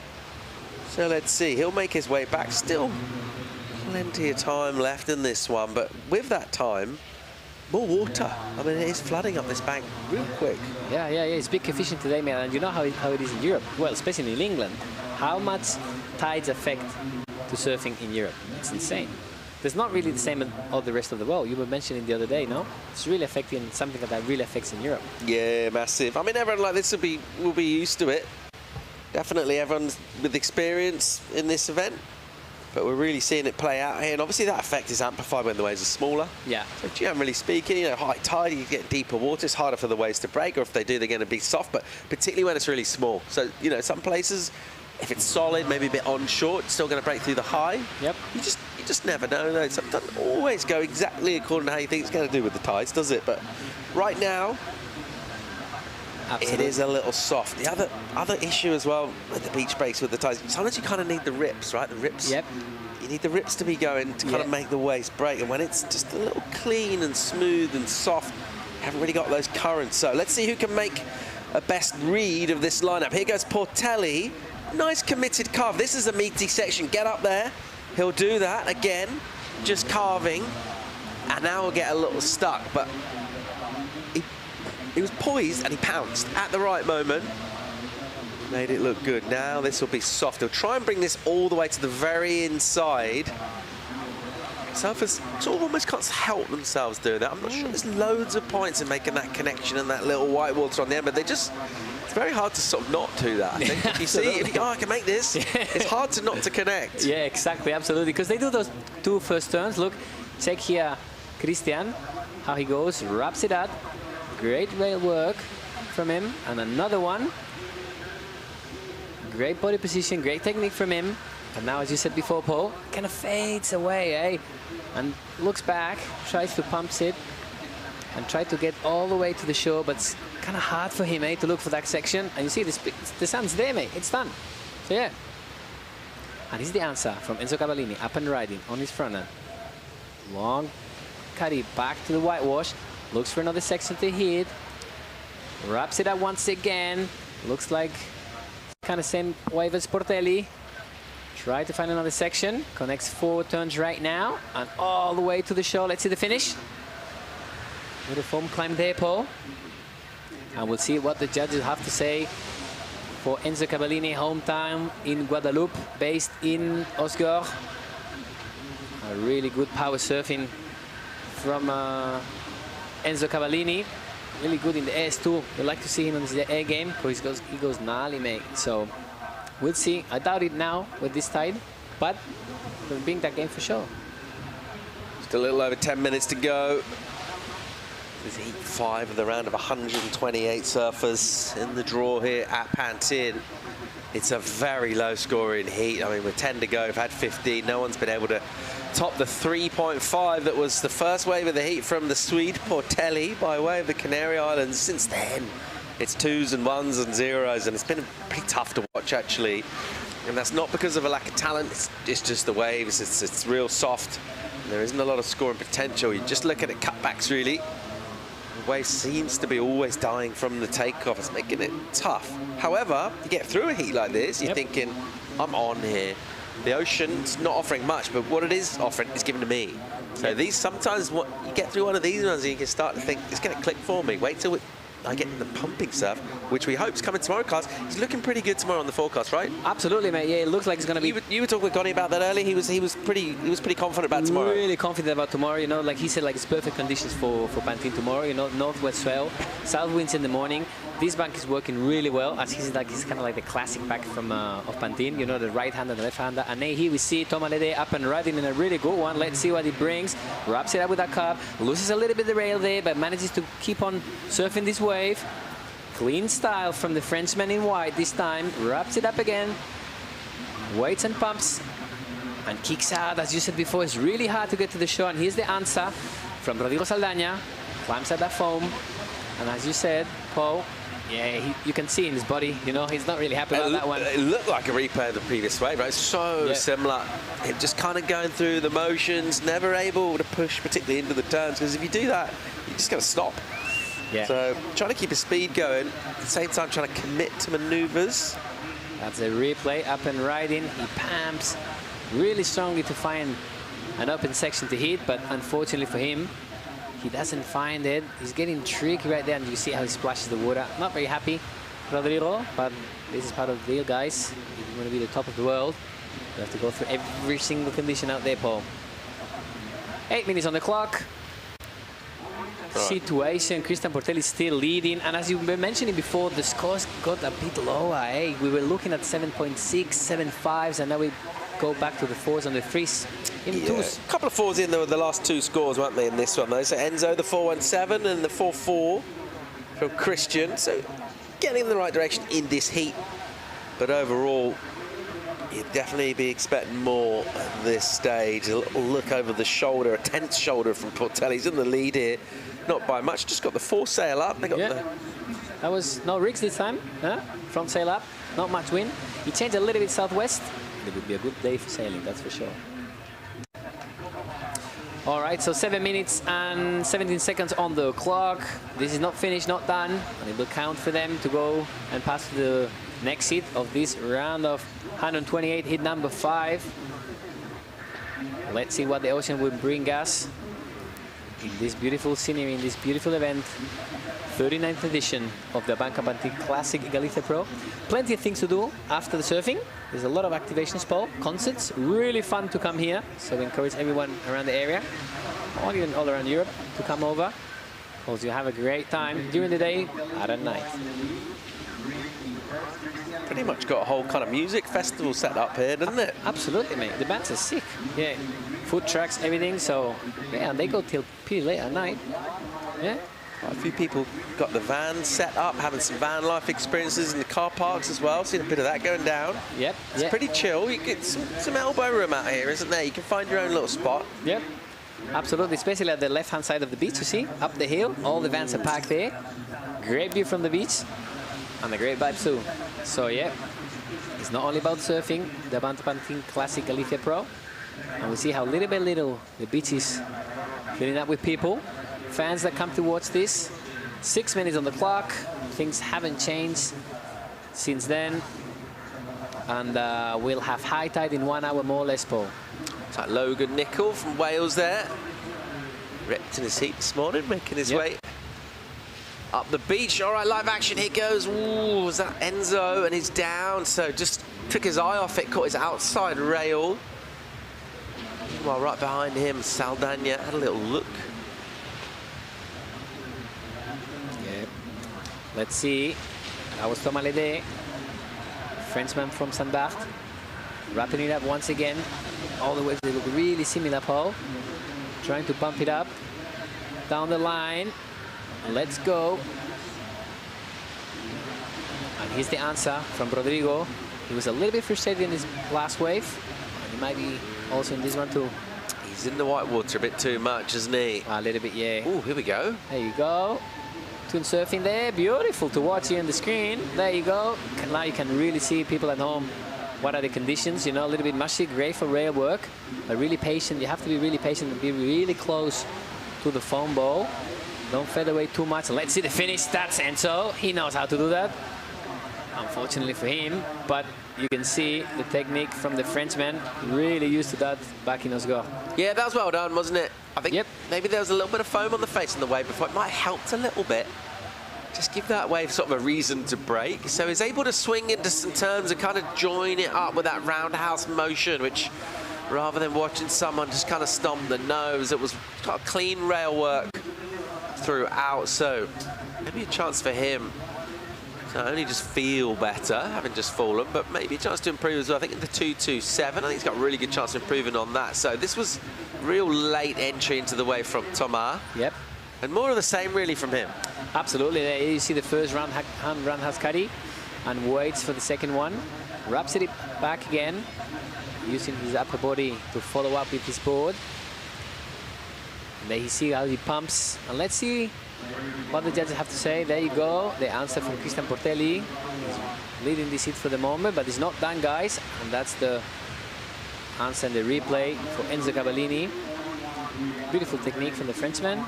Wraps it in once again, and he comes, waits for the section. Let's see, he knows how to finish it. Once again, one more. And there you go, boom. Unfortunately for him, incomplete. It was a great wave from Enzo. Let's see, he needs 3.74 to advance on first. And Rodrigo Saldaña, once again, climbing up that foam, waits for the section to build up in front of him. Committed to that. With 3 minutes on the clock, we're waiting for scores. Really tight this heat, Paul. Let's see what can happen, because anything can happen actually. They're really close one to each other. 3.7 for Mexico, the lead to advance. And Thomas Ledea and Rodrigo Saldaña leading at 3.68 and 3.95. Look at that sky. It's raining at the back. But it's a beautiful scenery here in the Atlantic Ocean in Pantin. What a venue in this 39th edition of this event. And we have a lot of action coming today, Paul, still. Yeah, I think, you know, in 2 minutes' time, two surfers will be thinking how beautiful sort of life and nature is, and two will be thinking how cruel a mistress Mother Nature can be, because it really is one of those, isn't it? You make it through this one, you're just absolutely buzzing. Yeah, absolutely. And if you don't, you're a little bit filthy with the universe. Yeah, you know? And you're like, why? Why my heat was not like 2 hours before? Yeah, exactly. A little bit of texture as well from the wind now getting into it. Maybe, you know, a little crumble of the lip might help a bit. Don't mind it. Here we go. Your heat leader, Portelli, leans into action. That round has been something he's gone to time and time again. Can he get a finish here? Can he get over the trough into the inside? No. Won't quite get the shorey. Meanwhile, Saldaña is working that board over at a rate of knots. There's a punt. And he won't pull that down, but I don't mind this wind. I think we needed energy from somewhere. We'd rather it was waves, but it's from the atmosphere. Why not? We'll take it. Bring it on, Paul. Exactly. The wind has changed a little bit. Now it's more west, you know. So that's why you can see those little bumps in the wave.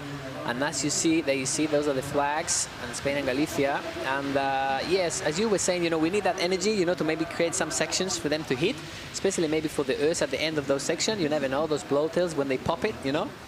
And let's see what this new wind, these new conditions bring. There's still 50 minutes to get high tide. Yeah, tell you what, judges having a really long think about previous to last of Enzo Cavallini. So he's in second place. His low number is at 227, which I felt like watching it live. I was like, well, that's gone. But let's just see whereabouts exactly it puts him. To get a first, he only needs a 374. He doesn't know either. He's thinking, are all my numbers in? I don't think they are. He's like, I don't feel like I've had my... I'm due an actual number that I haven't had yet. So let's see. Judges are checking that out. Could well be the high score of the heat, though. I thought we watched some speedy stuff that was linked together, and as we watched it live, it just felt a bit different. Here it is again, Carlos. Up and right in, Enzo Cavallini wraps that really well, getting all the way back to whitewash. Great technique from the Frenchman, and a second one, really well positioned, coming back from the section, and a third one. He connects the fourth one here. So that's connecting all the dots in this wave, really squeezing it, and here's the finish. There you go, Enzo Cavallini. It's a little bit bum on that fall there. What do you reckon, Paul? He almost stood on the sandbar, didn't he? He sort of landed it, but he landed it with his feet on the earth rather than on the board. Exactly, from Enzo, yeah. But let's see, we're waiting for scores. Always really active, the Frenchman from Guadeloupe. And let's see what the judges will have to say. Waiting for scores, they're not really sure. Oh, there you go, they dropped it. We'll see. Good news for Enzo. We'll see right now. Yeah, he's done well. It is that high score. So not the way we just saw it, not even the way before, but the one we got in that replay. 4.7 for Cavallini. Jumps him up to first place. He rolled up his sleeves and he did work out there. So his total, he got that up to 887, and that's how you do it on the QE sometimes. You're not necessarily going to be going out and kind of blowing the scale with your surf, and it's just about getting it done. He's done it here. He'll be delighted with that. Also going through with him, Christian Portelli, who led that one the whole way through, and he'll be pretty happy as well. Tomalede and Rodrigo Saldaña will be, a little disappointed. Unlucky also with the conditions a little bit, Paul. I think they could not show really the surfing, you know, because with this tide and everything. But that's what we were saying before. You want to get to the first of the world, top of the world, mate. You have to surf every single conditions, you know. So that's what it is. Great job from Christian Portelli. Enzo Cavallini, the next one. We'll see. Yeah, you get through, you know, we talked about it before, but you want to go out and rip, you know, get 7 and an 8, highlight reel stuff, doing S&B hacks, you're buzzing, you're walking around chest out. It's not always how it's going to go, is it, at all in professional surf? And sometimes it's about just kind of grinding it as well. And you might have your game plan, you paddle out, this is what I'm going to do, this is how this is going to work for me. And you got to kind of throw that out the window. Just like 5 minutes, there's somebody got to identify and go, that's not what this is. I'm not trying to go into the excellent range. What I'm trying to do is avoid ending with 2 1s or 1 and a 2, because it could be 4s getting me through this heat. Maybe not even think so much about winning the heat, it's just getting that total to get you through. And I thought we saw that shift there, so that was well done. And the fact that this tide, the way it's filling in, the way it's changing conditions, surfer's able to adapt. The other one's able to make it through, so that's all really just a part of getting it done. That's our next heat. That's what we're going to be seeing coming up soon. We're just going to keep rolling through here. As you can see, a little bit of action way out the back with some storm clouds building as this swell looks to fill in. Straight into it here with Uri Uziel on a softer wave. He's committing to his turns, but it's slopey. Now he'll want an inside. The inside doesn't want him. Absolutely. Well, he had a good turn at the beginning. It was really long, the camera. We could not properly see, but we could see some spray from Uri. We're going to wait for scores though. 23 minutes and 48 seconds on the clock. Let's see. Also out in the water, Luis Diaz, Giovanni Ponce, Pantin Habashi. Let's see which 2 from this 4 can get it done. Pantin Habashi, that surfed really well this morning, and here's the answer from him. Up and riding on his backhand. Pumps it up. He knows he has to get close to the whitewash, otherwise the wave will fade away. That's what happened to him. The Swiss based in Osgore, Pantin. That's some pretty nice action, isn't it? Bit of Genève, bit of Osgore. And he has Egyptian origins. I think it's his mum or his dad, really. Yeah, really cool guy, actually. 23 minutes on the clock. We're seeing paddling back there. I think he's good for like chocolates and stuff, where he's based. That's lovely, mate. Yeah. Osgore and we like bit of French Switzerland. Yeah. Good cheeses and stuff, if that's his thing. I don't know. Yeah, if you like chocolate and cheese. Up the winter, head up the mountains, maybe hit the wave pool there, Alaya Bay, hit the slopes. Yeah, oh, that's nice. That's the replay pole. Good first turn there. Second one gets a little bit sticky there. And connecting with the third one.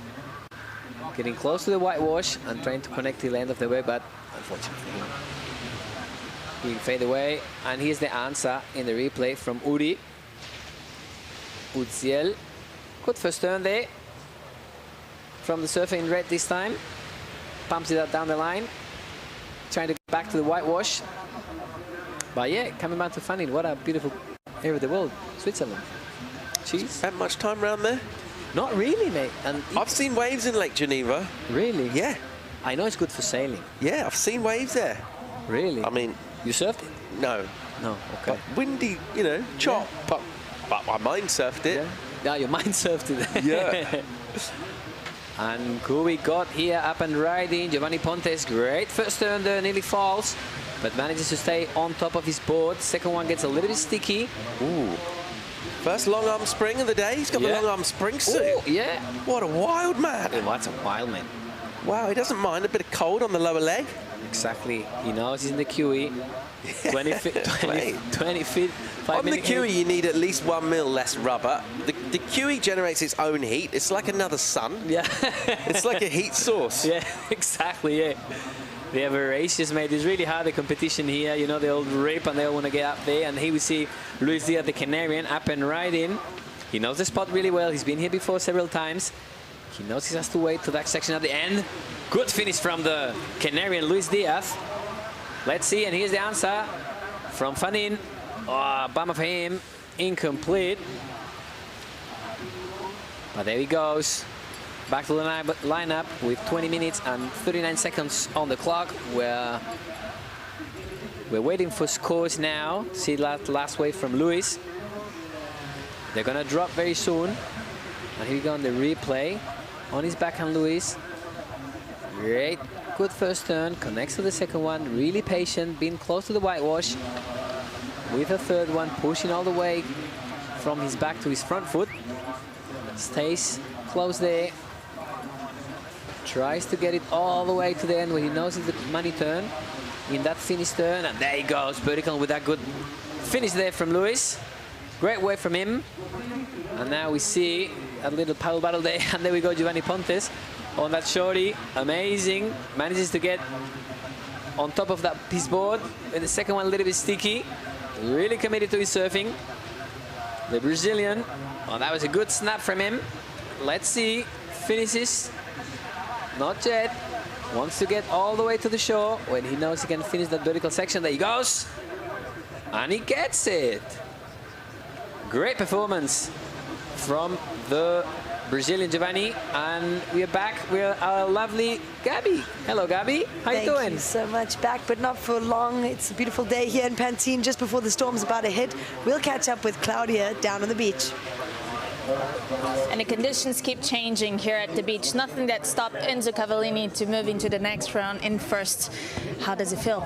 Yeah, it feels great. As I said before, first 6,000 since like 2020 or 21 in Fernando de Noronha. So it feels great to be back on the international QS. And yeah, the condition is changing, but tomorrow I think the way is gonna be good. So I'm really stoked to survive today and hopefully more tomorrow. Coming up to this event, what was like your training routines and what was the focus? A lot of training since the beginning of the year. I put all my energy on that and a lot of self-lesson also to figure out those QS because it's a lot of money. But everything fit together and yeah, I just can't wait to put the jersey again and enjoying the time and yeah, that's it. Congratulations and good luck for the next one. Appreciate it. Cheers. Back to you guys. Thank you so much, Claudia. We see the conditions changing quite a great deal out here, but really good contestable conditions, like you were speaking about earlier, with the wind, with that bit of chop on the face of the wave. It does also add an interesting element and a bit more section for them to hit. So we'll read some scores from that first opening exchange. This was the first ride for surfer in red. Came in at a 4.0. Beautiful rail-to-rail surfing there from the Argentinian. Love how he drifts the tail on that turn. And just, yeah, kind of working this wave through to the inside. Was hoping for something more. Sorry, this was during the interview. We're still waiting for the score. First of red, so previous prior to this wave was a 4.0. We'll wait for that score to drop. This was also during the interview. This is Pantin Habashi, surfer in green, the Swiss surfer. We saw him surf a great heat earlier. Absolutely. Carlos. Absolutely, ripping the whole day in his first hit, and now we see he's really active in the second hit. Great wave selection from the Swissman. Pumps it all the way to the shore, and he knows there's the money turns in these hits where they can find that little bit of verticality, let's say, Gabby. For sure, for sure. Landing in the shorey there. All right, so we'll wait for that last of red to drop. What I can tell you, the first of blue came in at a 4.5. So first wave for Luis Diaz. The first two scores drop in for the Brazilian surfer at a 6.33 and a 0.5. So that's a great looking number, a great way to start the heat. He's gonna have a look at this one too again, Carlos. There you go, up and right in with a great good calf to start things. Wrap it up with the second one. Great technique, gets a little bit sticky there. Great technique from the Brazilian. How he moves and places his upper body, using his arms and his hips to push not only with his feet. And there he goes, trying to look for that vertical section. Great finish from him, Giovanni Pontes. Solid surfing from the Brazilian. He's got some support there at the Red Bull Athlete Zone. Got some Aussies there. There you go. Watching, waiting in anticipation. Still waiting for a number to drop.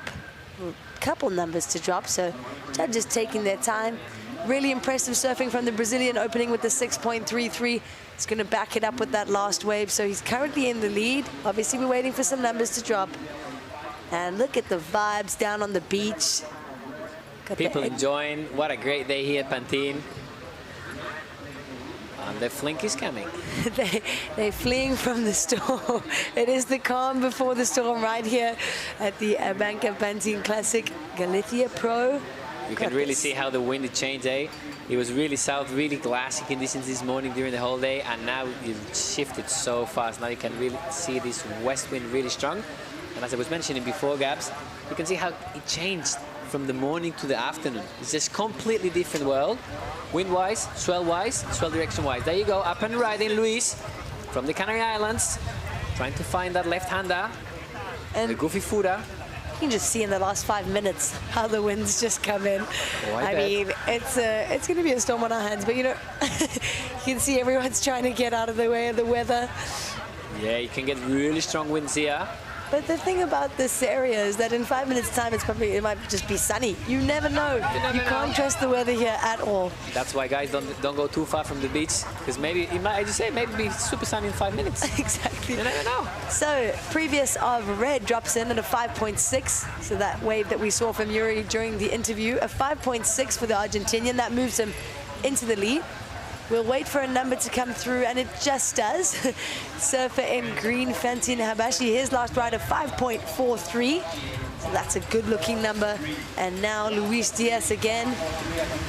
And now, one interesting point to make. This morning we saw smaller conditions, cleaner conditions, and we saw a lot of epoxy boards, and we saw a lot of carbon fiber boards. Now, how does a board like that perform in these conditions? It will be tricky, because those boards are really light. You know, they really work well when they are really like, let's say, smooth conditions, you know. Now with the wind and the chop, you know, the waves, you want a board that weighs a little bit more weight, you know. As Goni was also mentioning before, you need a heavy board here in Pantin, you know, because it's really affected by the wind. There's a lot of, not chop, but let's say wobbly sections, you know, that you have to be aware of. And now that's why you can see the change of equipment in all of the surface in the water, changing from epoxy or carbon to the classic foam. And we'll see. I think they still keep on the 510s, 511s, 5.9s. Swallowtails, that I think they're still keeping on that one. It will be a change for tomorrow for sure, because conditions will be completely different from today. Way bigger. But apart from that, they're still keeping those swallowtails. For sure. 13 minutes on the clock. It is the Swiss surfer, Pantin Habashi, out in front with a 5.43 and a 5.17. But let's have a look at surfer in white, Giovanni Pontes, the Brazilian. He's got a 6.33. We're just waiting for that last score to drop. He was only looking for a 3.27. So we'll wait for that number to drop before we kind of discuss the situation. What we can say is that the conditions since the beginning of the heat to now have changed so much. So the surfers that got those high scores in the opening exchange, they're going to be happy to have that, you know, in their scoreline and under the belt, because it's looking like it's getting a bit more tricky out there for sure. Absolutely. I bet they're all saying, why my heat was not 2 hours before? But this is what it is, you know, you want to be with the best of the world, you have to surf every single conditions. And we see him up and riding once again. Uriel, the Argentinian, relentless. Great job on his first wave, and you could see him now waiting for the section on the shore to hit. Continue pumps, throw that tail, try to pop it, but unfortunately for him, it's going to be, the wind is not bad for ace, you know? Yeah. Surfing that right-hander, actually, because you'll stick the board to your feet, but try to pop it in that conditions. Pretty hard for him, but anyway, you know, he's trying. Needs a 5.0 to advance. Scores are really close one to each other, so anything can happen. We've got 11 minutes and 40 seconds on the clock, Gaps. Previous of white, sorry, a 4.93. So like I said, that does change the situation. And we see the Brazilian Giovanni Pontes move straight up into the lead. Now Pantin Habashi in second, and surfer in red drops down to third. So Uri's looking for just a 5.0, and surfer in blue down in fourth, looking for a 6.1. Got the jet ski, we got the scenes. Still really fun out there. Some people do like to surf in the wind, you know. It's not absolutely just because it's windy doesn't mean there aren't waves. And yeah, sometimes it's less crowded. Yeah, I like it actually. You know, that little kind of mess out there. Not because the crowds are normally less crowds, you know. So I think I can tell that you live in Hasago if you're saying that, because the crowds are so hectic. I do. It's a wonderful place. It's a little bit busy, and there we go once again. Oh, he loses that rail. Carbon fiber board. There you go. There is smart choice, Gabs. Exactly, the carbon fibers, as Gabby was saying before, probably not the right choice for this heat, but he changed it. It changed, you know, it changed like 20 minutes ago was completely different, and now you can see it's really affected by the wind with all the chop. And you see he's trying to hear the score from the beach announcers. Look at that. Obviously, it gets a bit more tricky to hear. Absolutely. It's even tricky for them to hear, you know, the beach marshals. But anyway, they still got 10 minutes on the clock. Should be focusing on what's coming next for him, you know. Yeah, exactly. So we're well into this heat now with 10 minutes to go. It is still the Brazilian Giovanni Pontes in the lead with a 6.33 and a 4.93. So for the conditions that we have right now, that's an excellent scoreline. Yeah, we love to see that energy that Brazilians bring to the competitive scene. I'm sure he's no stranger to these type of conditions, and it shows, you know, sitting out in the lead, stacked heat, but holding it down. Look at him, he's dancing, he knows he controls it. There you go. A little bit of this and a little bit of that, Gab. Very on-brand Brazilian There you go, bring it on, having a good time. That's what it's all about, guys. So let's see, we've got 9 minutes and 20 seconds on the clock. Conditions have really changed out there with those west winds. Tide is coming in, 30 minutes for high tide. We'll be high at 5 o'clock. And let's see, because definitely a big change on equipment for them. Let's see what they bring in the next hit. But if you get the foam board for this one, you'll definitely have an advantage. You see one of the surfers from the next heat just going for a swim there. Yeah, exactly, relaxing. Getting used to the water conditions. Yeah, because you don't know, you can see like the Brazilian is surfing with a shorty. Yeah, exactly. And even though there are less people on the beach, I can tell you that there are so many people in the activation zone here. Loads of people getting ice cream, loads of people. There's so many cool stores and everything down here at the ABANCA Pantin Classic. So yeah, maybe not as many people on the beach, but that just means that the activations are going to be on fire. So yeah. Absolutely. Nightlife gets pretty fun out here. People staying really late last night. So yeah, bring it on. If anyone is hesitating, we encourage you to come over here to the beach and to the ABANCA Pantin Classic Galicia Pro in this 39th edition of this legendary event in the European schedule. And we got 8 minutes on the clock, Gabs. We hear some whistling behind us. That, you know what that means. And a paddle. Yep. Surfer in red up and riding. He's in the hot seat, sitting in third, looking for a score. Unfortunately, he just goes down. I thought he had it. Same. Behind him. This is our heat leader. Oh. They know the wind is good for the airs because they stack the board to their feet, but hard to pop it. You need to find that section to really pop the board with the back foot. For sure. Do that blow tail. That would definitely bring some changing and some different maneuvers to this hit. So will definitely make the difference for the judges. Needing a 5.84 Fanning to get on first. Giovanni Pontes really controlling the hit. What I'm thinking about right now is what are we gonna have for dinner? You've been showing me all the best Spanish food. And I'm thinking, good question. How did you like the wine, white wine? Maybe a bit too much. Yeah, that's what it is. Anyway, we're in a lovely place here for meals. You know, the food is absolutely fantastic. And I don't know, maybe percebes, you haven't tried those yet, no, Gabs? No, I need to also try the pulpa, obviously. Oh, the pulpo, it's true. Yeah, you haven't tried? There we go. Have a look. It's our heat leader. Ooh, what happened there? It's looking tricky. You can see they're kind of getting blown off the back. Or yeah, it's going to be interesting to see if they start to go for airs or if they, you know, they haven't really been able to surf this wave with this wind. So I feel like to go for an air now, you're not quite sure because it's something that you have to practice over and over again depending on where you are in the world, you know. So will they then go that route with 6.5 minutes to go or surf a bit more safe and get like a complete ride? If you got a good air game in your bag, I'll go for it. Yeah. Even though it's hard to pop it, you know, because there's not really the section. If you manage to pop it like Woody did before, you can blow that tail, the wind will stick the boat to your feet, and that will be definitely a game changer. Because we haven't seen one in this heat. We've seen it before, Gabby, but not in this heat, because with the high tide, you know, the wave gets a little bit more mushy, and it's harder to find the vertical section. And now we see here, back again. Pantin, Habashi, wow, vertical snap there, just going down, unfortunately. We saw him looking a bit frustrated a few minutes ago. Looks like he's struggling to maybe find his rhythm. He's in that advancing spot, so he's in a good good position right now, but just by body language, you can kind of see he's looking a little bit frustrated. He had a great heat earlier. I think he was really happy with his performance, and maybe he's just not really feeling that same energy in this heat. And yeah, it looks like he's not that really locked in like as he was before, you know. And here we go, Luis Diaz up and right, and you see again. He manages to get it. There we go. The little bloater there. He's gonna definitely bring in some scores to him.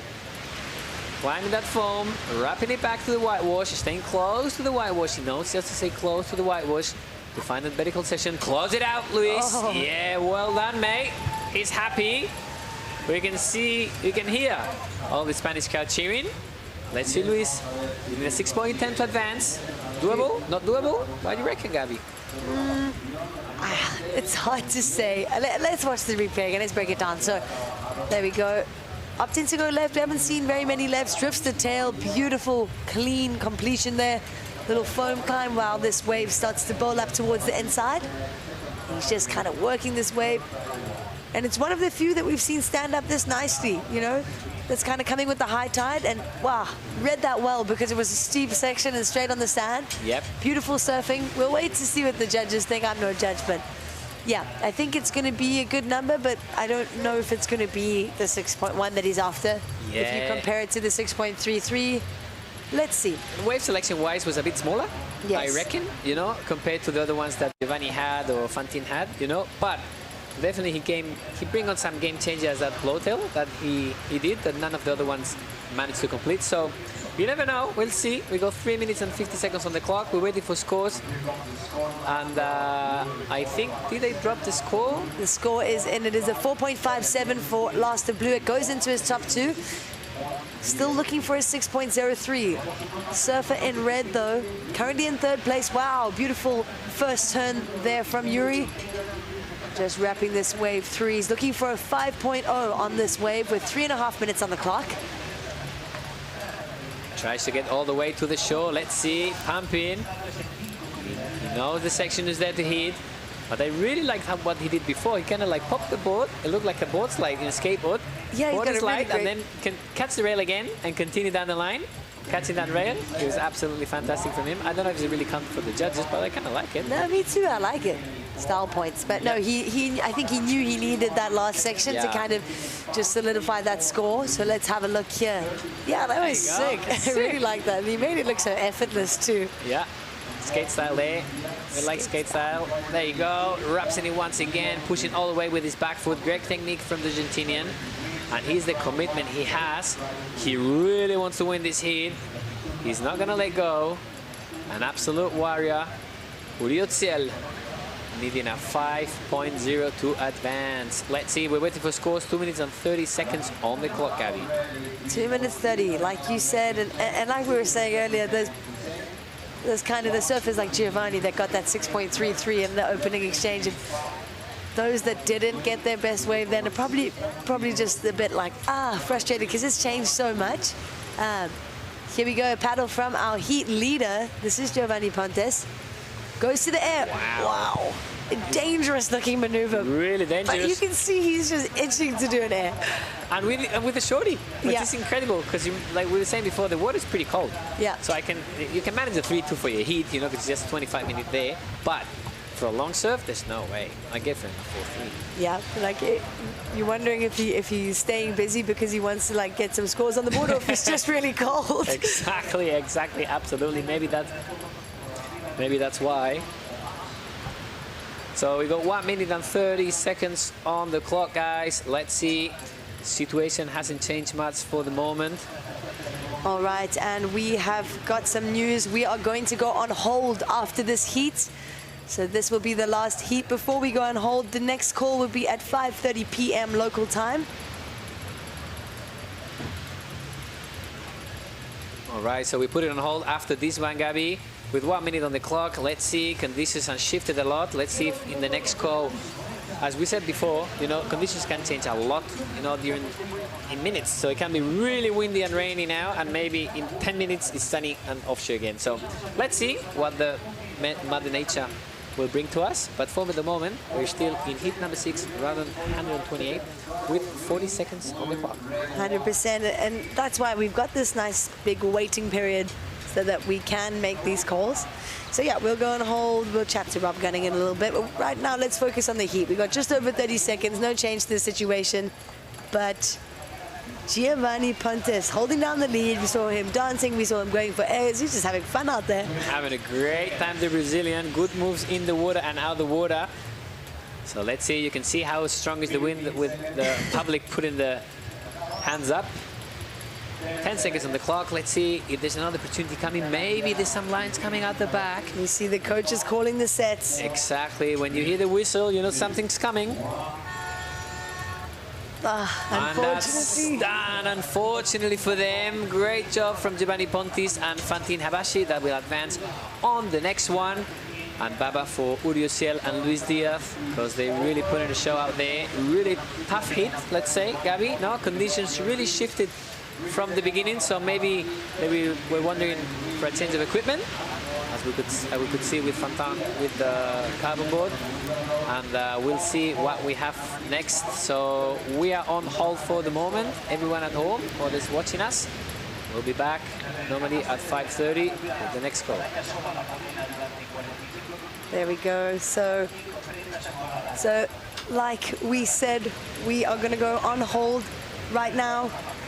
Just the conditions have changed quite a bit. Obviously, we've seen a lot of wind come in, and we've been speaking about it all day. The conditions are ever changing in this place. The reason why we have such a lovely big waiting period is that we can go on hold. But let's hear the call from Rob Gunning down on the beach. The conditions did change here at the beach. Rob, what's the call? Yeah, we're going to go on hold for an hour and 45 minutes until 5:30. We've got high tide at 5, so once we see the tide starting to drop, swell's building slightly, so we're going to come back and try and do some more heats this afternoon. Hopefully we have great news in a moment. Stay tuned. Back to you guys.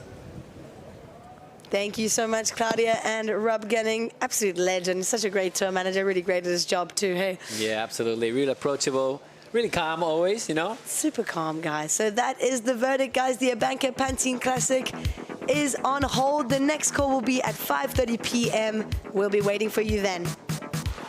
Thank you, Gabby. See you soon, guys. Thank you, Carlos. Don't blink or you'll miss it. Ciao.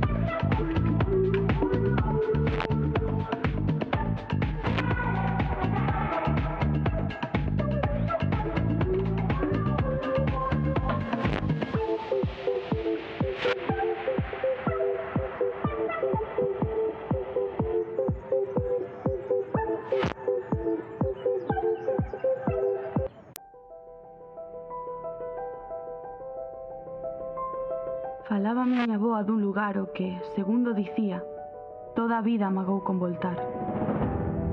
falaba de cantís, desertos, prados, praias e montes, como os que vin 1000 veces, pero que nunca vira. Emocionábase falando dun interior cheo de vida, de cores. Recordaba os camiños que percorreu e os camiños que lle percorreron a ela. Inda garda fotos daquel lugar, na memoria, instantáneas únicas do seu mellor verán.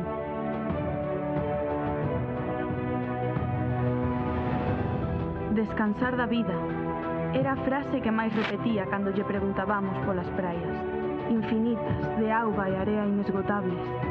Cada gran é dela porque ela é deles. Cada gota foi dela porque agora ela é del.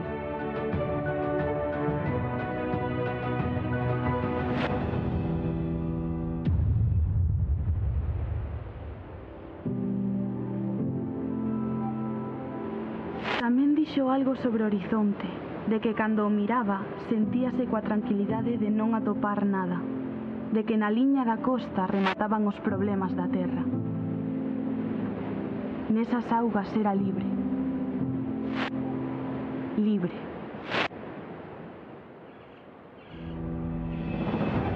Vive no meu corazón e no corazón da xente que pisa aquel lugar. Sinto que segue ali con todos. Existindo tantas religións pareceríame raro que todas se equivocasen e, de existir un ceo, estou segura que viviría nel, ollando para baixo.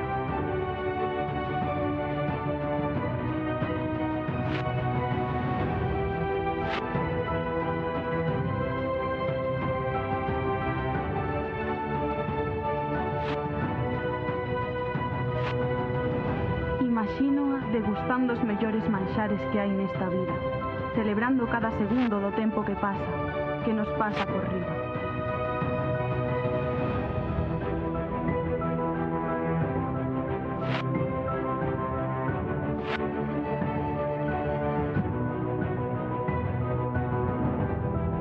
Falaba miña avoa dun lugar o que, segundo dicía, toda a vida amagou con voltar. Que por que non voltou? Porque ela estaba no paraíso, en Valdovín.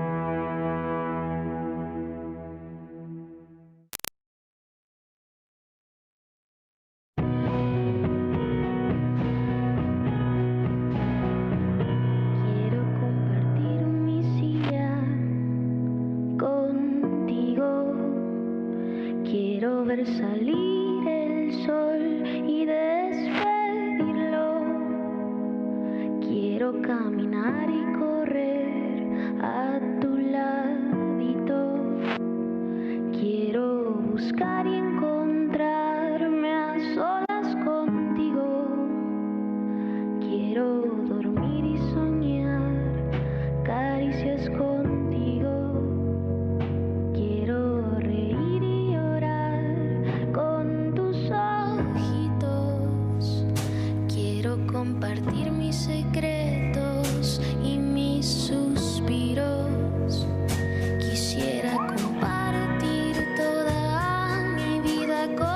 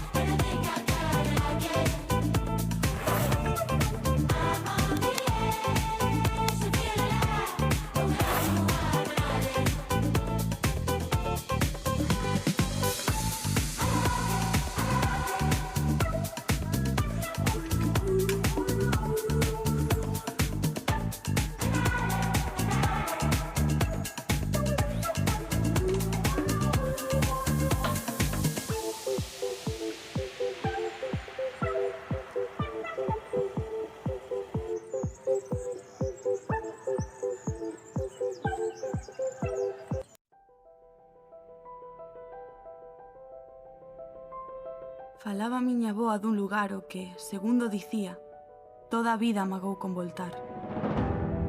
Falaba de cantís, desertos, prados, praias e montes, como os que vin 1000 veces, pero que nunca vira.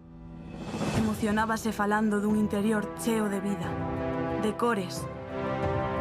Recordaba os camiños que percorreu e os camiños que lle percorreron a ela. Inda garda fotos daquel lugar, na memoria, instantáneas únicas do seu mellor verán.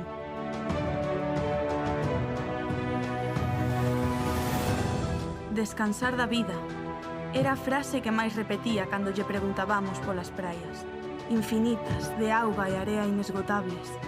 Cada gran é dela porque ela é deles. Cada gota foi dela porque agora ela é del.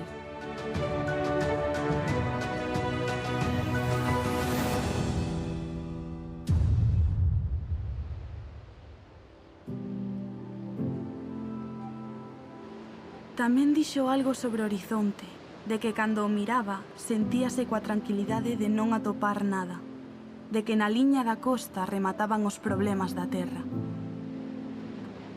Nesas augas era libre. Libre.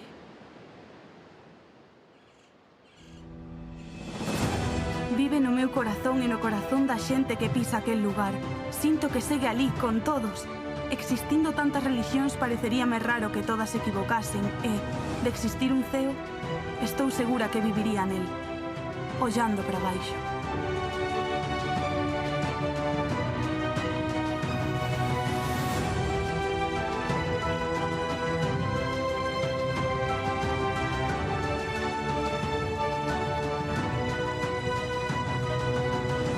Imagínoa degustando os mellores manxares que hai nesta vida, celebrando cada segundo do tempo que pasa, que nos pasa por riba.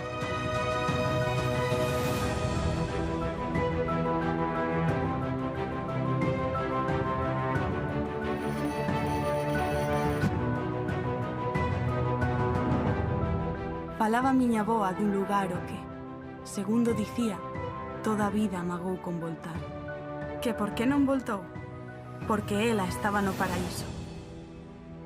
En Valdoviño.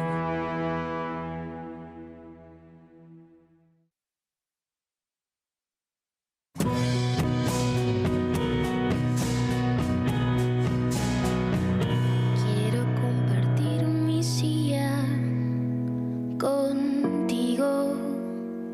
Quiero ver salir el sol y despedirlo. Quiero caminar y correr a tu ladito. Quiero buscar y encontrarme a solas contigo. Quiero dormir y soñar caricias contigo. Quiero reír y llorar con tus ojitos. Quiero compartir mis secretos y mis suspiros. Quisiera compartir toda mi vida contigo.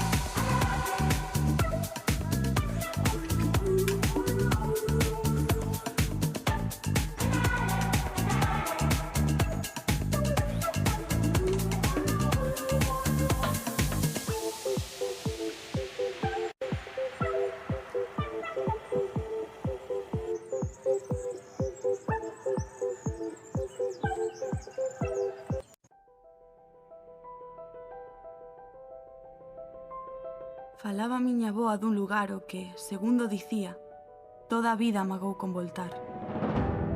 Falaba de cantís, desertos, prados, praias e montes, como os que vin 1000 veces, pero que nunca vira.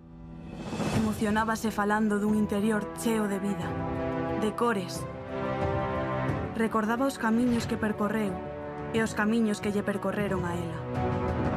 Inda garda fotos daquel lugar, na memoria, instantáneas únicas do seu mellor verán.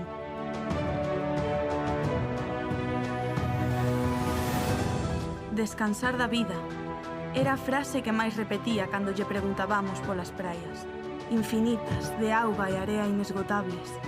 Cada gran é dela porque ela é deles. Cada gota foi dela porque agora ela é del.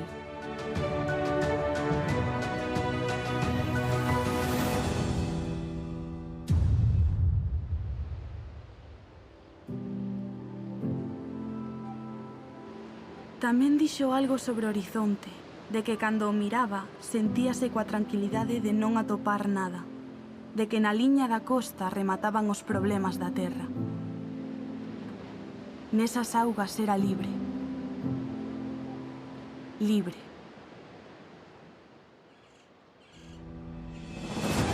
Vive no meu corazón e no corazón da xente que pisa aquel lugar. Sinto que segue alí con todos. Existindo tantas religións pareceríame raro que todo. Quiero dormir, quiero reír y llorar con tus ojitos. Quiero compartir mis secretos y mis suspiros. Quisiera compartir toda mi vida contigo.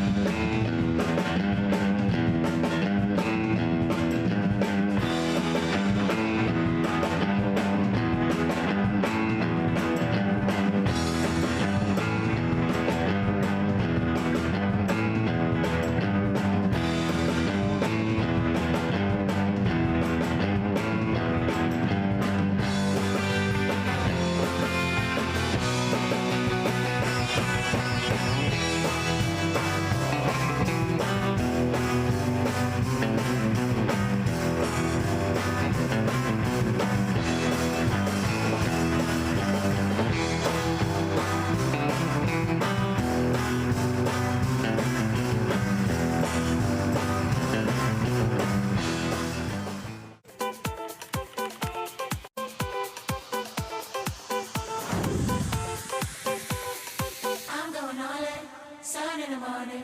We're better be together. First time I'm calling, come when I want it. The feeling lasts forever. I'm on the edge of desire, and I think I gotta like it. I'm on the edge to feel alive. Oh, how you wanna ride it?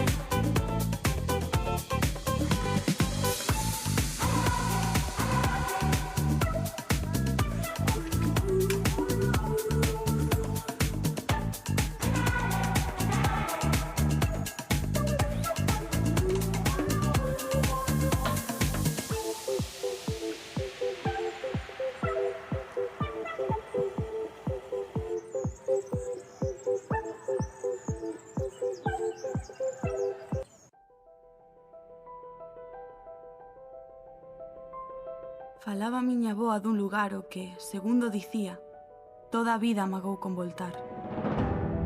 Falaba de cantís, desertos, prados, praias e montes, como os que vin 1000 veces, pero que nunca vira. Emocionábase falando dun interior cheo de vida, de cores. Recordaba os camiños que percorreu e os camiños que lle percorreron a ela. Inda garda fotos daquel lugar, na memoria, instantáneas únicas do seu mellor verán.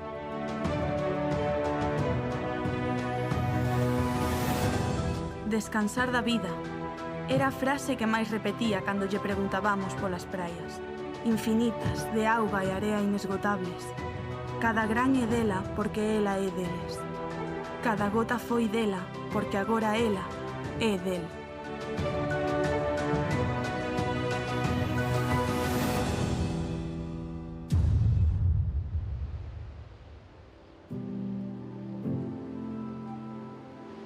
Tamén dixo algo sobre o horizonte, de que cando o miraba sentíase coa tranquilidade de non atopar nada, de que na liña da costa remataban os problemas da terra. Nesas augas era libre. Libre.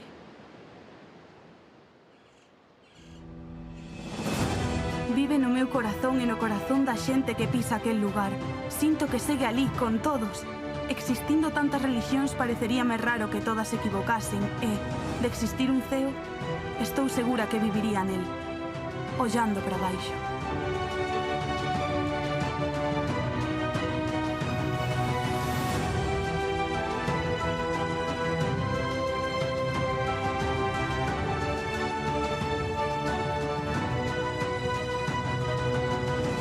Imagínoa degustando os mellores manxares que hai nesta vida, celebrando cada segundo do tempo que pasa, que nos pasa por riba.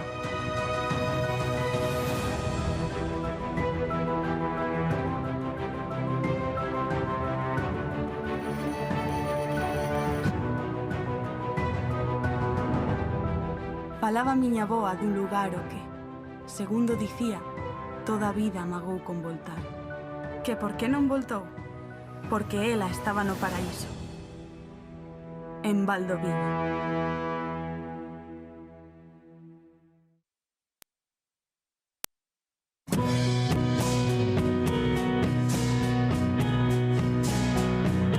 Quiero compartir mi silla contigo. Quiero ver salir el sol y despedirlo.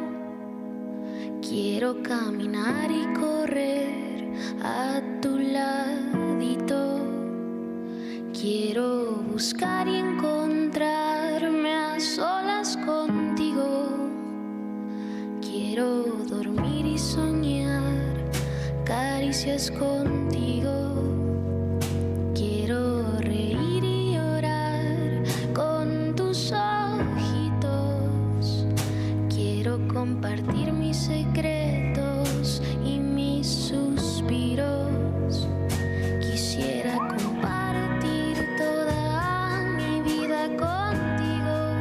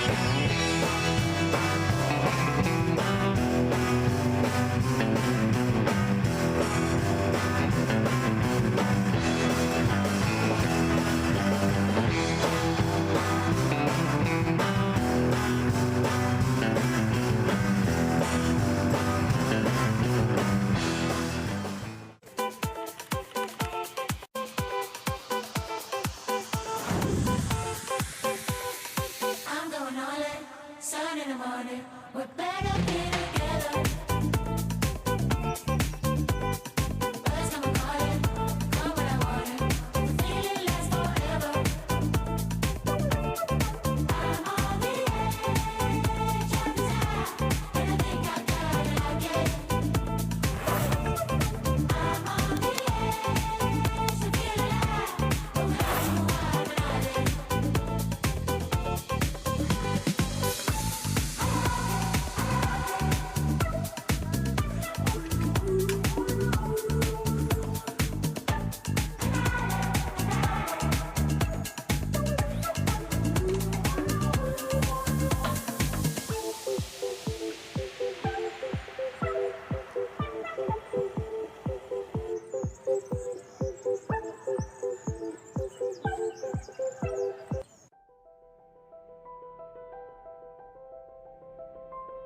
Falaba miña avoa dun lugar o que, segundo dicía, toda a vida amagou con voltar. Falaba de cantís, desertos, prados, praias e montes, como os que vin 1000 veces, pero que nunca vira. Emocionábase falando dun interior cheo de vida, de cores. Recordaba os camiños que percorreu e os camiños que lle percorreron a ela. Inda garda fotos daquel lugar, na memoria, instantáneas únicas do seu mellor verán.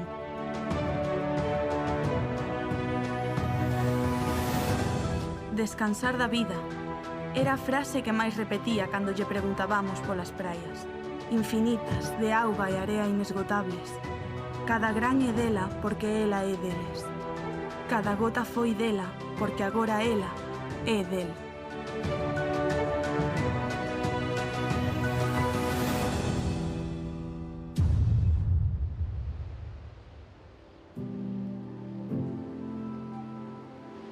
Tamén dixo algo sobre o horizonte, de que cando o miraba sentíase coa tranquilidade de non atopar nada, de que na liña da costa remataban os problemas da terra. Nesas augas era libre. Libre.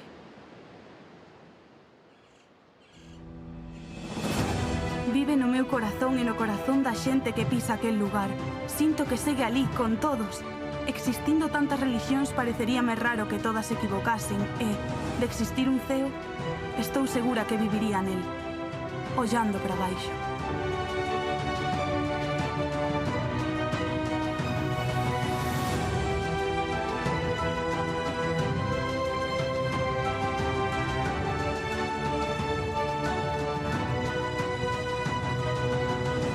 Imagínoa degustando os mellores manxares que hai nesta vida, celebrando cada segundo do tempo que pasa, que nos pasa por riba.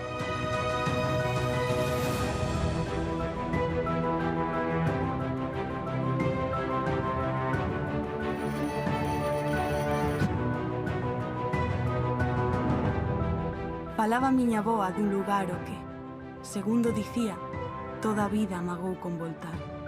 Que por que non voltou? Porque ela estaba no paraíso. En Valdoviño.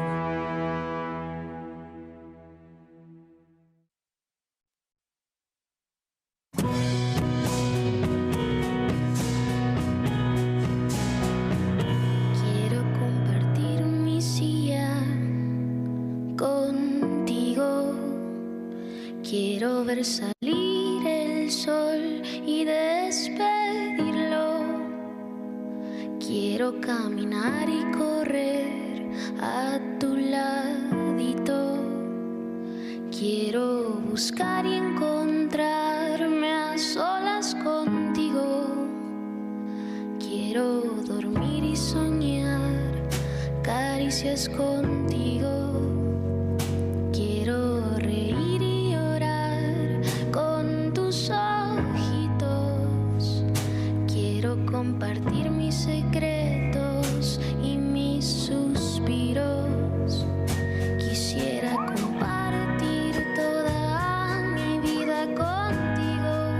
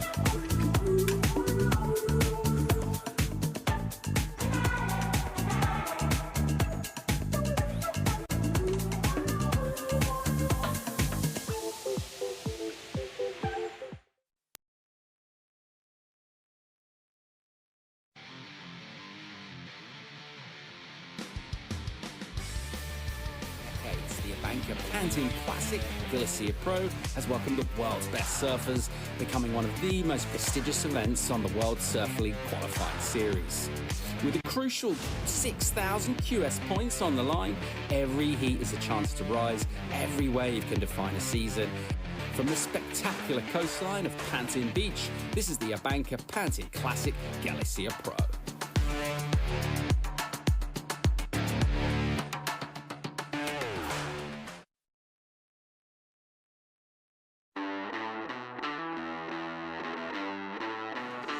And we are back here at the ABANCA Pantin Classic Galicia Pro. My name's Gabby Livo. I'm joined in the booth by none other than Chico Elves. Chico, welcome back. Yeah, thank you, Gabby.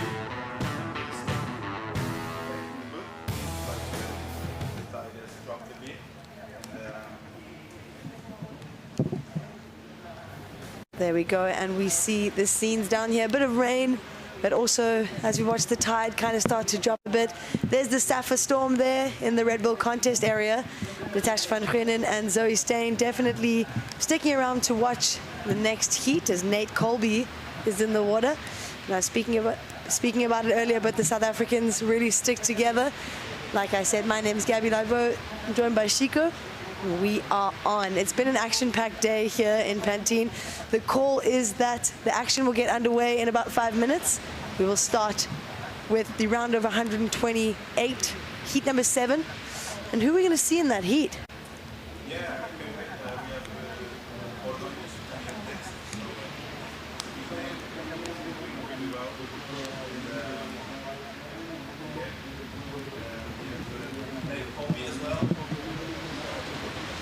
Paul Boniface and Inigo Medina.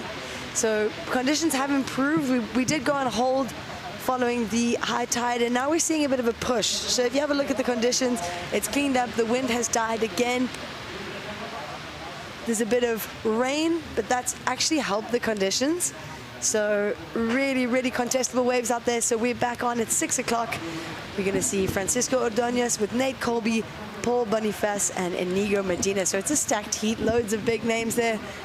We're in for a lot of fun. We will run the last few heats of the day. Let's have a look at the forecast. So this morning we saw 0.8 meters in wave size. It has picked up significantly. We're seeing a meter this afternoon.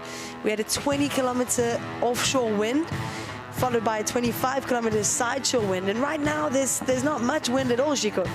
Yeah, it looks like we had a bit of a storm, like a 30-minute storm or something like that, and then the wind kind of died off again. So yeah, conditions are looking really good for this end of the day.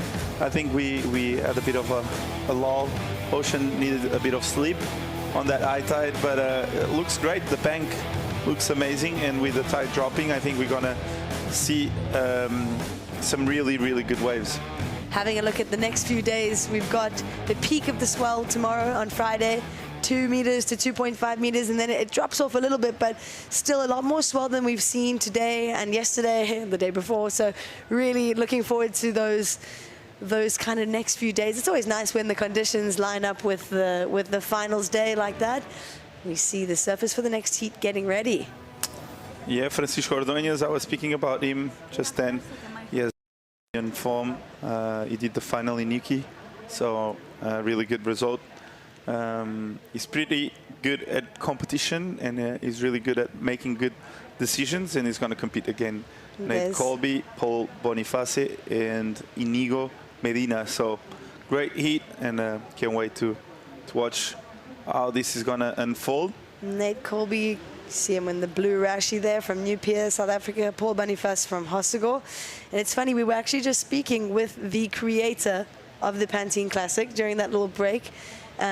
Really interesting. He did tell us that the first international surfer to ever surf this event was South Africa's David Malherbe. He's a local legend in South Africa. So yeah, just saying how that event has kind of shaped what surfing is in Spain. Let's have a look.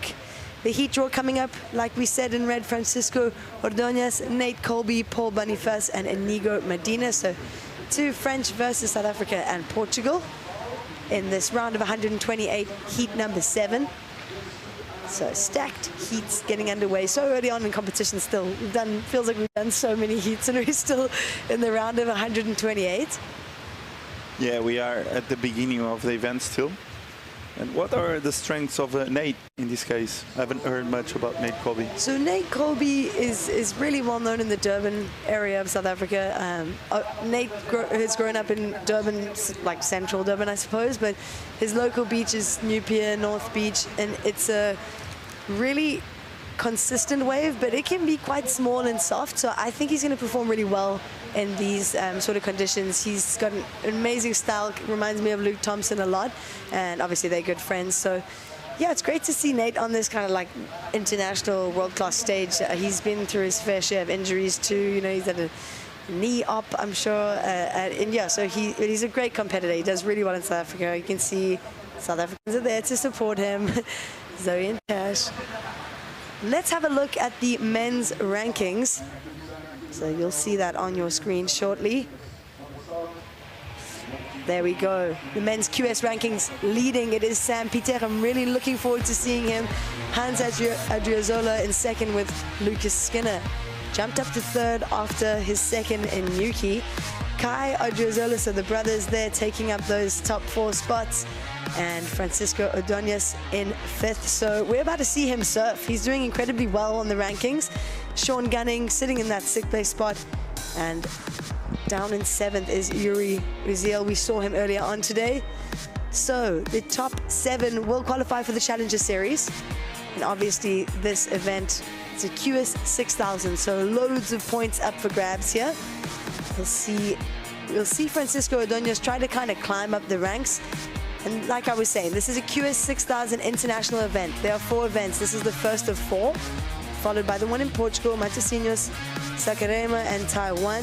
These events will reward 6,000 ranking points, and they are open to international competitors. And like Paul was saying this morning, it's almost like a Challenger Series out here today. There's just so many big names in this draw. And yeah, they will be able to have their earned points count towards their Challenger Series rankings and their regional QS rankings. So it's just an all-round great event for not just for the QS surfers, but for the Challenger Series surfers too. Yes, indeed, and beautiful stops. We have Pantin, Matosinhos, which is a really good wave, really punchy beach break. It has a lot of power. We're gonna see some big airs there. It's really fun. Saquarema, we already know, it's a famous place that many events have happened there. And Taiwan, I think we haven't seen one there for a while now, but it's going to be interesting to see. For sure, and such different waves, all of them, which I think is the point, you know, the fact that they get to surf so many different types of waves. But really cool that this event is followed by the one in Portugal so soon after. I mean, obviously, you know that area really well. And how does the wave compare to Pantin? So Pantin breaks further out, where the comp is going to be. It's more near the shore, if it's not huge. And it's a really punchy wave.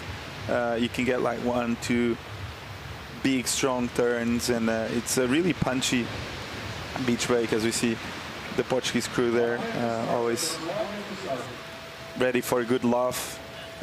They love to be jogging all day long, so it's great to be around them. Waiting to support Francisco Ordonez for sure, rain or shine. And then you can see there, that is just opposite kind of where we are, Chico, and that's a really awesome option for this area to just kind of come in the van, park the caravan on the beach, doesn't get better. And you'll see the Spanish are out there, rain or shine, on the beach. It's summer. Technically, it's still summer, so they're out there, not wasting a second. You can see the conditions have changed loads throughout the day. I'm interested to see what this first heat brings. What's your kind of your thoughts? Well, I think they had the chance to see all the heats previous to this one, so I think they are more than ready for to not have a shocker. So I think we have the start. It's on. There we go. It is on. So this heat is underway, and we will run heat 7 till heat 12. And that will conclude our day. So very long day here in Pantin, but definitely worth it to go on hold. You've seen the conditions improve loads. It's no longer a thunderstorm out there. And there we go. So all the surfers sitting in a neat little row. out there? Good conditions. Looks like with the tide dropping, we're gonna see some really fun ones. We saw previously some really fun ones before the tide got too high, but yeah, we can feel we are getting a bit further to the event because the level is rising and rising, and suddenly there's like 4 guys out that rip. So yeah, for sure. I think this is going to be an interesting heat. Hopefully they get a lot of chances. We don't like to see heats where it's a bit of a lull and they don't get the chance to open up. So let's hope for a good heat for everyone. And Francisco Ordóñez There we here, go. ready Hometown for- Cascais. What are the waves like over there? So Cascais, you have Guincho, which is the main beach in Cascais, and it holds a lot of swell. Like it's a beach break that every time there's no waves, there's always waves in Guincho, and it's quite windy though, really windy. Guincho can be really windy, but when it's not and you have the right like bank and the right conditions, you get amazing waves. And yeah, it's the main beach of Cascais, and then yeah, I think is where everyone that lives there goes surf all summer, or Praia Grande, but Praia Grande is not Cascais, it's already Sintra. Okay, so it's quite a small town then, or not really? Well, from Cascais to Praia Grande, you still get like half an hour driving because you need to cross the mountain. Okay. It's on the other side. Just you see this mountain? Yes. Imagine a road there, a road like this, and then some houses, and then you need to go to the other side. Okay, okay. And you have another beach break, which is Praia Grande, and it's a great one as well. It holds a lot of swell. Chico, someone I'm really looking forward to seeing in this heat is Paul Boniface. He's quite a local legend in Hossegor, but he's just spent the whole summer grinding as a surf instructor. I mean, I live very close to Hossegor Surf Club, and that's the club that he works for, so shout out to Hossegor Surf Club. But he's down there every single day teaching lessons, even when you think that there's nothing to surf, they are there. So yeah, and he just rips too. He's such a nice guy, so really looking forward to seeing him surf this heat. Paul Boniface. Yeah. Nice. So kind of He's a a slow frother. start. Yeah, he's a frother. We have a bit of a lull. Bit of a lull. They're kind of sitting out. They're all sitting really close together too. It's always a bit like awkward. It's like, I wonder if they're talking. Yeah, some talk, but yeah, it's quite nerve-wracking to sit for so long waiting for a first wave to come in. And so. who is going to draw first blood? It looks like they're all shifting over a bit. They're seeing some lines probably at the back we cannot see.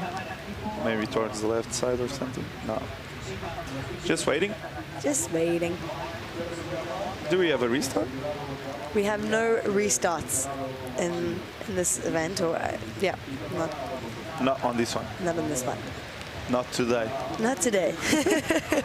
Not now. Okay, got it. 21 minutes though.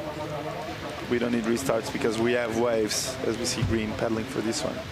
There we go, surfer in green. Inigo Medina, the Frenchman, draws first blood in this heat, up and over on that section. Kind of floats the boat. Unfortunately, just gets stuck on the top there. Looks a bit stiff, like maybe a little bit nervous. They've been sitting for a few minutes. Like I said, they're kind of all sitting together, but it's all good. Loads of time in this heat. A bit of a mistake there for a start on this one. That wave looked really good. Yeah, and I think we're not going to see too many opportunities to have a wave like that, so slight mistake there. Yeah, he kind of went too early for that second turn, and the wave kind of bowled up just after. So maybe just waiting a bit more off the bottom would have helped. But yeah, it's easy to talk from here. Yeah, When you're in the for water, sure. And our nice little warm you just room. go through, you know, instincts, and you Yeah. do what you do. It's funny because like from here, everything looks a lot more simple than when you're competing. For But when sure. you're competing, the nerves and the way your body reacts and how you're feeling, it's something way different and a lot more intense than just speaking on the booth. So yeah, he probably wanted to make that one, that's for sure. There we go. So not much going on out there right now, but we are going to see the conditions improve a lot as the tide starts to push a little bit. We've seen high tide just pass, so it's still it's still really full out there. It is going to get better as we run those last few heats of the day. But there's loads going on right here. You see, this is in the Red Bull athlete zone. Coach giving some tips. Coaches are awesome. They're just there, rain or shine. It looks so cold out there right now. And yeah, it's a kind of cold and rainy day here in Pantin. It is cold. As we see on the next seat warming up. Lots of people in the Red Bull athlete zone right now.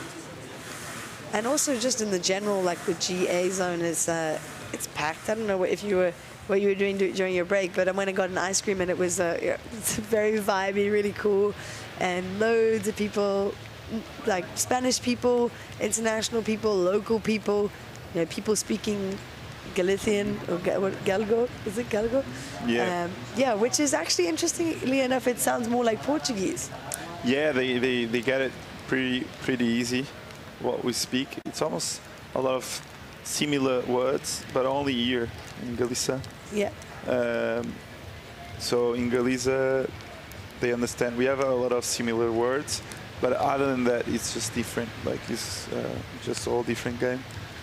But it's because like in Galicia, there's a lot of like father or mother that was Portuguese, or grandma, grandpa that lived in Portugal, or Portuguese that came to live here. So it's super close to Portugal. It's 2-hour drive, and you're in Viana do Castelo or Caminha. So especially that area from Vigo, it's an area where you see a lot of Portuguese people working.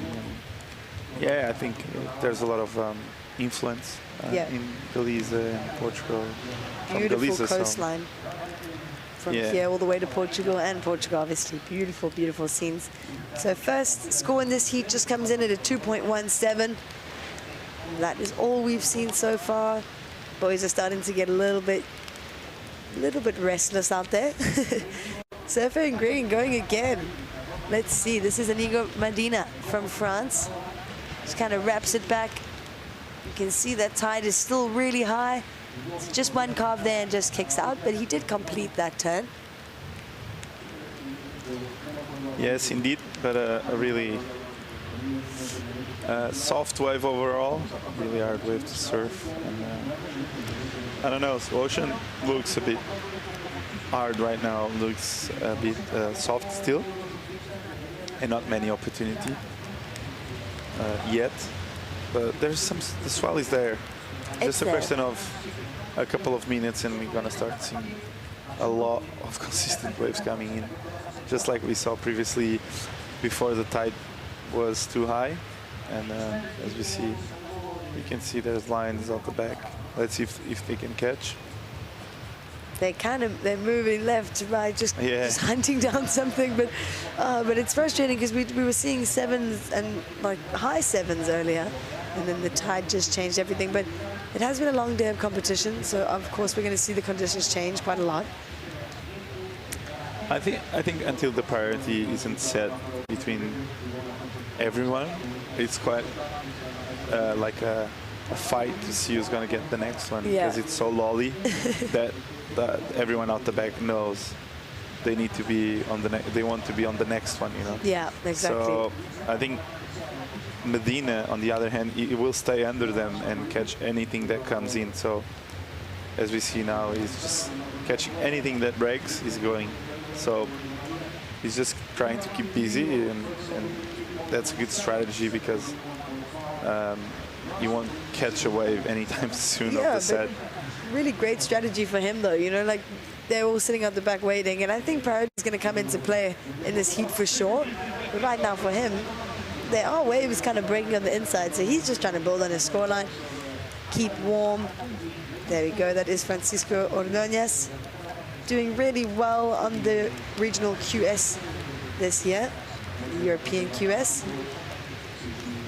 He does really well. He's really smart competing. He knows exactly what he wants and what he wants to do on a heat, what he looks for, and he's really calm and composed as well in terms of the way he managed his hits. So I feel like he's pretty confident that he will catch a wave eventually and just do exactly what he needs to make through. So he is that cold in terms of how he reacts to a hard hit in this case. And tell me, Chico, other than surfing, obviously Spain is very famous for its paddle, and I know you've been really into paddle. Yeah, I love it. And so, have you been playing paddle a little bit while you've been here? Yeah, I've been playing with everyone else that plays as well, and I find it really cool between events that we all have this kind of hobby, as we see live action Medina. Oh, nice volley wave. Hey, he's come a bit further in and he's found this little nug. Beautiful second wrapping carve there. It looks like it's going to stand up on the inside too. Just opts to pull off. I think this is going to be his best wave. I think so too. Best wave of the heat. It's kind of like a volley first section. I liked it. Look, double up. Looks fun. Reapable. Looks super reapable. Wow. A bit soft, but that first section looked great and nice wrap around. So 3 points. He's building his house. So yeah. He's improving his score. After all, there's 30 minutes to go, and he will have like a pair of threes soon. So he's feeling good. He has the rhythm. He's surfing well. As we see some lines out the back. There we go. Will we finally see the rest of these surfers get to work in this heat? Big paddle there, and up and riding it is surfer in blue, Nate Colby from Durban. Looking like Derry Bowl out there right now. Wrapping carve, loads of spray, and a clean finish there for Nate Colby. Looks like he's going to try and work this wave through to the inside. Wow, really doing so much here considering the waves that we have on offer. Still going, working this wave through. Is it going to give him one more shot? And it looks like it does. So wow, pretty good start for Nate Colby. Wow, out the back though. Walk us through this one, Chico. Wow, nice surfing there by Francisco. First snap was great, throwing a lot of water. Second one was even better. Wraps around. Third time now. Looking really good, and I think he will try to finish it off on the inside, near the short. No, just kicks out, but nice start. Looking really lively on the board and just putting a lot of pressure. Portuguese crew out there supporting. Sorry, there was someone in the back making me laugh. But yeah, great exchange there.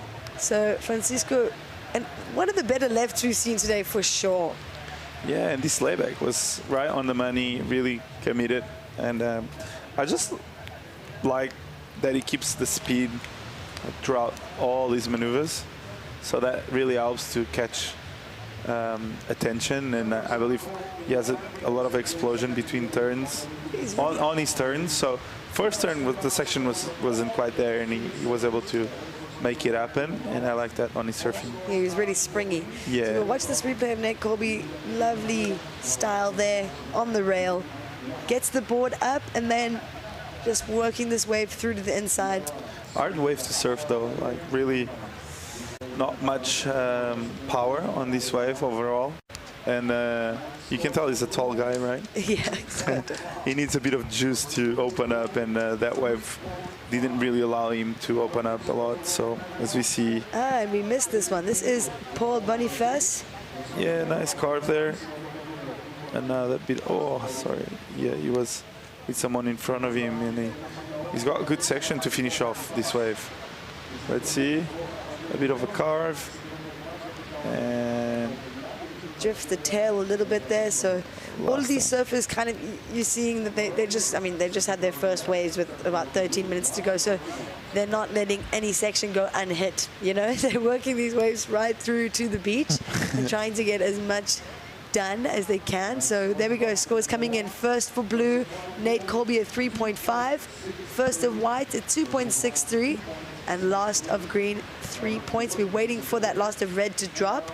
I think it's going to be a good number. Until that drops, let's see. I think it's going to be I6, 7, probably. As we see Medina now, a bit of a carve, down carve, gets around it, gets over the foam ball.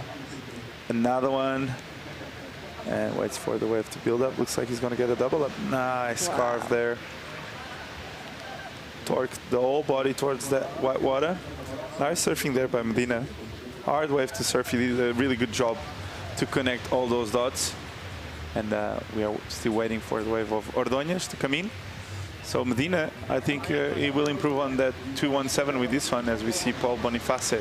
There we go, Paul straight up into the lip there. Nice backhand surfing, staying nice and low.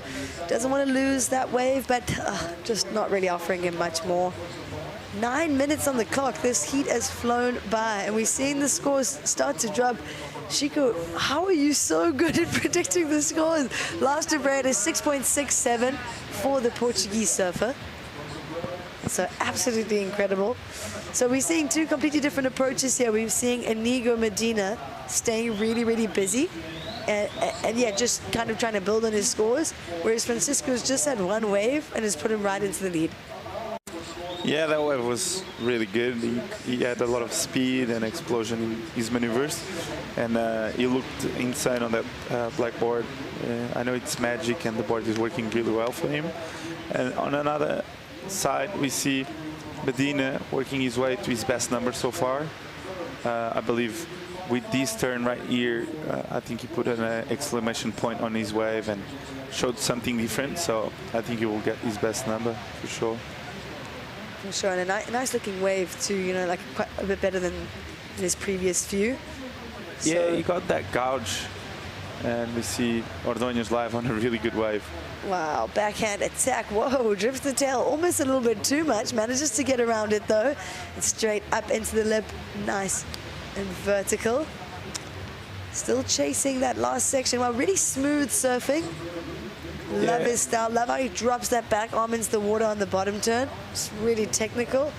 And also really stylish. So that's going to back up his 6.67 really nicely. That was a great wave from Francisco. Yeah, I think he's going to be a good backup.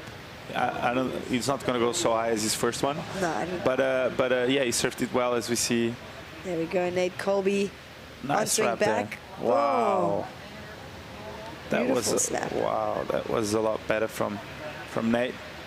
And you could see he needed a bit more open face and a bit more power on the wave to let him open up. You could tell he needed that because he's tall. Last of Medina 4-5, his best one so far. So Medina improves with that last one. And this is going to be the best one of Nate. Nice wraparound cutback. I like how springy he got on this one. And he was able to back it up with a nice gouging carve. A bit of a flat face on that third turn, but he did the most of it. So Yeah, he did a really good job there to kind of maximize on the scoring potential. It wasn't necessarily a big wave. We'll watch this last of red again. Like I said, almost over-rotates a little bit there, but he manages to get around the section. Love how springy and lively he is in his surfing. So Francisco is in the lead. We'll wait to see what the score comes in at. But he stays so nice and low. He's got such a good low center of gravity. yeah, I think once he connects his turns, he always looks really lively. He can get really vertical, and his approach is really aggressive. So, yeah, I think he will get a nice backup. 5.33. There we go. 5.33 is the number for last of red. We'll wait for last of blue to drop. See what he needs. Looking for a 4. So right now it is red in the lead with green. Inigo Medina. I think he will get it. Nate will get it. I think it's going to be in the 5 range. It was good. I also think it was one of the better ones we've seen this heat. We'll wait to see what the judges think though. Yeah, I think it was well served. Surf and red having a look under priority there. Or second priority, sorry. There we go. That wave not really offering him too much. There we go. And the number drops last of blue, a 5.6 for the South African. And that puts him straight up into second. So really great score there for Nate. Like you said, it was the number and more. So our situation now, it is red. Francisco Ordóñez in the lead over Nate Colby in second. Down in third now, it is Inigo Medina, looking for a 4.51.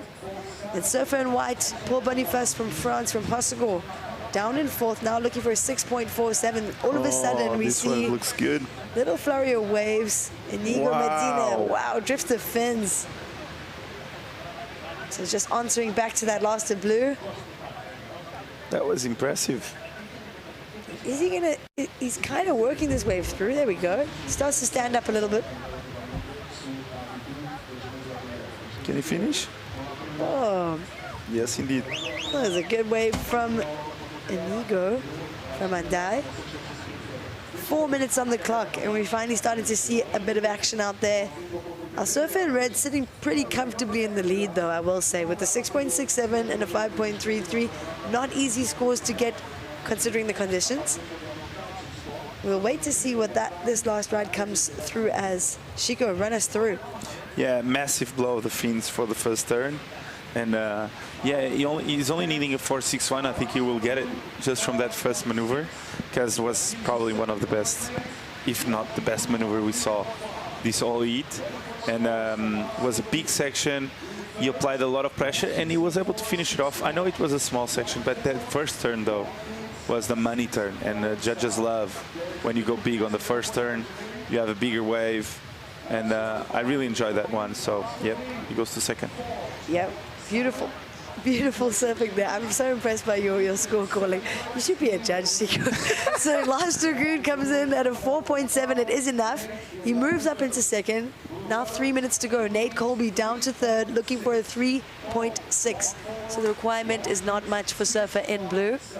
He's sitting in second priority.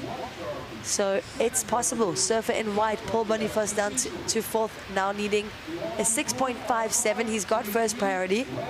And he is the type of person that could put up a number like that. So it's all happening down here at the ABANCA Pantin Classic.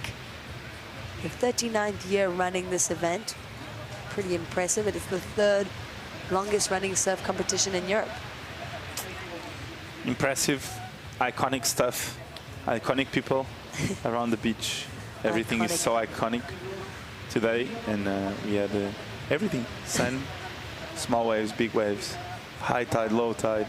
We've seen it people. all. Lots of people. Loads of people. Yeah, high seats on the beach, low seats on the beach. We had everything today. Today it was a beautiful day. 2 minutes on the clock. Nail biting here. Waiting to see, will Nate Colby get another chance? Will Paul Boniface get another chance? He's looking for that 6.57 out there. He hasn't really had the heat that he wanted. Nate Colby sitting with that 5.6, only needing a 3.6 to advance. And like I said, these conditions, he's so used to this type of stuff. Just needs the right opportunity. And so we see our surfers in first and second place. First place sitting with, he's just had 3 waves. And our second place surfer has had 6 waves. He stayed really nice and busy. He's played the classic game of, you know, he started with the 2.17. He's built on his scoreline. Every wave, almost, he's improved. So 2 different approaches. They worked out well, respectively, for the surfers, sitting in first and second. We've got just over a minute to go, and it looks like the ocean's gone quite flat. Oh, there we go. Seeing a couple paddles. Will they get another opportunity? Looks like Nate Colby kind of having a look there, not really. And Inigo sitting close in again. Staying nice and busy. Yeah, nice hit by Inigo. He started off gaining his rhythm a bit under priority, and he kept not using priority the whole heat.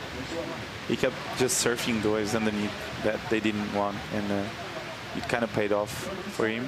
Yeah, I really like his approach. It's like he just kind of made it happen for himself. He wasn't on the best waves of the heat, but when he was on a wave, he surfed them really well. Let's see, there he is, the man in question, Inigo Medina. Out behind him, Francisco, our heat leader. Looks like soon to be heat winner. So first and second, respectively, working these waves through to the inside. And that signals the end of the heat. Those scores will come in, but I don't think they'll really factor in. So it will be Francisco Ordonez advancing with Inigo Medina in this round of 128, heat number 7. Beautiful surfing from the Portuguese surfer Francisco Ordonez, as we see him on camera. ruthless competitor. And unfortunately, Nate Colby and Paul Boniface will not be advancing through to the next round. A well-served heat by all of the boys, though. Well done, everyone. And we will continue running these heats in the round of 128. Don't go anywhere. We've got live action waiting for you. We'll be back.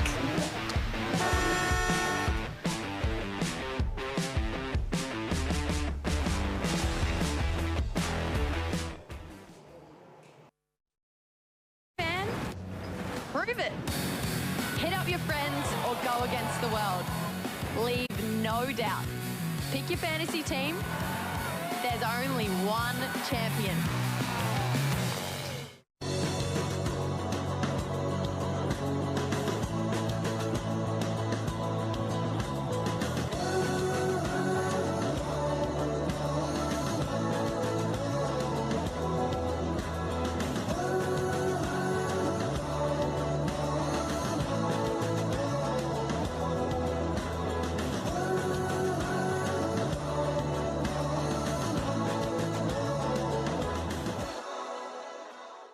Gústasme moitísimo. E ti gústasme de aquí á lúa. Pois a min gústasme máis que o mexillón de Galicia, que ademais de ser cultivado nas nosas rías, aporta proteínas, potasio, vitamina B12 e omega 3. Cando se trata de escoller peixe marisco saudable, frescos e de sabor auténtico, Galicia sabe. Galicia sabe a amar.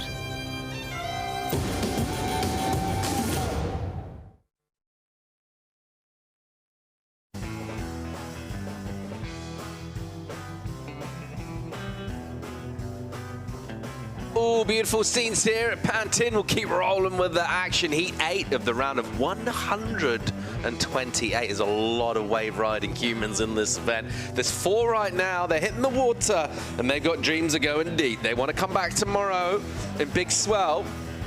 We're looking at João Mendonça, Leopold Etienne, Dan Ivory. We're watching right now. And Brando Giovannoni, Paul Evans. He's Chico Bashiko Alves. Ivory on the coast. As we see live now, Leopold, nice float. He's a ripper. Yeah, he does some big airs. He's a big man as well. Big man. Big heat on our ends, Paul. Give us a bit of João Mendonça chat. What do you got? One of the best. One of the goats? One of the goats from Portugal. Charges. Really talented, really talented, really mellow kid, super happy, always happy.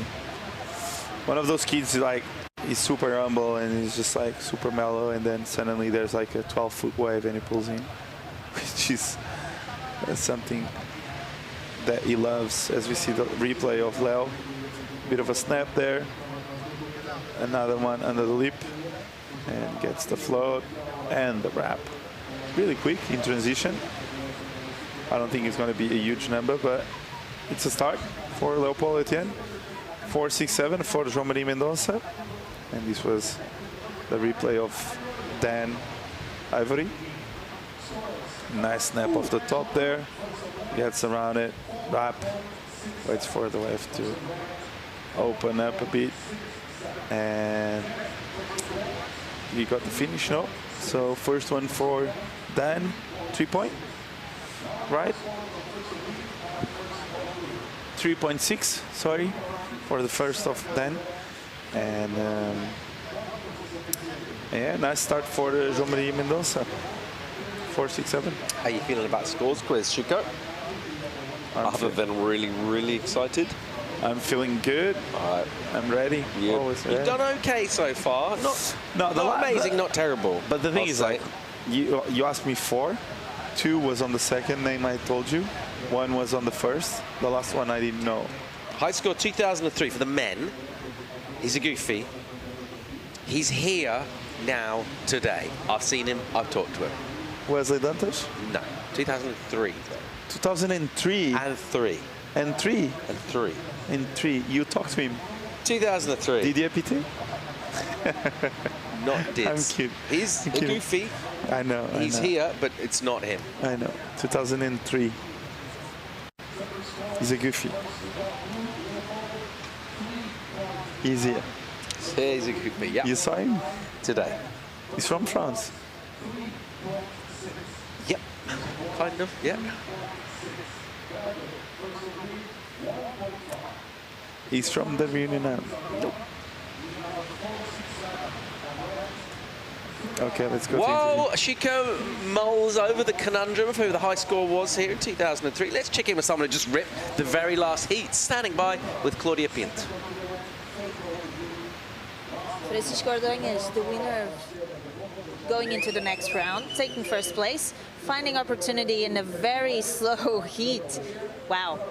Yeah, it was such a grindy heat, especially when I went in the water like 20 minutes before it started, so I could get a couple waves, and it was just coming like sets every like 2 or 3 minutes. So I was not expecting this slow start. So, but yeah, I'm still stoked. I managed to wait and still surf even on my nerves, and yeah, I'm happy. When you have a heat like this and you're sitting waiting for so long, what's like going through your mind? I was trying not to get too nervous because it's super hard. Like 25 minutes heat, my first wave I think was like when there were like 12 minutes left or something. So, and the other guys already had some waves, so I was just trying to not get stressed, and it worked out pretty good because also my first wave was such a kind of easy wave to surf. It's a really good wave, so yeah, it definitely helped me. Congratulations. Good luck for the next one. Thanks. Back to you guys. Thanks, Claudia. Well done. Chico Ordóñez. Chico Alves. He had a really good heat. He's looking really good. Okay. And that board is looking magic, as we see. What, this board? This surfer? This is from Maria Mendoza. Was this? Yeah, this was a 467 we didn't saw. Nice snap. And a nice off the bottom, off the top. Really long wave. Yeah, good to see the left getting used. Why not? Give it a swing. Bit of elbow room over there. Multiple maneuvers. Decent opening ride for João. 2003. Let's cast our mind back to who got the high score here. Chico Alves, the clues are goofy. You said present here today. Present here. Present. Oh, that was a good hit. Down the man. Another one. Gets around it. Get around it, mate. A little bit of a slopey energy to this. He'll give it a little prod and a nudge. He'll go over the AI glitch. Oh. Kind of long wave, but not really much on Gave you offer. some more time to think about what? The quiz, the high school quiz. 2003, so 2000. Just throw some names at me, mate. No, I know. I'm just thinking about the generation that Don't was. think, just throw names. He's French. He lives in France? No. He lives in Spain? Yes. He's goofy? Yes. He's goofy. Well, did he qualify? Yep. Okay. Oh, nice turn there, as we see the replay. I'm going to say. So I think it was, as we have, Eric Rabier. Exactly right. Is it? Yeah, it's Eric. Yeah, high score in 2003 here. Not bad. Third time I tried, right? I told you two names. Didier, I was joking, okay? I know Didier is from another, his 80s and 90s. But yeah, this turn was beautiful, first turn. Then Ivory, really long wave. I don't know if he needed to milk this wave all the way through the sun, to the sand. And this was green out the back. Bit of under the lip snap. Nice carve there. Looking good. Nice cut back. And another one. So it's got a little bit of hair on top, which when he does his turn, it catches the wind. It looks cool. Brando Giovannoni, his hometown Viareggio. So beautiful part of the world. Italy. You said it. You want to go and sail there and really nice. Just eat pasta. Focaccia mainly. He looked like you could be easily like your face. You could be easily like a midfielder of the Italian. Yeah, thanks, mate. Like soccer team. If someone calls you Marquisio on the streets, I wouldn't be surprised. Yeah. Like Marquisio. Evans. Paul Marquisio. Yeah, I think you look Italian. Bit of a fan favourite. Let's still sing songs about me long after I'm gone. That's true. As we see live. Yeah. Live action, here we go. Look at this. Wow, Bam. wow, that was sick from Brando. Gets around it and kicks out. Not a long wave, but intense. All right, the best of the action so far in this. We've got sort of 3-ishes and above all round, so it's actually quite well spread out at the moment. This is another look at that wave from Brando. What did he do that you liked? What could he have done differently that would have maybe improved the score, Chico? I think he did everything he could.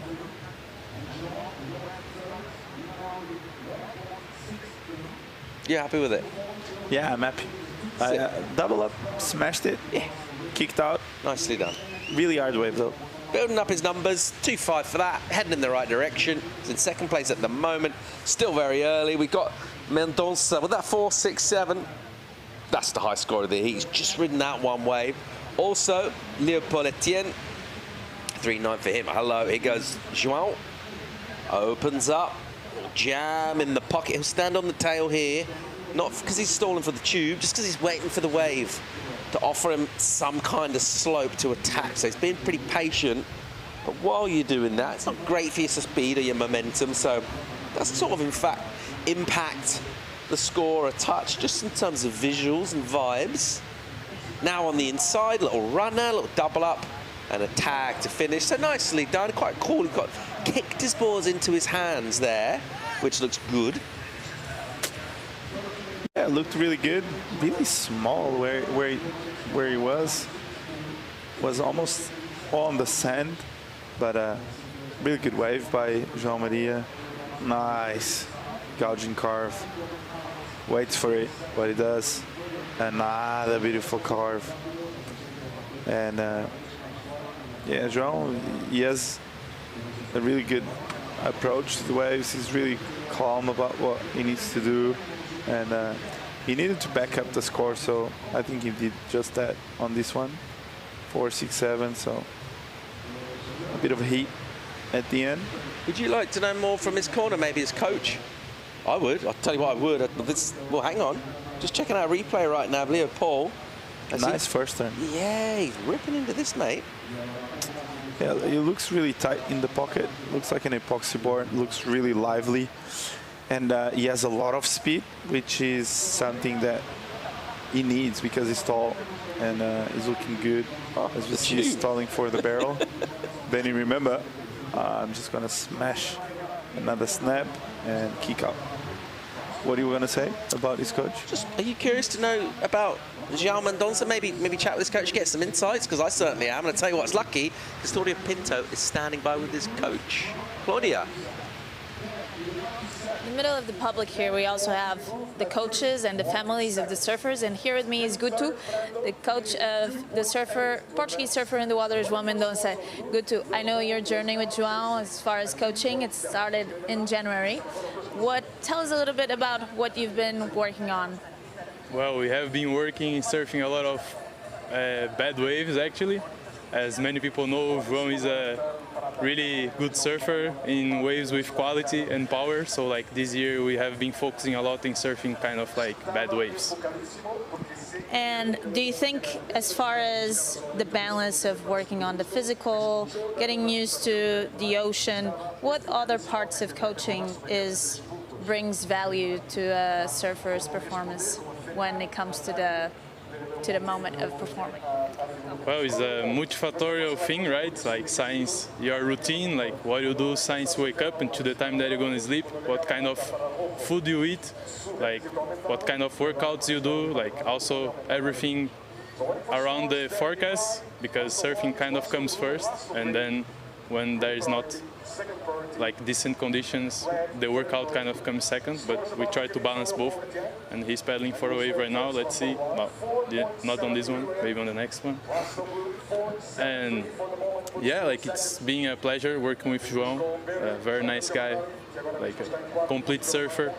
And we are here looking for our best presentation on this event. We're looking forward to having a great performance here as well. Back to you guys. Yeah, thanks for the update, Claudia. Kutu, he's not messing around, is he? He's not. He's got a game plan. Dialed in, bro. He knows what he's doing. Bro's kind of focused as well, isn't he? Didn't take his peelers off the lineup right there. It's just like locked in. He's locked in. Body on the line. Everything on the line. As we see, Dan on the left, closed out. We have 9 minutes to go, and this is the replay of Brandon. Nice wave.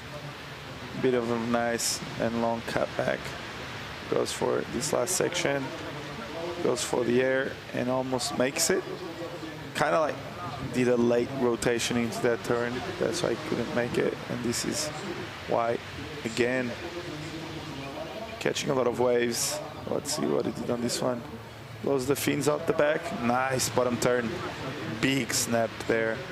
Lovely surfing by Dan. And a third turn. I think that wave looked really lively to me. Wow. Big score coming in for Dan. 6 points for him. He's fired up. Goes straight to first. He ain't hanging around there either. Again, here goes Ivory. Wow. Blast the lip again off the bottom. Tries to square up. The wave runs a bit. He wanted to go back up there and give it the full treatment. Meanwhile, Mendonça, a little bit to do here. He's got a section. What's he going to do with it? Wow. Big hammer, lays back. That was cool. I wonder if the coach enjoyed that. And then he gets a bit weird. Goes a bit wrong for him. So good and then not so good. What about Dan? What's happening? Ivory. Really good turn. He's hammering. He's on a roll. He is belting these sections. That turn alone was big. I think he will improve. He's sitting on a 3, but that turn alone is going to be higher than a 4, I think. Okay, first of all, let's check it out. João. Really good wave. Probably the best wave he caught this heat. Nice snap there. Just a setup wave. Has a bit of a double up and bah, beautiful. So stylish. And he gets a bit caught up. He went a bit too high on that one, but nice layback there. 3.8 for Dan. He improved. But this turn, look, wow. Let's take a moment to appreciate Jean-Marie Mendonça rip that section. And it looks always amazing when if the wave opens up a bit, he will unload some big turns. So yeah, Jean-Marie Mendonça looking really good. Pretty stacked heat this one though. Leopold with priority. He's got some power turns. He would love a section like that. I tell you what, if he gets hold of one of these, he's going to get big numbers as well. He's just been feeling his way into the heat. He hasn't really grabbed it yet. Just the 2 ways ridden. It's why he's in pro. Expect him to go soon. The next set that comes through, I reckon Leopold's all over it. Could be the very next wave. In fact, we go under the 7-minute mark. Surfer out of Guadeloupe will have a look, put himself in a position and go, you know what, no, this one's soft, I don't like it. Brandon Giovanni will say, well, go on then. I like the look of this guy. He's sprightly. Almost gets a little slide to the end of some of his turns. And then he kind of hooks in. Nice position with the arms. Enjoying his surfing. And just slice down, get a little tangle with the white water, but does kind of well to get out. Almost Long looks wave. like he's having a little breather, like point break settings when your legs, your quads are done at the end. It was burning. Long wave. He surfed it well, as you said. Really springy. Really nice style from Brando. Another one. Who does this sort of stance remind you of? Are you getting anything from the World Tour? Like Gathia? I'm going to throw in the Jake Marshall vibe, just on the slightly hunched back. Yeah, even there. Do you know what I mean? Exactly. Slightly Jake Marshall-y. Jake Marshall-y. It's true, the bottom turn. I like him. I think he rips. I like the style. Yeah, I like the he rips. variety that we've seen from him. Even pedaling looks like Jake Marshall. Look. Is that not him? Is he not supposed to be in Fiji? He's doubling. Double podium. Yeah, entertaining heat this one. Really like it. I've got to say, I didn't know a lot about Brando. Didn't know much about Dan Ivory. I've been impressed with both of them. Leo Paul still with Pryor. 5 minutes now. His experience is going to need to draw on some of that because he needs a wave. He's in third right now and he's heading out of competition down to Porto early to train at Matosinhos. Unless he can get a score in this, you'd back him to get it. 5.08 is not a big number. He's patient and he was selective. Now, the call not to go on that wave, he needed a 5, didn't go. Surfer that he let go, got a 4.37. So was that a good decision not to take that, or do you think Liverpool could have maybe have powered up that, turned it into a 5? I think he probably could have done. Yeah, Leo could have done that. And now he's sitting with 4 minutes to go, needing that 5.08. But still got the Pryor there because he didn't paddle, but he just sniffed at it and went, no. Maybe not. Maybe not. For a 5, you need at least one heat off the top on the lip. Yeah, when it's close as well, you kind of want a 6, don't you? Really, because you're thinking, well, you need a 5.5. Yeah, you know, I don't want to leave it like real easy requirement for Dan to come back in it. He's got that 6 in, so, you know, just improving the 3.8, etc. That's the requirement for Brando right now. He's in 4th. He's not in a terrible spot, though. I think he's surfing quite free. Doesn't seem to be feeling any pressure. He's done quite a lot of surfing. His waves have been long. He's been doing big roundies and kind of exploring different parts of the wave. So I think he's enjoying what's going on, kind of regardless of where he is. And if he can move up, get the numbers, hey, even better. Yeah, I can't wait to see what Leo Politan can do on this last few minutes. 3 minutes. Yeah. Pressure. It's going to start to build out, isn't it? I mean, next minute or so crucial for him, whether a set comes through or not. If he has to just sit there and stew, things could get little orcs for him. Let's see how this plays out. Still Mendonça with that lead. I think Gutu will be reasonably happy with the way things are going. It's not a massive lead, though. I mean, he's 0.1 ahead of Dan Ivory. So even Leo Paul could quite easily go straight to first. It wouldn't be a big requirement. Something of a mid-5, something like that would set him up. But he's been a cool customer at the moment. There's the beautiful coast of Galicia. Delightful. Beautiful.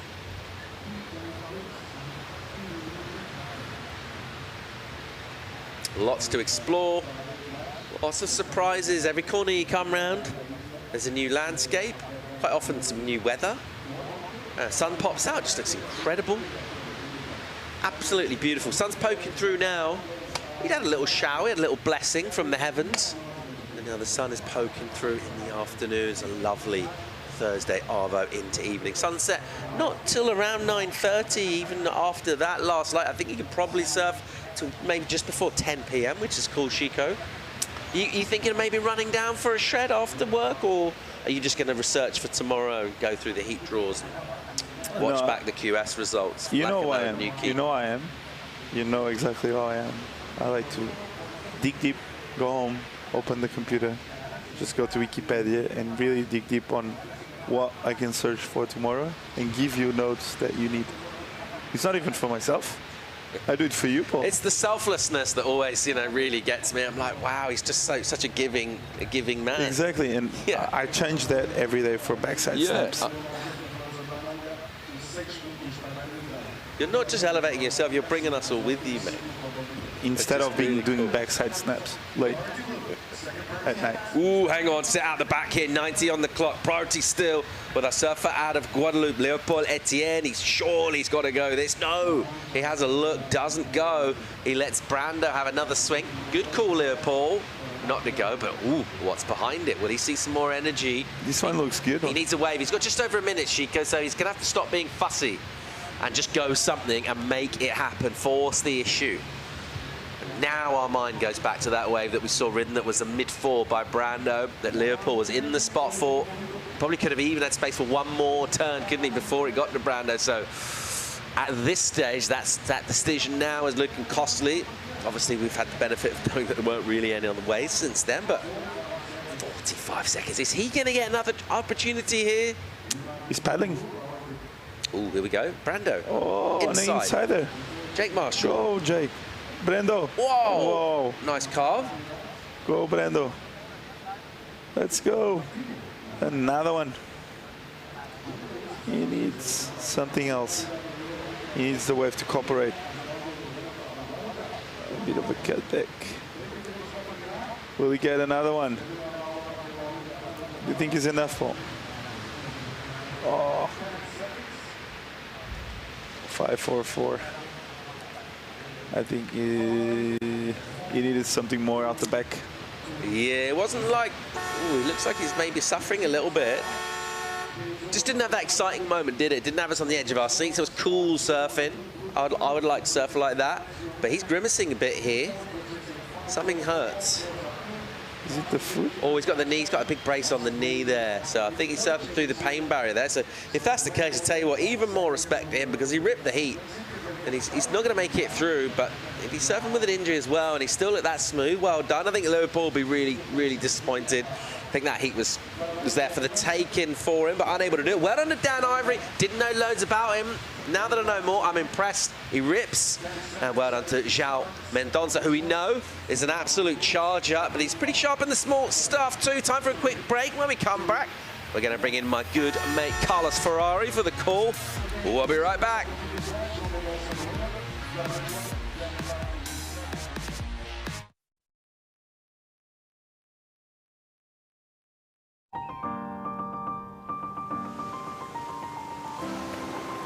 Calidade. Calidade.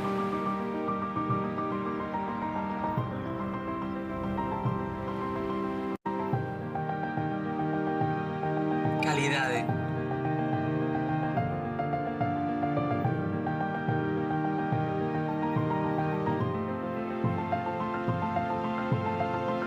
Calidade.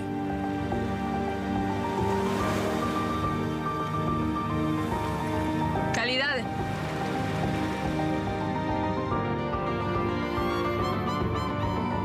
E se calidade fose un lugar? Galicia Calidade.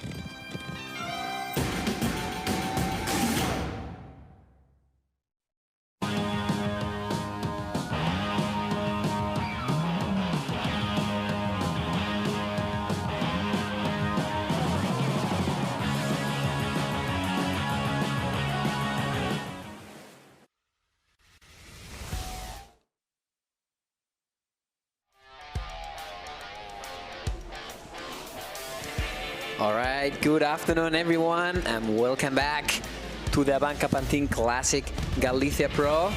We are about to run heat number 9 of this run at 128.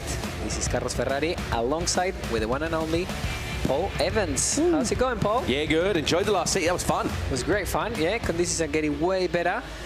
As we said before about the weather, it's incredible how it was raining heavy, strong west winds, and now it's sunny. Incredible. Galicia, loving it. Galicia Calidade. And here we see the replay from that last wave of surfer in white. Yeah, Nunes. Let's see what is going to happen here. As we're saying, conditions are getting way better with this lower tide. We see here Andy Crier up and riding on his backhand this time. Good first turn of the Olympian, the Spaniard. Trying to work on that rail. Gets a little bit sticky there. And we are waiting for the scores in this one. And as we said before, Paul, what a change. Just was hailing rain, west strong winds, and now's the sun. Incredible. Pokes out, and there's opportunities out there in the lineup. Surfers like Andy Crier, got a great technique, he's got so much power. When he gets in rhythm, he's deadly. He's absolutely lethal. It's whether he can find that rhythm in a heat, kind of set a stall out, but you'd be backing him to do really well in this seat. These are the kind of conditions. He's a smart competitor. He does like a running left for the forehand on the backhand. He's got some weapons as well. You think some of them, we saw a couple of steeper ones in that last seat. I thought a couple of pockets with power. And if you're a bigger goofy, get up there, belt it on your backhand. That's just, you know, it could find the tomatoes, so to speak. Aquí hay tomate, Paul. Aquí hay tomate. Absolutely. And we see now Joaquin Chaves Up and riding on his front hand, wrapping it up with that carve, and continue pumping down the line. Great wave selection from the Portuguese that he kicks out on this last one. And let's see what the score will be for him. The surfer from Lisbon, Joaquin Shabs, great character, great surfer too. Love to see him out there. And as we were saying, Paul, the conditions are really improving. The tide is coming out. Well, one of the other significant things as well is we're starting to see lefts, aren't we? Which just means there's more opportunity, because rather than that priority rotation being on the right, you kind of double the options here. So if you catch a wave, you didn't get the scoring in fourth prio, you're much more likely to get that priority come around to you again quicker, because surfers have got the option of going both ways. So it's kind of a win-win situation for everybody, really. More chance to take waves, a little more room in the lineup, and you know, you might find a little nugget. The left hasn't given us as many scores throughout the day, but it means it's got a point difference. So you can show the judges something else, a chance to get some good points there. Absolutely, yeah, great opportunities for everyone, as you were saying. And let's see what will happen, because as I was saying, with the tide, there you see the Italian crowd. There you go, all cheering up, always there. Bring it on. They're there for Leonardo. Great to see them. Hello, guys. I was saying, Paul, as you were saying, like now we got the right hander and the left hander. Both opportunities for everyone. Game changer for the priority. Let's see what will happen, because the tide will come up, and we'll be definitely delivering more opportunities for everyone. So let's see who we got now. He's going to use his priority. There we go, Leonardo, up and riding, the Italian, with a good Costa Rican connection, with a good first hack to set things up. Little floater there, tries to finish it, drifts the fin. That was a great one, Paul. Powerhouse. There we go, he's not done. One last more snap and pumping down the line. Looks for the next section, hits it. And a great wave from Leonardo, not bad, Paul. That was mad. He just absolutely ripped that thing. Belting it. I like the sort of body language from him. Almost a little bit of sort of positive anger on that last turn. I love that. And you can see why the crowd's frothing for him. Live action from Shoves. Again, relentless, the Portuguese from Lisbon. Unfortunately for him in that last wave. But he's relentless. He's not going to let go. He's here for the win. And we're definitely going to see him develop some great surfing from the Portuguese. With 19 minutes on the clock. Leading this heat, Martin Nunes with a 5 and a 0.5. We're waiting on scores. Things will change. It's great to see this pack of surfers out here, surfing a right-hander and a left-hander. Yeah, awesome. Definitely some names that we're seeing emerge throughout this round. I think that story continues here with Leonardo. There's another surfer not seen a lot of prior to this, but he looks fully formed. You know, you see him here and he's just belting in. He's on that long paddle back. I think he'll enjoy that paddle, because he's going to reflect on sections and turns that he did. Every single one, he cracked it. Absolutely. Here we go, Martin Nunes with his answer. Great second turn from the Portuguese. Really locked in, Paul. Really like how he served. Good drive there, good bottom turn. Yeah, short away from him. Not necessarily such a bad thing. I've seen a lot of surfers take waves a long way and then maybe not get loads, and you got that paddle back, so he'll figure things out. We do get that scoring for Leo. It's a decent one. All right, let's see.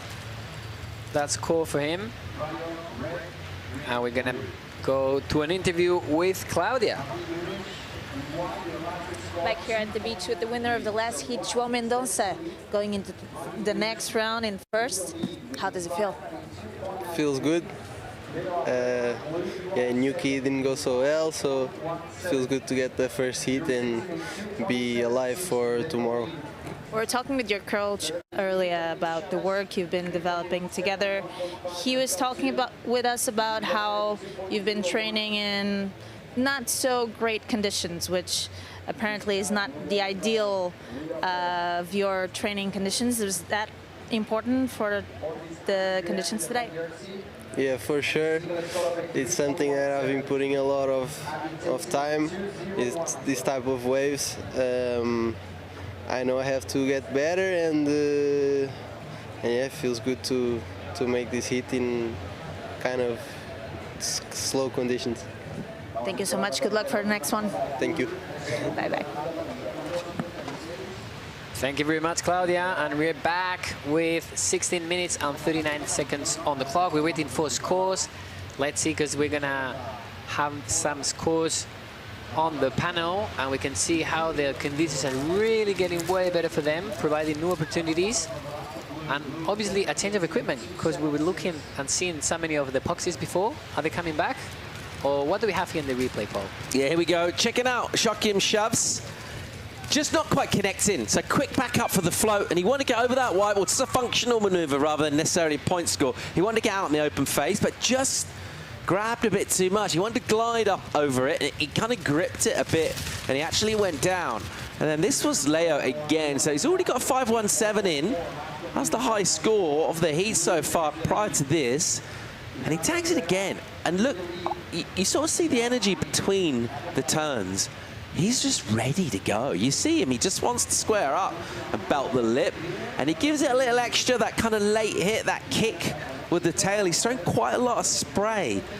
And he's in a sort of a good, I think he's in a good technique for this kind of condition that we got here. There's not loads of lip, there's a little bit of crumble, and I feel like that maneuver is a really good one to have. Here's some nice backhand surfing. There you go, Martin Nunes once again relentless. The Portuguese trying to connect the third turn. Great second turn, really vertical. Little climb from him. Tries to pump down the line, looking for another section, hits it. I'm trying to get that wave all the way to the shore. The Portuguese using all the weight on his front foot to push and to pump and see if he can get something from that. Paul, let's see the scores and let's see what we're going to have to deliver here. We can hear the crowd cheering. Here's the replay. Great technique from the Portuguese. Martin, that was the money turn there for him. Let's see. Great vertical turn. As Paul was saying before, there's not many vertical sections made, so hard to get those vertical ones, so they will definitely make a difference for the judges regarding the conditions we have now. Yeah, good work out the back, wasn't it, really? Those first two turns particularly, I mean, he could have just kicked out after them, really. That was where the points are going to come for this. It was nice, like the bottom turn sets him up. He almost goes left. He kind of fades the takeoff. First one, bang, puts him back, and then straight in again. So judges love the no downtime. They're like, if you go out of your turn, drive from the next bottom turn straight back up. So that is the kind of thing judges will have no problem throwing points at. He's going to go back to the lead for sure. And here we see the replay from the Olympian, Andy Kier. Good way from Andy, let's see. That was a good first turn from him. Let's see if the judges will reward him for that. The Spanish surfer from Endai, based now in Portugal since a little while already. So we see him around a lot with Gunny. They surf together a lot. And great fact that he's here back in Pantin in this 39th edition of the ABANCA Pantin Classic Pro. And things are getting spicy here, Paul. Up and riding this time. Joaquin shoves, relentless. Looking back to that whitewash. Great technique. Falling up with his backhand. Pumps it once again. Little foam climb there for the Portuguese. Rapidly is up back. Try to get one more. Unfortunately for him, got caught in the inside of that wave. And he'll be back to the line. Yeah, different sort of surfing completely. You compare that with what we just saw from Martin Nunes, who's belting it. Joachim was just trying to connect there. He's just trying to make sections and join things up together. So it's really nice surfing, but it doesn't have that impact. Yeah, absolutely. I think you're correct, Paul. You know, they're looking for those vertical turns, and now you can really actually find them. You know, before we could see that there was a little bit mushy wave, and here we go with Leonardo, relentless. Once again, the Italian throws the tail with the blowtail. Great maneuver from the Italian. That's going to be a score for sure. Incredible. We can hear the beach cheering to the Italian. Let's go, Leonardo. He's there to make an impact in this contest. Today in Pantin, incredible. What a performance from the Italian so far. He's ripping. Like, he's surfing really well. He looks so confident.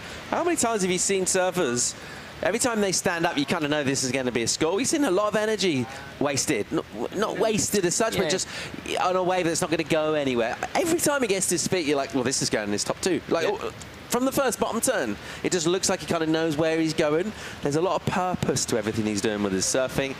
And after smashing it a few times and showing power, he goes, I'll just get the air then. No worries. How about this? Yeah.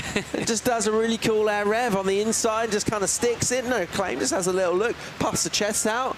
His crew, they love it. Absolutely, yeah. very good attitude from the Italian. You know, really looks really confident on that. And here we see a paddle battle. What's going on there? Let's see what's the score for Leonardo in that one. That's a 6-ball. Correct me if I'm wrong, but that was... I don't know what's happening right now in the water. Bit of splashy. Yeah. So paddle battle there between Nunes and Chaves. And I think Joaquim thought he had it. Priority judge had other ideas. So it's Martin Nunes who gets second prio. I mean, the battle for second prio, there's Jason Aparicio. The one and only, yep. He's not sure about that either. What's going on here? He's having a look around, but it is Martin who gets second prio. All right, let's take another look here. So, just fading this inside bowl, setting up. Nice little wrap, but you know there's something coming. All of this stuff is set up. He goes past those two and says, boom. Stomps it. Pops the little slider. Really enjoys his work. Judges said that's a 6-point ride. So he's got good numbers already with 3 waves ridden. He's in second place, 11-1-7. Martin Nunes out in front. But what a way to kind of announce yourself in a QS 6000 by surfing with power, by doing airs, and just by looking like you absolutely belong with some of the very best from the continent and beyond that. Leo looks great. Absolutely, yeah, and great technique also in that blowtail. You know how he kind of loses his back foot and then brings it all the way back, you know, and controls the boat till the end. Stomps at air. Incredible performance from the Italian. He spends a lot of time in Costa Rica, but wow, he can really surf in these cold waters of Galicia. Absolutely ripping the Italian, Leonardo Preda, and we have 10 minutes and 2 seconds on the clock. Let's see what the ocean will bring us now. He's relentless. Here he goes, up again. Now he kicks out from that one. Wave selection is definitely going to be crucial in this heat. Number 9 of the round of 128. Crazy change of conditions. I'm sure the boats, all of them have been changing. From the epoxies to the carbons, now to the foamies. What do you reckon, Paul? I'm just wondering what Andy Crier is going to do next. Got priority right now. I mean, he's deep here as we pick up this shot, pull back. He will try and go, actually, Carlos. There you go, up and right in. Good first turn from Andy. Going back to the whitewash. Waiting for the section to be in front of him. Hits the lip once again. Continues. Another little carve. Gets a little foam climb.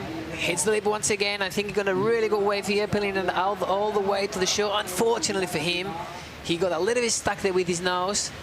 Just on the board choice. I'm not sure about that from him. He's on the epoxy. I think it looks a little sluggish. I don't think he's getting the spring out of it. Yeah, it looks a little bit slow to myself. Doesn't it? Don't you think? He's not quite getting that squirt and that flex. Because he's so big and powerful and strong, you know, the regular flex of a PU, it's like most surfers ride most of the time, will be the most familiar thing for him. He's not getting that. We're not seeing it with his surfing in the sections that he's had so far. Anyway, he's still got time. Here's the replay. Let's break this down. We kind of expect Andy to just surf a little better, really, in a nutshell. I mean, it's the softer waves. That's why it's got the epoxy. You can see how slopey it is from the drone.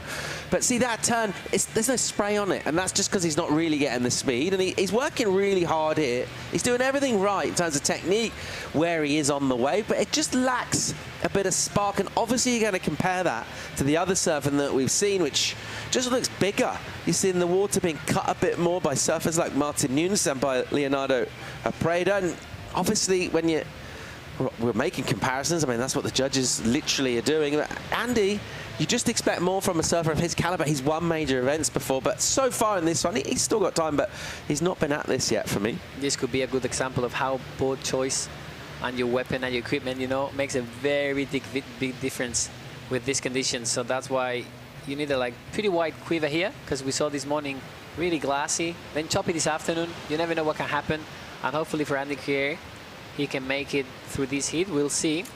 Drop the score. Last score from Andy was a 3.63. Quite there, Paul. Not quite there for him. Let's see how he looks to really just kind of surf a new heat. You look at the numbers, right? Second place, got a 6 and a 5. So if you're Andy Crier, you're going to struggle to keep up with that with a 3 still in total. So he probably needs 2 waves, really. I mean, he could do it with a big 7. That's doable, but, you know, we may well get improvements as well. So maybe looking for 2 waves from here. He needs to surf a different sort of heat, and maybe that's why we're seeing him. He's going to a different part of the bank here. Where's he going, Carlos? Over to the left? I think tricky one, because we could see some of the left-handers like really peeling that way, but there's some of the good right-handers over there. The deep right, maybe. Yeah, exactly. The deep right we saw before, because you know the tide is coming out. So this morning there were really good waves over there. So let's see if this strategic choice of Andy will make him deliver that 7.54 that he needs to advance. Hopefully for the Spaniard. Let's see. He keeps on moving to the right-hand side part of the beach. Tricky choice. I mean, you know, we were talking about the board and the equipment and all that stuff, and obviously these surfers have been practicing and they surf the board. They know it feels best for them. But as soon as they get to their feet, that first little pump they do, instantly you can kind of see whether, before you even get to maneuvers, how much are they getting from the board. And in conditions like this, you will need to get something. He's going to go again here from deep, and that kind of sums it up a little bit for Andy. Got sticky once again, yeah. Let's see for Andy, because he's really committed to this heat. He's watching the wave, right? We're looking at these like sort of very minor things. That surfer of his caliber, he's taken off on a bit of a dud wave from 4th prio. He's gone deep, can't get much go. But he's kind of ruefully watching what could have happened down the line, and he looks like he's second-guessing himself a little bit. I think I just saw a little frustration prior to that, a little slap from him. That's not normally how Andy competes and surfs, so he's a little bit rattled now out of his comfort zone. A lot of that, I think, is coming from scores from other surfers in this heat, the 6s and the 5s, and he's just like, well, how am I not in that rotation? Because there's 2 of them that are exchanging those big numbers. One got a 6, the other did.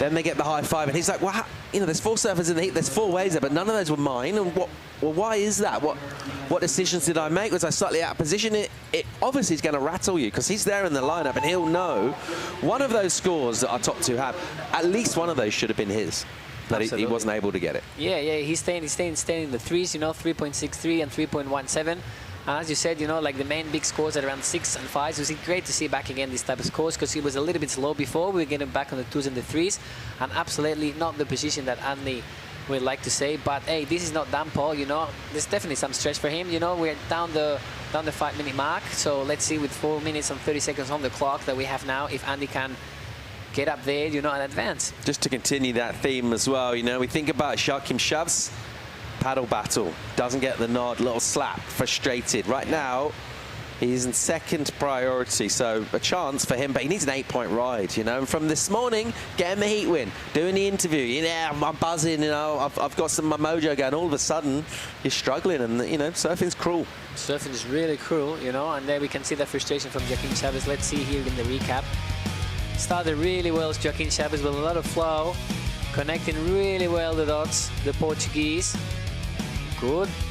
Caddy wrapping it back to the whitewash on the second one. That was one. This is when we start looking at the left-handers. Yeah, I'm not sure about the left. Now, having seen where the scores have come and having watched the heat play out, they look soft, don't they? They look really underpowered. So this was Crier, and at this stage, we're like, this is classic Andy Crier. But even that turn, it got a little sticky for him. I'm not sure there was another section, but he just came out of that turn with no speed. He got a little stuck up there. And from that point in the heat, really, that's the way it's gone from him. He's had nothing go his way, no real luck. Sometimes you just come out of a section, you get a little squirt of speed, and you're making, you know, another little run. It hasn't happened for him. Meanwhile, this guy's really impressed me. I just think Apreda has been on fire. Absolutely, absolutely, yeah. Incredible, the performance of the Italian. And as you were saying before, I think like Andy really struggled to connect one turn to another.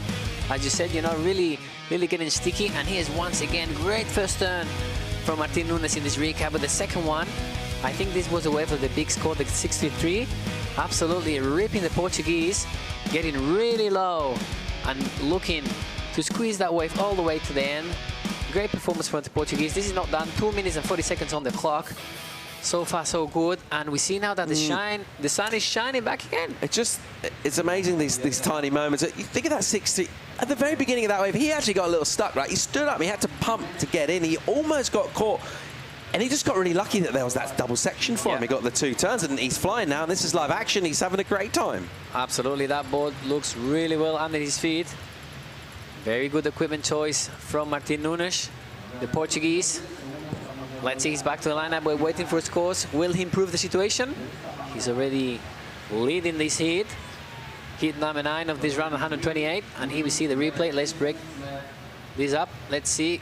Good first calf to set things up. Looks for that section, hits the lip. Unfortunately, not really connected with the end of the wave. Trying to get to the open fast part of it, but tricky one for Martin.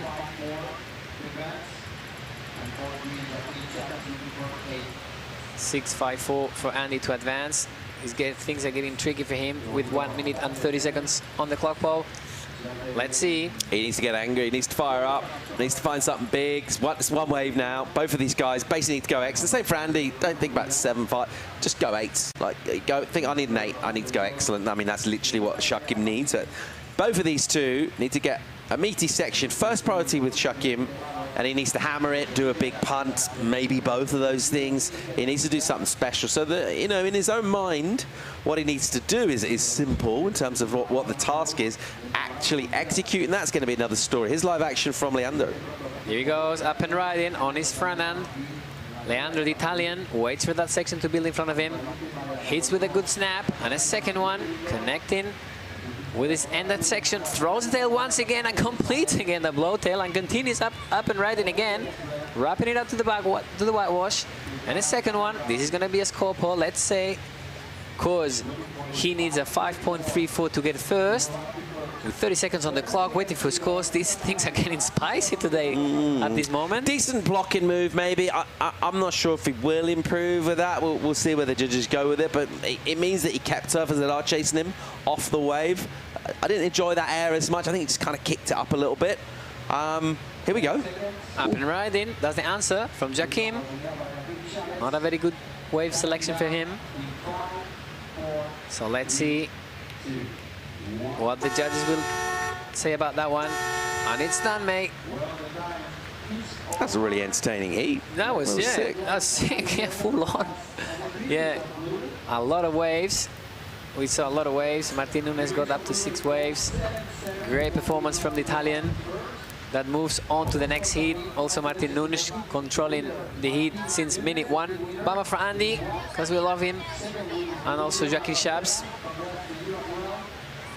So this is pretty much it from heat number 9 in this round, 128. In the ABANCA Pantin Classic Galicia Pro. So we are gonna go to a little break, guys. Don't move, don't blink, or you'll miss it. We'll be back very soon.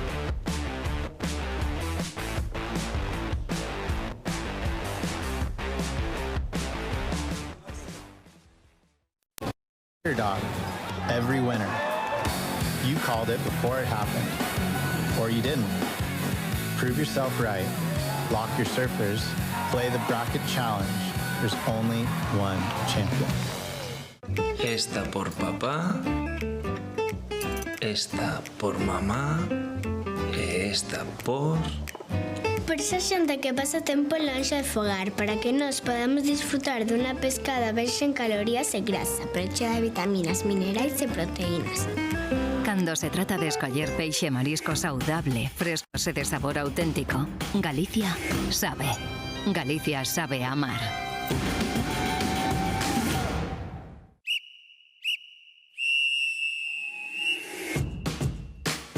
A canteira non para. Agora non para. A motivación non para. A enerxía non para.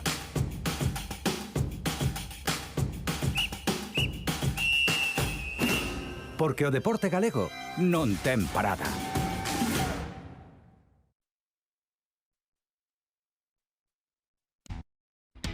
And we are back in action. Welcome back, everybody. This is the round of 128, heat number 10. We've got Zane Asink, Dylan Hun, Luis Poloro, and Oliver Raisenbeek. We've already seen a ride from the surfer in blue. Came in, and here it is. This is a 4.67 from the Australian. Wow, straight up into the air. The sun is shining, the vibes are good, and we are nearing the end of a long first day of competition out here. Walk us through this one, Carlos. Oh, let's see what Luis Perlorio has to bring to this one on his back, and this time wrapping it back to the whitewash. Let's see Luis. He stays close to the whitewash, tries to hit the lip once again. Unfortunately for him, gets a little bit sticky. It's kind of tricky, that last part of the wave, Gabby, because you're really close to the shore. Some of them, they build up that vertical section to hit, but unfortunately for Luis in this one. Yeah, I was just sitting in the Red Bull athlete zone and kind of getting a sense from the surfers of what they're thinking. You know, everyone's got strategy and everyone's got kind of talking about what they would do, as if it were so easy. But no, a lot of people were saying that they don't think it's worth it to go through that inside section and get that last turn in, because you're pretty much on the shore. And a lot of them were saying that, you know, is it worth it to pump all the way in and then paddle back out and sit in last priority? It's an interesting discussion. And definitely you can see now that there's a good discussion, actually, because now you can see that they're surfing right-handers and left-handers. The left-hander is a bit shorter, but it's easy for them to get back to the peak, you know, with a little current. So priority-wise, it can be a really big game changer for them. And let's see now if they're going to go for this one. Swell is getting a tiny little bit smaller, and here we go with Zane Asink from Australia up and riding. Surfer in red, straight vertical there, and kind of just slid off his board.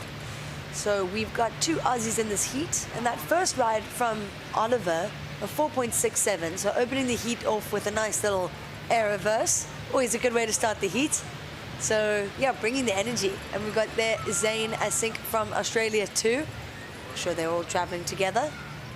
So you've got the Aussies versus the German and the Portuguese, Dylan Kuhn and Luis Perlorio, who we saw this morning. Had a great heat this morning, Luis. And so we got a great heat on our hands here. 21 minutes on the clock. Waves are improving, Carlos. It's really good conditions here in Pantin, even though it was a little bit slow, like a couple of hours ago, but now we're pretty much on the mid-tide now. It was high tide at 5 o'clock, and we can see the conditions improving, bringing new and a lot of opportunities for the surfers in the water. With 20 minutes and 44 seconds in the clock, we can still see that little bit of west wind that we got from that storm. But now we see up and riding the Aussie. There we go. This is our heat leader, Oliver Reisenbeek. Drifts up and over that section. Wow. Really nice transition through this pretty tricky section, and just opts to pull off. Good choice, still early in the heat. He's got a pretty decent score line right now. Surfer from Newcastle, Australia. So, and right up and riding behind him, this is Dylan Kuhn, representing Germany. Wow, explosive surfing there. Great turn from the German, absolutely. Dylan Kuhn, based in Portugal. Born in Berlin and based in Cascais, actually. Great surfing from the German. He's been here before. He knows the spot. And I believe he has ties to South Africa in some way. I think he spent quite a bit of time there. So he's traveled a lot. Yay. Here we go. Let's have a look at the replay. Let's break this down. Surfer in blue. So nice wrapping carve to start. The wave quite flat at that point, and it starts to build up here. Beautiful little float the boat there from the Australian. Lots of energy in his surfing. And just decides to pull off. So beautiful wave there for the Australian, and like we were saying, this is Dylan Kuhn. Up and riding with a good first snap in this replay. Looks from the section, electric surfing from the German. Yeah, great style.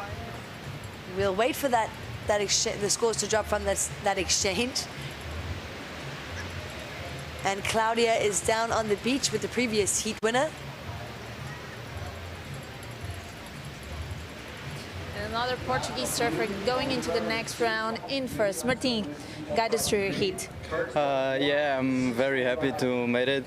It's like made it like 3 days, late days, and today on hold and almost dinner time. But really happy to make it. It was hard, but I tried to get the best waves that wasn't coming and did my surfing, and that's it.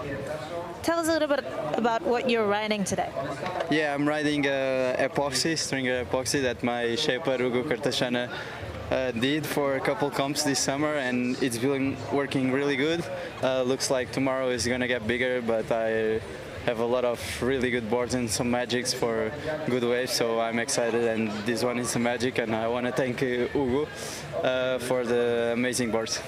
Thank you so much, and good luck for the next one. Thank you. Thank you. Back to you guys. Thank you so much, Claudia. And watching the end of what was just a great wave from Luis Perloilos. So the Portuguese surfers are absolutely killing it in the event so far. Definitely been a standout for me. We're watching surfer in red right now, Zayn Essink. Wow, that section just bowls up so nicely, and that was a critical maneuver. So great surfing from the Aussie and the Portuguese just before that. That was a great exchange, Carlos. Things are getting spicy, Gaps. Absolutely. We see the Aussie surfer from the Sunshine Coast, with finishing that wave with a great vertical turn. That's going to be some points for sure from the judges. He looks back. He liked it. We liked it. And let's see now in the replay. He starts with a good carve, setting things back with another one. Patiently waits for the section to build. Look at it. Boom. Wow. Stomps it. Great turn.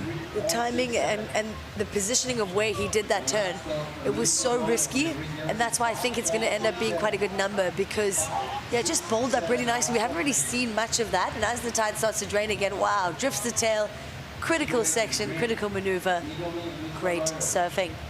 And this is the replay from Luis, experienced surfer from Portugal, wraps it up, waits close to the white, was good. Wow. Snap, backside snap there, a lot of spray, and a second one. Connecting the dots really well, the Portuguese. Following up with his backhand, great technique from him. Pumps it up, using his front foot, waits patiently for the section to finish.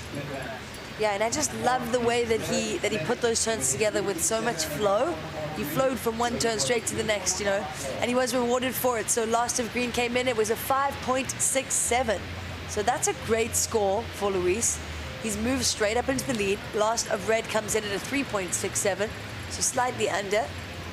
Obviously, it's awesome. We're back in the 5s and the 4s. You know, it was a little bit slow before. We got in the 2s and the 3s, and here's the judges' overall score: 5.5, 5.7, 5.8, 6, 5.3, and that's the score: 5.67 for the Portuguese. Relentless, and now we see back again the German, Dylan Groen. And Dylan, what we haven't called yet, his first wave was a 6-point ride. It's the best of the heat. So he's not looking for much here. He's in a good spot. Very smooth surfing from the German. Wow. Wow, great finish there for him. It's that explosive surfing that we talk about. Wow! And surfer in blue going for broke. That was Oliver Reisenbeek. He said, I want in on the action. He had the lead and he wants it back. Yeah, he's there to make it count, absolutely. And here's the answer for the other Aussie. Keep an eye on the Aussies, because these guys, they know how to surf really well, and they're not going to miss it. So let's see what they... Absolutely, we're really, like, yeah, a lot of action in these last 2 minutes, you know. Looks like the ocean is back alive again here in Pantin. La Factoría de Olas. Bring it on, the Wave Factory. And I think we're going to see big changes here now. Let's have a look. There we go. Last of red, 2.17.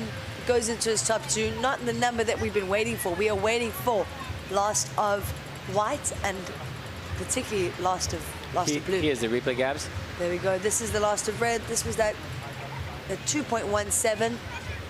So just 2 turns in and out. There we go. Let's break this down, Carlos. It's just a wrapping carve to start. And he's waiting, he's building up. He knew exactly what he wanted to do from the moment he stood up on this wave. Pumping down the line. And wow. Nearly full rotation. Beautiful, beautiful air there from the Aussie. So Oliver is kind of coming into this heat with a bit of fire. Dylan Groen sitting with the 6-point ride. And was looking to back it up. The score comes in. This one is a 5.17. So he's sitting with the 6 and a 5.17. That's a great scoreline for this stage of the heat. Absolutely. Things are getting really spicy now with 30 minutes and 54 seconds on the clock. We're still waiting for scores, but they're all getting super active, especially the Aussies. Yeah. You know, love to see them back here. As we said before, it's getting way more international, this event, like back in the day, so we can see surfers from all around the planet and give that spice to this event. Absolutely fantastic. There we go. The numbers are starting to drop, and it's looking good, Carlos. Yeah. We'll wait for that official number, but we really seeing the risk being rewarded, and there it is, the number, an 8.33. Last of blue, an 8.33. That moves him right into the lead. So, wow, what a score. It is the highest of the day. I was going to tell you. There I was we going to go. tell you, Gabs. I think this is the highest score of the day. So that's why you don't have to blink, because you missed it. And there you go. You got the 8.33 from the surfer from Newcastle, the Aussie. Absolutely committed. A lot of risk. And we're going to go here again on the replay. There we go. And it looked like a smaller wave, but he read this so well because he knew exactly what was going to happen. He knew the section was going to present itself. There we go. Racing down the line. Goes to the air and wow. A beautiful, beautiful. We haven't seen that the whole event, and that's why he's been rewarded for it. Impeccable. Impeccable. Incredible surfing from the Aussie. Up and riding now. Surfer in red. Wasn't sure if he wanted to go on that one. I don't know if you saw that. He was kind of hesitating, but there he goes. Oh, there we go. A little bit of the bummer for him. I don't know if he's, as you said before, I don't know if he's wanted to really go to that wave, you know, but let's see. Maybe a bit like unsure of his strategy. Yeah, maybe just like rethinking his strategy. It's never nice when you hear that your competitors dropped an excellent score. Yeah. So with 12 minutes on the clock, it is once again the surfer in blue, Oliver Reisenbeek from Australia, out in front. Surfer in white, Dylan Kuhn, sitting with a 6 and a 5.17, looking for a 7 to advance to first place. So surfer in blue, really holding down the lead. He's in a great spot. He's got a 4.67 as a backup. He can improve on that if he wants. But right now in the hot seat, it is surfer in green, Luis Perloiro. Surfing great in this event so far. He's got priority. He's in third place, and he's looking for a 5.51, Carlos. Absolutely. He knows the spot really well. He's been here before several times. And it's kind of like the conditions he has at home. So he knows pretty well what he's doing. And he can definitely improve that backup score, you know. We're seeing like 6, 7s, even 8.33, you know, from Oliver. He's absolutely controlling this heat with a total of 13 points. But hey, this is not done, Gabs, you know, 11 minutes on the clock, pretty much, and anything can happen. You can see how they're all in a pack there. And absolutely trying to maybe change his strategy, going a little bit more to the right-hand side part of the beach to look for those right-handers more deep. So let's see, because things can change really fast, Gabs. Yeah, for sure. And the thing with that strategy is that, yes, you can sit a bit closer in and you can get those kind of waves. They do bowl up, but we see that the judges are not really rewarding that. They're rewarding the set waves and the waves that are slightly bigger. So yeah, it's an interesting strategy. He's made his way back out now. He's all the way over to the right, so he's looking for possibly a left.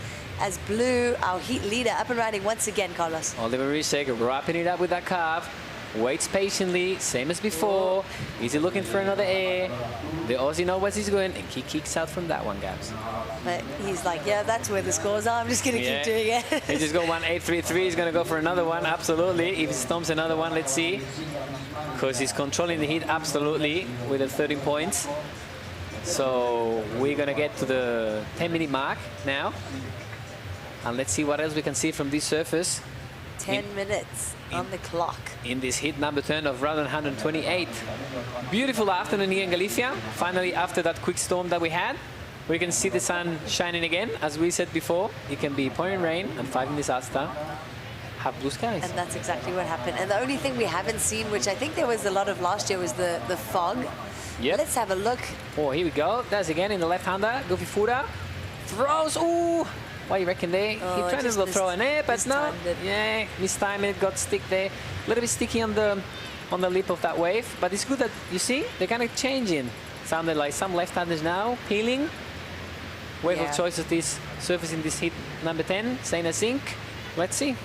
So surfer in green, still sitting patiently out the back. He's waiting for a good wave.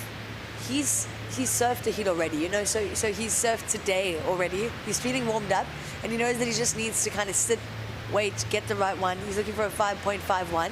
He's already got a 5.67. So for his confidence, he knows exactly what he has to do to get that score. So I think he's just going to wait, make good use of his priority, and try and take that second place spot, or obviously, best case scenario, take the win. Hopefully for him, but let's see, because Oliver is in a really comfortable situation at the moment. You know, we haven't seen any 8s so far. You know, this event, he's got the best score of the event so far with an 8.33 with that incredible, impeccable error he did before. And let's see, because he might was going to go for that one, but not really. Now they're starting to get more peak in the wave selection. I think it's going to be crucial at the moment, Gabs, you know? For sure. Will you be sitting or paddling? Now in this one, I think I'd be sitting a little bit. Just because the waves that have had the scoring potential are the ones that are standing up a little bit more. And definitely the set waves, you know?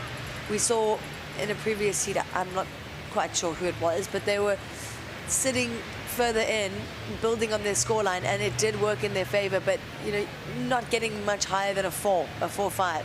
So it's interesting to see that strategy. There we go, Surfer in red up and riding. Uses his priority. Now, let's go. Let's go. It kind of threw his rhythm off a little bit. Wow, drifts the tail. Never mind. Never mind, but it was kind of a little bit weird at the beginning. No, he was not sure about his mate was going to go or not, because Surfer in blue had priority. Yeah. So he was like kind of hesitating. I'm going, I'm not going. Finally he goes, you know. I think he missed a couple of sections there, but ended up with a good turn. So let's see. Let's break this down, Gabs. Yeah, obviously he doesn't want to get in the way. You know, last thing you want is an interference call. So that's he steered clear of that. Surfer in blue opting not to go, and then he just completes this ride. Boom, beautiful. Drifts the tail. Lovely surfing from the Aussie. Absolutely ripping. Same as zinc. From the Sunshine Coast, Queensland, all the way from there to here. And let's see, because there's some energy coming there, Gabs. Something's Who happening. we got there? There we go. So Luis finally using his priority. He's been sitting with it for a couple minutes. And was it the right call? Beautiful surfing there. This way, wow, 12 o'clock vertical. Did he do enough? That's the question. That's the question we all want to know. The judges will give us the answer. But he looked pretty confident in that last turn. That's what they want to see, that vertical and commitment maneuvers. And he's got such great flow, you know. This wave was quite small to start off with, and it did offer him this section here. Yeah, beautiful surfing from the Portuguese. Absolutely, great technique. Check this, how he follows up with his backhand, looks for another section, uses his back foot, once again finishing with that really good vertical turn from Luis. Really cool guy. I think I said this in an earlier heat, but I love that he finishes every single wave, Luis. He doesn't let them... Once he's up, he's like, okay, I'm going to make the most of this. Let's have a look, though. This is our heat winner. Floats this section. He's hungry for another excellent score. He's got that. He looks like someone who just got hit. Yeah, absolutely. He's really frothy, like really voracious, you know. And I think he was going to go throw an air there, but he had Luis like paddling back, you know. Yeah. Let's see if we can see it in the replay. But we can definitely see that there's some more opportunities coming with 5 minutes and 15 seconds on the clock. Let's see, because the Factoria de Olas still going, Gabs. The waves look so fun. If I wasn't so cooked right now, I think I'd be frothing for a surf after the comp. Absolutely. And it's such a beautiful afternoon, though, so yeah. There we go. That is the 5-minute mark. All the surfers a bit too far inside for this set. But it's kind of one of those sets that just washes through, not really offering too much potential, or from this angle anyway, it looks like it closed up, but maybe if you were a bit wider. Yeah, and I think they're all like not in the good position. No, they started like way far out, you know. So maybe the swell is kind of changing, picking up for tomorrow already. Let's see, because as we said before, you know, conditions they can really shift. And here's the replay. Let's see, because I think we can see here what happened in the last wave of Oliver. And you just see here, he was going to, looks like he's going to throw it, but unfortunately Luis was there for him. Super committed, the Aussie surfer, Oliver Rissenbeck. So last of red came in at a 3.4. It did go into his top 2. So Zane, I think, still sitting in 4th, but looking for a 7.5. And surfer in green, that last ride came in at a 3.8. It did go into his top 2, but he's still looking for a 5.51. We will see that? We will not see that? Let's see, Gabs. Let's see. 3 minutes and 48 seconds on the clock, guys. We have still a lot of action to see in this heat. And do you think that was a slight mistake from Luis, because he had first priority? Good point there, Gabs. I really don't know, because I think he just was in his way, you know, like Oh, let's see now, Luis. Oh, he's got another opportunity, Oh, so there you maybe go. not. Oh, and the wave looks like it's standing up quite nicely. It could just be the angle. Yeah, let's see. Looks like a little double up there for the Portuguese. Looks at that section, hits it once again. Good finish for the Portuguese, and still on. And still onto that one. Little fine clump there. And he kicks out. But it's a good point what you said before. He really serves all the waves till the end. Yeah, love to see that commitment, you know. It's also, it's like surfing every wave as if it's your last. Exactly.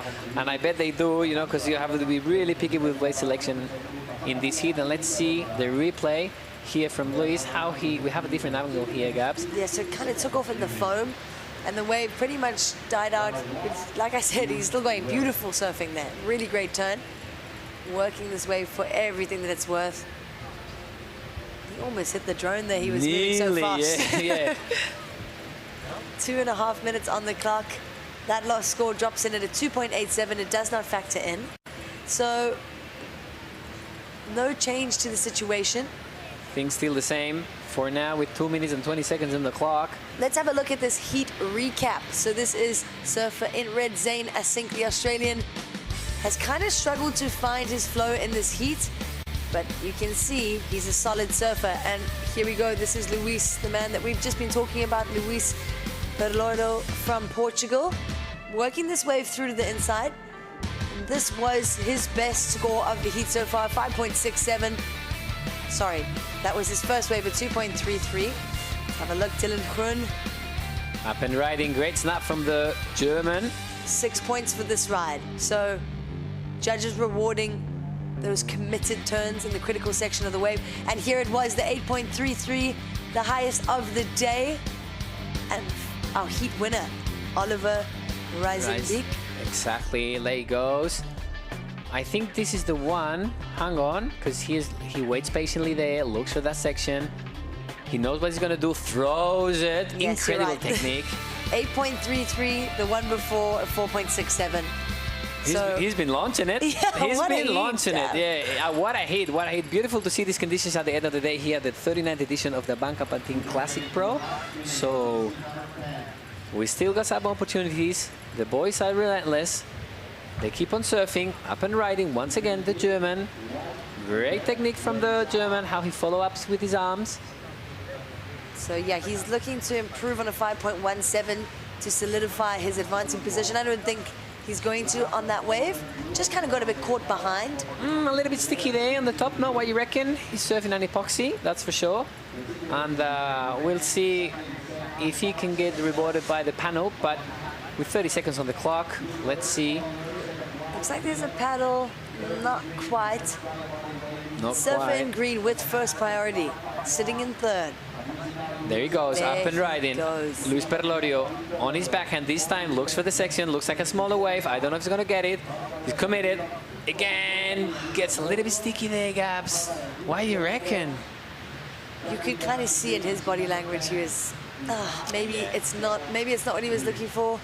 And it's hard because he surfed really well. Yep. And like we were saying, he surfed every single wave with energy, enthusiasm, strength, you know, but he just hasn't been on the right waves. And that's been really important the whole day here in Pantin. Is the good waves of the heat are the ones that have the potential to give us those 8s, to give us those, 7, 6s. So there we go. We'll wait for that last score to come in for green. I don't know. I don't think it was a good, the wave was good, but not big enough. You know, we've seen bigger waves. There we so go. let's see. So that signals the end of this heat. Oliver Reisenbeek taking the win over Dylan Kroon. We'll see them later on in competition.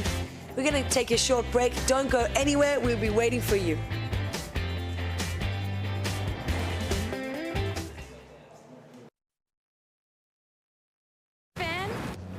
Prove it.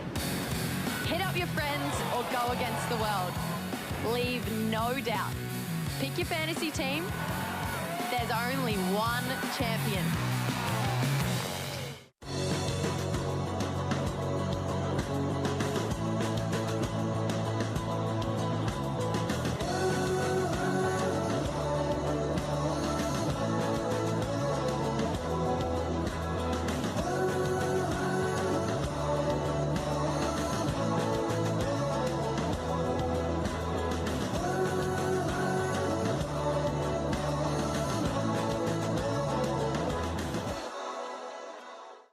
Gustasme moitísimo. E ti gustasme de aquí á lúa.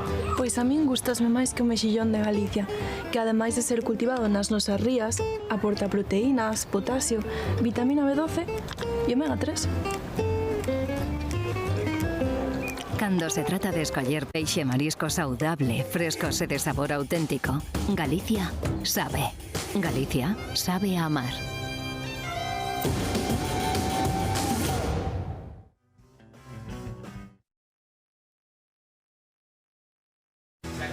And we are back here at the ABANCA Pantin Classic Galicia Pro. Looking at the lineup in this round of 128, Heat 11, we've got Nicholas Pole, Daiki Tanaka, Kepa Huset Isponda, and Makana Fransman. So, great heat on our hands. Welcome back to the booth, Chico. Thank you so much. Stoked to be back here. It's sunny again. It's sunny again, and there's a lot more waves compared to the last heat that we did together. It's picked up a lot. We saw an 8.33 in the last heat. Big air from the Aussie, Oliver Reisenbeek, so loads of scoring potential out there. And it's funny because I was talking to some friends and we were saying if you tell someone how it was this morning, no one is going to believe you. Yeah, I mean... No wind, 1 foot. We drove in and we were like, nah, it's off today. And if we do like a day recap of the best moments, people are going to say, no, they are picking from different days, the highlights. It even looks like a different venue, you know, with the weather changing. And we had like rain coming in sideways, and right now we've got clear skies. It's crazy. So the weather's pretty crazy here in Galicia. We just started this heat, so loads of time remaining for the surface. Yep, and with 23 minutes to go, we have 2 more heats left. This one and heat 12. So heat 12 is going to be the last heat of the day. Long day, a lot of action, and right now I think we are on the best moment of the day, I would say, in terms of conditions. Probably in the morning, I think the round of women was the best conditions we had, actually. Yeah, and we saw some great scores from them. I'm really excited to see tomorrow. I'm excited to see like if the swell builds. You know, there's a lot of anticipation building up to tomorrow. I'm excited to see what it actually looks like, just because it seems like it's really hard to predict this place. Yeah, I think it's going to be really fun. Today we have like, what, 2 foot, 3 foot? So tomorrow, if it's like 5 to 6 foot, it's going to be really fun. I think we're gonna see that both banks work. That bank already is working really good now. Oh yeah, looks really fun. Yeah. So yeah, I think we can easily see some double banking action. I don't know. Double banking. Let's do it. Double banking action. But yeah. Can't wait. I'm just sad the call is super early. I would love to go for a quick session before the event starts. But you can go after today if you're not as cooked as me. But if you, the sun's going down so late. Obviously, we're in Spain. It's not even dinner time yet here, which is crazy. Let's see. There's something going on out the back there. Oh. Everyone's getting caught inside, it looks like. Oh, there we go. Watching a paddle now. It is Surfer in Blue up and riding. This is Daiki Tanaka, the 28-year-old from Japan. Just kind of trying to get around this section. So a bigger wave, but just kind of too much foam to work with. Yeah, and a bit behind that one. Did a good job trying to get around it, but was a bit too far behind. And I think someone was in front of him on that wave. But And that is Makana Fransman, 22-year-old from Sunset Beach in Hawaii. So this is a very international heat, people from all over. Got France, Japan, 2 French, 1 Japanese, and 1 Hawaiian. long way from Hawaii. Yeah. A lot of flights to get here, a lot of driving. So, yeah, a lot Obviously, got the Frenchman too, Nicholas Pole from Biarritz and Kepa Huset Esponda from Guitari. in France, in the Basque Country.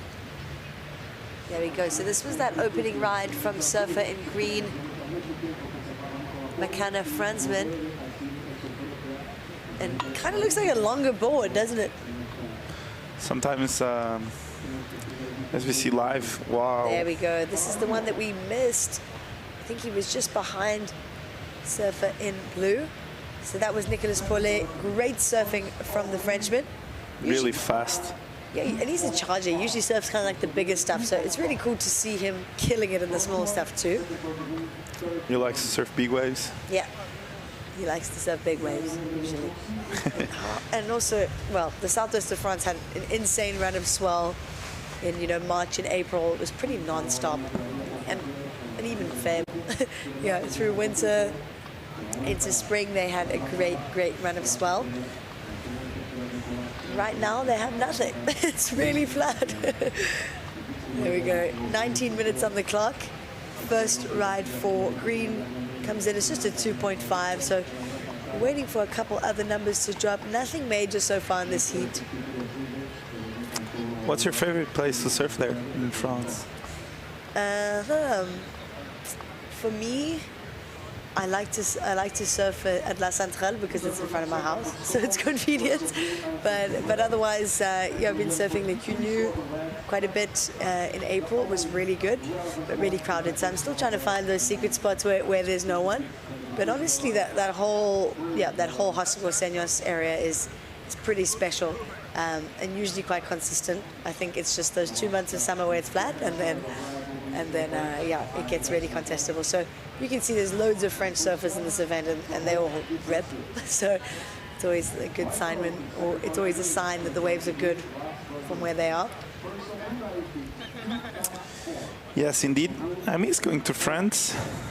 I need to go there someday again to get a couple of beach break cutbacks. Yeah. We'll catch up with Claudia down on the beach with our previous heat winner. It really does feel like we entered a completely different day. We had a bit of everything, and right now, going into the next round with a nice sunny day. Oliver, tell us about your heat. I'm pretty happy. They do say over here, I spoke to a local and they said at about 8 o'clock every night the sun comes down and it's done just that. I was stoked. I mean, I've been working so hard on those things and on those airs, and to see them come together like that, and it's so meaningful to me. It was good to see you at the beach, surrounded by friends, family, probably. How is it to travel all the way here to come to this QS in Spain?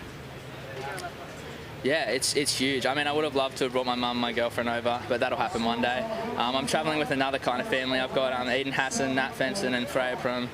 I've traveled with a few of them a number of times before, and it's so important to travel with a good crew because it makes the process so much more enjoyable. Those early morning surfs when you got to put a wet wetty on, and all the hard stuff easy, and there's always good stuff in the kitchen as well, good banter, so it's always fun. Thank you so much, and good luck for the next one. Awesome, thank you so much. Back to you guys. Thank you, Claudia, and thank you, Oliver. What a nice guy, so well spoken. Watching some live action though. Great wave from Daiki Tanaka there. So starting to get going in this heat. And scores are in. Wow. First of red dropped in at a 7.5. First of red, 7.5. Great surfing from Nicolas Paulet. We'll have a look at this last of blue though. Nice snap there. Winds up again. A bit of a snap again. Nice, that was better. And a finishing one. Bam! Really good finishing turn there by Daiki Tanaka. Really flashy surfing. And this is the replay of Nicolas Paulet. The 7.5 is here. Nice wrap. He kept looking behind him to see if he was going to make the wave around that section. Nice blow of the fins and another one. So 7.5 on this one, and close call there with Tanaka. He was looking behind him to see if he was going to make around that section. He pulled the trigger to say, okay, he's not making around this one.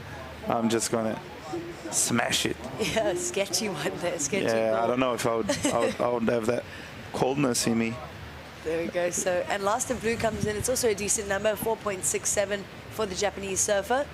So our situation right now with 15 minutes, it is the French surfer in red, Nicolas Paulet, out in front, and the Japanese Daiki sitting in second. Surfer in green. Now I'm just looking for a 4.58. Bearing in mind he only has a 2.5, so he's looking for a whole new scoreline.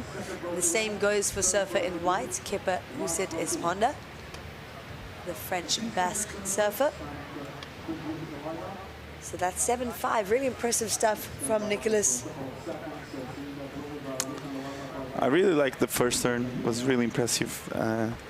Every time you see someone throw the fins with that much speed, looks amazing, as we see live action now. Wow.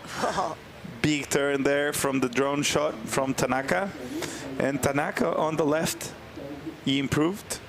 No, sorry, that was the right, 4.67. So we are still waiting on that left, I think, or waiting for this right. I don't know. It's just this wave. Yeah, I think it's just this wave, and the left was a 4.67. So, yeah, Tanaka started off a bit behind that bigger wave that Nicolas Paulet got the 7.5, but now with that left and this big turn out the back, I think he's gonna put another 4, around the 4 range maybe on the... Dead on. 3.83 for Daiki Tanaka. And he kind of got that wave like under everyone's nose.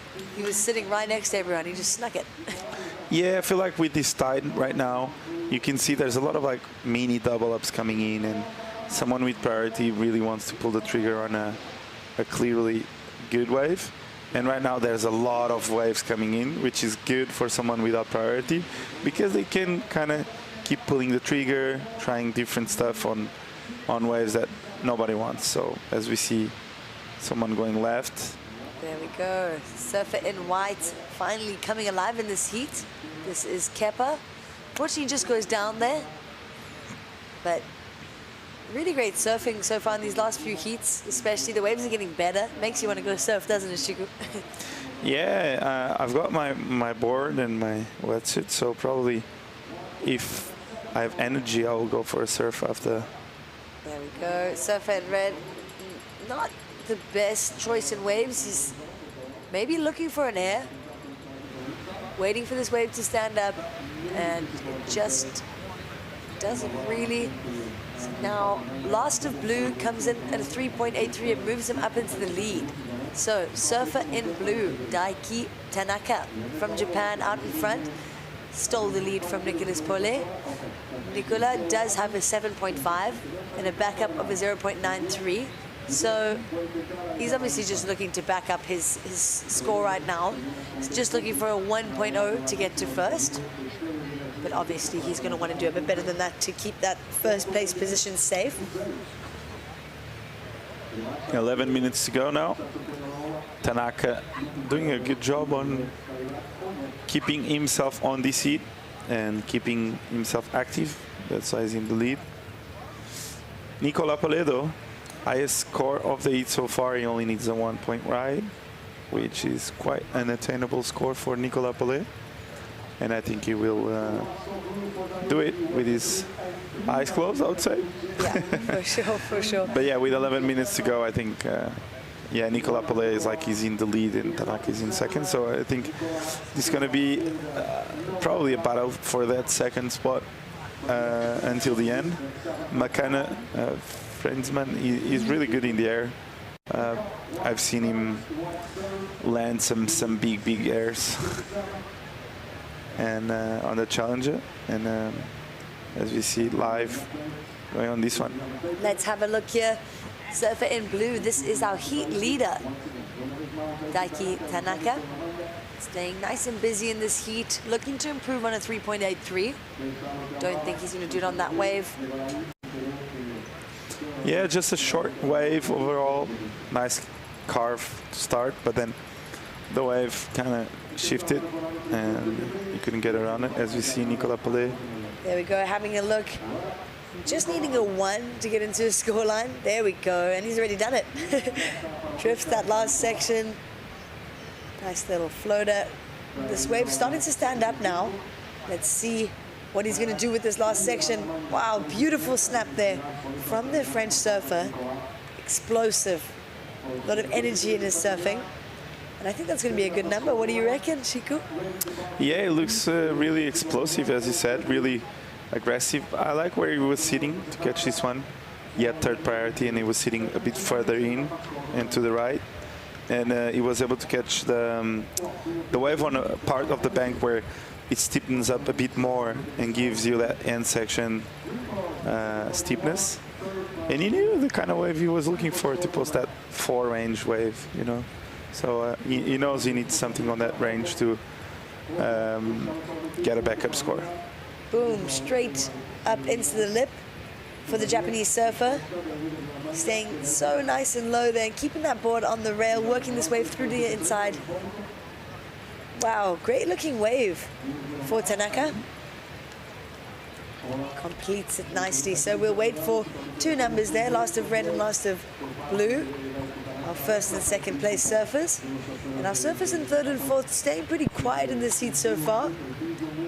Yeah, we haven't seen higher than a 1.77 on that side of the heat. So those two are going to get to work. Let's see. This is surfer in blue.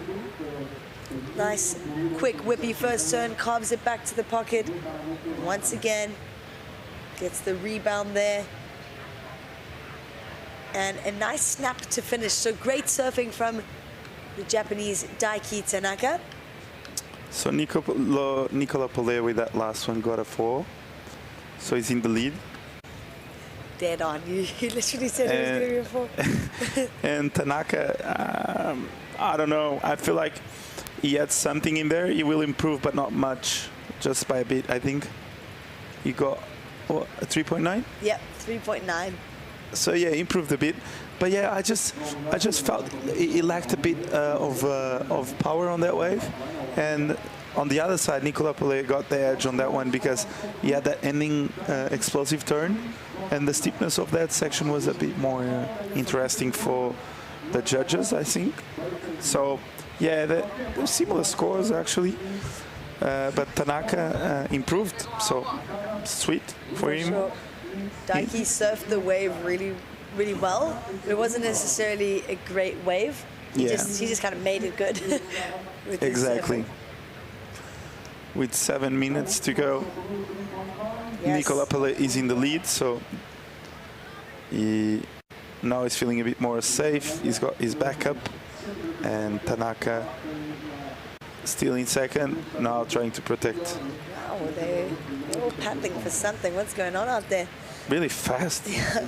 Surfer in white, you can see he's looking frustrated. And you know, Kepa's a great surfer. He just hasn't really found the wave that he's been looking for now. With 7 minutes to go, you can see he's starting to feel the pressure. You can just see it in the way he's paddling, you know. Sitting with second priority. And they're all just kind of getting caught. Oh, decides to go really late is McKenna. And this wave just not offering anything. He's going to keep going though. He's used his priority, might as well. There we go, a little snap there from McKenna Fransman. And a great finish there, but obviously it just took him a while to get to that point. Yeah, as you said, when he started doing turns, the wave was already too small, and he needed something out the back. And this wave on this side, you can see that the power and the score either is from the first big maneuver you have or the last one that kept some size.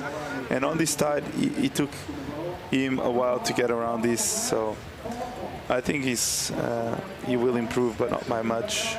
2.9 on this one, and yeah, he needs a bit more, right, Gabi? Yeah, for sure. So, like you said, it was a great turn, but it just took a while to, wasn't really linked together very well.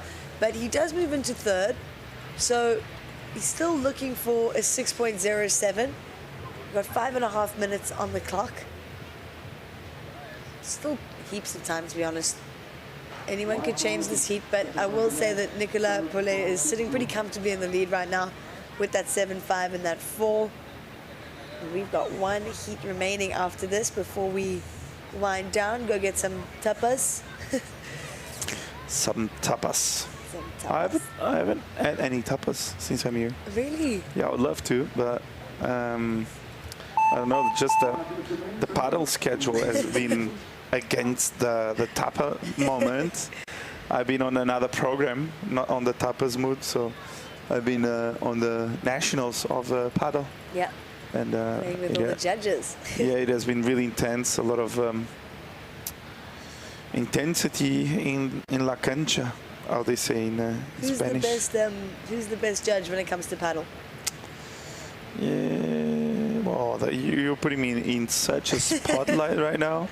You can ask me whatever you want, just don't ask me that, because I'm gonna. Yeah, it's gonna cause a lot of protest inside our own hotel.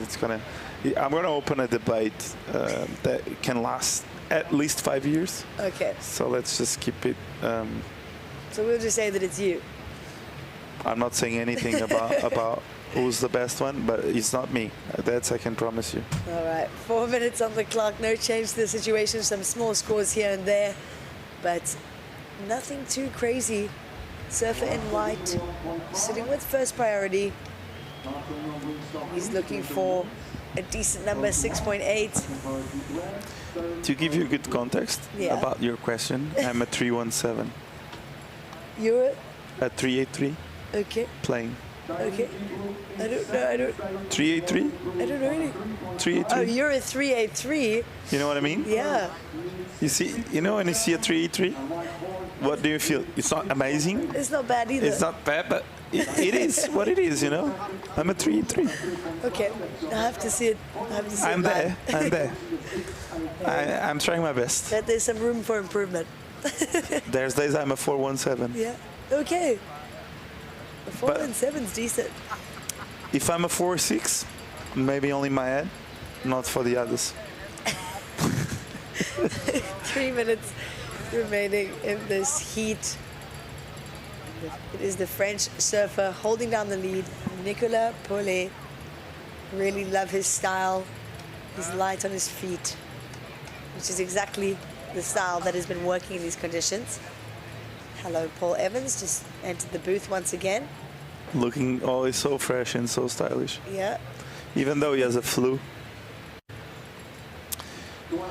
But yeah, nice day overall. I'm feeling refreshed. There as we you see, go. Kepa Husset on a cool wave.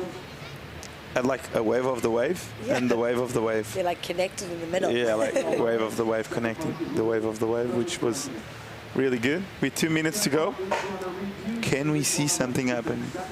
Well, Kepa just got that wave that he was in first priority. Needed a 6.8. I don't think that was the number there. I do think it was better than his other waves. Let's see. Can Makala find a wave and change the heat situation right now? 607. Third priority though. Can he do it? We'll have to wait and see. It's tricky. Hard to say. No, it's hard to say. I know anything can happen. We cannot forget these are the best in the world right now in the ocean. So anything can happen with 1 minute 30 seconds. For sure. There we go.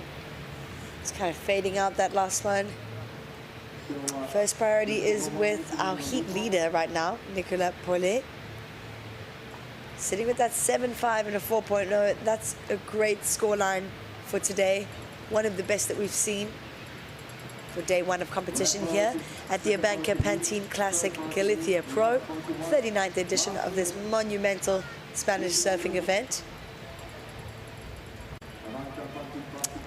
With 50 seconds to go, can Makala do it? We are waiting for him. We know he can do it. He has the level to do it. He has the passion to do it. He's good on the air. I've seen it. Can he find the section? I don't know. 30 seconds. Looks like there's something coming, but you never know in Pantin. We never know. Everything can change in Pantin. Is it a storm? Is it sunny? Is it a rainbow? Maybe. The only thing we Most haven't likely. had is fog, and And last year there was Don't say heavy that. fog. Pantin can listen. Pantin can listen. Just don't say that. I've seen fog here, and if you say that too much, tomorrow morning we can wake up with that. As we see, wow. Who is this? This is our second place surfer. Oof. This is Daiki Tanaka. Oof. Wow, straight up into the lip. Great way to finish the heat. Checks the watch just for steez. Knows the heat's over. You can hear the buzzer. Good hit for Tanaka. Wow, beautiful surfing there. Under priority for Kepa. I want to see a replay of that one. I want to see what he did before that turn. Was it after the horn? That's a good question. It counts. No, this counts. Oh, bit of a weird start to the wave. I see a double up. Zigging and zagging. And kapow. Oh, with the backwash. Nice turn Emphasis. there. And another one. Good surfing. I do wonder if the beginning of the wave might be an issue. It's not a 5, it's a 4. And it's not the number he needs, which is unfortunately because he surfs really good and he's so talented. But he needed a bigger wave and a better wave. But those two turns were really well connected. And I believe if he had that just a bit earlier on, he was needing a lot less, something in the 4 range, 3 range, which is super attainable for someone like Kepa. So yeah, he just had a choker on this one. Yeah, Last of Blue came in at a 4.2, so that also made the requirement even bigger for Kepa. But really, such a great heat from Daiki Tanaka. He stayed busy. He built on his scoreline. He looks stoked. He should be. On a 6,000 event, making eats with this sunset, looking super cool. Yeah, beautiful scenes here at the ABANCA Pantin Classic Galicia Pro. We're down to the last heat of the day. It is the round of 128, heat 12. And what a heat. What a heat. We're going to go on a quick break here. Last heat of the day. Don't go anywhere. Look at the vibes on the beach here. It is beautiful, and it's all happening here at the ABANCA Pantin Classic Galicia Pro.